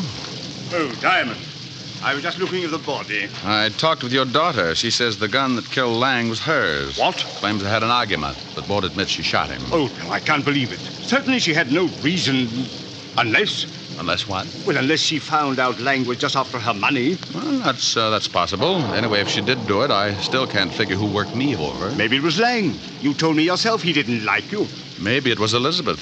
Oh, no. It would have to be somebody very strong. She might have kicked you, but never could she have hit you hard enough to crack your head open like that. Yeah, tell me, when does Elizabeth come into her money? Why, at the end of the probation. The court set it aside until she was cleared of all charges. Who gets it if she goes to prison? Well, I'm the sole executor of the estate, but she's not going to jail. She didn't do this thing. I'll get the best counsel in the country. I'm sure you will. Tell me something, Chase. It's pretty obvious that my face got pushed around, but how did you know my ribs got the same treatment? What? It doesn't show. It just hurts. Why, well, you told me. Uh-uh. What are you getting at, Diamond? You'd have to reach pretty high to sap me, but if you were mad enough, you could make it. This is absurd. I'm going inside. And when I get grouchy, it's better to listen. I'm liable to use you to make the flowers grow. Go ahead, Mr. Diamond. I'm listening. Well, everybody in this house has some sort of motive for killing. With Elizabeth, it could be the old story of a woman scorned. With your lushed-up stepson, he could want to put the blame on his sister so he'd get more than his share of the estate. And we certainly know you stand to profit if Elizabeth goes to prison, because you retain custody of the family fortune. I'm getting wet, Mr. Diamond. Everybody's story's weak, but only one of them doesn't stand up. You said earlier this evening someone tried to shoot you from outside your library. Of course they did. You have the shot and saw the bullet hole. That's right, I did. But you told me he was standing outside the room by a good 10 feet. Nothing to say, Chase? You're trying to catch me up in something. Oh, you are so right. Now, when I walked into that room, I could still smell burning cordite. To smell fresh gunpowder like that, the gun would have to have been fired outside the room. You staged it, so I'd think someone was trying to kill you. Is that all, Mr. Diamond? Outside of the slip you made about kicking me in the ribs. Now, let's go inside. I don't think so, Diamond. Oh, that the 45 you were telling me about? Yes. Go ahead, make a try for it. I'm going to show you how it works. You kill Lang with your stepdaughter's gun, and you're going to collect the money if she goes to prison. Oh, you're a slob. My stepdaughter could easily kill 2 men tonight. You're in a spot. You can't shoot me with that 45 and make it look like the same person killed Lang, too. So you've got to get the 32 in my pocket. Give me Elizabeth's gun, Diamond. You try and get it, Chase. Why, you... Rick, are you out there? Better give it up, Chase. That's the law. He eats little men like you. Out there, Lieutenant. Drum said he saw him go out. Rick! Stay right there, Diamond. Another killing won't matter if you try and stop me. For Pete's sake, if you're out there, Rick, answer me. I'm getting soaked. Just keep your mouth closed, Diamond. I'm getting out of here. You'll never make it, Chase. They'll pick you up inside of an hour. Not if you're too dead to tell them. Yes, that's it. If I kill you, I'll at least have... You should watch your step, Chase. Keep your head down, Lieutenant. Somebody's mad. Shut up, Otis, and get out from under that bench. Rick! Over here, Walt. What's going on, Rick? Who's doing all the shooting? Oh, we took turns. He was just going to kill me when he tripped over the body of his first victim. I used this 32 in my pocket, shot him twice. He's dead, Lieutenant. Give me my baking soda, Otis. Hey, yelled him. Don't look so unhappy, Rick. He was going to kill you. Oh, I'm not unhappy. I'm just sore that I didn't have time to take the gun out of my pocket. I ruined a darn good coat.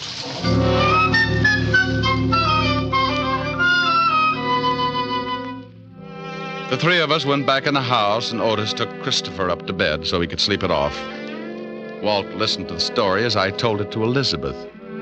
She cried a little and thanked me with her eyes. Walt went downstairs to clean things up, and I sat by her bed until she went to sleep. She didn't even wake up when I kissed her goodbye. Oh, I guess it was better that way. I said goodbye to Walt and Otis and headed for 975 Park Avenue. I was late, and my face could use a mile of bandage. I hoped Helen wouldn't mind. Yes? Oh, my goodness. Hello, Francis. Tell Miss Asher I brought a car back. Oh, how bad a wreck was it, sir? Give me a glass with a backbone, will you, Francis? Yes, sir, right away, sir. Miss Asher's in the study. Thank you. Goodness. Thank you. Hi. Well, it's about... Oh, Rick, not again. Mm-hmm. Your poor little face. Yeah, my poor little face. Well, you just stretch out on the couch, and I'll get you a nice tall drink. Francis is already on his way. Oh. Feel better? Yeah, oh, yes. Got a pillow? I'll hold your head up. How's this? Mm-hmm. Like some music to go with it? Sure. Turn on the radio. You comfortable? Mm-hmm. How about you? Uh-huh. That music sounds like San Francisco. Remember the top of the mark? Yeah, fun too. Mind if I turn off the light? The glow from the fire is enough. You're cute. Better? Much. The snow is snowing, the wind is blowing, but I can weather the storm. A little high. What do I care how much it may storm? I've got my love to keep me warm. Me. I can't remember a worse December. Just watch those icicles fall. What do I care if icicles fall? I've got my love to keep me warm. I like your singing, too. Thanks. Off with my overcoat, off with my glove. I need no overcoat. I'm burning with love. My heart's on fire. The flame grows higher. So I will weather the storm. Why do I care how much it may storm? I've got my love to keep me warm. That was nice. Hey, why did you turn the radio off? This is nicer.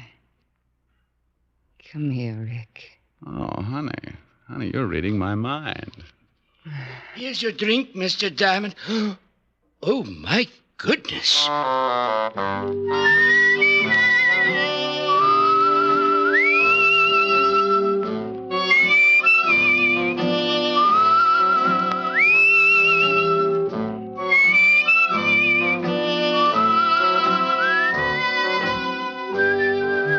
You have just heard the fourth of a new series, Richard Diamond, Private Detective, starring Dick Powell. Helen was played by Virginia Gregg, Lieutenant Levinson by Ed Begley. Also in our cast were Wilms Herbert, Betty Moran, Jay Novello, Jack Edwards, and Tal Avery. Music was under the direction of David Baskerville. Richard Diamond is written by Blake Edwards and directed by William P. Rousseau. Even here in America, we're liable to have a few misconceptions about freedom.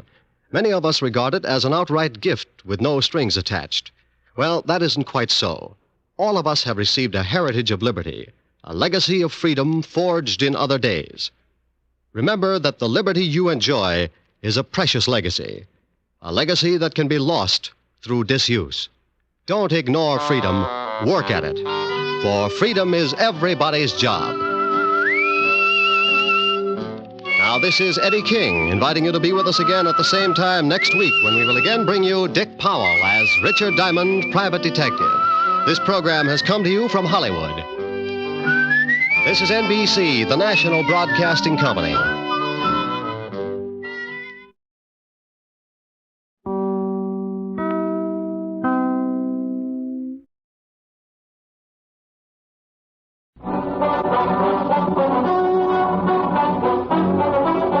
Diamond, Private Detective, starring Dick Powell.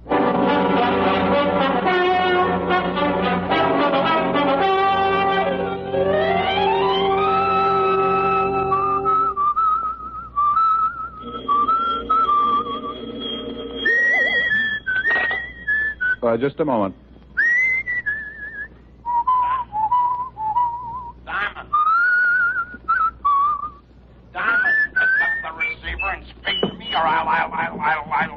Walt, is that your blood pressure I hear bubbling, or are you calling from Niagara Falls? What's the big idea keeping me waiting like that? The big idea is that it's a beautiful day and I'm happy. When I'm happy, I whistle. And when I'm happy and whistling, I don't like to be interrupted. I'll remember that the next time you're unhappy and you ask a favor from me. You can whistle then, too. Oh, the great, big, important police lieutenant wants a favor from poor little old Richard Diamond.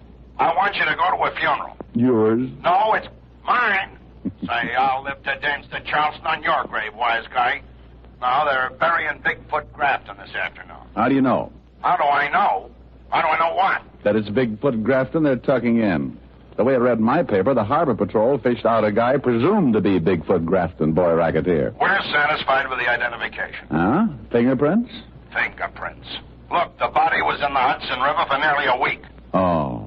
Then tell me, what makes you so sure the guy they're putting in the ground today is Grafton? Look, Diamond, you're beginning to exasperate me. Will you or won't you go with us to Big Foot Grafton's funeral this afternoon? Why me? Maybe you can show the boys how to dig the grave. Oh, Walt, that's silly. I don't know a grave from a hole in the ground. So why me? Because you once told me about a little business matter you had with some of Grafton's gang out west. And because some of those same hoods may attend the funeral, and because if any of them do, you'll recognize. And I can point him out to you. Say, you are a detective. Otis and I'll pick you up in about an hour. Goodbye, Diamond. Goodbye, Bright Eyes. Come on, Billy. How many times have I got to tell you this is the only thing left to do? It's all wrong, Marge. I tell you, there's no need to call in a private eye. Well, hello, girl. Who are you? The name's on the door. You're Diamond? You see something you don't like? Yeah, you. Oh, you'll never be lovely, be engaged, or get to use puns with an attitude like that. It's a waste of time, Marge, a waste of time. Lay off it, Billy. I know what's right. We came a long way to see you, Diamond. All the way from West Frampton we came. We're ducklings. Well, first impressions are so deceiving. I almost thought you were girls. Now, look, there's a psychiatrist just down the hall who... Get this, Billy. The guy thinks we're nuts. Well, maybe you are a couple of ducks, and I'm the one who's crazy. Not ducks, ducklings. Oh, well, then if you have that kind of a problem, go to the Audubon Society. You never heard of the Long Island Ducklings? All we done was win the pennant last year. Pennant? Oh, baseball? Now it's coming. We're a girls' softball team. We got our own park out in West Frampton. I play third base. Who's on first? Me. Come on, let's get out of here, Marge. We'll stay. We gotta find Lottie, and he's gotta help us. Lottie? Lottie Wyrachek, our second baseman. She's been missing almost a week now. We can't win without our second baseman. Oh, yes. I can see where it must leave quite a gap between first base and shortstop. We ain't gonna win the pennant again unless we get Lottie back, Diamond. We gotta have her. You're elected. Elected? I'm not even sure I accept the nomination. See? Let's go, Marge. You don't want the job, Diamond? Well, I've never looked for a missing second baseman before. I wouldn't know where to begin. A fine detective. Here, you begin by looking at her snapshot. Oh, no, girls. Really, I'm terribly busy right now. I've got to go to a funeral and help the police department with it. Look at her picture. But I tell you,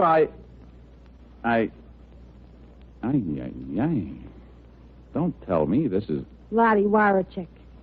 You mean a girl who looks like this wastes her nights playing second base? Yeah. Wastes, he says. Diamond, stop drooling. You take the job? Well, I'm tempted. Yes, I'm very tempted. Now let's get some answers first. Ask Billy. She's her roommate. All right. Now think back, Billy, to a day or so before she disappeared. She seemed worried about anything, nervous, upset? No. Why, she even hit 2 home runs the very last night she played. She did, huh? Well, I wonder if... Oh, no, that isn't possible. The Dodgers do a lot of things, but they wouldn't kidnap people. You say she's been with the team 2 years? Yeah. Diamond, what sort of questions are these? Please, Lefty. It's my turn at bat. Now, Billy, what did she do before she became a second baseman? Who knows? You'll find her for us? For you? Oh, no. For me. They gave me a pass for the game that night with the Amagansett Amazons, informed me how to get out to West Frampton the quickest way as the E train flies, then exploded themselves out, leaving me with a snapshot of a second baseman who looked like Jane Russell, only more so.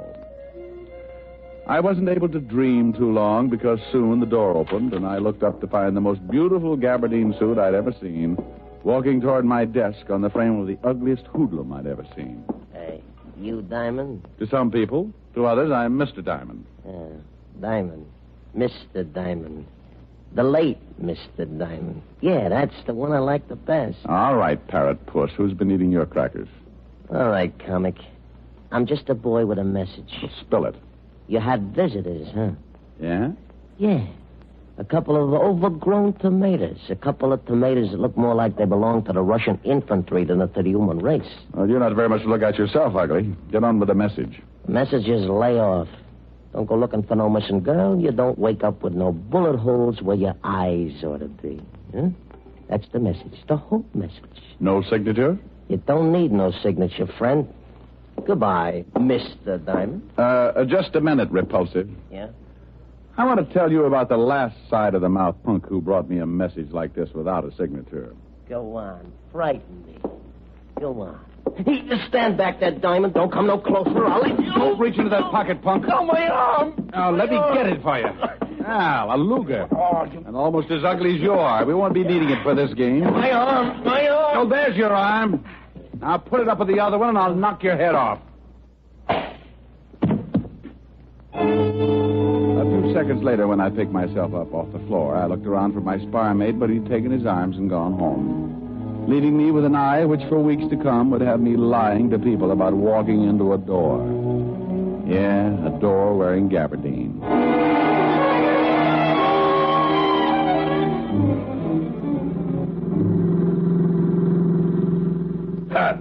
How'd you get that shiner, Diamond? I walked into a door, Walt. A door with a fist at the end of it. Where is this cemetery? South Carolina? We'll be there soon. Big Foot Grafton won't mind waiting a little longer. Assuming, Sergeant Otis, that it is Big Foot Grafton they're planting. Oh, no, you're not going to start that again. I told you on the phone. We're satisfied with the identification. What identification? Laundry marks on Grafton's shirt, cleaning marks on Grafton's suit. Go on. What do you mean, go on? Look, Walt, suppose you're wanted for murder. 2 murder raps, and you don't have a chance of beating.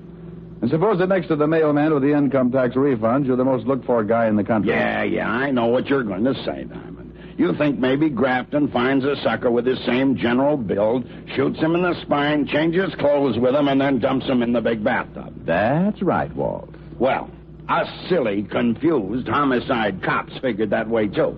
Until we checked up on what gave Grafton his nickname. His nickname? Bigfoot. Yeah.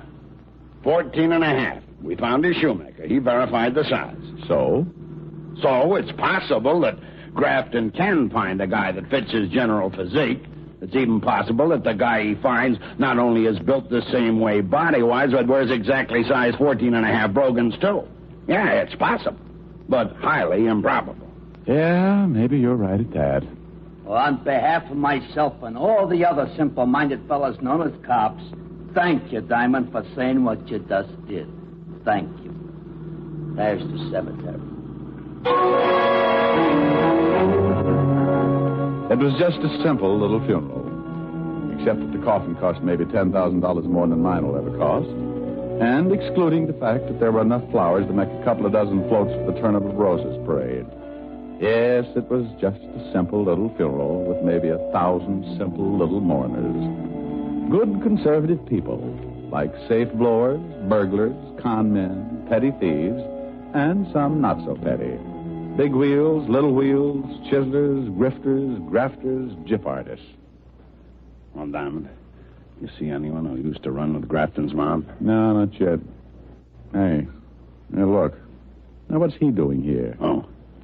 The parrot nose in the stylish gabardine suit. I've been admiring that suit. Gabardine, huh? Too bad a poor little gabardine had to go give up its life just so a mug like that could have a suit. Where you going, Diamond? Who is that guy? He's a messenger boy. I'll be right back. I edged my way through the crowd toward him, hoping that in view of the solemnity of the occasion, none of the pickpockets among the mourners would make use of the opportunity to swipe my suspenders. 5 yards away, he turned. He saw me and started to run. I put my head down like a sprinter and turned to follow. There's nothing like a merry chase in a merry place like a cemetery. And just when I thought I had him... Ooh! Diamond, what are you doing running into tombstones? Oh, well, I suddenly remembered it's been years since I had a collision with a tombstone. Oh, what were you chasing that guy with a fancy suit for? I wanted to find out who his tailor is. Look, Otis got a good look at that twerp I was chasing. Tell him to go through Rogue's Gallery and try to identify him for me, huh? Yeah, but where are you going? Me? No, I think I'll go to a ball game. It was a good game as games go, fast and exciting, and my girls did themselves proud, 8-3. Even though the girl who was playing second in place of the missing Lottie made 3 errors. After the game, I was in the corridor outside the dressing room talking to Billy, the first baseman. The one who didn't think I should have been hired to bird dog the missing girl. Look, Diamond, this is all for nothing. Lottie ain't missing. We never called on you. There's no case. Now, that's the same tune with a slightly different lyric and ugly in a gabardine suit sang to me. It's a good thing I'm stubborn. It's a bad thing, Diamond, for you. It's going to maybe cost you your life. No. Don't! It happened that fast. By the time I turned around to see who did the shooting, he had disappeared in the crowd. Dirty heel. Diamond, what happened? I heard shooting. Stand back, everybody. Send for a doctor. Rotten heel. I was on his team. Who, Billy, who? Told him Marge called on you to find Lottie. Who, dear? They'll kill Lottie. They'll kill Lottie. Billy. Billy. Diamond, is she Is she? If anyone asks you who's on first, the answer is no one.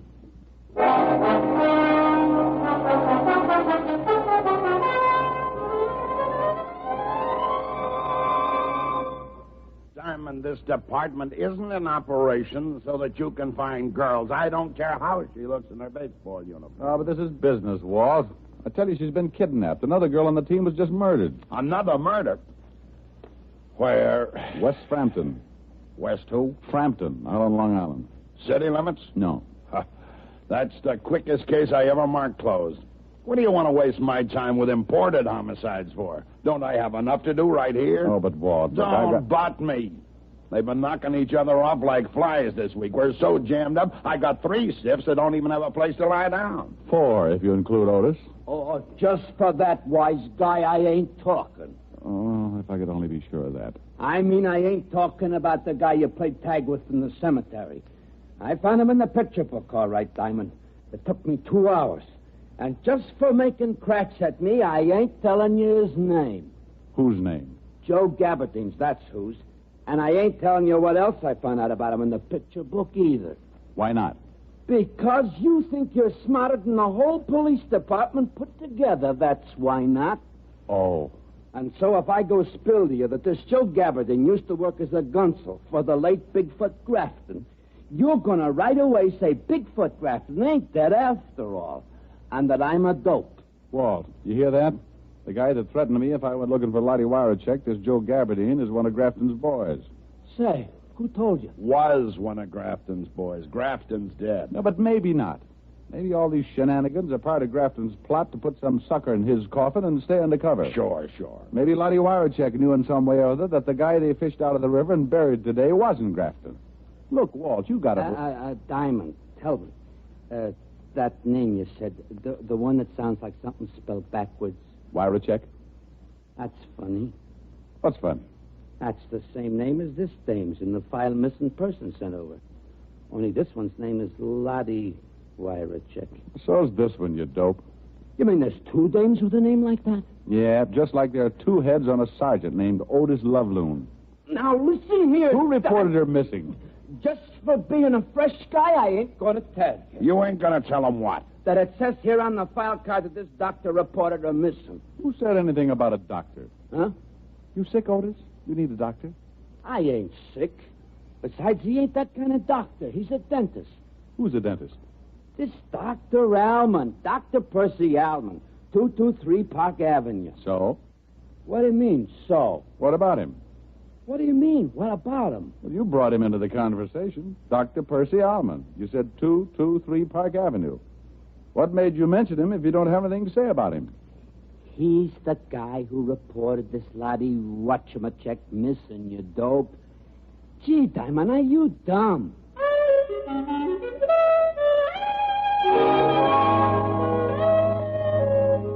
Dr. Percy Alman's home for decrepit teeth at 223 Park Avenue was a fancy schmancy establishment where bad little molars and bicuspids went in for punishment. I could tell even before I met Alman that he was the kind of drill artist who assured the customers there'd be no pain. No pain at all, and there usually wasn't. Until the customers got their bills. The office was a ground floor professional suite that opened directly on the street, and when I pushed open the door and went in, this kind of nice middle-aged guy greeted me with, "Yes, I'm looking for Dr. Alman." I'm Dr. Alman, but it's after my office hours, young man, unless it's an emergency. Well, it's about Lottie. Lottie Wirachek. Lottie? You're from the police. You found her. Well, not yet, no. And I'm not from the police. Not? Who are you? My name is Diamond. I'm a private investigator. Oh. You gave me quite a turn for a moment. Well, I'm sorry. Doctor, I'd like you to tell me a few things. What sort of things? Lottie Wirachek. What's she to you? Oh, presently just a friend. Formerly the best dental assistant I ever had. An extremely nice girl. Yes, I saw her snapshot. A dental assistant, huh? Yeah, lovely girl. I hated to lose her. But this baseball thing had been burning in her for a long time. Look, Diamond, just how much do you know about all this? Oh, I know that Lottie's missing. Maybe in trouble. Well, I do need help. And perhaps I'd better tell you everything.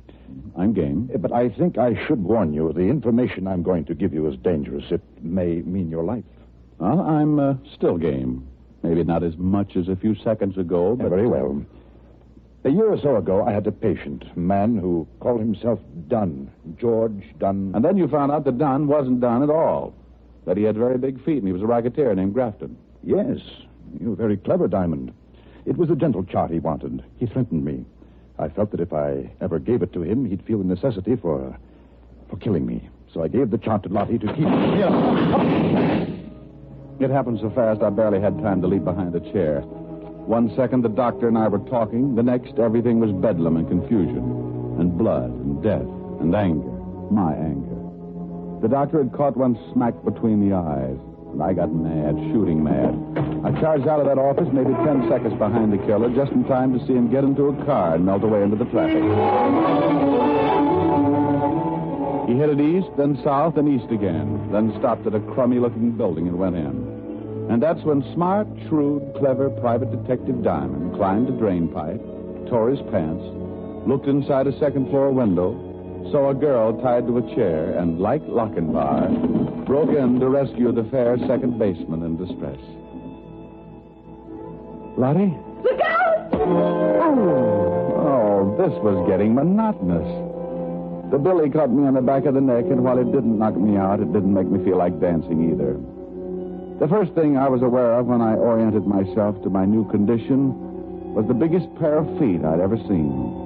And the next thing I saw was the gabardine suit containing in its bright, clean folds the filthiest little murder artist I'd ever seen.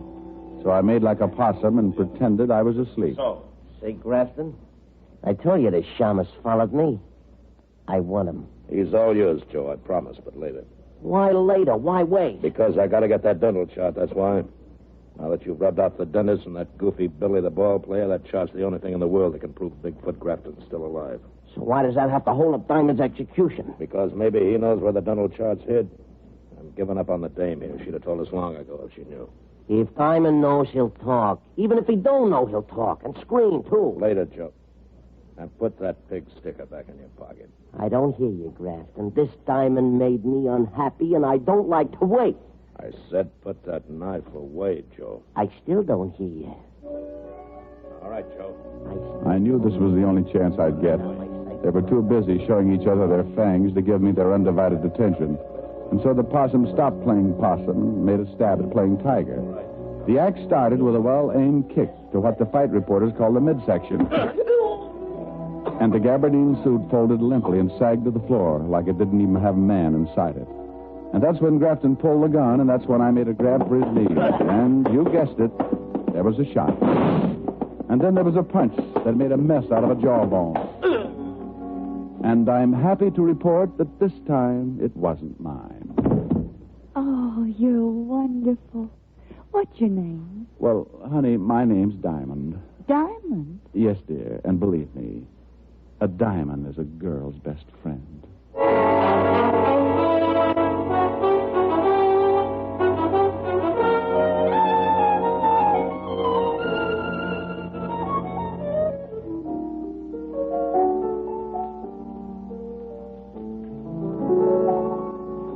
I hadn't anyone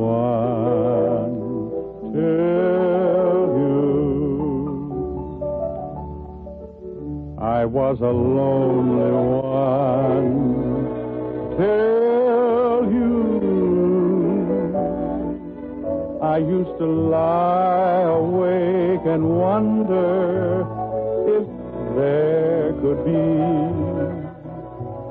a someone in the wide world just made for me. Now I see I had to save my love for you. I never gave my love till you. And through my lonely heart demanding it, Cupid took a hand in it.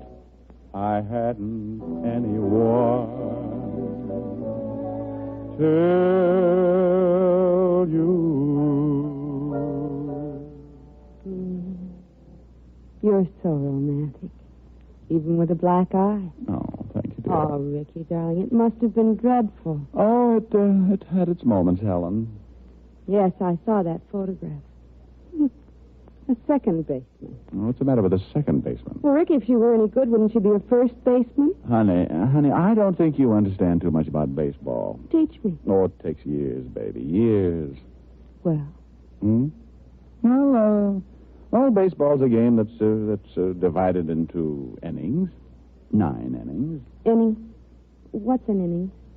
Maybe I better teach you how to play post office. No, Ricky, please. Well, let's see now. An inning is a sort of a division, a stanza, a frame. Yeah, that's right, a frame. A frame? An inning's a frame? Yeah, you're digging it. No, I'm not, Ricky, not really. Maybe we'd better forget it. All right. An inning is a frame. That's right, dear. An inning is a frame.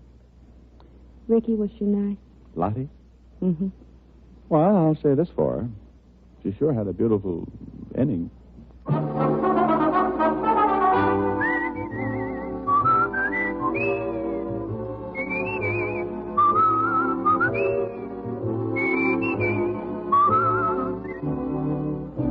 Richard Diamond, Private Detective, stars Dick Powell in the title role and was written by Blake Edwards with music composed and conducted by Frank Worth. This is Bill Foreman speaking. Richard Diamond, Private Detective, is transcribed in Hollywood by Jaime Del Valle.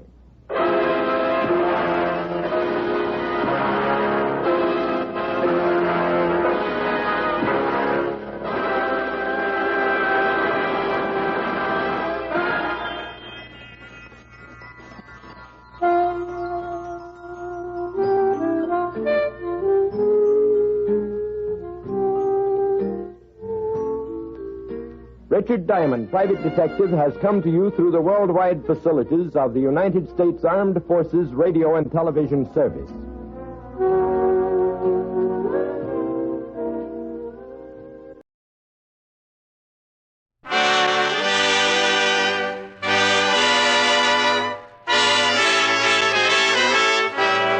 The makers of Camel cigarettes present Dick Powell as Richard Diamond, Private Detective.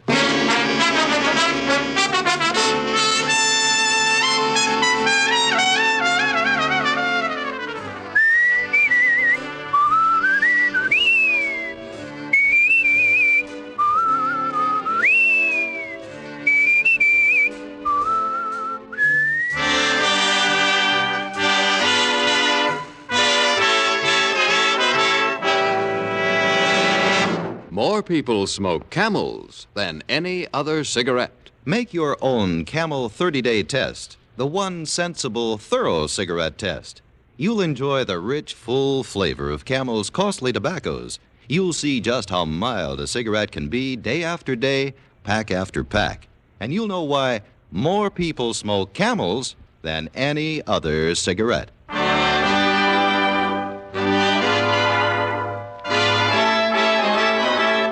Here transcribed is Richard Diamond, Private Detective, starring Dick Powell.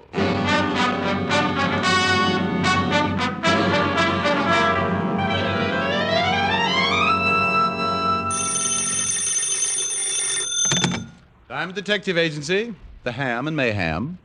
It's mayhem. Not if it ruins a gag. Hi, Helen. Hi. What are you doing? Oh, trying to spot a client. I've done everything to get somebody up here. Set traps. Hung out of the window by my toes. Nothing. Oh, is it that bad, Rick? Has been for a week. Can I come over tonight and cry on your shoulder? I'd love it. Better wear a bathing suit. Are you going to cry that much? No, but the bathing suit will sure make me feel a lot better. You idiot. Yeah, I can't help it. I try so hard. Are you really coming over? If I cry long enough, I'll work up a heck of an appetite. I'll have Francis fix you a good dinner. I'll pay you back for the first client I get. We'll eat out. No, I'll have Francis fix you dinner. What time will you be over? Mr. Diamond? Rick? Shh. I think I've spotted one. Client? I'm afraid to ask. I might scare him away. Are you Richard Diamond, the private detective? Are you interested in hiring him? I certainly am. Rick? We just made a score, baby. I'll see you tonight. Oh, wonderful. Bye. Well, come in, sir. Come in. No sense in standing in a draft. Might catch pneumonia before we get around to my fee. My name is John Alistair. Well, sit down, Mr. Alistair. Pull up a wallet. A chair. Thank you. Now, what can I do for you? Quite a lot, I hope.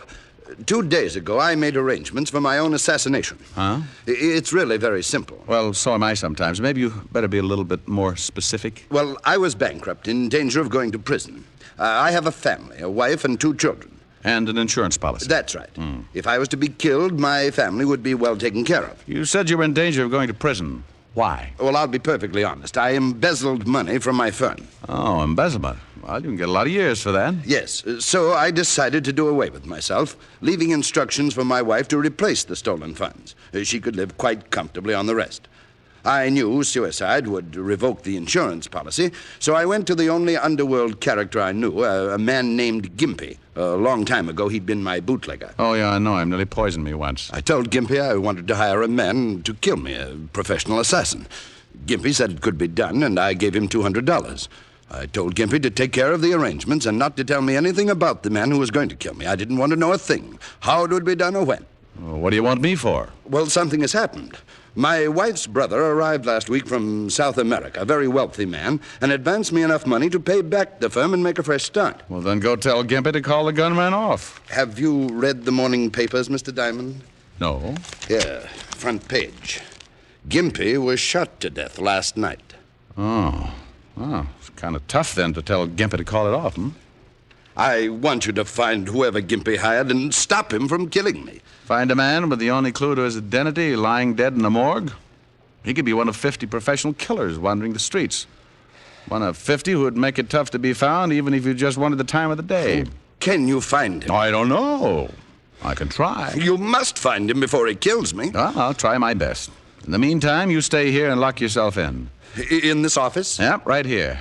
Don't even let your wife know where you are. All right, if you think it's necessary. Oh, I think it is. And, by the way, I charge $100 a day in expenses.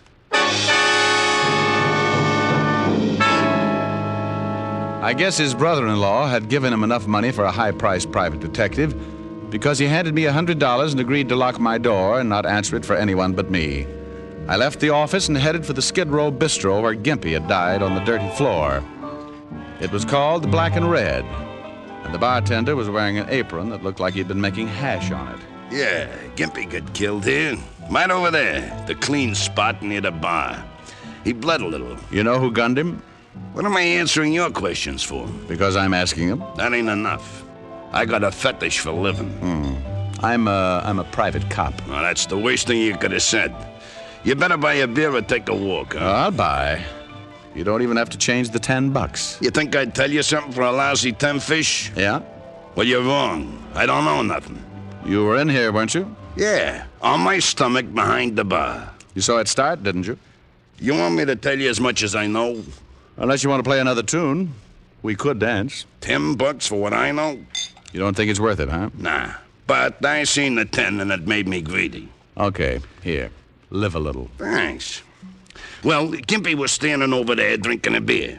These 2 guys come in, and one of them walks up to him. What did they look like? 2 guys, big guys, hats, coats with the collars turned up, the whole bit. Looked like just what they was. This one guy started arguing with Gimpy about some money. You hear the conversation? Yeah, something about wanting all the 200. Well, Gimpy gets a little nasty. He was like that, you know, a nasty little guy. Well, the guy gets tired of arguing and pulls a gun. Gimpy tries to climb the bar, and he must have been halfway over when the guy cut him in 2. By then, I was flat on my face waiting for mine. But these 2 guys took off, and I called the cops. Wait the 10. You don't remember what either one of the guys looked like? Nah, I was minding my health. Okay, thanks. Hey. Yeah? I don't know whether it means nothing, but the guy who killed Gimpy was wearing a small red flower in his buttonhole. A red flower like a rosebud.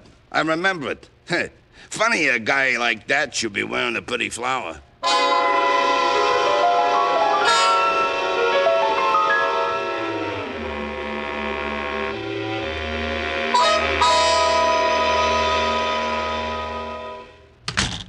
Oh, what do you want? Why, Sergeant Otis, you've been taking your ugly pills again. Can't you ever do anything without the department's help? I thought you were supposed to be a big, smart private detective. Well, we all make mistakes. I thought you were supposed to be a gorilla. Oh, you did, huh? Yeah, but gorillas get bigger. Oh. Hello, Walt. Hello, Rick. What can I do for you? I got a little problem. Your department handle that killing over in the Black and Red Saloon? Skid Row? Yeah. Yeah, a small-time guy named Gimpy got himself blown up. Mm-hmm. Any line on the killer? No, we questioned the bartender who runs the place. He was lying on his face. Couldn't give much of a description. We're checking up on Gimpy's friends and associates. The killer wore a small red flower in his buttonhole. Maybe a rose. How do you know? Bartender told me. Thought maybe you knew about it. Well, he didn't tell me. What are you interested in Gimpy for? He contacted the killer. I've got to find the killer, and I don't know who he is. You think maybe this guy with the flower is your boy? Well, he might be. Bartender said he was arguing with Gimpy about $200. Well, no, he didn't tell me that either. Just said they were arguing. You should have slipped him $10. What do you have to find him for? Client. You got a client who wants you to find a killer? Yeah, and that's all I'm going to tell you. Now, give me what you got on Gimpy and his friends. I don't know why I should. Oh, stop pouting, fatty. I can't tell you anymore. Besides, if I find this killer, you solve the Gimpy killing, don't you? Well, yeah. Well, then let's have it. Okay. Gimpy didn't have many friends. The only sure one we've come up with is a woman named Belle DeCanto. Runs a small dancing school. Have you talked to her? Yeah, but she knows less than the bartender. Here's the address. Walt gave me Belle DeCanto's address, and I went over. It was an old two-story building on the east side with a rickety flight of stairs leading up to the dance studio. Belle DeCanto was sitting at the piano. I stood there smoking a Camel, watched one of her young pupils perform a pretty sloppy set of turns. All right, Jeannie, that was fine. Over to the bar. Okay. Hey. Huh? Oh, somebody. Oh, what can I do for you? I want to talk to you, Belle. $20 for 10 lessons. I just want to talk. Why don't you take the lessons, mister? Gives you grace and balance. I'd look a little silly in tights, dear. Go do your exercises, Jeannie. Okay, but I still think you'd look great in tights, mister. We could do Swan Lake and things. I bet we could. Talk him into it, Belle. He's real cute. What do you want to talk about? Gimpy. You a cop? Private cop. I entertained the whole 5th precinct all morning. I'm looking for the guy who killed Gimpy. I told the cops all I know. I don't know who killed Gimpy. Back straight, honey. Okay. I can't help you, mister. You know a man who wears a red flower in his buttonhole? Huh? Do you know a man who wears a red... I'm busy, mister. I got a lesson. Look, Belle. I don't know nothing. Now beat it. Maybe if I bought a course of lessons. I'm full out. Now get out of here. I told you to keep your back straight. Okay, I'm keeping it. Belle. You gonna get out of here, or do I call the law? Oh, Belle, what you throwing him out for? You shut up and keep your back straight. Listen, I'm paying good money around here. Get out now, mister. Okay. What you climbing on me for, huh? So what are you yelling? You get up there and do your bit, or I'll bust this cane over your skull. You'll do what? I told your old lady I'd teach you how to dance, and I will if I have to cripple you trying. You don't yell at me like that. Bye, you lovely people. Bye, honey. You don't yell at me. I paid my money. Who do you think you are? Who? Get up on that bar! Drop dead!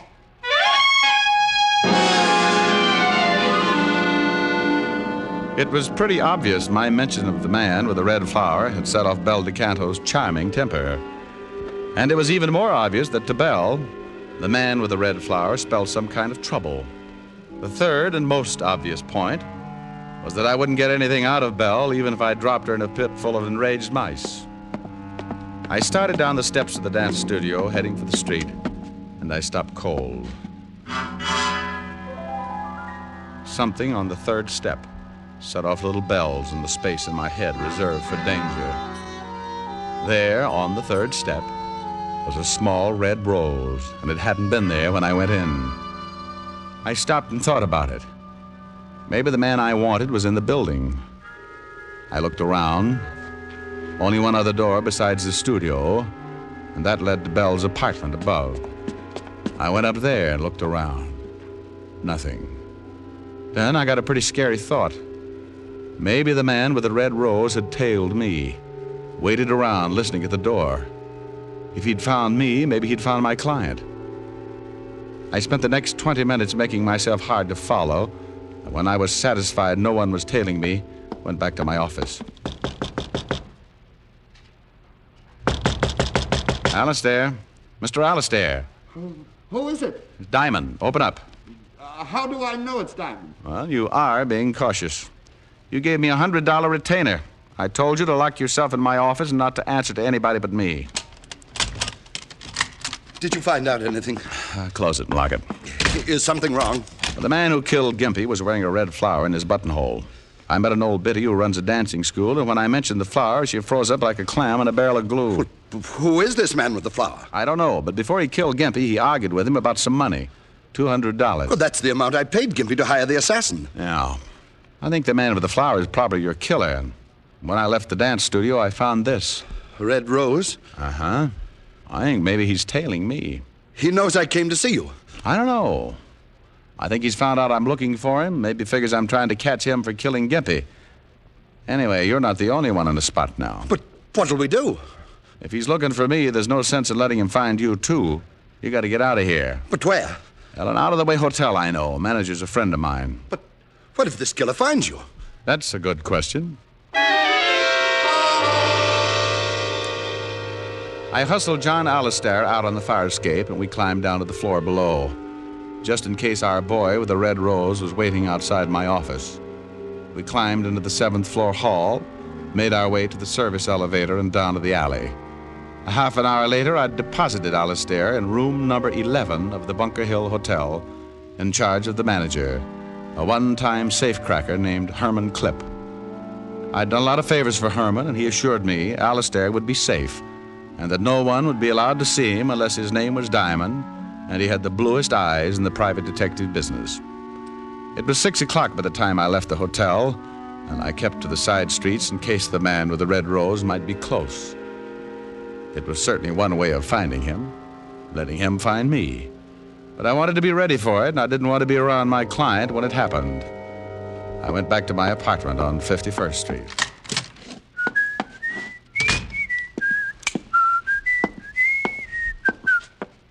Hello, chum. I've been waiting for you. Oh, that's nice. Lonesome? For a while. You had that nice big gun to keep you company. Sure. You forgot to wear your rose. You got the wrong boy, Diamond. Drago's busy. Drago? Name won't do you any good. I'm going to kill you. Drago's the boy with the red rose? Turn on the radio. You were the guy with him in the bar when he killed Gimpy. That's right. Turn on the radio. Okay. Look, tell Drago he doesn't have to kill John Alistair. Alistair says to call it off. The radio. Oh, sure. Will you tell him? See, I tell him. But I don't think it's going to do any good. You see, he knows Alistair talked to you. We know you've been trying to find him. And we don't want anybody who can pin Gimpy's killing on us. I didn't tell Alistair anything. Sure. Where you got him hidden out, huh? We find out. Drago shouldn't have knocked off Gimpy like that, but he gets excited. Like running out of the bar before he knocked off the bartender. If we had knocked off the bartender right then, he couldn't have told you nothing. What about the bartender? He's in the river. Turn the radio up.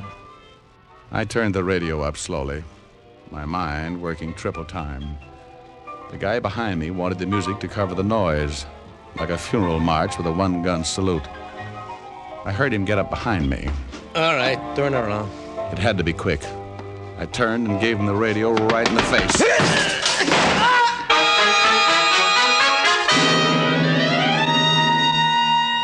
I had twisted his gun right into his stomach. He looked up at me like a kid who was going to bust out crying because somebody had dumped over his blocks. Then he slid down on his face and died without a sound. I put in a fast call to Walt, told him to check his files for a killer named Drago. I told him what had happened and about the bartender who was probably floating on the river. Then I took off for Bel DeCanto's dance studio. The man I'd just killed had said Drago wasn't going to leave anyone around who might pin the Gimpy killing on him. And Drago had left his red rose on the steps outside of Bel's studio. When I got there, the big dance hall was dark, so I went up another flight to Bel's apartment.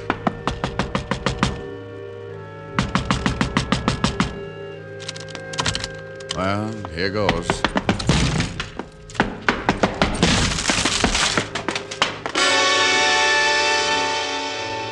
Bell was there all right, and Drago had been there. He hadn't left a rose, but he left a bullet instead. It was somewhere in Bell DeCanto's heart.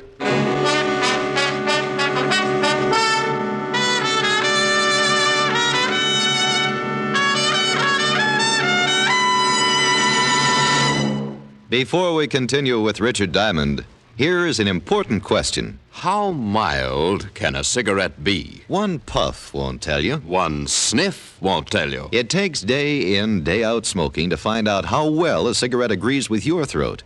Only Camels offer you this day in, day out smoking proof. In a coast-to-coast test of hundreds of people who smoked only Camels for 30 days, noted throat specialists reported not one single case of throat irritation due to smoking Camels. Make your own Camel 30-day test, the one sensible, thorough cigarette test. Smoke only Camels for 30 days and let your taste tell you how rich and flavorful Camels are, puff after puff, pack after pack. Let your throat tell you how mild Camels are, how well Camels get along with your throat as a steady smoke. You'll see why people say, once a Camel smoker, always a Camel smoker. How mild, how mild, how mild, how mild, how mild can a cigarette be? Make the Camel 30-day test and you'll see. Smoke Camels and see. And now back to Richard Diamond, Private Detective, starring Dick Powell.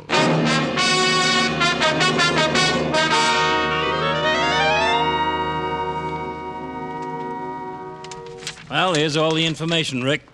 The only man we got on file named Drago is a well-known hood named Tommy Drago. 7 arrests, 2 convictions, assault and armed robbery. Can you find him all? Well, I put out an APB. Maybe we'll pick him up. You find the bartender? They're dragging the river now. The guy in your apartment has been identified as Giulio Bassati. Arrested once with Drago. Supposed to work together. Yeah. Why did Drago kill Belle DeCanto? Well, probably thought I'd told her something. Now, we gotta get this boy. He's killed 3 people in 2 days. And he wants to add 2 more to his list. Me and my client. Where is your client? Oh, he's staked out in the Bunker Hill Hotel. He's safe. Well, we better pick him up and give him protection. He doesn't want the police brought in. But you can stake out a couple of men near the hotel in case Drago shows up. Right. Look, Walt, if this Drago likes red roses, he must buy them someplace. Yeah? Well, have some men check all the flower shops. Have them circulate the description.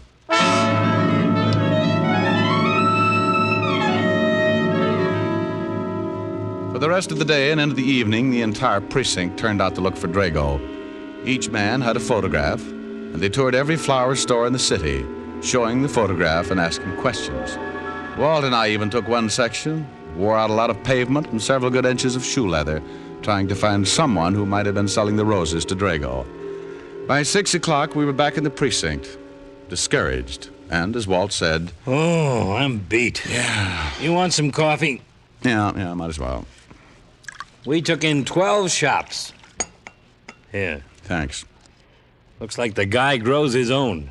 Well, maybe he does. Swell. I'll put out a general to pick up every window box and flower pot in the city. We're bound to catch him in 10 or 12 years. Yeah, what do you want, Spikehead? Spikehead? Just thought it up. Oh. Well, did you just want to see if the buzzer works? No, I got an address on that guy Diamond shot. Giulio Bassati? Yeah. Well, do you want us to hold a seance while you give it to us by telepathy? 456 River Street, apartment 7.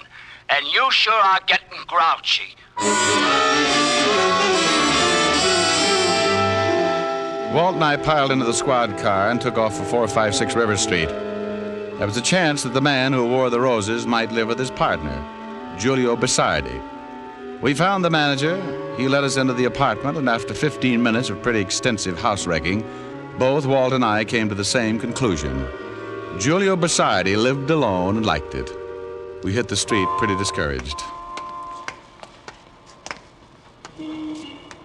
Well, come on. Hey, Walt. What is it? Look, that old lady down the street. What about her? She's selling flowers. Oh, well, let's go. That's flowers. yours, gentlemen?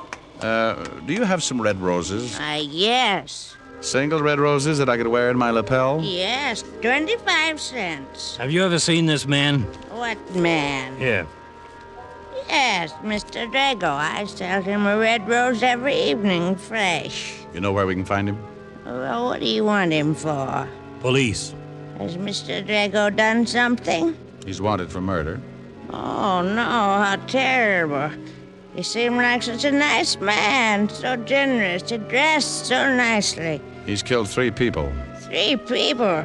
Do you know where he lives? 3 people. Yes, he lives in the next block. I don't know the number. I'll have to show you. Here, I'll take all the flowers you've got.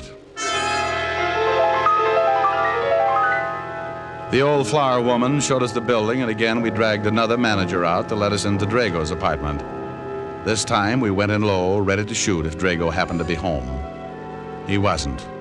And once again, we tore another place apart. Find anything? No, not yet. Get a load of this closet. Drago really dresses. Hey, Walt. Yeah? You find something? Look at this telephone pad. What about it? The writing. Read it. Bunker Hill. Bunker Hill Hotel. That's where my client is. Drago's found him.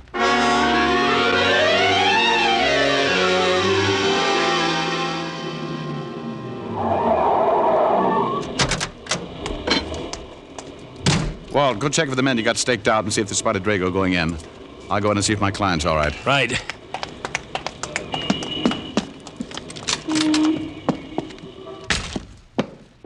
Herman. Herman. Oh. Rick? Over here, Walt. Herman is out cold. Herman? Yeah, the manager. Oh, he looks pretty bad. Yeah, he's really out. Drago? Your men see anybody? No, but he could have slipped in. Now, let's get up to my client. Well, come on. I'm looking for the key. What room? 11. Now, let's go on. I had my client locked in. Come on. 2nd floor.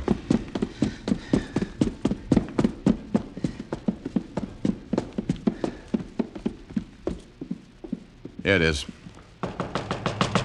Alistair. Alistair, it's Diamond. Diamond! Diamond, get me out of here! He's been here. He's got a key. Where is he? He tried to get in, but I had the chain lock on. Then he tried to break it down. I pushed the furniture in front of the door. Get me out, please. Just take it easy. We'll try and break it down. The furniture's still there. Well, get it out of the way. Yes, yes. I don't know where he went. Is there a fire escape? Fire escape? Yes. Yes. There's an escape right outside my window. Good heavens, Diamond. Just keep moving the furniture. But the fire escape. Just move the furniture. Walt. Yeah? You stay here. I'm going out on the fire escape. It figured. If Drago couldn't get past the furniture, he'd get in another way. I ran to the end of the hall and out on the escape. I turned the corner of the building and started for my client's room. He's on the escape. He's coming down. I can hear him. Get me out. Get me out. At first, I thought my client had heard just me. But then I saw him climbing down from the floor above, a gun in his hand, the polished barrel shining in the moonlight. As he reached the window, Alistair went crazy. He's outside the window. No, please. I leaned against the building and steadied my arm just as he broke the window. No.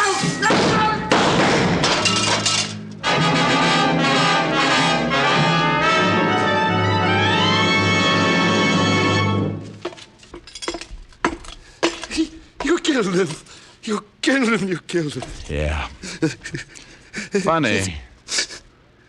What was done? Shot him right through his red rose.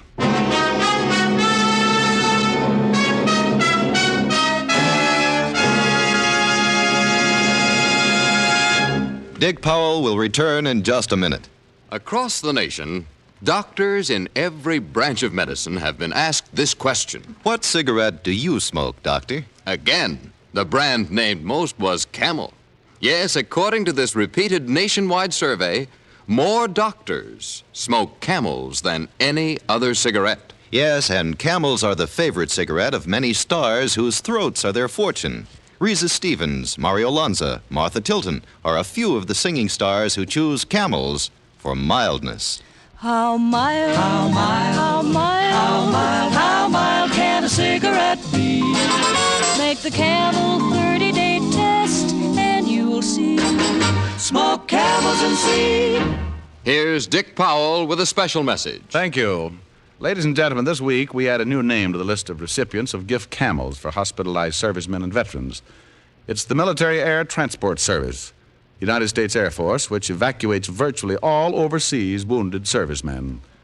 Camels are also on the way to veterans' hospitals, Lake City, Florida, and Nashville, Tennessee. U.S. Naval Hospital ship Haven.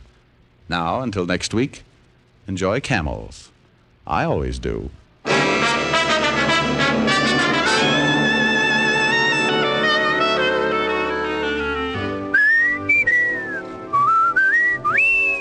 Dick Powell can now be seen starring in the RKO film Cry Danger. Tonight's adventure of Richard Diamond was written by Blake Edwards with music by Frank Worth. Our director is Helen Mack. Featured in the cast were Virginia Gregg, Wilms Herbert, and Arthur Q. Bryan. PA stands for two things, Pipe Appeal and Prince Albert. They go hand in hand. For Prince Albert's Choice Tobacco has a rich flavor and a delightful natural aroma. PA is crimp cut for smooth, even burning, and it's specially treated to ensure against tongue bite. Get Prince Albert, the National Joy Smoke, America's largest selling smoking tobacco. Listen next week for another exciting transcribed adventure of Richard Diamond, starring Dick Powell. This is Your FBI, the official broadcast from the files of the FBI. Follows immediately. Stay tuned. This program came to you from Hollywood. This is the American Broadcasting Company.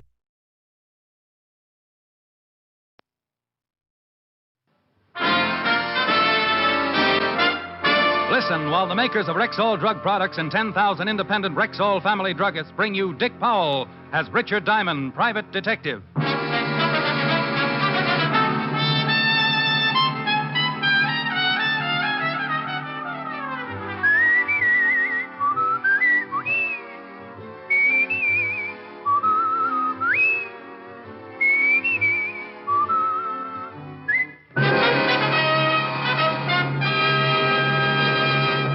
Good evening. This is Bill Foreman speaking to you for the 10,000 independent druggists who have made the word Rexall part of their own store names. They've done that because they recommend and sell the 2,000 or more drug products made by the Rexall Drug Company. Rexall's brand new multivitamin product, Formula V10, is an excellent example. For Formula V10 is a really pleasant tasting, really easy to take product that helps prevent vitamin and iron deficiencies. The recommended daily dosage supplies twice the minimum requirement of vitamin B1, 5 times the requirement of iron, plus minimum daily requirements of A, D, and B2, plus red crystal and vitamin B12. Ask for pleasant-tasting Formula V10. That's V as in vitamin. V10 at Rexall drugstores everywhere. The stores with the orange and blue sign. Good health to all from Rexall.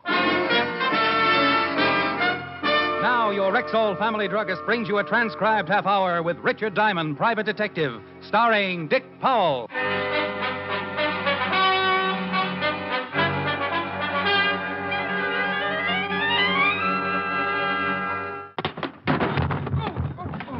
Oh, gee, Diamond, I'm sorry. Did I hurt you? Oh, no, Seymour. I feel great. Oh.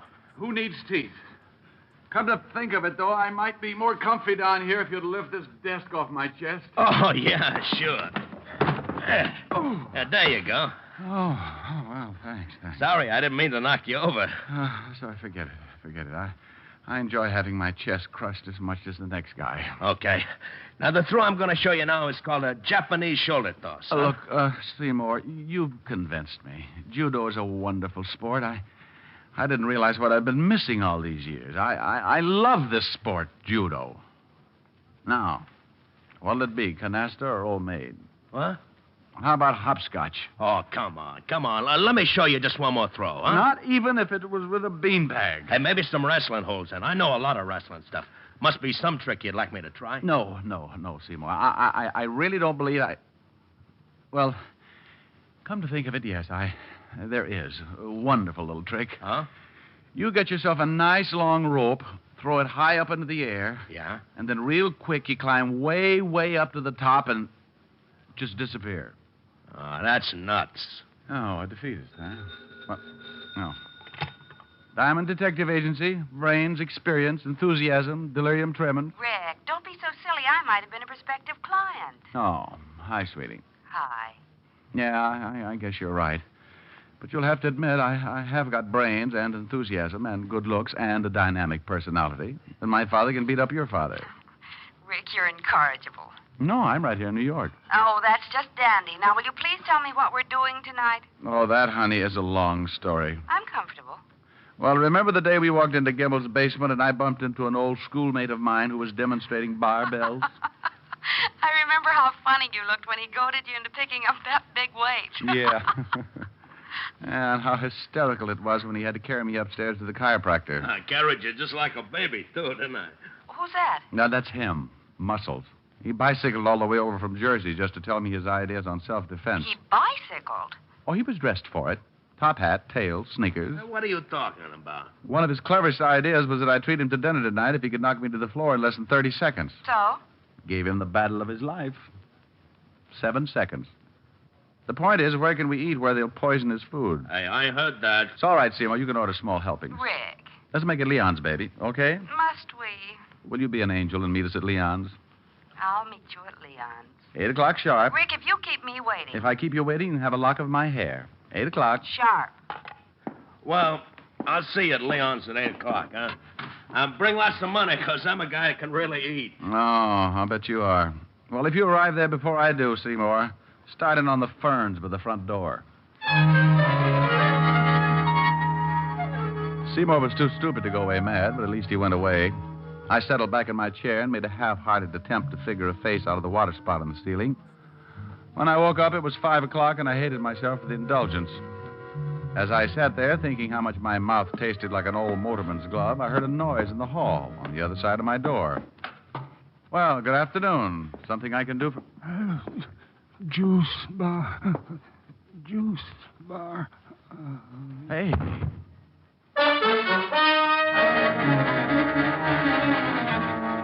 He fell face forward into the pool of blood at his feet, like a wino who'd stumbled into a fountain of muscatel. Funny, isn't it, how an ice pick loses all its homey appeal when it's sticking out of a guy's back? The ice pick this guy was wearing was no exception. I didn't know how long he'd been leaning against my door, but one thing was certain. It was long enough to die. I put in a call to 5th Precinct Police Headquarters and Lieutenant Levinson. And 10 minutes later, my office was full of badges. And you have no idea who he is, huh, Rick? Not the vaguest, Walt. Well, the checkup shows you're the only office in the building that's been open after 2, so he must have been on his way to see you when he got it from behind. Maybe he was delivering ice and just happened to fall on his ice pick. Otis. Yeah? Otis, now that you've solved it, why don't you go down to the glue factory and let them put you up in nice little glass bottles? Oh. Well, anyway, he has a billfold in his pocket. That ought to tell us something. How about a look, Fatty? Huh? Oh, sure. Here. Quite a card collector, wasn't he? Quite. Gold Furriers, the Copper Room, O'Toole's Diner. It's lousy food. Got ptomaine once from their cheesecake. I remember. I got ptomaine just watching you eat it. I resent that. And I accept your apology. Yeah. Huh? Where's that green card from? This one? Yeah. The Apollo Health Club. Hey, that's right down the street. Nothing with the old boy's name on it, though. Afraid not. However, something tells me you'll get that from the old boy's fingerprints. Let's hope so.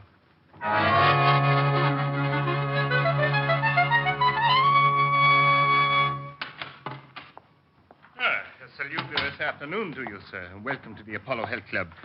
May I be of assistance? I'd like to get a massage. Splendid. Performs wonders after a fatiguing day. A veritable balm to the chafed tissues of the body. But will it cure snow blindness? I beg your pardon? No, just ignore me. I'm a little chewed up today. I assume you're referring to a state of mind. Well, not altogether. Got a kink in my back that isn't entirely mental. Well, at least you've come to the proper place.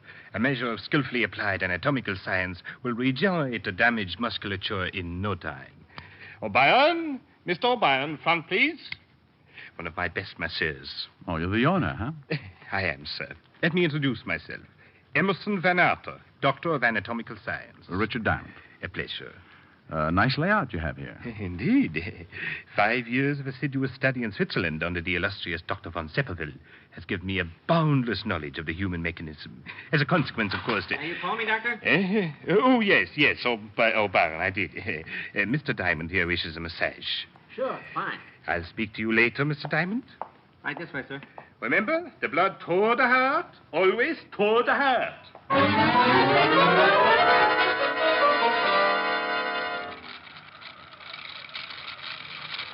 A real private detective, huh?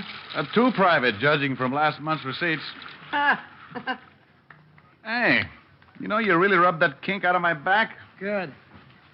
Don't know if you noticed it, but I was doing all my rubbing with my right arm. Tore a muscle on my left shoulder this morning. Really put it out of commission. Oh, that's too bad. Speaking of things being out of commission, reminds me, there's a body down at the morgue I'd like you to take a look at. Guy might have been a client of yours. Oh, what makes you think that? Had a card from the Apollo Club in his billfold. Oh? When could you come down? How about tonight? We close here at 10. Fine. Make it, what about 10:30? Know where the morgue is? Yeah. Now, how'd this guy die, anyway? Somebody hid their ice pick in his spinal column. No kidding. Yeah. The corpse is a little dark-complexioned man. Kinky hair, glasses, bald spot on the top of his head. Hey, that description fits a guy who comes in here every night around closing time.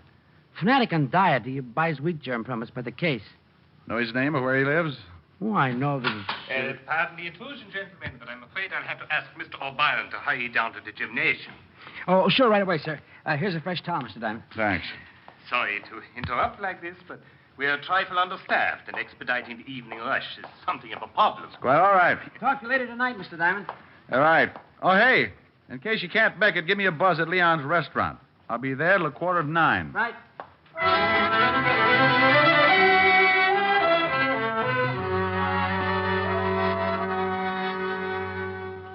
Ah, Monsieur Diamond. Hello. Bonsoir. Hello, Leon. Par ici, par ici. Which translated in English means? Right this way. Both my guests arrived? Oui. First the young lady, then a few minutes later the gymnast. But, Monsieur Diamond, a telephone call is waiting for you. Oh, thanks, Leon. Hello, Diamond speaking. Hello, Mr. Diamond. This is Red O'Brien down at the Apollo Club. Oh, yeah, O'Brien. Hey, listen, you gotta come down here right away. I really stumbled into something. Yeah, what's that? Can't tell you over the phone. Just get down here. Drop everything and get down here. Hurry. Look, Red, I'm right in the middle of... Hello? Hello? Hello? Oh. Hey, kids, I gotta run. Be back in a few minutes. Just where do you think you're going? Place called the Apollo Club. Yeah? Well, how about my dinner? Go right ahead and order. I'll be back. Oh, by the way, Seymour, that potato salad on the child's plate is a real deal for a quarter. And Helen, Yes, Rick. shoot the kill if he even suggests wrestling.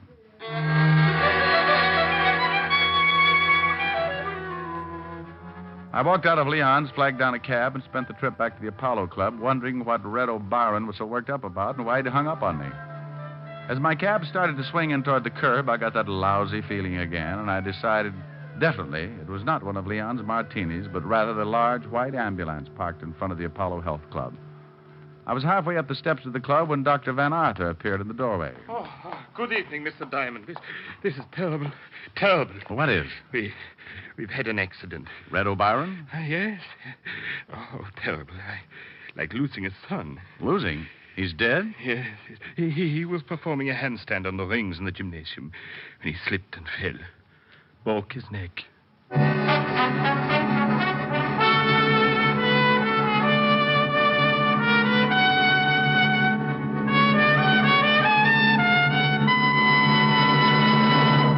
Now, Rexall's Pharmaceutical Laboratories announce a brand new vitamin product, Rexall 5X Vitamins.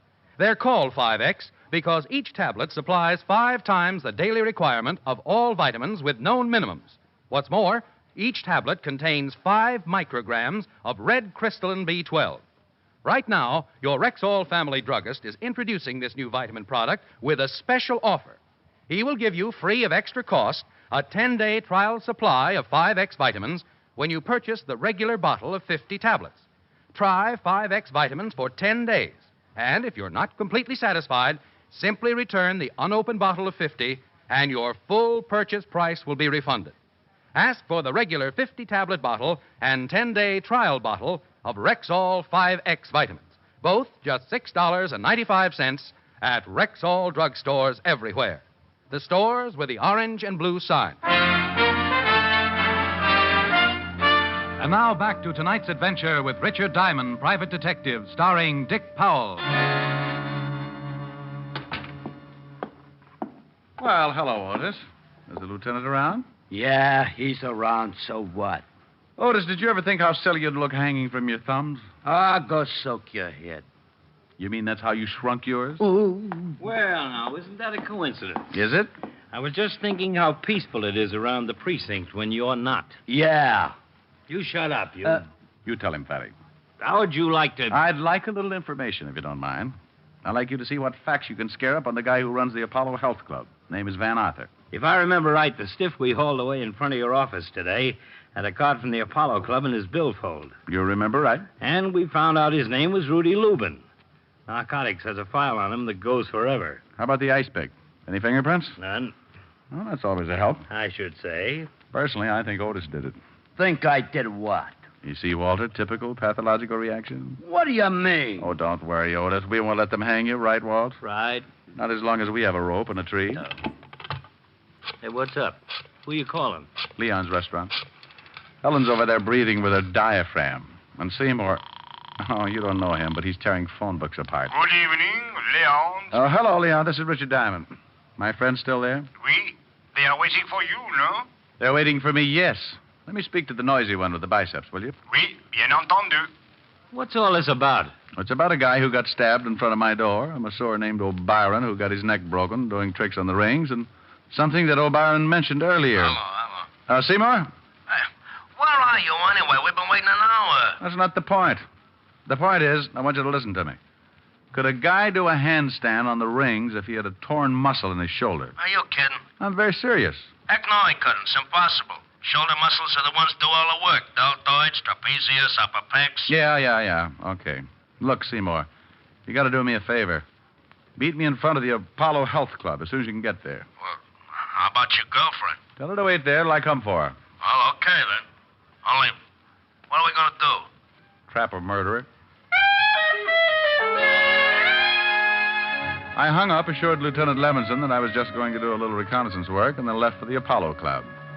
Seymour was waiting when my cab drew up in front. I explained to him the part I wanted him to play. Just leave it to me. If this doctor's a phony, I'll find out for you. Let's go.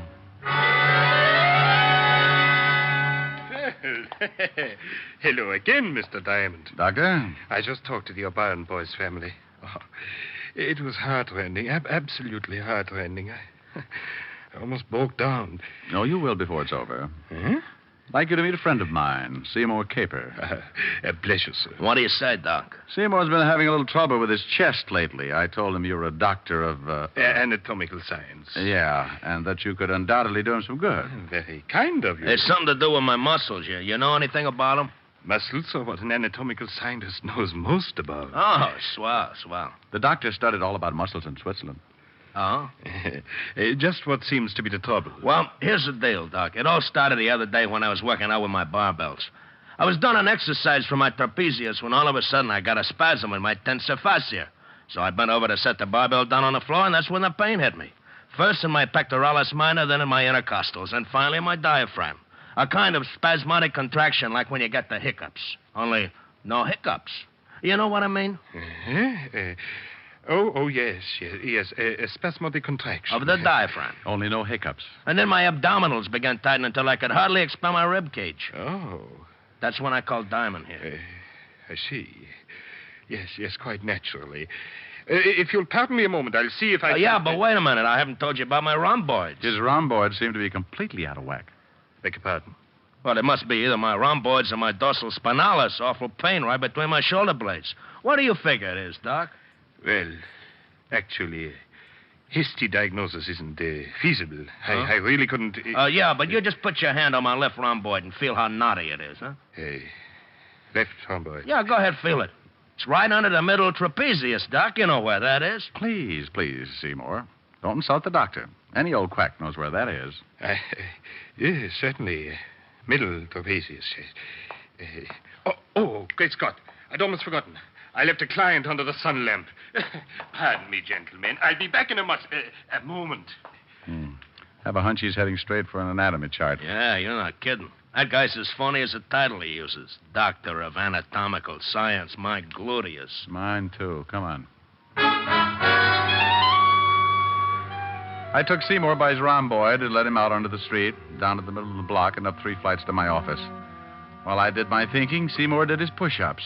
302. 303. Well, Seymour, we know 3 things. O'Brien couldn't have been exercising on the rings with an injured shoulder. 5 right. And the doctor's a phony. 6 right. Then the doctor is a front for something that's important enough to kill people over. 300 and right. 8. As a consequence, you and I are burglars. 9 right. What? Starting as soon as the Apollo Club closes. But you mean we're going to bust into the joint?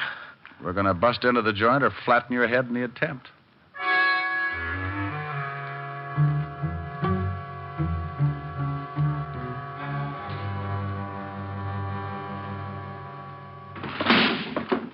Seymour, you opened that window beautifully.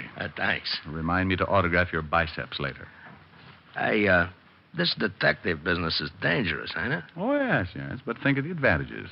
Long hours, no time for meals, and on a good day, a guy can pick up as high as 200 or 300 bullets in his back. I don't like it. Go on, crawl in. Okay. Don't push. I followed Seymour in, and we waited a minute for our eyes to get accustomed to the darkness. Then we moved cautiously down the stairway to the first floor. I had no idea what I was looking for, but Dr. Van Arthur's office was the first place where I tried to find it. Hey, the door's locked. You want it opened? Well, of course I do, Seymour. Use your head.